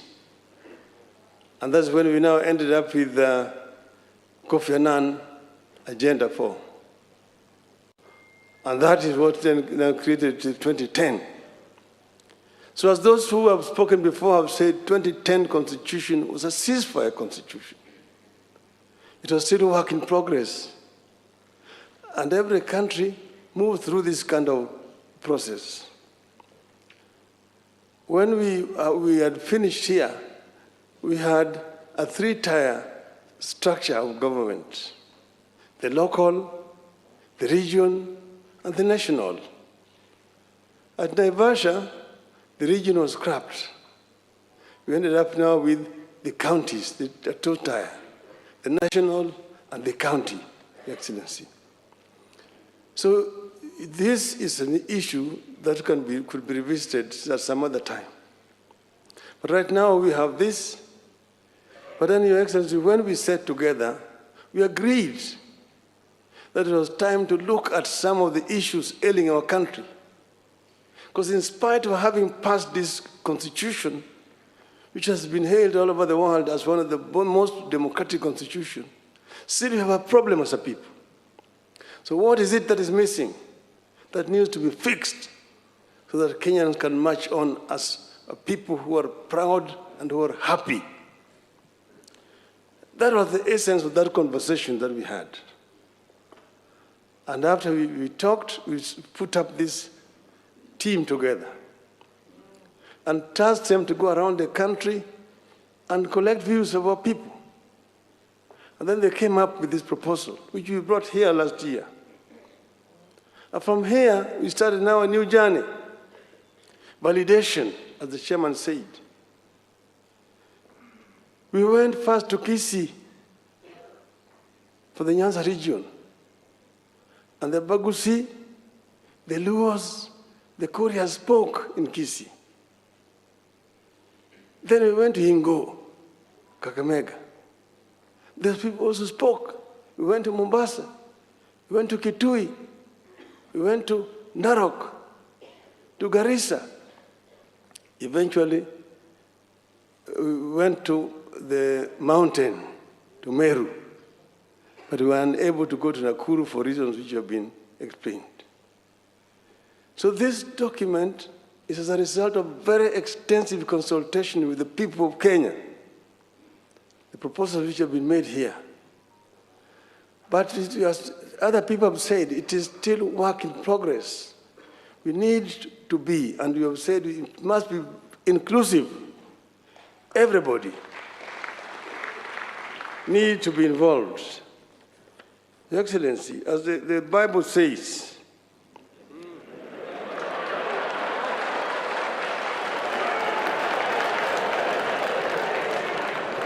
Isaiah 1, chapter 18. Come now, let us reason together.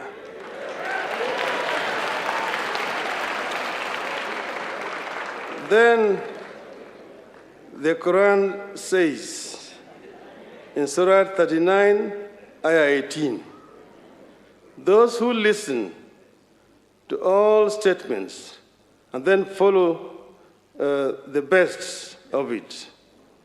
These are the ones whom Allah has guided, and these are the ones possessed of minds. So we are saying, come and let us reason together as a people of Kenya. Let us talk together, and let us not talk at each other, but let us talk to each other. Because Kenya is bigger than all of us. And we, with President Uhuru Kenyatta, when we talked, we said we want to bequeath a better society for the coming generation of our country. It is not about making Uhuru Kenyatta a prime minister or Raila Odinga a president. And Raila Odinga has never declared, and I want to tell the Standard newspaper, anyway, that he wants to run for presidency in 2022. That is not why we brought this. We brought this because we have seen that there are problems in our country, and these problems must be solved by the people of Kenya themselves. The founding fathers of our nation wanted a united nation, where that's why they said that God bless this land of ours. Justice be our shield and defender. May we dwell in unity, peace, and liberty. Plenty be found within our borders. That plenty was not going to drop like manna from heaven. It was going to be as a result of the sweat and the toil of our people. So we must give Kenyans opportunity to create that wealth. And this is what we are talking about, empowering the youth so that the youth can be able to create wealth. Wealth must be created by our people. That's when we are going to have plenty within our country. That every child born in our country has equal opportunity to be able to realize his or her potential from the cradle to the grave. That no Kenyan will sleep without food. That each and every Kenyan, when they are sick, will be able to get treatment, irrespective of whether they have money or no money. This is the kind of society that we want to create. An equal society where everybody has an opportunity. Not a polarized society. The haves and the have-nots. The low have downtrodden and the up there. We don't want a proletarian revolution. And proletarian revolutions have never been led by the bourgeois.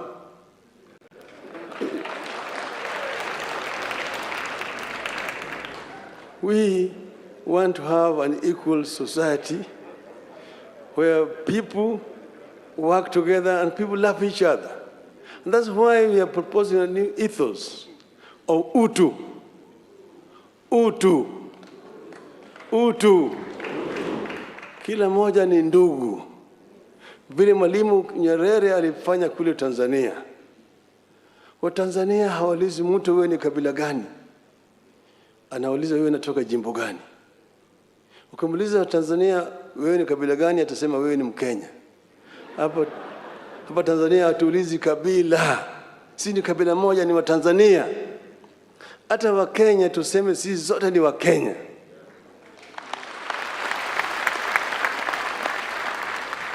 Usiniambie mimi wewe ni Mkisii au wewe ni Mkale au wewe ni Mgiriama au wewe ni Mkikuyu au wewe ni Jango. Sema wewe ni Mkenya. I'm proud to be a Kenyan. I'm proud to be a Kenyan. This is the kind of thing that we want to do. And that's why we created this, me and my brother Uhuru Kenyatta. And we agreed that we will bring this to the people of Kenya. And we want an uncontested referendum.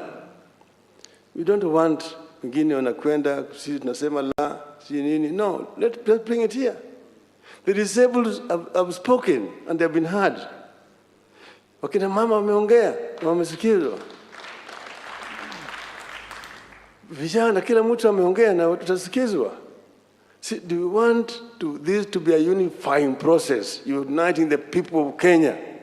Once that is done, Kenyans will decide who is going to be a leader in 2022. We don't want to talk about 2022 now. We are talking about Kenya of today.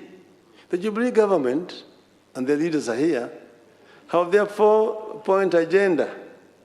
Wamalize hiyo kwanza.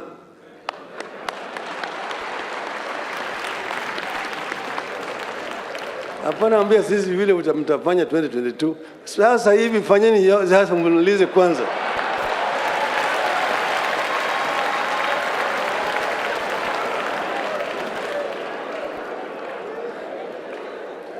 Sisi wako pamoja, wako pair. Wako pair.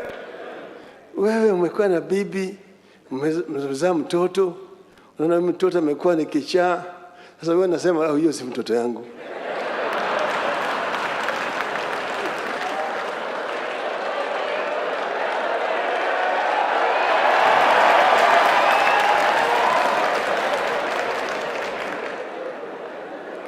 BBI, sema kwa Kenya moja. BBI. BBI. BBI. Mheshimiwa William Samoei Ruto, ongea na Wakenya.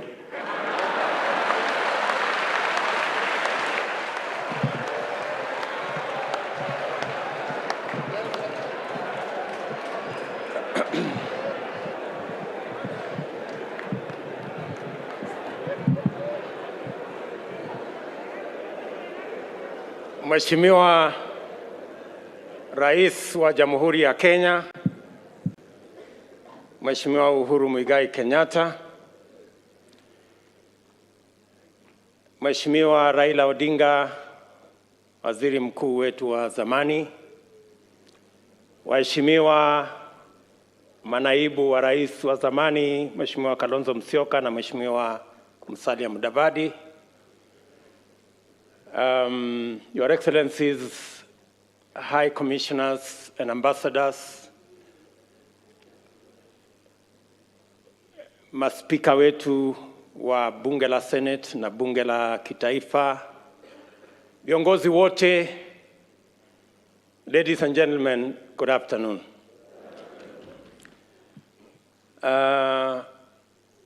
First, I want to say that I hope, Mheshimiwa Raila, you are not referring to me as a bourgeois.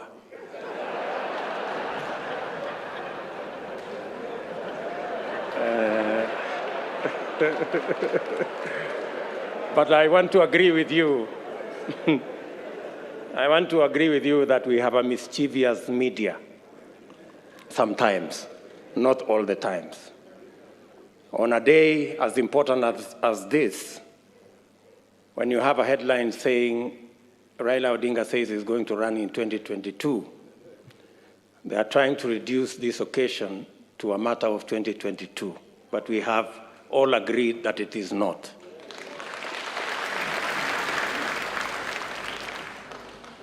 But on the same media, the same headline, they have said that William Ruto is coming to meet demons at Bomas.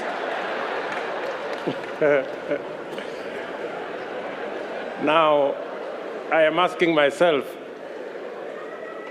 whether there are any demons in Bomas. Or better still, maybe I can ask them, Olisikia wapi, that there are demons in Bomas. But having said that, Your Excellency, this is a very important moment in our history. Important because you have persuaded us that the making of a constitution is always work in progress, and that we must strive progressively to have a negotiated constitutional settlement, or to arrive at a place where we are all working together, building consensus. And I share fully with those sentiments. I know even as we are having this meeting and this launch of this report of the Building Bridges initiative, Your Excellency, you have persuaded us that this is a moment to look at our Constitution and to find progressive amendments to our Constitution. There are those who believe, yes, it's a constitutional moment, but to progressively implement the 2010 Constitution. Civil society and others think so. There are those who believe that maybe this is a moment to discuss the ravages of COVID and the reality of our economic status, especially the majority, 40% odd people of our country who live below the poverty line, and the 16 million or so young people who are unemployed. All this, Your Excellency, as you have said, and as the former Prime Minister has said here, this is a process where we can bring all our views together and listen to one another. And no idea is more superior or less superior to the other.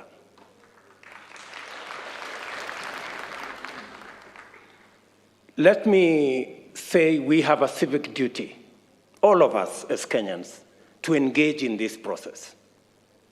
We do not have the luxury to say, I don't care. We do not have the luxury to walk away.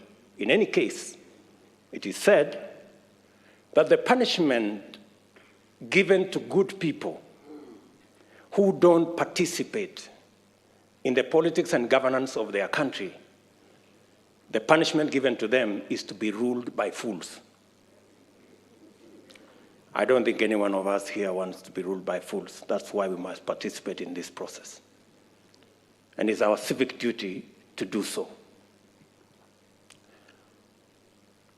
The BBI process has given us a raft of proposals for us to see, to interrogate, to improve. You did tell us, Your Excellency, that we're all free to improve on this process. And the many proposals that have been put, especially that were outlined here by Adam Solo on administrative issues, on legislative issues, I believe that since we have a forum where in Parliament and in government, where we can discuss the policy, the administrative, and the legal issues in Parliament, that can be interrogated in that process. Many of those issues that are administrative and that are legislative are issues mainly to do with our youth, mainly to do with how to do business, how to grow our economy. And Your Excellency, I want to say that these are very important issues. And in any case, I would add that from that list, especially on matters to do with young people, how we can assist them with Higher Education Loans Board and give them a moratorium, how they can start business, it must not be lost on us that the real problem, the real problem is that these young people are jobless. That is the real cause of all this. And that is the discussion we must have. That is the discussion we must have. Having said that, Your Excellency, there are, in my opinion, gaps. The single most important sector that drives our economy, contributing 25% directly to our GDP, and through manufacturing another 24%, and which employs almost 65% of all people in Kenya, is the agricultural sector. I dare say, Your Excellency, that this is an area that, again, we must find a mechanism of having a conversation, especially the farming community, and matters to do with productivity, matters to do with proposals that were made on guaranteed minimum returns for our farmers, our wheat farmers, our sugarcane farmers, our coffee farmers, our tea farmers, our dairy sector, the pastoralist corner. Your Excellency, it is my humble submission that that is an area that we can improve this document on.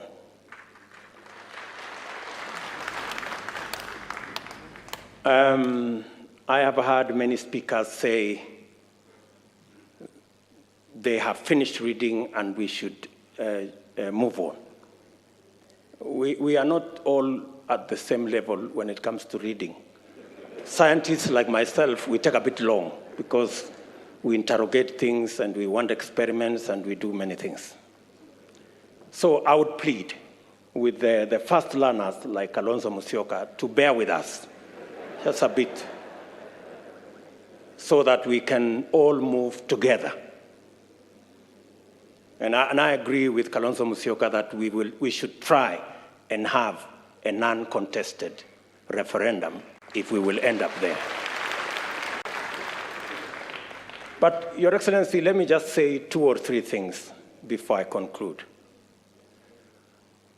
On the matter of the judiciary, allow me to say there is huge space for us to have an improvement on the proposal that has been made.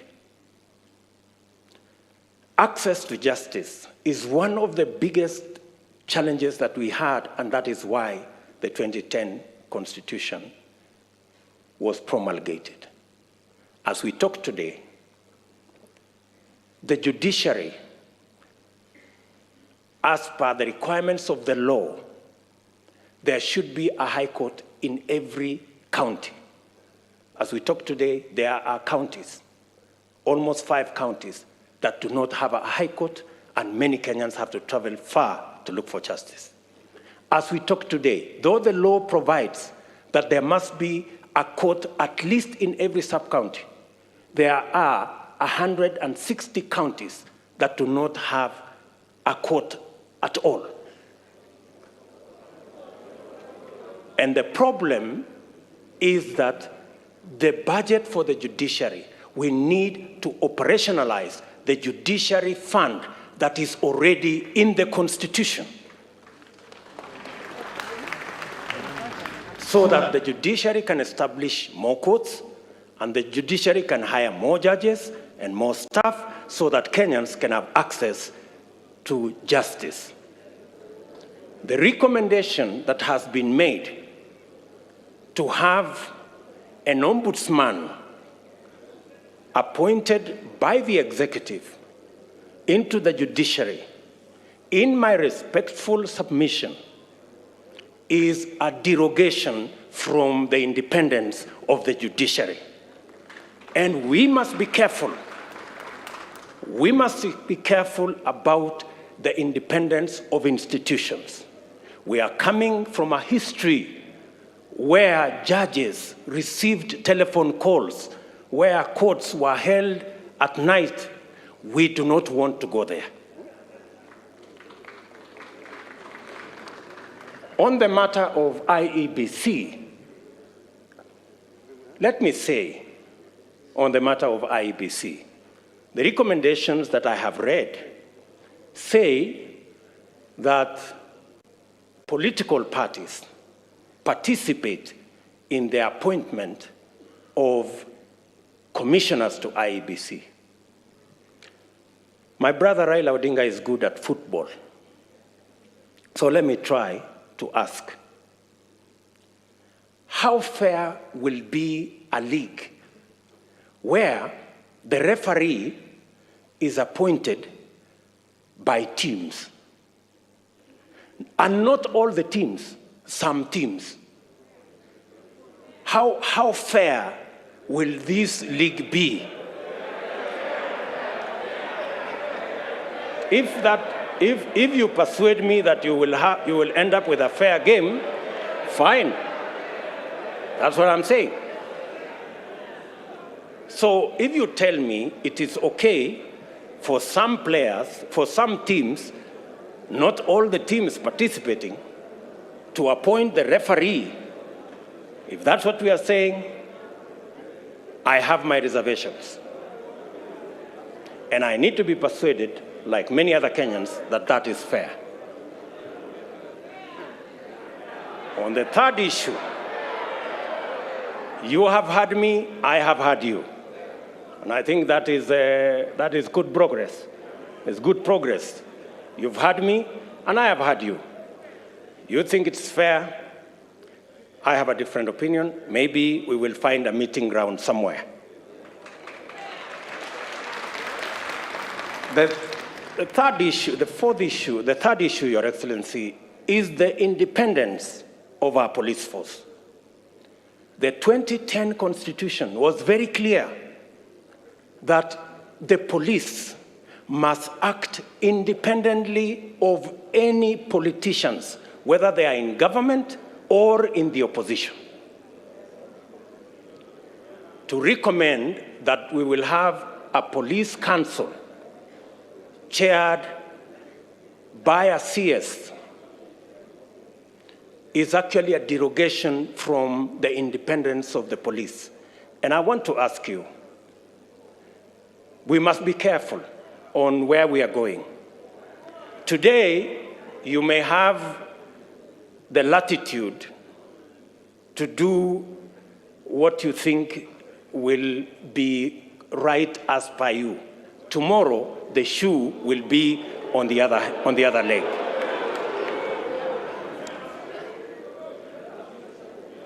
On matters to do with devolution, I agree that the increase to 35% is progressive,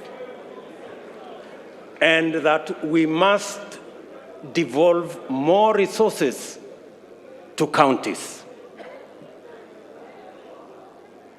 But accompanying the increase of resources to 35%, we must also ensure that the Senate has the necessary constitutional power to ensure that those resources are available and they are used properly.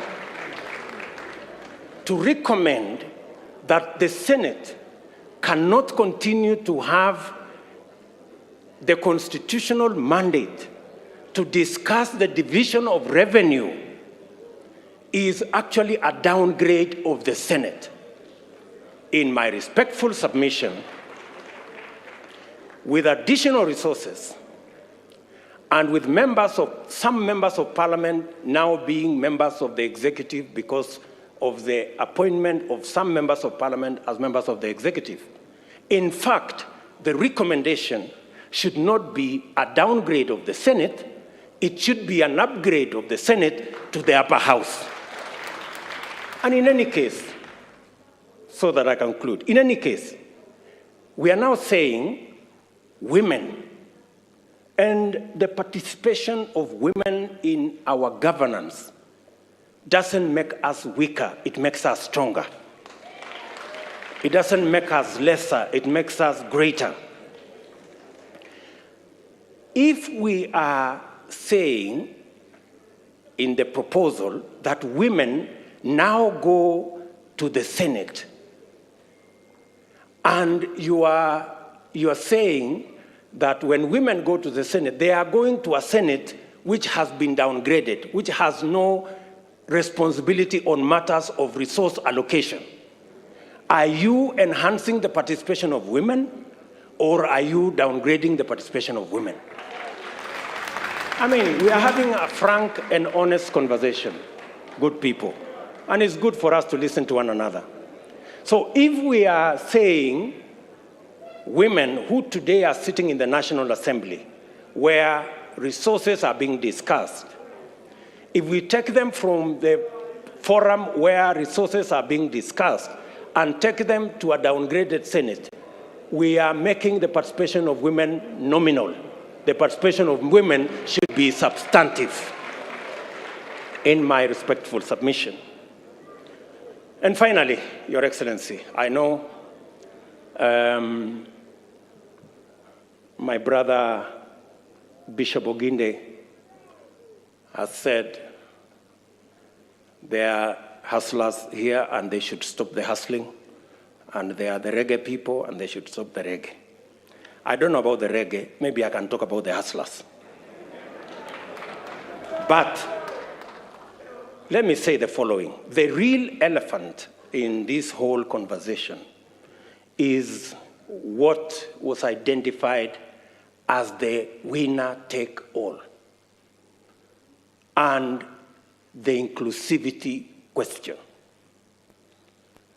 Now, Professor Adam Solo, I have confessed I'm a scientist and I'm a bit slow. I want you to explain to me in this proposal. You have said that in this proposal, we will have the president with his running mate, deputy president. They will win, or we have candidates, they will win an election, and then the president will appoint the prime minister and the two deputies from the winning coalition.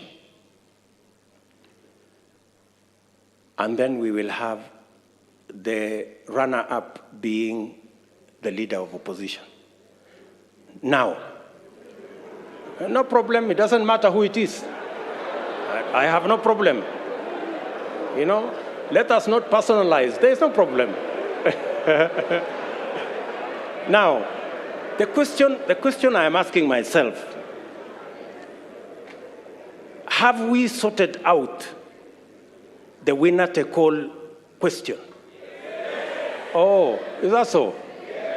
So, the president from his side, like for example here, President Uhuru Kenyatta, I am here, Kimunya is the prime minister, because he's the leader of majority. We have Jimmy Angwenyi, who is our deputy, as a deputy prime minister, and maybe Maoka Maore as one of the deputies. So, what happens to the whole NASA brigade, together with Musalia and all these other people? I mean, and I am not saying anything. I'm just saying I want to be persuaded. And forgive me if I am slow. Forgive me. There are so many Kenyans who are in my category. Are we together? Finally, on this inclusivity question, it is my humble submission that as we discuss inclusivity around us, the leaders, we must have a candid, open discussion on inclusivity about the millions of Kenyans locked out by poverty and unemployment. We must discuss how they are going to be part of the Kenyan society. That discussion we must have. And I want to thank the young man, very good, and the bright, intelligent young man from Kitale, because he said that we should not bring 16th century technology. And I am sure he was referring to the wheelbarrow. And possibly he was referring to me and this wheelbarrow. Sindio? Good. Now, the question I want to ask us, how come in the 21st century, a 16th century tool called the wheelbarrow, millions of citizens in the 21st century are still dependent on the wheelbarrow and mokokoteni? That is the discussion we need to have. Yes. That is the discussion we need to have. And that discussion is a discussion that involves millions of Kenyans. Millions of Kenyans. Let me then say, as I conclude, that the Honorable Kalonzo Musyoka, I am finishing. You know, I speak for millions of hustlers, so just give me a minute. Thank you. Thank you very much. Thank you very much. Thank you very much. So, Bishop Oginde said that the hustlers must stop the hustling. I have heard leaders here say that as we discuss this conversation, we must not have an us versus them. I have also heard leaders here say we must never have a conversation and a contest about the poor and the rich. We must never go there. And I believe we must never go there. But I want to remind you, good people, Abraham Lincoln, the 17th President of the United States of America, said things may come to those who wait, but only things left by those who hustle. That is Abraham Lincoln. He was never talking about the rich and the poor. He was talking about the people who wake up early, the people who sleep late, the people who work hard, and that is the society we need to build. It is now my humble pleasure, ladies and gentlemen, to ask His Excellency the President of Kenya to make his remarks, and thank you very much for listening to me. Asanteni sana.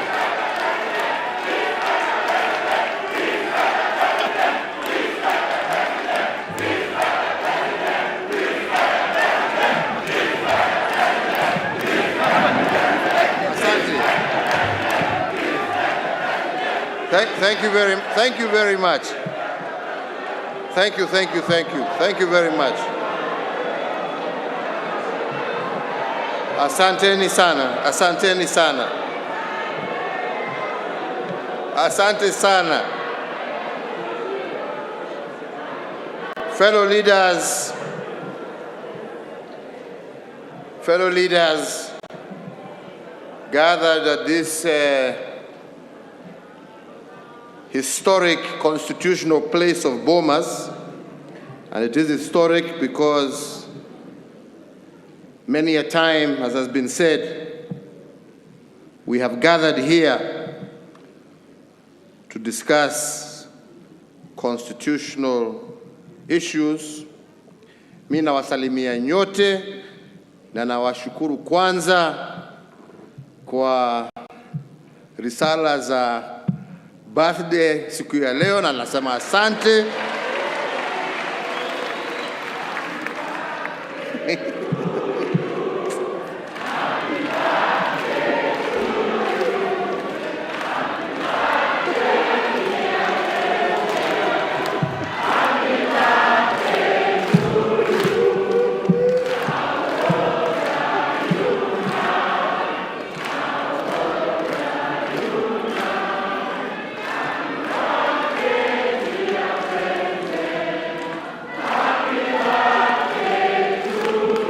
Asanteni sana. Thank you very much. So, thank you very much. So, before I begin, I would like to take this opportunity, as much as indeed they have been recognized, to recognize the Committee of Elders who, for the last 2 years, as we were told, have taken their time and indeed in many instances their resources to travel around this country together with their secretariat and their technical teams to put together first the document that they presented to us here last year, and now this revised version, where they have now gone with greater editing to the point of even giving us now proposed clauses for our consideration. And I would like to recognize Senator Yusuf Haji, who was the chair, who is unfortunately not well today. To recognize Professor Adam Zolo, the Vice Chair. To recognize Senator Amos Wako. To recognize Dr. Florence Omusa. To recognize also Mr. James Matundura.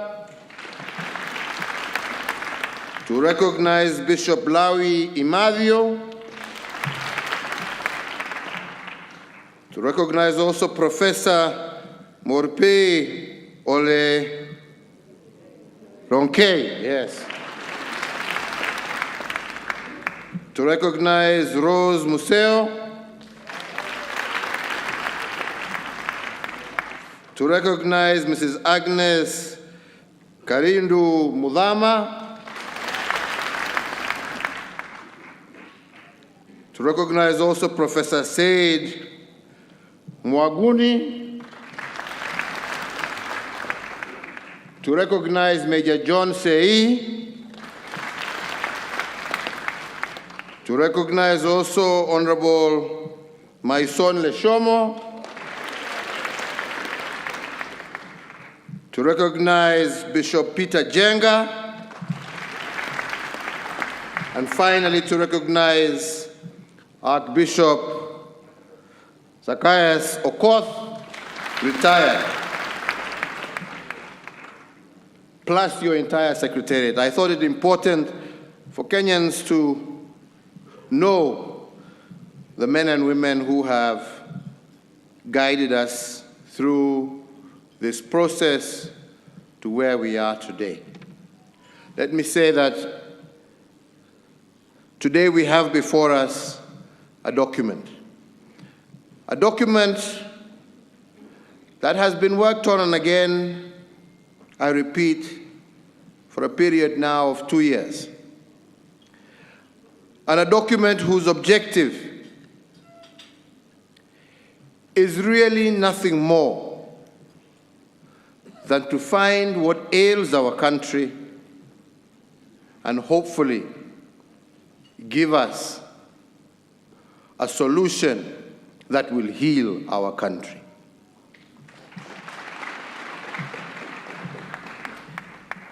I want to also recognize at this moment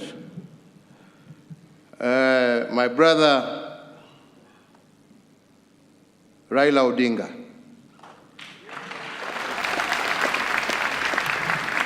And I have a reason to, because as many of you know, we were competitors in 2007. 2017. And as such, things got to a very difficult level. Indeed, as Bishop Oginde here has said, and as many others will bear witness, but when we sat down to speak, something that was very difficult for him, but also for me and my team, very difficult.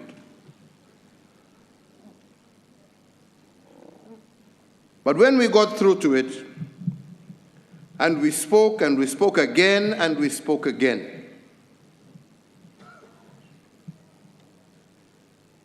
we agreed that we're not here to share positions, and we should put our various positions aside. And we agreed that we were coming together with one common agenda, the agenda of ensuring that what the people of Kenya have witnessed in 1992, in 1997, in 2005, in 2007, in 2017, Kenyans shall never, ever witness again. We did not talk about sharing government, and as we stand today, he is not in government. He is not in government. He never made any demands for government. He never made any demand for a share of government. He said that let us get together and let us fix that which ails us, that will allow us in future to be able to compete without the need for innocent Kenyan blood to be shed. I want to thank you for that, Raila, from the bottom of my heart, because you didn't have to do it.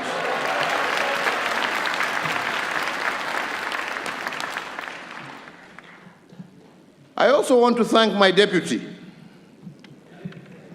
president.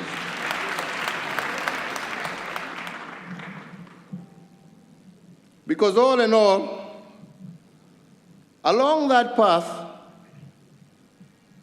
I kept him abreast of what was going on. He was part and parcel.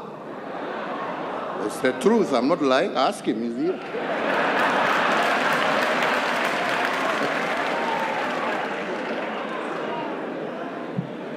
He was part and parcel. In fact, he helped me identify some of the wazays I just mentioned here. Yeah.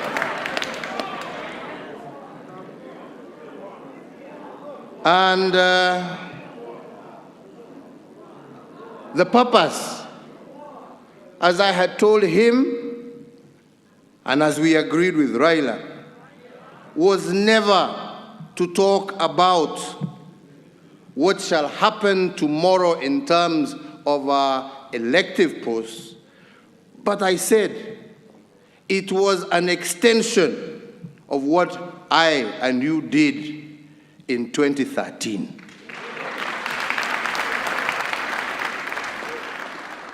So that we can bring all of us on board and have a situation where no Kenyan is left behind.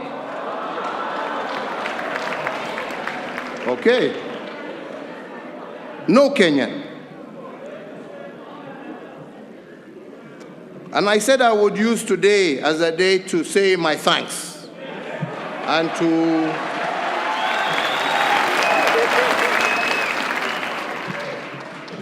put things also in context.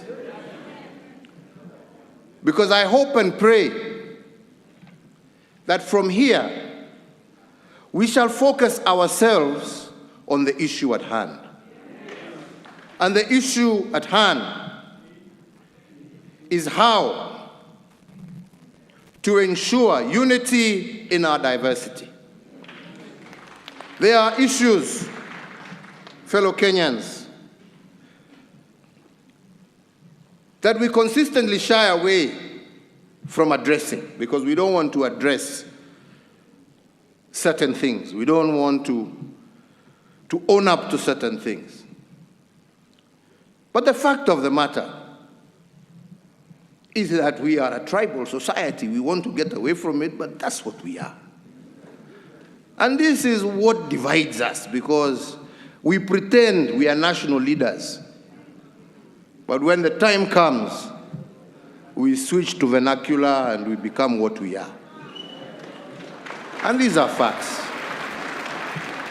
Tusidanganyane. Na kila mtu anasema ile watu wako namna hii sijui na wale wako hivi na wale wako vile na wale wako hivi. I will also admit today that I've also been part and parcel of that negative politics. Yeah. So I'm not blaming, I'm not saying this because I'm pointing fingers at anybody. I am just saying we have all been part of this mess. We have all been part of it. But we never want to talk about it. We all pretend how great and how national leaders we are. All right? And that is why we must address ourselves to this issue of inclusivity. Because if we are going to remove this kasumba that has disturbed us, we must deal with this issue of inclusivity so that every single community and section of this country feels that they are part and parcel of this great nation. And you know, we started pole addressing ourselves to that issue even in 2010 by bringing on devolution and ensuring now resources were going kule mashinani. But there were still elements that were left. Elements that made people feel that they were left out of national government. So the issue of inclusivity is critical and was critical. And we said with my friend here, we must address ourselves to that issue so that future generations will be able to address themselves as Kenyans. Lakini nyinyi msitudanganye hapa ukabila umejaa. Na ni vizuri, unajua mtu asiposema ukweli, tunaficha kule, but then we never address it. And that's why I'm saying, I want to thank these gentlemen because they are trying to address themselves to those issues. Because until we do, our politics will consistently be negative. And we want to change that cycle so that our politics can be positive driven. Positive that we are winners when we are together. That is the direction that we wish to move ourselves in. The second big problem we have is our young people. Again, let us not cheat ourselves. It is our young people. We have a youth bulge that, if not properly handled, can be a time bomb that can blow this country to pieces.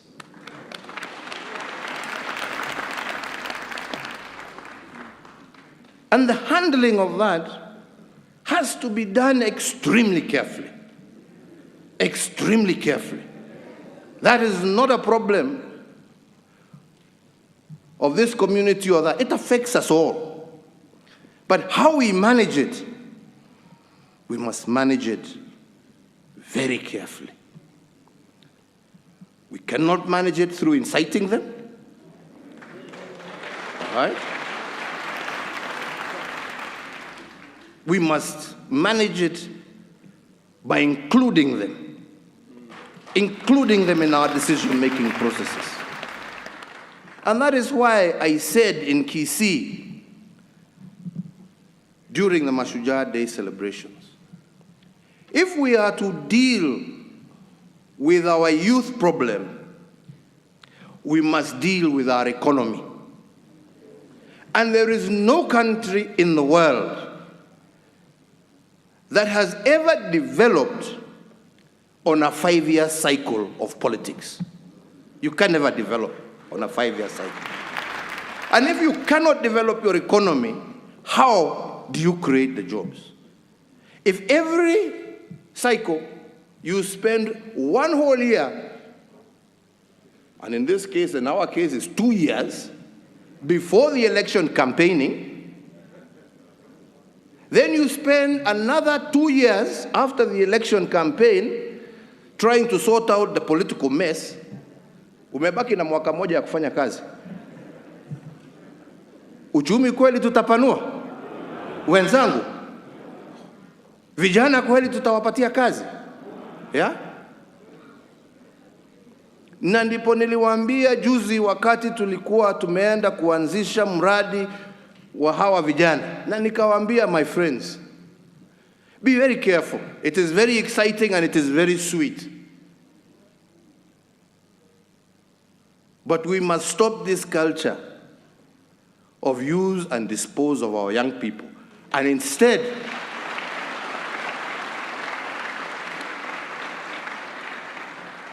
develop and deepen a process, which again I want to thank these gracious men and women because they have looked into those issues, of how we can systematically and in a very clear and thought out manner enable our young people, who are our future, to be a productive part of Kenyan society. And nobody can do that. I can't do it alone. We must be together, and we must engage in that conversation together. Tunaelewana wenzangu? And I strongly believe if we just deal with those two issues, and I know there are many other issues dealing with women, dealing with handicap, and I don't want to get into them. kwa sababu tumesoma na tumesema tutakuwa na dialogue. Lakini mimi ombi langu kwenu nyinyi ni wakati tunasoma, let us focus ourselves on dealing with those two very critical issues that will guarantee the peace, the stability, and the ultimate prosperity of our nation.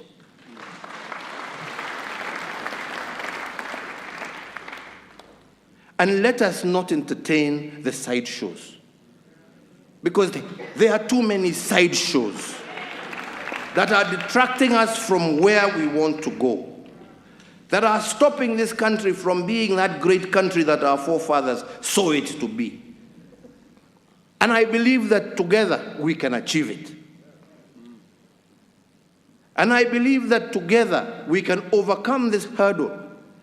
And then those who are seeking elective positions, how wonderful it would be if you were seeking those elective positions in a unified country where it was ideas that are competing against each other, not ethnicity, not this, not this. It was a competition of ideas. How best can we get to where we are going? How best can we achieve for our people, for our children, for our children's children? And I believe here we have something. As I said in Kisii, I believe here we have something that can begin us in that process. And rather than fight over the many things that we will either agree or disagree on, please, on this one, let us agree. Let us agree and fix it. Mimi hiyo ndio ombi langu kwenu nyinyi na kwa Wakenya wote.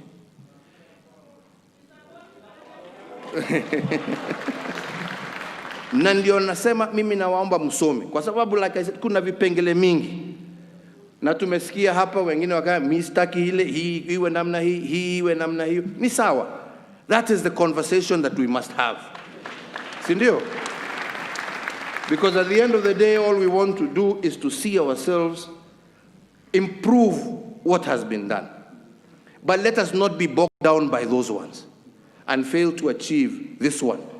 Because without this, hata hizo zingine zote ni za bure. Amani, wenzangu, amani na umoja wa taifa letu, na njia ile tutapambana na ukosefu wa kazi kwa vijana wetu.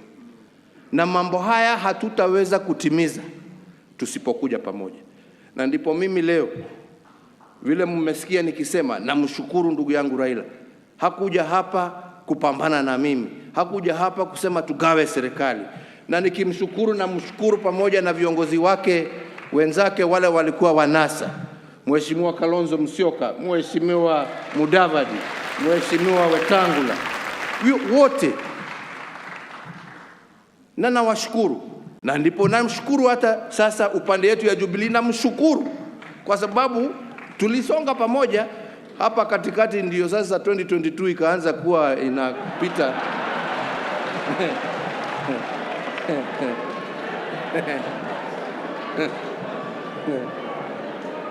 Akasahau yale mengine.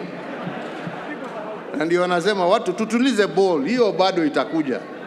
Ama ni namna gani wenzangu? Tutulize ball, hiyo itakuja. Miaka hairudi nyuma. Nilikuwa naambia viongozi hawa wa Kisii siku nyingine walikuja kunitembelea. Race hii ni ile ya kuhandover, unajua? Si ndio? Inaitwa relay. Unakimbia ule mwingine anakugojea pale, anatakikana kukugojea ndio ashike aendelee, si ndio?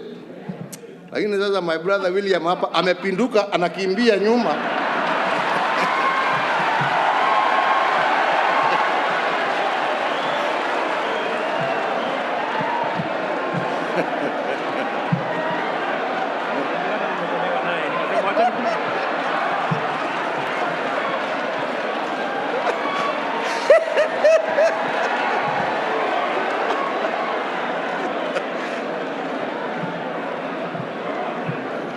Nikasema mosmos, tutafika tu.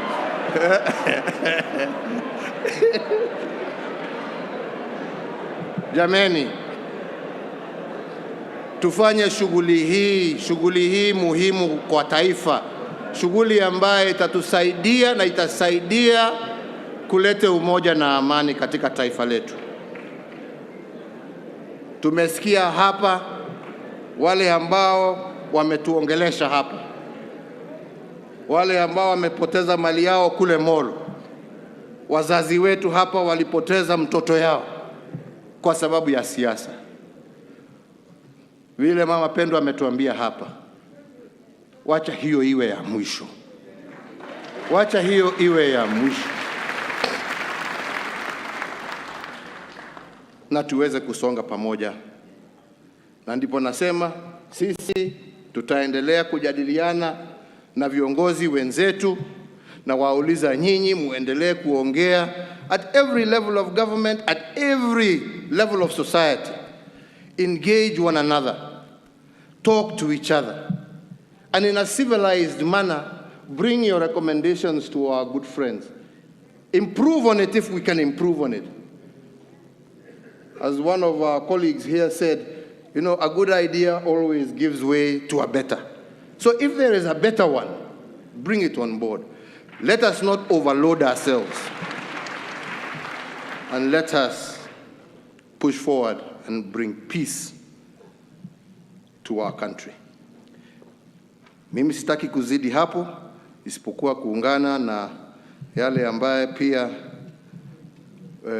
former Prime Minister ametaja, ya kwamba sisi wote tuwatuma rambirambi kwa jamii ya Zamba Kitonga, shujaa wa taifa letu la Kenya, ambaye alitusaidia kuleta hiyo katiba ya 2010.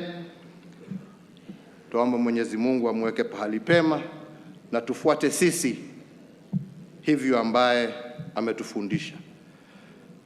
Tutasaidiana. BBI hii itapita jameni, ama mnaonaje? Itapita jameni? Mutapitisha? Mutatusaidia kuelimisha Wakenya ni kwa nini tunataka kupitisha document hii? Mutatusaidia? Tutatembea pamoja? Nataka mimi kumalizia hapo, lakini niseme, masikia Kalonzo akiongea hapo ya kwamba sijui kuna marriage act.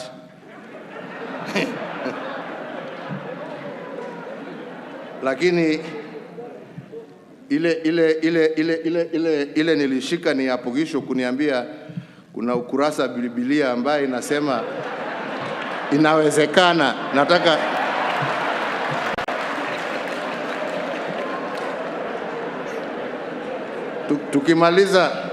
tukimaliza hapa utanionyesha ni chapter gani hiyo, ndio niweze kusoma vizuri.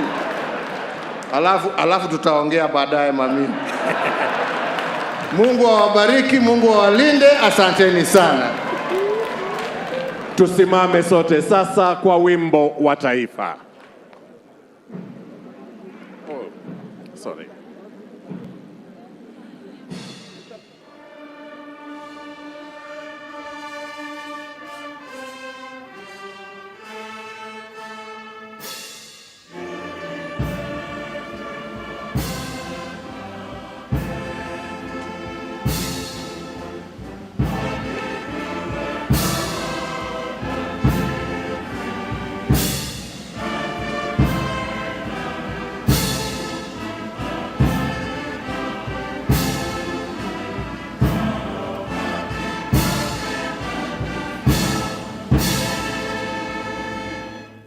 Asanteni sana. Sote tusimame wakati Mheshimiwa Rais anaondoka kwa hiari yake. Wimbo kutoka studio. Asante.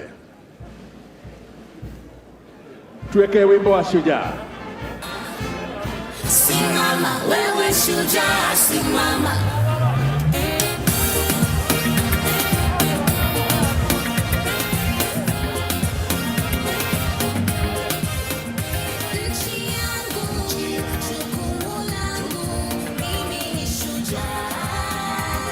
Shujaa.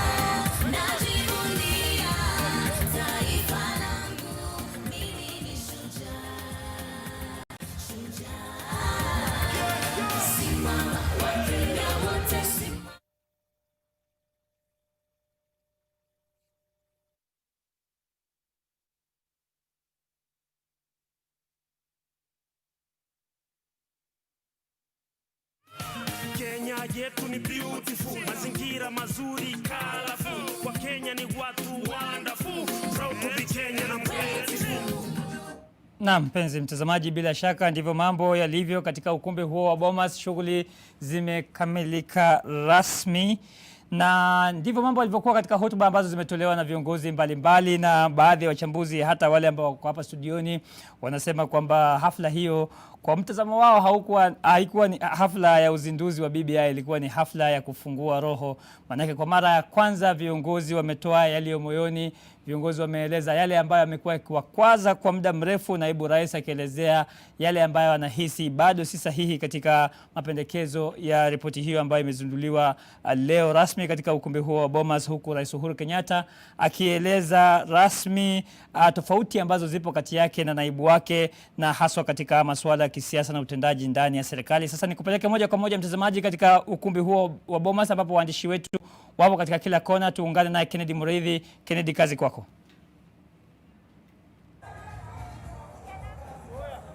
Well, it has been a day that had been waited for so much in the political circles, and most people in the country wanted to know what has been happening and what will be happening. And today we've gotten that rare opportunity of picking Deputy President William Ruto's mind on what he feels about this particular document that has just been released. And Deputy President William Ruto has gotten that opportunity to say what he really thinks, and he's gone ahead to mention some of the sections that he has a problem with when it comes to this particular Building Bridges Initiative report. He has basically been going around the country saying that there are some areas that he believes that have not been looked into, and the youth have not been given that particular opportunity. And today Deputy President William Ruto has gone step by step, including saying that he has a problem with the police service not being independent. He has a problem when we do not have something in the Building Bridges Initiative report that deals with agriculture, going ahead to say that 25% should go into it. Deputy President William Ruto has gone ahead to also question the rationale of us saying that we are looking for inclusivity, yet the majority leader, who is going to be renamed the Prime Minister, his two deputies, the President and the Deputy President, are going to come from the same political party. But in all this, he is also questioning the rationale and where the place of women are in this particular dispensation, saying that there is no way that you're going to be removing women in the National Assembly, taking them to what he calls a degraded Senate, and yet you're saying that you're giving women an opportunity. But all in all, those others that have been able to speak on this particular podium have been very categorical that this is a good document, a document that Kenyans should just read a bit more of it, make some improvements to it, then be able to pass it. Deputy President William Ruto, actually, even in his speaking, he seemed like a lone ranger, as most of the people who were in this particular hall, in this particular auditorium, were either mostly supportive of President Uhuru Kenyatta and opposition leader Raila Odinga. So there was instances where Deputy President William Ruto was speaking, but yet the crowd was chanting against some of the things that he was saying. There were also when he actually finished his speech, most of the people in this particular auditorium stood up and actually said, respect the president in clarion call.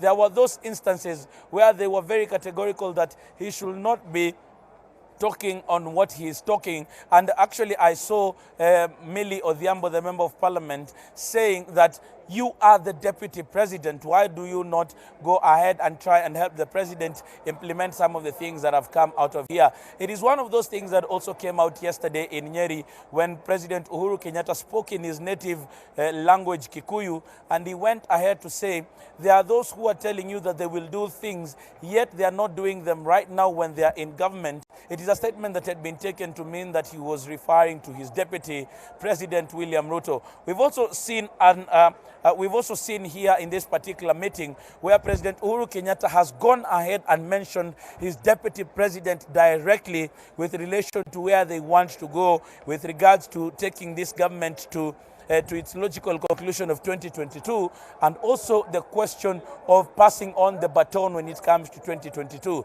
In this reference, President Uhuru Kenyatta has been very categorical that they were working very well with his deputy until that particular point where he came in and started talking about 2022. And according to President Uhuru Kenyatta, he believes that in that statement, he has actually been blinded by what has been happening when it comes to delivery of services. He's also gone ahead to even say that when it comes to his deputy, he was so willing to pass on the baton, but there is a way that the president and his deputy, President Uhuru Kenyatta believes that his deputy is actually running backwards. These are some of the sentiments that have come out of here.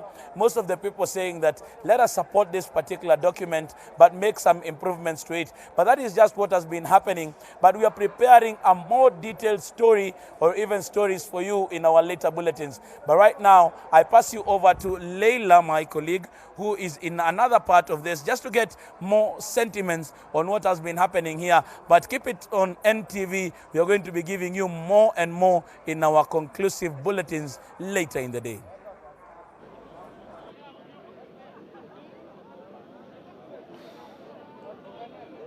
The conversation has been comical, inspirational, and many have raised their voices towards the Building Bridges initiative. The Deputy President, William Ruto, being the highlight of the day, speaking his mind in front of his boss, the President of the nation, President Uhuru Kenyatta.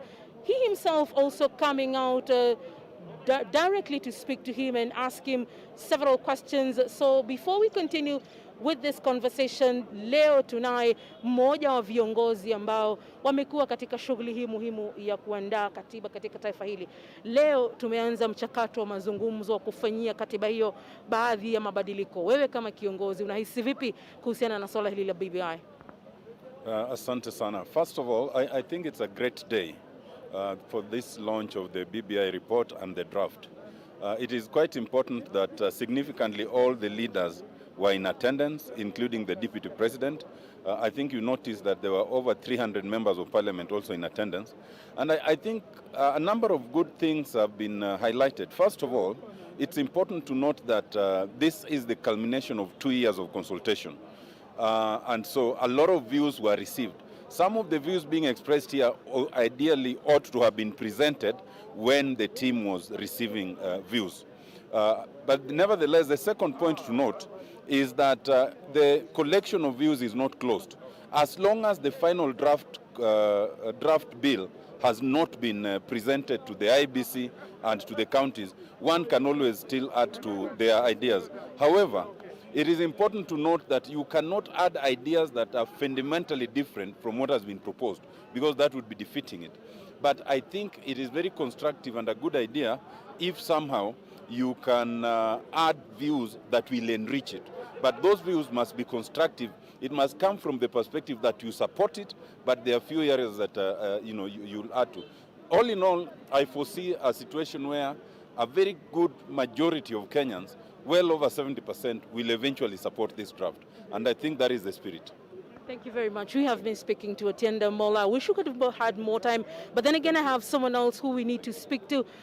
Devolution Cabinet Secretary Eugene Wamalwa, a very good morning to you. What are we taking away from this BBI report in terms of devolution governance, in terms of getting money to the county's general administration issues? What we're taking away is a win for devolution and for every Kenyan and for every county in Kenya, because we've only been having about 15% going to the counties. Now we're more than doubling what will be going to every county. And we're not only talking about every county in Kenya getting increased resources, we are also talking of every part of the county, because we know that in some counties, there are different communities, there's been marginalization even within the counties themselves, and we want to ensure that every ward in Kenya now will be getting resources, will be getting development. The other good thing I want to assure Kenyans is that even as we are devolving more resources, we want to ensure that we do not devolve corruption. We want to ensure that the money we are adding to the counties actually go towards development. And that is why you have heard about that cap of 35%, not just going to salaries and buying big cars for the county officials, but we want more money going to the counties to go towards development. So as the Minister for Devolution, I am happy, and I want to ask every Kenyan, wherever they may live, to support this document, to support strengthening of devolution through this process. Finally, before I let you go, there have been concerns that these bridges are bridging Kenyans into a serious divide. What say you now that this report is on the table? I think it is a report that is going to unite the country, and it's going to give the country the key through devolution towards a more united country, towards a more equitable country, and towards a more just Kenya. I'm very happy with what has happened here today and the robust discussions that have gone on so that we move forward together as a country. Thank you very much. Asante. Well, there are many voices that need to be heard this particular moment. We are many here at the Bomas of Kenya. I and Seth Olanle are here again. He also needs to talk to some of the members of parliament who are here this afternoon. So I hand it over to you, Seth, for more discussions on this debate. Barabara Leila Mohamed mwenzangu, na tunazidi tu kupata maoni tofauti hasa kutoka kwa viongozi ambao waliweza kuwa pale ndani katika ukumbi wa Bomas of Kenya. Mheshimiwa, karibu sana, unazungumza na NTV moja kwa moja. Kulingana na hotuba ya viongozi mbalimbali ambao wameweza kuongea pale ndani, na Rais Uhuru Kenyatta kusisitiza kwamba anawategemea nini viongozi kuhakikisha kwamba Wakenya wanapitisha ripoti ya BBI kupitia kura ya maoni.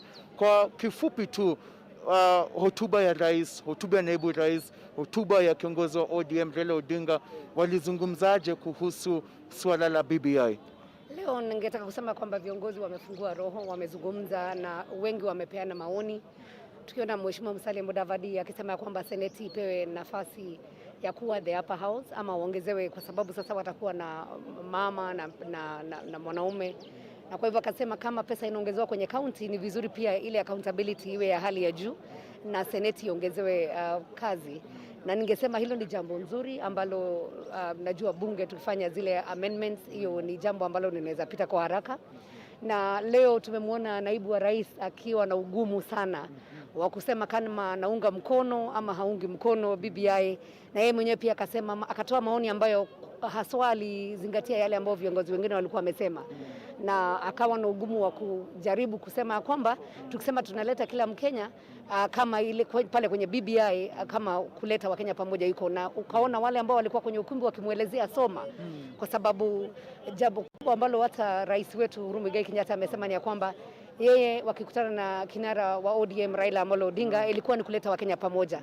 Leo rais amenifurahisha kwa sababu leo amesema jambo ambalo lilipatikana ili wapatane na Raila Amolo Odinga ni kuleta Wakenya pamoja, na akasema haikuanza ile 2017 ama 2018 March, ilikuwa imeanza 2013 ambapo walianza safari ya kushikanisha Wakenya wakiwa na naibu wake. Leo pia amesema wamekuwa wakizungumza na naibu wake mwenye pale mbeleni alikuwa amezungumza ni kama huwa hawazungumzi, ni kama ameleta maoni hapa mara ya kwanza, na yeye amekuwa ni naibu wa rais, na ndio ukaona watu wengine wakimwambia kumbuka wewe ni naibu wa rais. Kwa hivyo ni vibaya kuonyeshana kama kwamba yeye ndio ameona hii BBI wakati huu ambapo tumekufika hapa Bomas.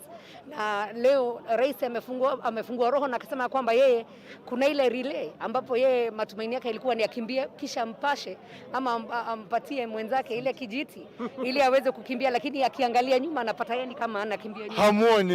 Hamuoni. Na sasa mimi ningetaka kumwambia naibu wa rais leo, mkubwa amezungumza, ni vizuri mtu asikize, ni vizuri heshima, na heshima si utumwa, na pia tumeambiwa hatuwezi kuwa kila mwaka ni siasa. Tukianza wakati wa campaign tena tunaenda post election tena tunakuwa kufanyia Wakenya kazi ni mwezi mmoja tu. Kwa hivyo ombi langu kwanza kwa viongozi wenzangu, tukifika kwenye pale bunge tuwe na sober debate, tuangalie maneno ambayo labda yanaweza kuwa na utata kidogo ili tupitishe BBI kwa manufaa ya wananchi, na haswa kwa sababu ya vijana wetu, kwa sababu ya wale ambao hawana kitu, hawana makazi, na hiyo ndio jukumu letu zaidi. Mheshimiwa, kabla nikuruhusu tuondoke, imeweza kubainika kwamba referendum ama ile kura ya maoni itafanywa lini? Haikuwezeshwa leo tu watu wametoa maoni yao ya BBI, na kazi imeambiwa kwanza kazi kubwa ni kwetu sisi wa bunge. Kwa hivyo mimi matumaini yangu ni kwanza tufike kwenye bunge tufanye ile kazi ya ubunge, lakini maneno ya referendum hayajakuwa haswa kujulikana ni lini ama tutapeleka hii BBI kwa wananchi siku gani?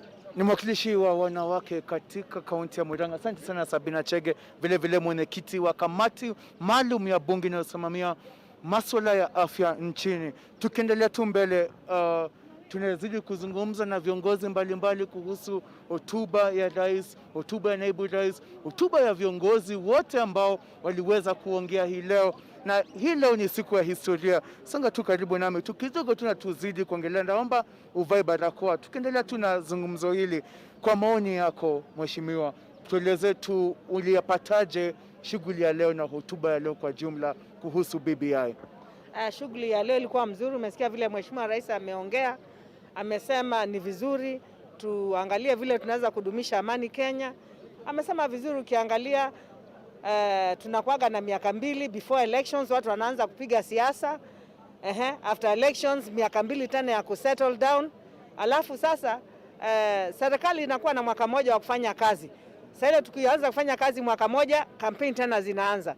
Na kwa nini? Kwa sababu kwa hizi furugu zinakuwa sana. Hizi furugu zinakuaga after every election, we are fighting each other, people are not happy. Lazima tutafute njia ya kuweza kukaa kama wa Kenya na kufanya kazi sisi wote pamoja.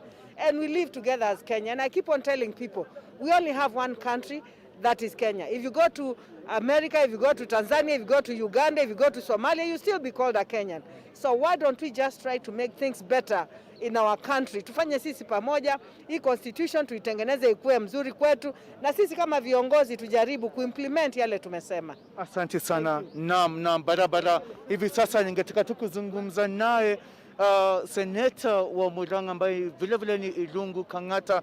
Tueleze tu, ukisonga tu mbele kidogo tu mheshimiwa, ukivaa barakoa yako kwa sababu ya mambo ya masuala ya COVID. Tueleze tu ulipataje hotuba ya leo, shughuli ya leo kwa jumla. Uhuru Kenyatta, rais wa Kenya, amesisitiza kwamba ni lazima marekebisho yafanyike. Na naibu rais kwa upande mwingine alikuwa na changamoto tu kidogo, aliweza kusema kwamba kuna masuala ambalo bado yanafaa yazungumziwe kwa kina kabla ya BBI kupitishwa kupitia kura ya maoni. Lakini kwa hisani yako na kwa maoni yako, uliyapataje hotuba za leo kwa viongozi? Pangu mie niseme ya kwamba kuna miswada miwili ama mitatu nimeleta katika bunge wakati nilikuwa mbunge wa Kiharu, na hivi sasa niko senator, na hivi sasa imeingia katika BBI. Moja ama imeweza kuongelewa leo. La kwanza ni ile nilileta mwaka 2015 nikiomba ya kwamba vijana wa university wale ambao hawana kazi wasilipe interest ama loan. Kwa hivi sasa BBI imeichukua na ikawekwa katika BBI. Hiyo ni mzuri. La pili, nilileta mswada nikiwa senator kusema World Fund iweze kuingia katika katiba. Kila kiongozi amesifu hilo wazo na BBI imelichukulia vizuri, na kwa hivyo basi mimi nikaona BBI imefanya kitu mzuri. Kuna wazo la tatu nilileta la minimum guarantee. Hivi sasa haliko kwa BBI, yule naibu rais pia amelitaja hapo. Ningeomba ni kweli ya kwamba pia hiyo iweze kuangaziwa, tuone kama inaweza ingizwa katika BBI. Umekuwa katika mstari wa mbele hasa ukipiga jeki ama ukipiga kampeni kuhusu handshake, kuhusu maelewano ya Raila na Uhuru Kenyatta. Itakuwa vigumu ama virahisi haje kwa BBI kupitia kura ya maoni kupitishwa hasa katika eneo la Mlima Kenya? Kwa maoni yako. Sisi ambao tumetoka katika Mlima Kenya bila shaka tutaunga mkono mawazo ambayo inaendeleza mwananchi. Pangu mie nione BBI imeangazia zile sheria ambazo haswa mimi nimekuwa nikipeleka katika bunge. Kama ni World Fund imetilia hapo, kama ni ile ingine pia tumetilia hapo. Kwa hivyo basi sisi tumetoka Mlima Kenya tutapitisha bila shaka. Asante sana, na bila shaka kama NTV tuko hapa tu kuwapa yale yanayojiri kufuatia hotuba ya leo ama uzinduzi rasmi wa ripoti ya BBI. Lakini nazungumza tu na viongozi tu haraka kabla nimrudishie tu mwenzangu Leila Mohamed mikrofoni hii.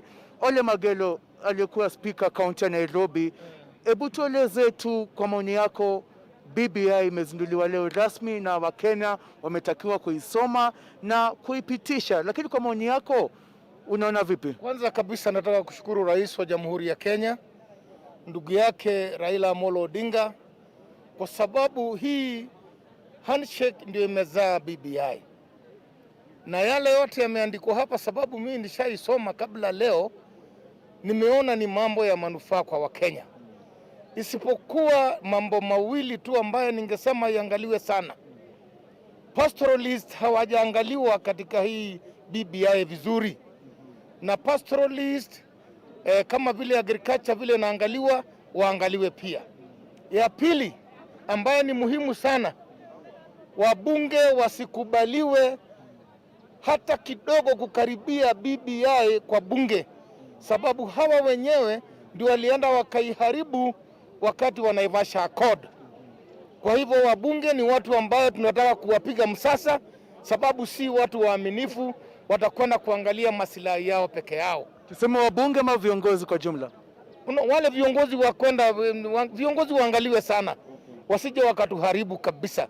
Na mimi nataka kuchukua hiyo mwelekeo ya rais. Sasa wewe unaisupport, unaipigia debe ama unaikana? Debe moja kwa moja, lakini hiyo mambo mawili yaangaliwe, ya pastoralist na mambo mengine ya wale walemavu. Asante. Na tuangalie kwamba nchi hii imekwenda sambamba, na wale wanaotaka 2022 wangoje mpaka 2022. Asante. Alex Ole Magelo ambaye alikuwa ni speaker wa kaunti ya Nairobi na vile vile shabiki sugu wa klabu ya kandanda ya AFC Leopards. Bila shaka Raila Mohamed, viongozi wanaendelea tu kutoa hisia zao kuhusu shughuli ya leo, uzinduzi wa leo wa historia, marekebisho ya katiba kama inavyosemekana hapa, na sina budi Raila tu kurudishia tu mikrofoni. Najua kwamba uliweza kusomea group of schools, Kiingereza chako kisawa, changu tu ni Kiswahili, lakini mtazamaji usiondoke, kwa sababu tuna mengi zaidi kuhusu yaliyojiri hapa katika ukumbi wa Bomas. Asante sana mtangazaji mwenza Seth Olale, lakini kabla hatujazungumzia hayo masuala ya Kiingereza ya group of schools, niko na watu wawili ambao ningependa kuzungumza nao. Mmoja wapo ni kiongozi ambaye anashughulikia masuala ya kina mama na vijana katika eneo bunge la Likoni. Assalamu alaikum, siku ya leo yako iko namna gani? Swali moja tu kabla niweze kuzungumza na raia. Akina mama wanapata nini katika ripoti hii ya BBI hii leo?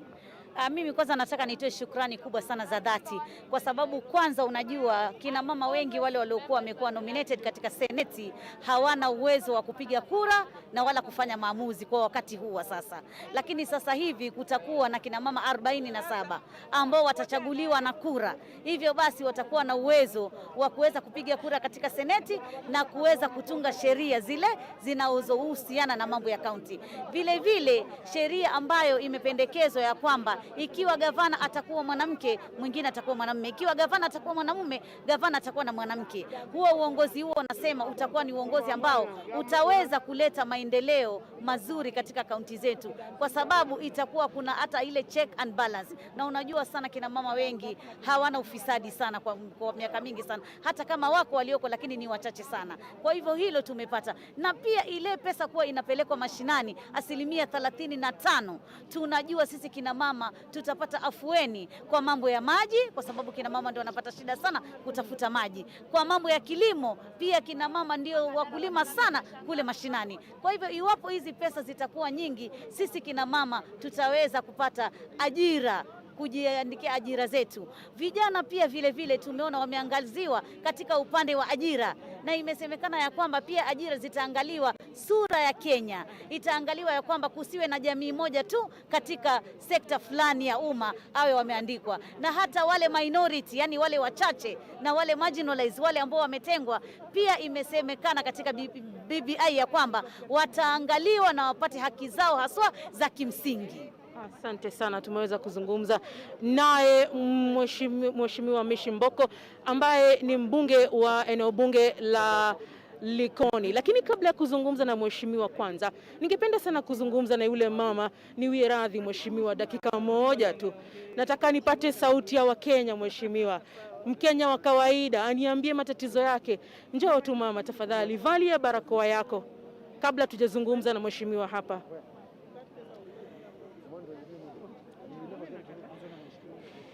Ama tuzungumze hapa kwanza na Mheshimiwa Mutula Kilonzo akiwa pamoja na mheshimiwa wenzake.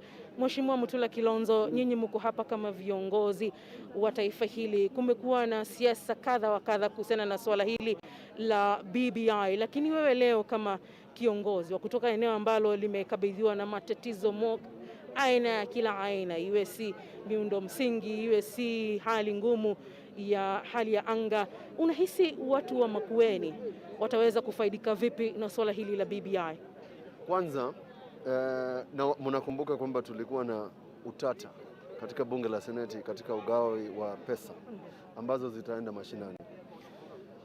Watu sasa wa Makueni wanafaa kujua kwamba katika mpangilio wa BBI kila ward itakuwa inapata 5% ya fedha ambazo zinapelekwa Makueni ili waweze kufanya projects na maendeleo. Hata tukichagua nani akiwa gavana, hata kuwa na nafasi ya kukataa kupatia eneo zingine fedha kwa sababu labda hawakumpatia kura ama kuna hisia tofauti.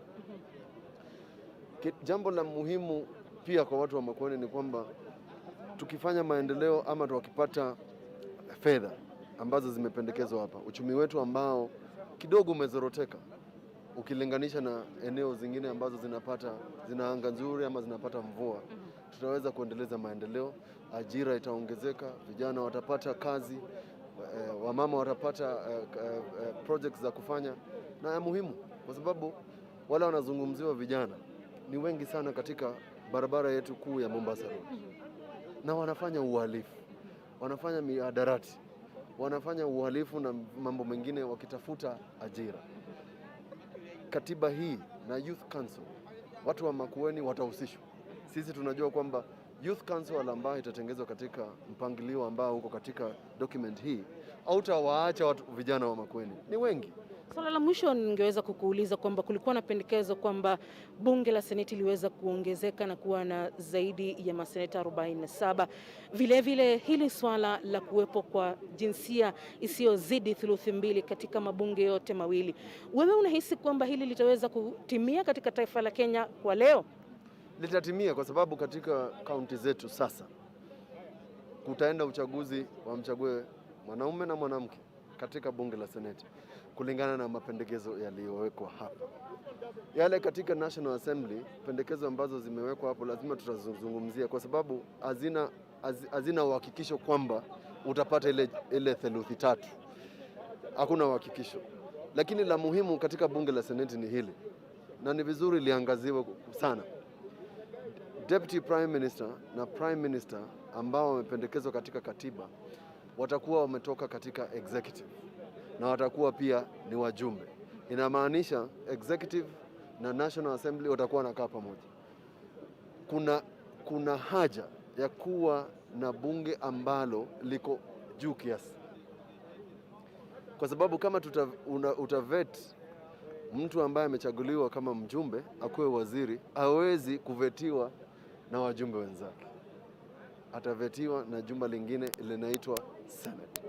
Katika jurisdictions zingine ambazo zinafanya mambo kama haya, ambapo unapata serikali imo katika National Assembly ama kile wanakiita House of Representatives, jukumu la kufanya vetting ya majaji ama wale ambao watakuwa mawaziri inafanywa na jumba la Senate. Hilo ndio jambo tu tunasema wakibadilisha itakuwa vizuri. La mwisho, 35% kumpatia magavana ili wafanye maendeleo bila kuongezea jukumu la oversight ni jambo ambalo tunafaa kukataa kwa sababu litatusumbua. Magavana, hata ukichagua magavana wazuri ambao hawana oversight, tunaweza kupata tashwishi ama tunaweza kupata shida ya oversight. Asante sana Seneta wa Makueni, na nide kupa changamoto kabla haujaondoka. Nenda katika kaunti yako ya Makueni, wahimize wana kaunti hiyo wasome, wajielewe na wapate elimu ya kutosha kuweza kufanya maamuzi ya kutosha. Niko na jambo ambalo ningesisitiza lifanye. Document hii ambayo imetengezwa ni kubwa mno. Tukiitafsiri lazima ifanywe kwa summary, yani summary ya Kiswahili, alafu watu wasomeshwe, yani train TOTs ambao wanaweza enda katika redio za lugha ya mama kuwaelezea watu kwa kinagaubaga. ukiwapatia wale watu wazee wetu, na ni wengi katika kaunti ya Makueni, waisome hii document, wanaweza kataa kumaliza kusoma. Asante. Asante sana. Mwelekezi wangu Mark anaweza kuniambia kwamba nirejee studio, lakini nipe tu muda mmoja niweza kuzungumza na raia wa kawaida. Huyu ni mama ambaye amevalia sare ambazo zinaangazia bendera ya Kenya. Wewe hii ripoti ya BBI umeweza kuisoma? Ripoti ya BBI sijaweza kuisoma, lakini naenda nayo nyumbani nitaisoma. Na una matarajio yapi katika ripoti hii? Natarajia kutakuwa na mambo mazuri katika hii ripoti, manake ile handshake Raila pamoja na ndugu yake Mheshimiwa Uhuru Kenyatta walifanya, vile walisalimiana, haiwezi enda bure, hawezi kwa walifanya kitu ile haisi ya maana. Kwa hivyo natumai tu nitaisoma na nimeikubali kulingana vile nasikia wakiongea na vile imeungwa mkono na watu wengi. Nimeiunga mkono mimi. Asante sana. Tungependa kuzungumza na wengi zaidi. Satolale, kabla hatujaweza kurejeshea studio, siku imekuwa ni ngumu, siku imekuwa ni ile ambayo imetarajiwa katika miezi mingi. Wengi wamesema hii ni jambo ambalo limeweza kujadiliwa kwa miaka miwili sasa. Kabla hatujarejesha studio, labda ni masuala yapi muhimu ambayo umeweza kuyaangazia katika mahojiano ama zile hotuba ambazo zilitolewa hii leo? Na masuala ama swala kuu ambalo tumeweza kusikia hii leo ni kwamba kumekuwa na wito wa umoja. Na Uhuru Kenyatta mwenyewe amesema, Rais Uhuru Kenyatta amesema kwamba licha ya kila mtu kuwa na maoni yake tofauti, kiwemo naibu rais William Ruto ambaye kuna zile yale masuala ambayo ameweza kusema kwamba yafaa yatiwe maanani, kwamba Uhuru Kenyatta amesema kwamba Wakenya wote wanatakiwa kuwa na maoni tofauti, lakini cha msingi ni kwamba kuwe na umoja, kuwe na upendo, ndiposa nchi iweze kusonga mbele.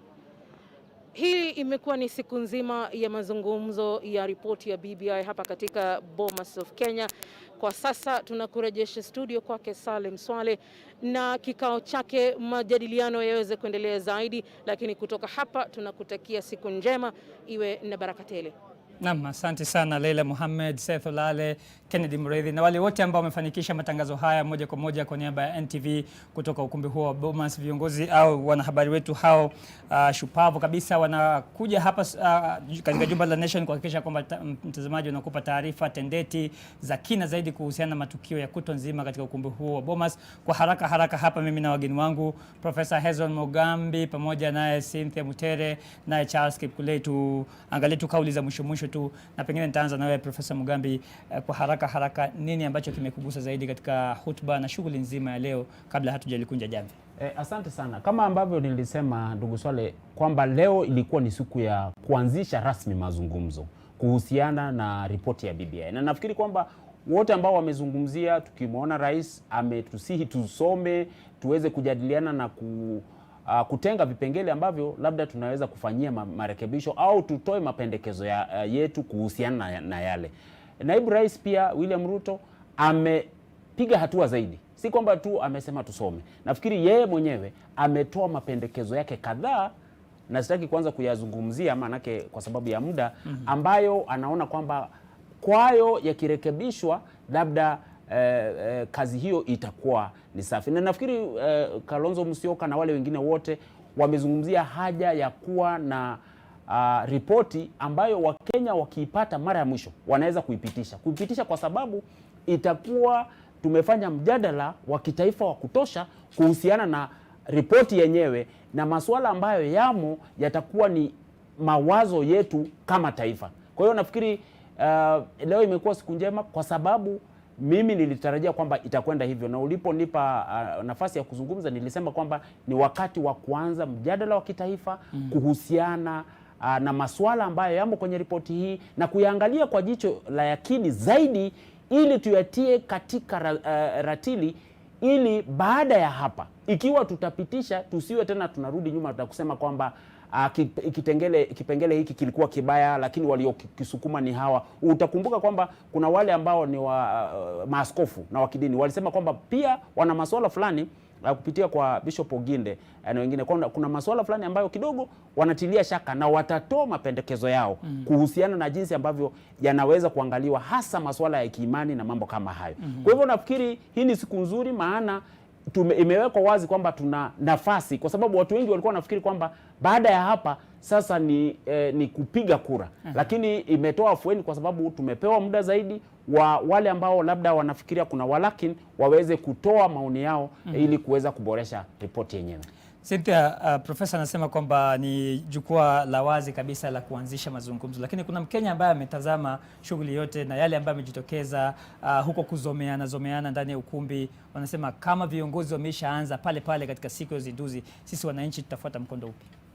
Wacha nianze na kusema baba akiongea watu wanafaa kusikiza. Juzi baba alisema nyoka imetoka pangoni. Watu wengi wakamshtumu, mbona ametumia maneno kama hayo, kutumia nyoka, kutumia nini, wakaanza kumshtumu. Leo tumeona nyoka imetoka pangoni kabisa, tukiona kwamba kwa hakika hii BBI yote ilianza mwaka wa 2018, Rais Uhuru Kenyatta na Right Honorable Amolo Odinga wakisalimiana pale Harambee House, kuleta urudhiano, tuleta uwiano. Lakini wale ambao walipata huo uongozi na tumeiona hapo, wanafaa kuwa wanafanya kwa pamoja. Kama rais amesema hii ndio legacy yangu, nataka kuiwacha hivi, naye tena unaona mwenye anafaa ku watch his back, yani mwenye my partner, we're in this together.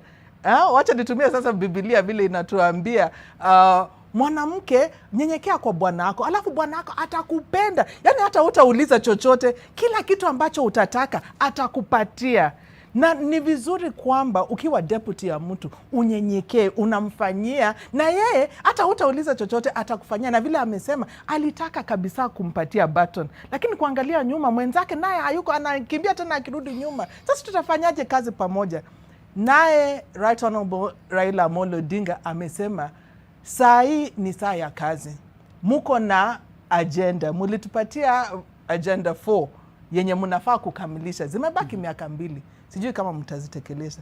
Siasa ya 2022 tutaifanya 2022 ikifanya. Saa hii nafasi imekuja. Na akataja marehemu Zamba Gitonyi, tumpe heshima. Akataja akina Mbaya ambao wamefariki, tuwape heshima. Watu wamepoteza maisha yao, damu imemwagika. Tumesikia mama Pendo akizungumza pale, hata na baba akasema wacha damu ya mtoto wangu iwe ya mwisho kumwagika. Tukipigania sasa anasema wacha tuwe na utu. Hiyo maneno utu yenye Right Honorable Raila Amolo Odinga amesema tuwe na utu kwa kuzungumza. Ya pili yenye nataka kusema, kitu ambacho kijatoka vizuri ni kitu ambacho Governor Oparanya na Ali Robo wameleta, kwamba kuna kazi ambazo zimejitokelezea mashinani na zijachukuliwa, they are undocumented. Kama kusema sisi kama wakilishi wa kule mashinani, na chairman wetu Ndego amesema tuko MCAs 2267. Kila MCA akona wafanya kazi 3, akona PA wake, akona admin na akona security. Hizo ni makazi 6,000 na nini. Kuna matenders, pesa ambazo zinakuja kwa mashinani, zote zinafanya kazi na opportunities are being created. Na kazi zinatekelezwa, and these are the job creations. Lakini kila mtu hawezi kufanya kwa civil service, unaona. Na hizi ndio vitu ambazo hazijatokeleza kabisa, kuona kwamba devolution iko inafanya kazi kabisa, imeleta pesa mashinani. Pesa zikija mashinani na Deputy President amesema tujaangazia agriculture. Itakuwa jukumu ya kila county kuprioritize, na ndio vile kila county inakuanga na that annual development plan. Plan yenu ni gani? Mtaweka pesa ngapi kwa agriculture? Mtaweka pesa ngapi kwa health? Okay, msingi yale ambayo tumeona, Cynthia, unaona kwamba yatafungua mlango sasa wa mazungumzo, kwa sababu viongozi wa hawa wawili, haswa naibu rais na kiongozi wa bosi wake Rais Kenyatta, wameshaelezeana wazi wazi tofauti zao ni nini, kwa maana kwamba mlango wa mazungumzo sasa umefunguliwa. Mlango wa mazungumzo imefunguliwa, na kwa sauti na kauli moja umesikia viongozi pale wakisema respect the president, respect the president, respect the president. Kama tutasonga mbele na kama tutajadiliana hata kwa hii meza, tuko na hisia tofauti, lakini muheshimu mkubwa wako. na hapo tutaweza kuzungumza vizuri. Asante sana Cynthia Mutere. Na kwa kumalizia tu, Charles Kipkulei, unadhani kutoka hapa kwenda mbele, kwanza katika swala zima hili la BBI, kutakuwa na mazungumzo ya wazi, viongozi watakaa pamoja, lakini pili, kulingana na yale rais amemwambia naibu wake, unadhani uhusiano wao utabadilika, pengine kuimarika zaidi, na kutakuwa na njia, kwa sababu angalau leo wamesema wazi wazi kwamba nini kinachokula kingine? Salim, nadhani siku ya leo, mimi kwa mtazamo wangu, ni ile siku ambayo tutasema katika historia itakumbukwa kwa miaka mingi ambayo itakuja. Na ya kwanza ni kwa sababu ule mkondo wa kisiasa wa nchi yetu umechukua mwelekeo mpya. Ni sana sana kulingana na yale mazungumzo ambayo yametoka kwa wale viongozi wetu, sana sana aswa rais, naibu wake na wale wengine ambao wameongea. Kama ongeza, nikimsikiza naibu wa rais akiongea, ninapata hiyo, naona ya kwamba ni kwamba lile jopo kazi alikuwa limempa nafasi kuweza kupatiana mapendekezo yake katika hiyo task force. Kwa hivyo alipokuwa anaongea hapo, alikuwa anatoa zile views zake na pia amesoma hiyo documents. Na mimi kwa heshima ningependa kumkosoa Mheshimiwa Cynthia ya kwamba kupeana hiyo alternative view si kumkosea mtu heshima.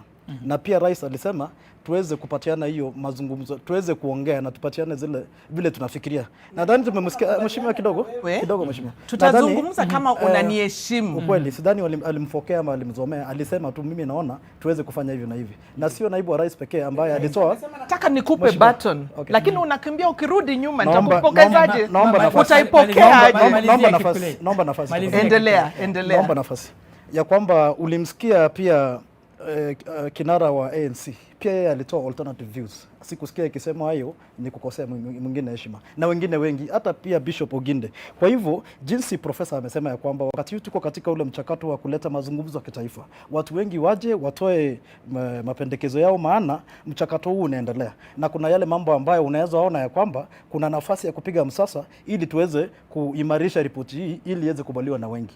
Na mtihani wa mchakato huu wote wa BBI kutoka sasa kwenda mbele, kwa mtazamo wangu, ni jinsi haya mapendekezo ambayo yametolewa wakati huu yataweza kusikizwa, kama yatasikizwa na kama yatawekwa katika ripoti, ili wakati tunafika ambapo tuko na ile inaitwa the final referendum question, tunaona ya kwamba kweli yale mapendekezo ya wengi yameweza kuleta pamoja ili tuweze kwenda pamoja kama nchi. Lakini ni ya mwisho ni kusema kwamba nimefurahia ambapo mazungumzo mengi yamelenga vijana na yamelenga pia ile haja ya kushughulikia wale watu ambao wako pale chini, ambao mambo yao kwa siku mingi haishughulikiwi. Hata rais mwenyewe alisema ya kwamba wakati huu nakubaliana, akasema kuna youth bulge.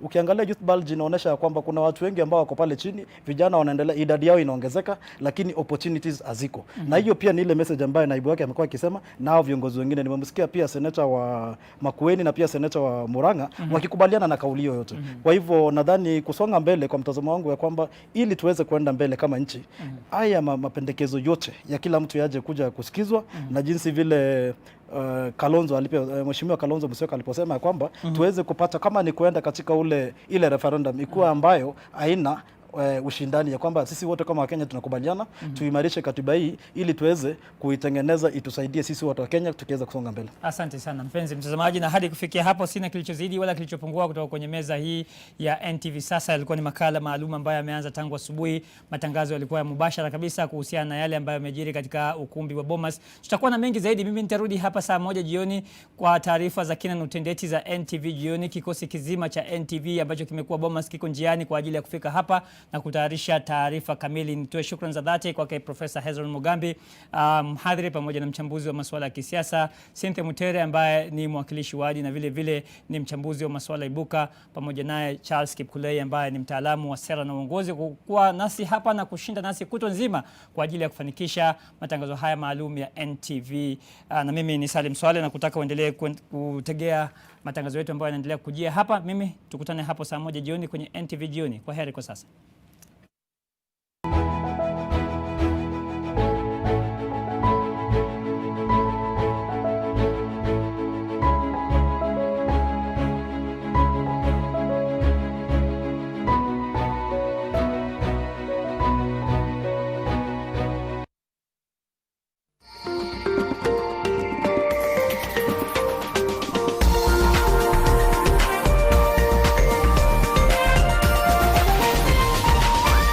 This is NTV.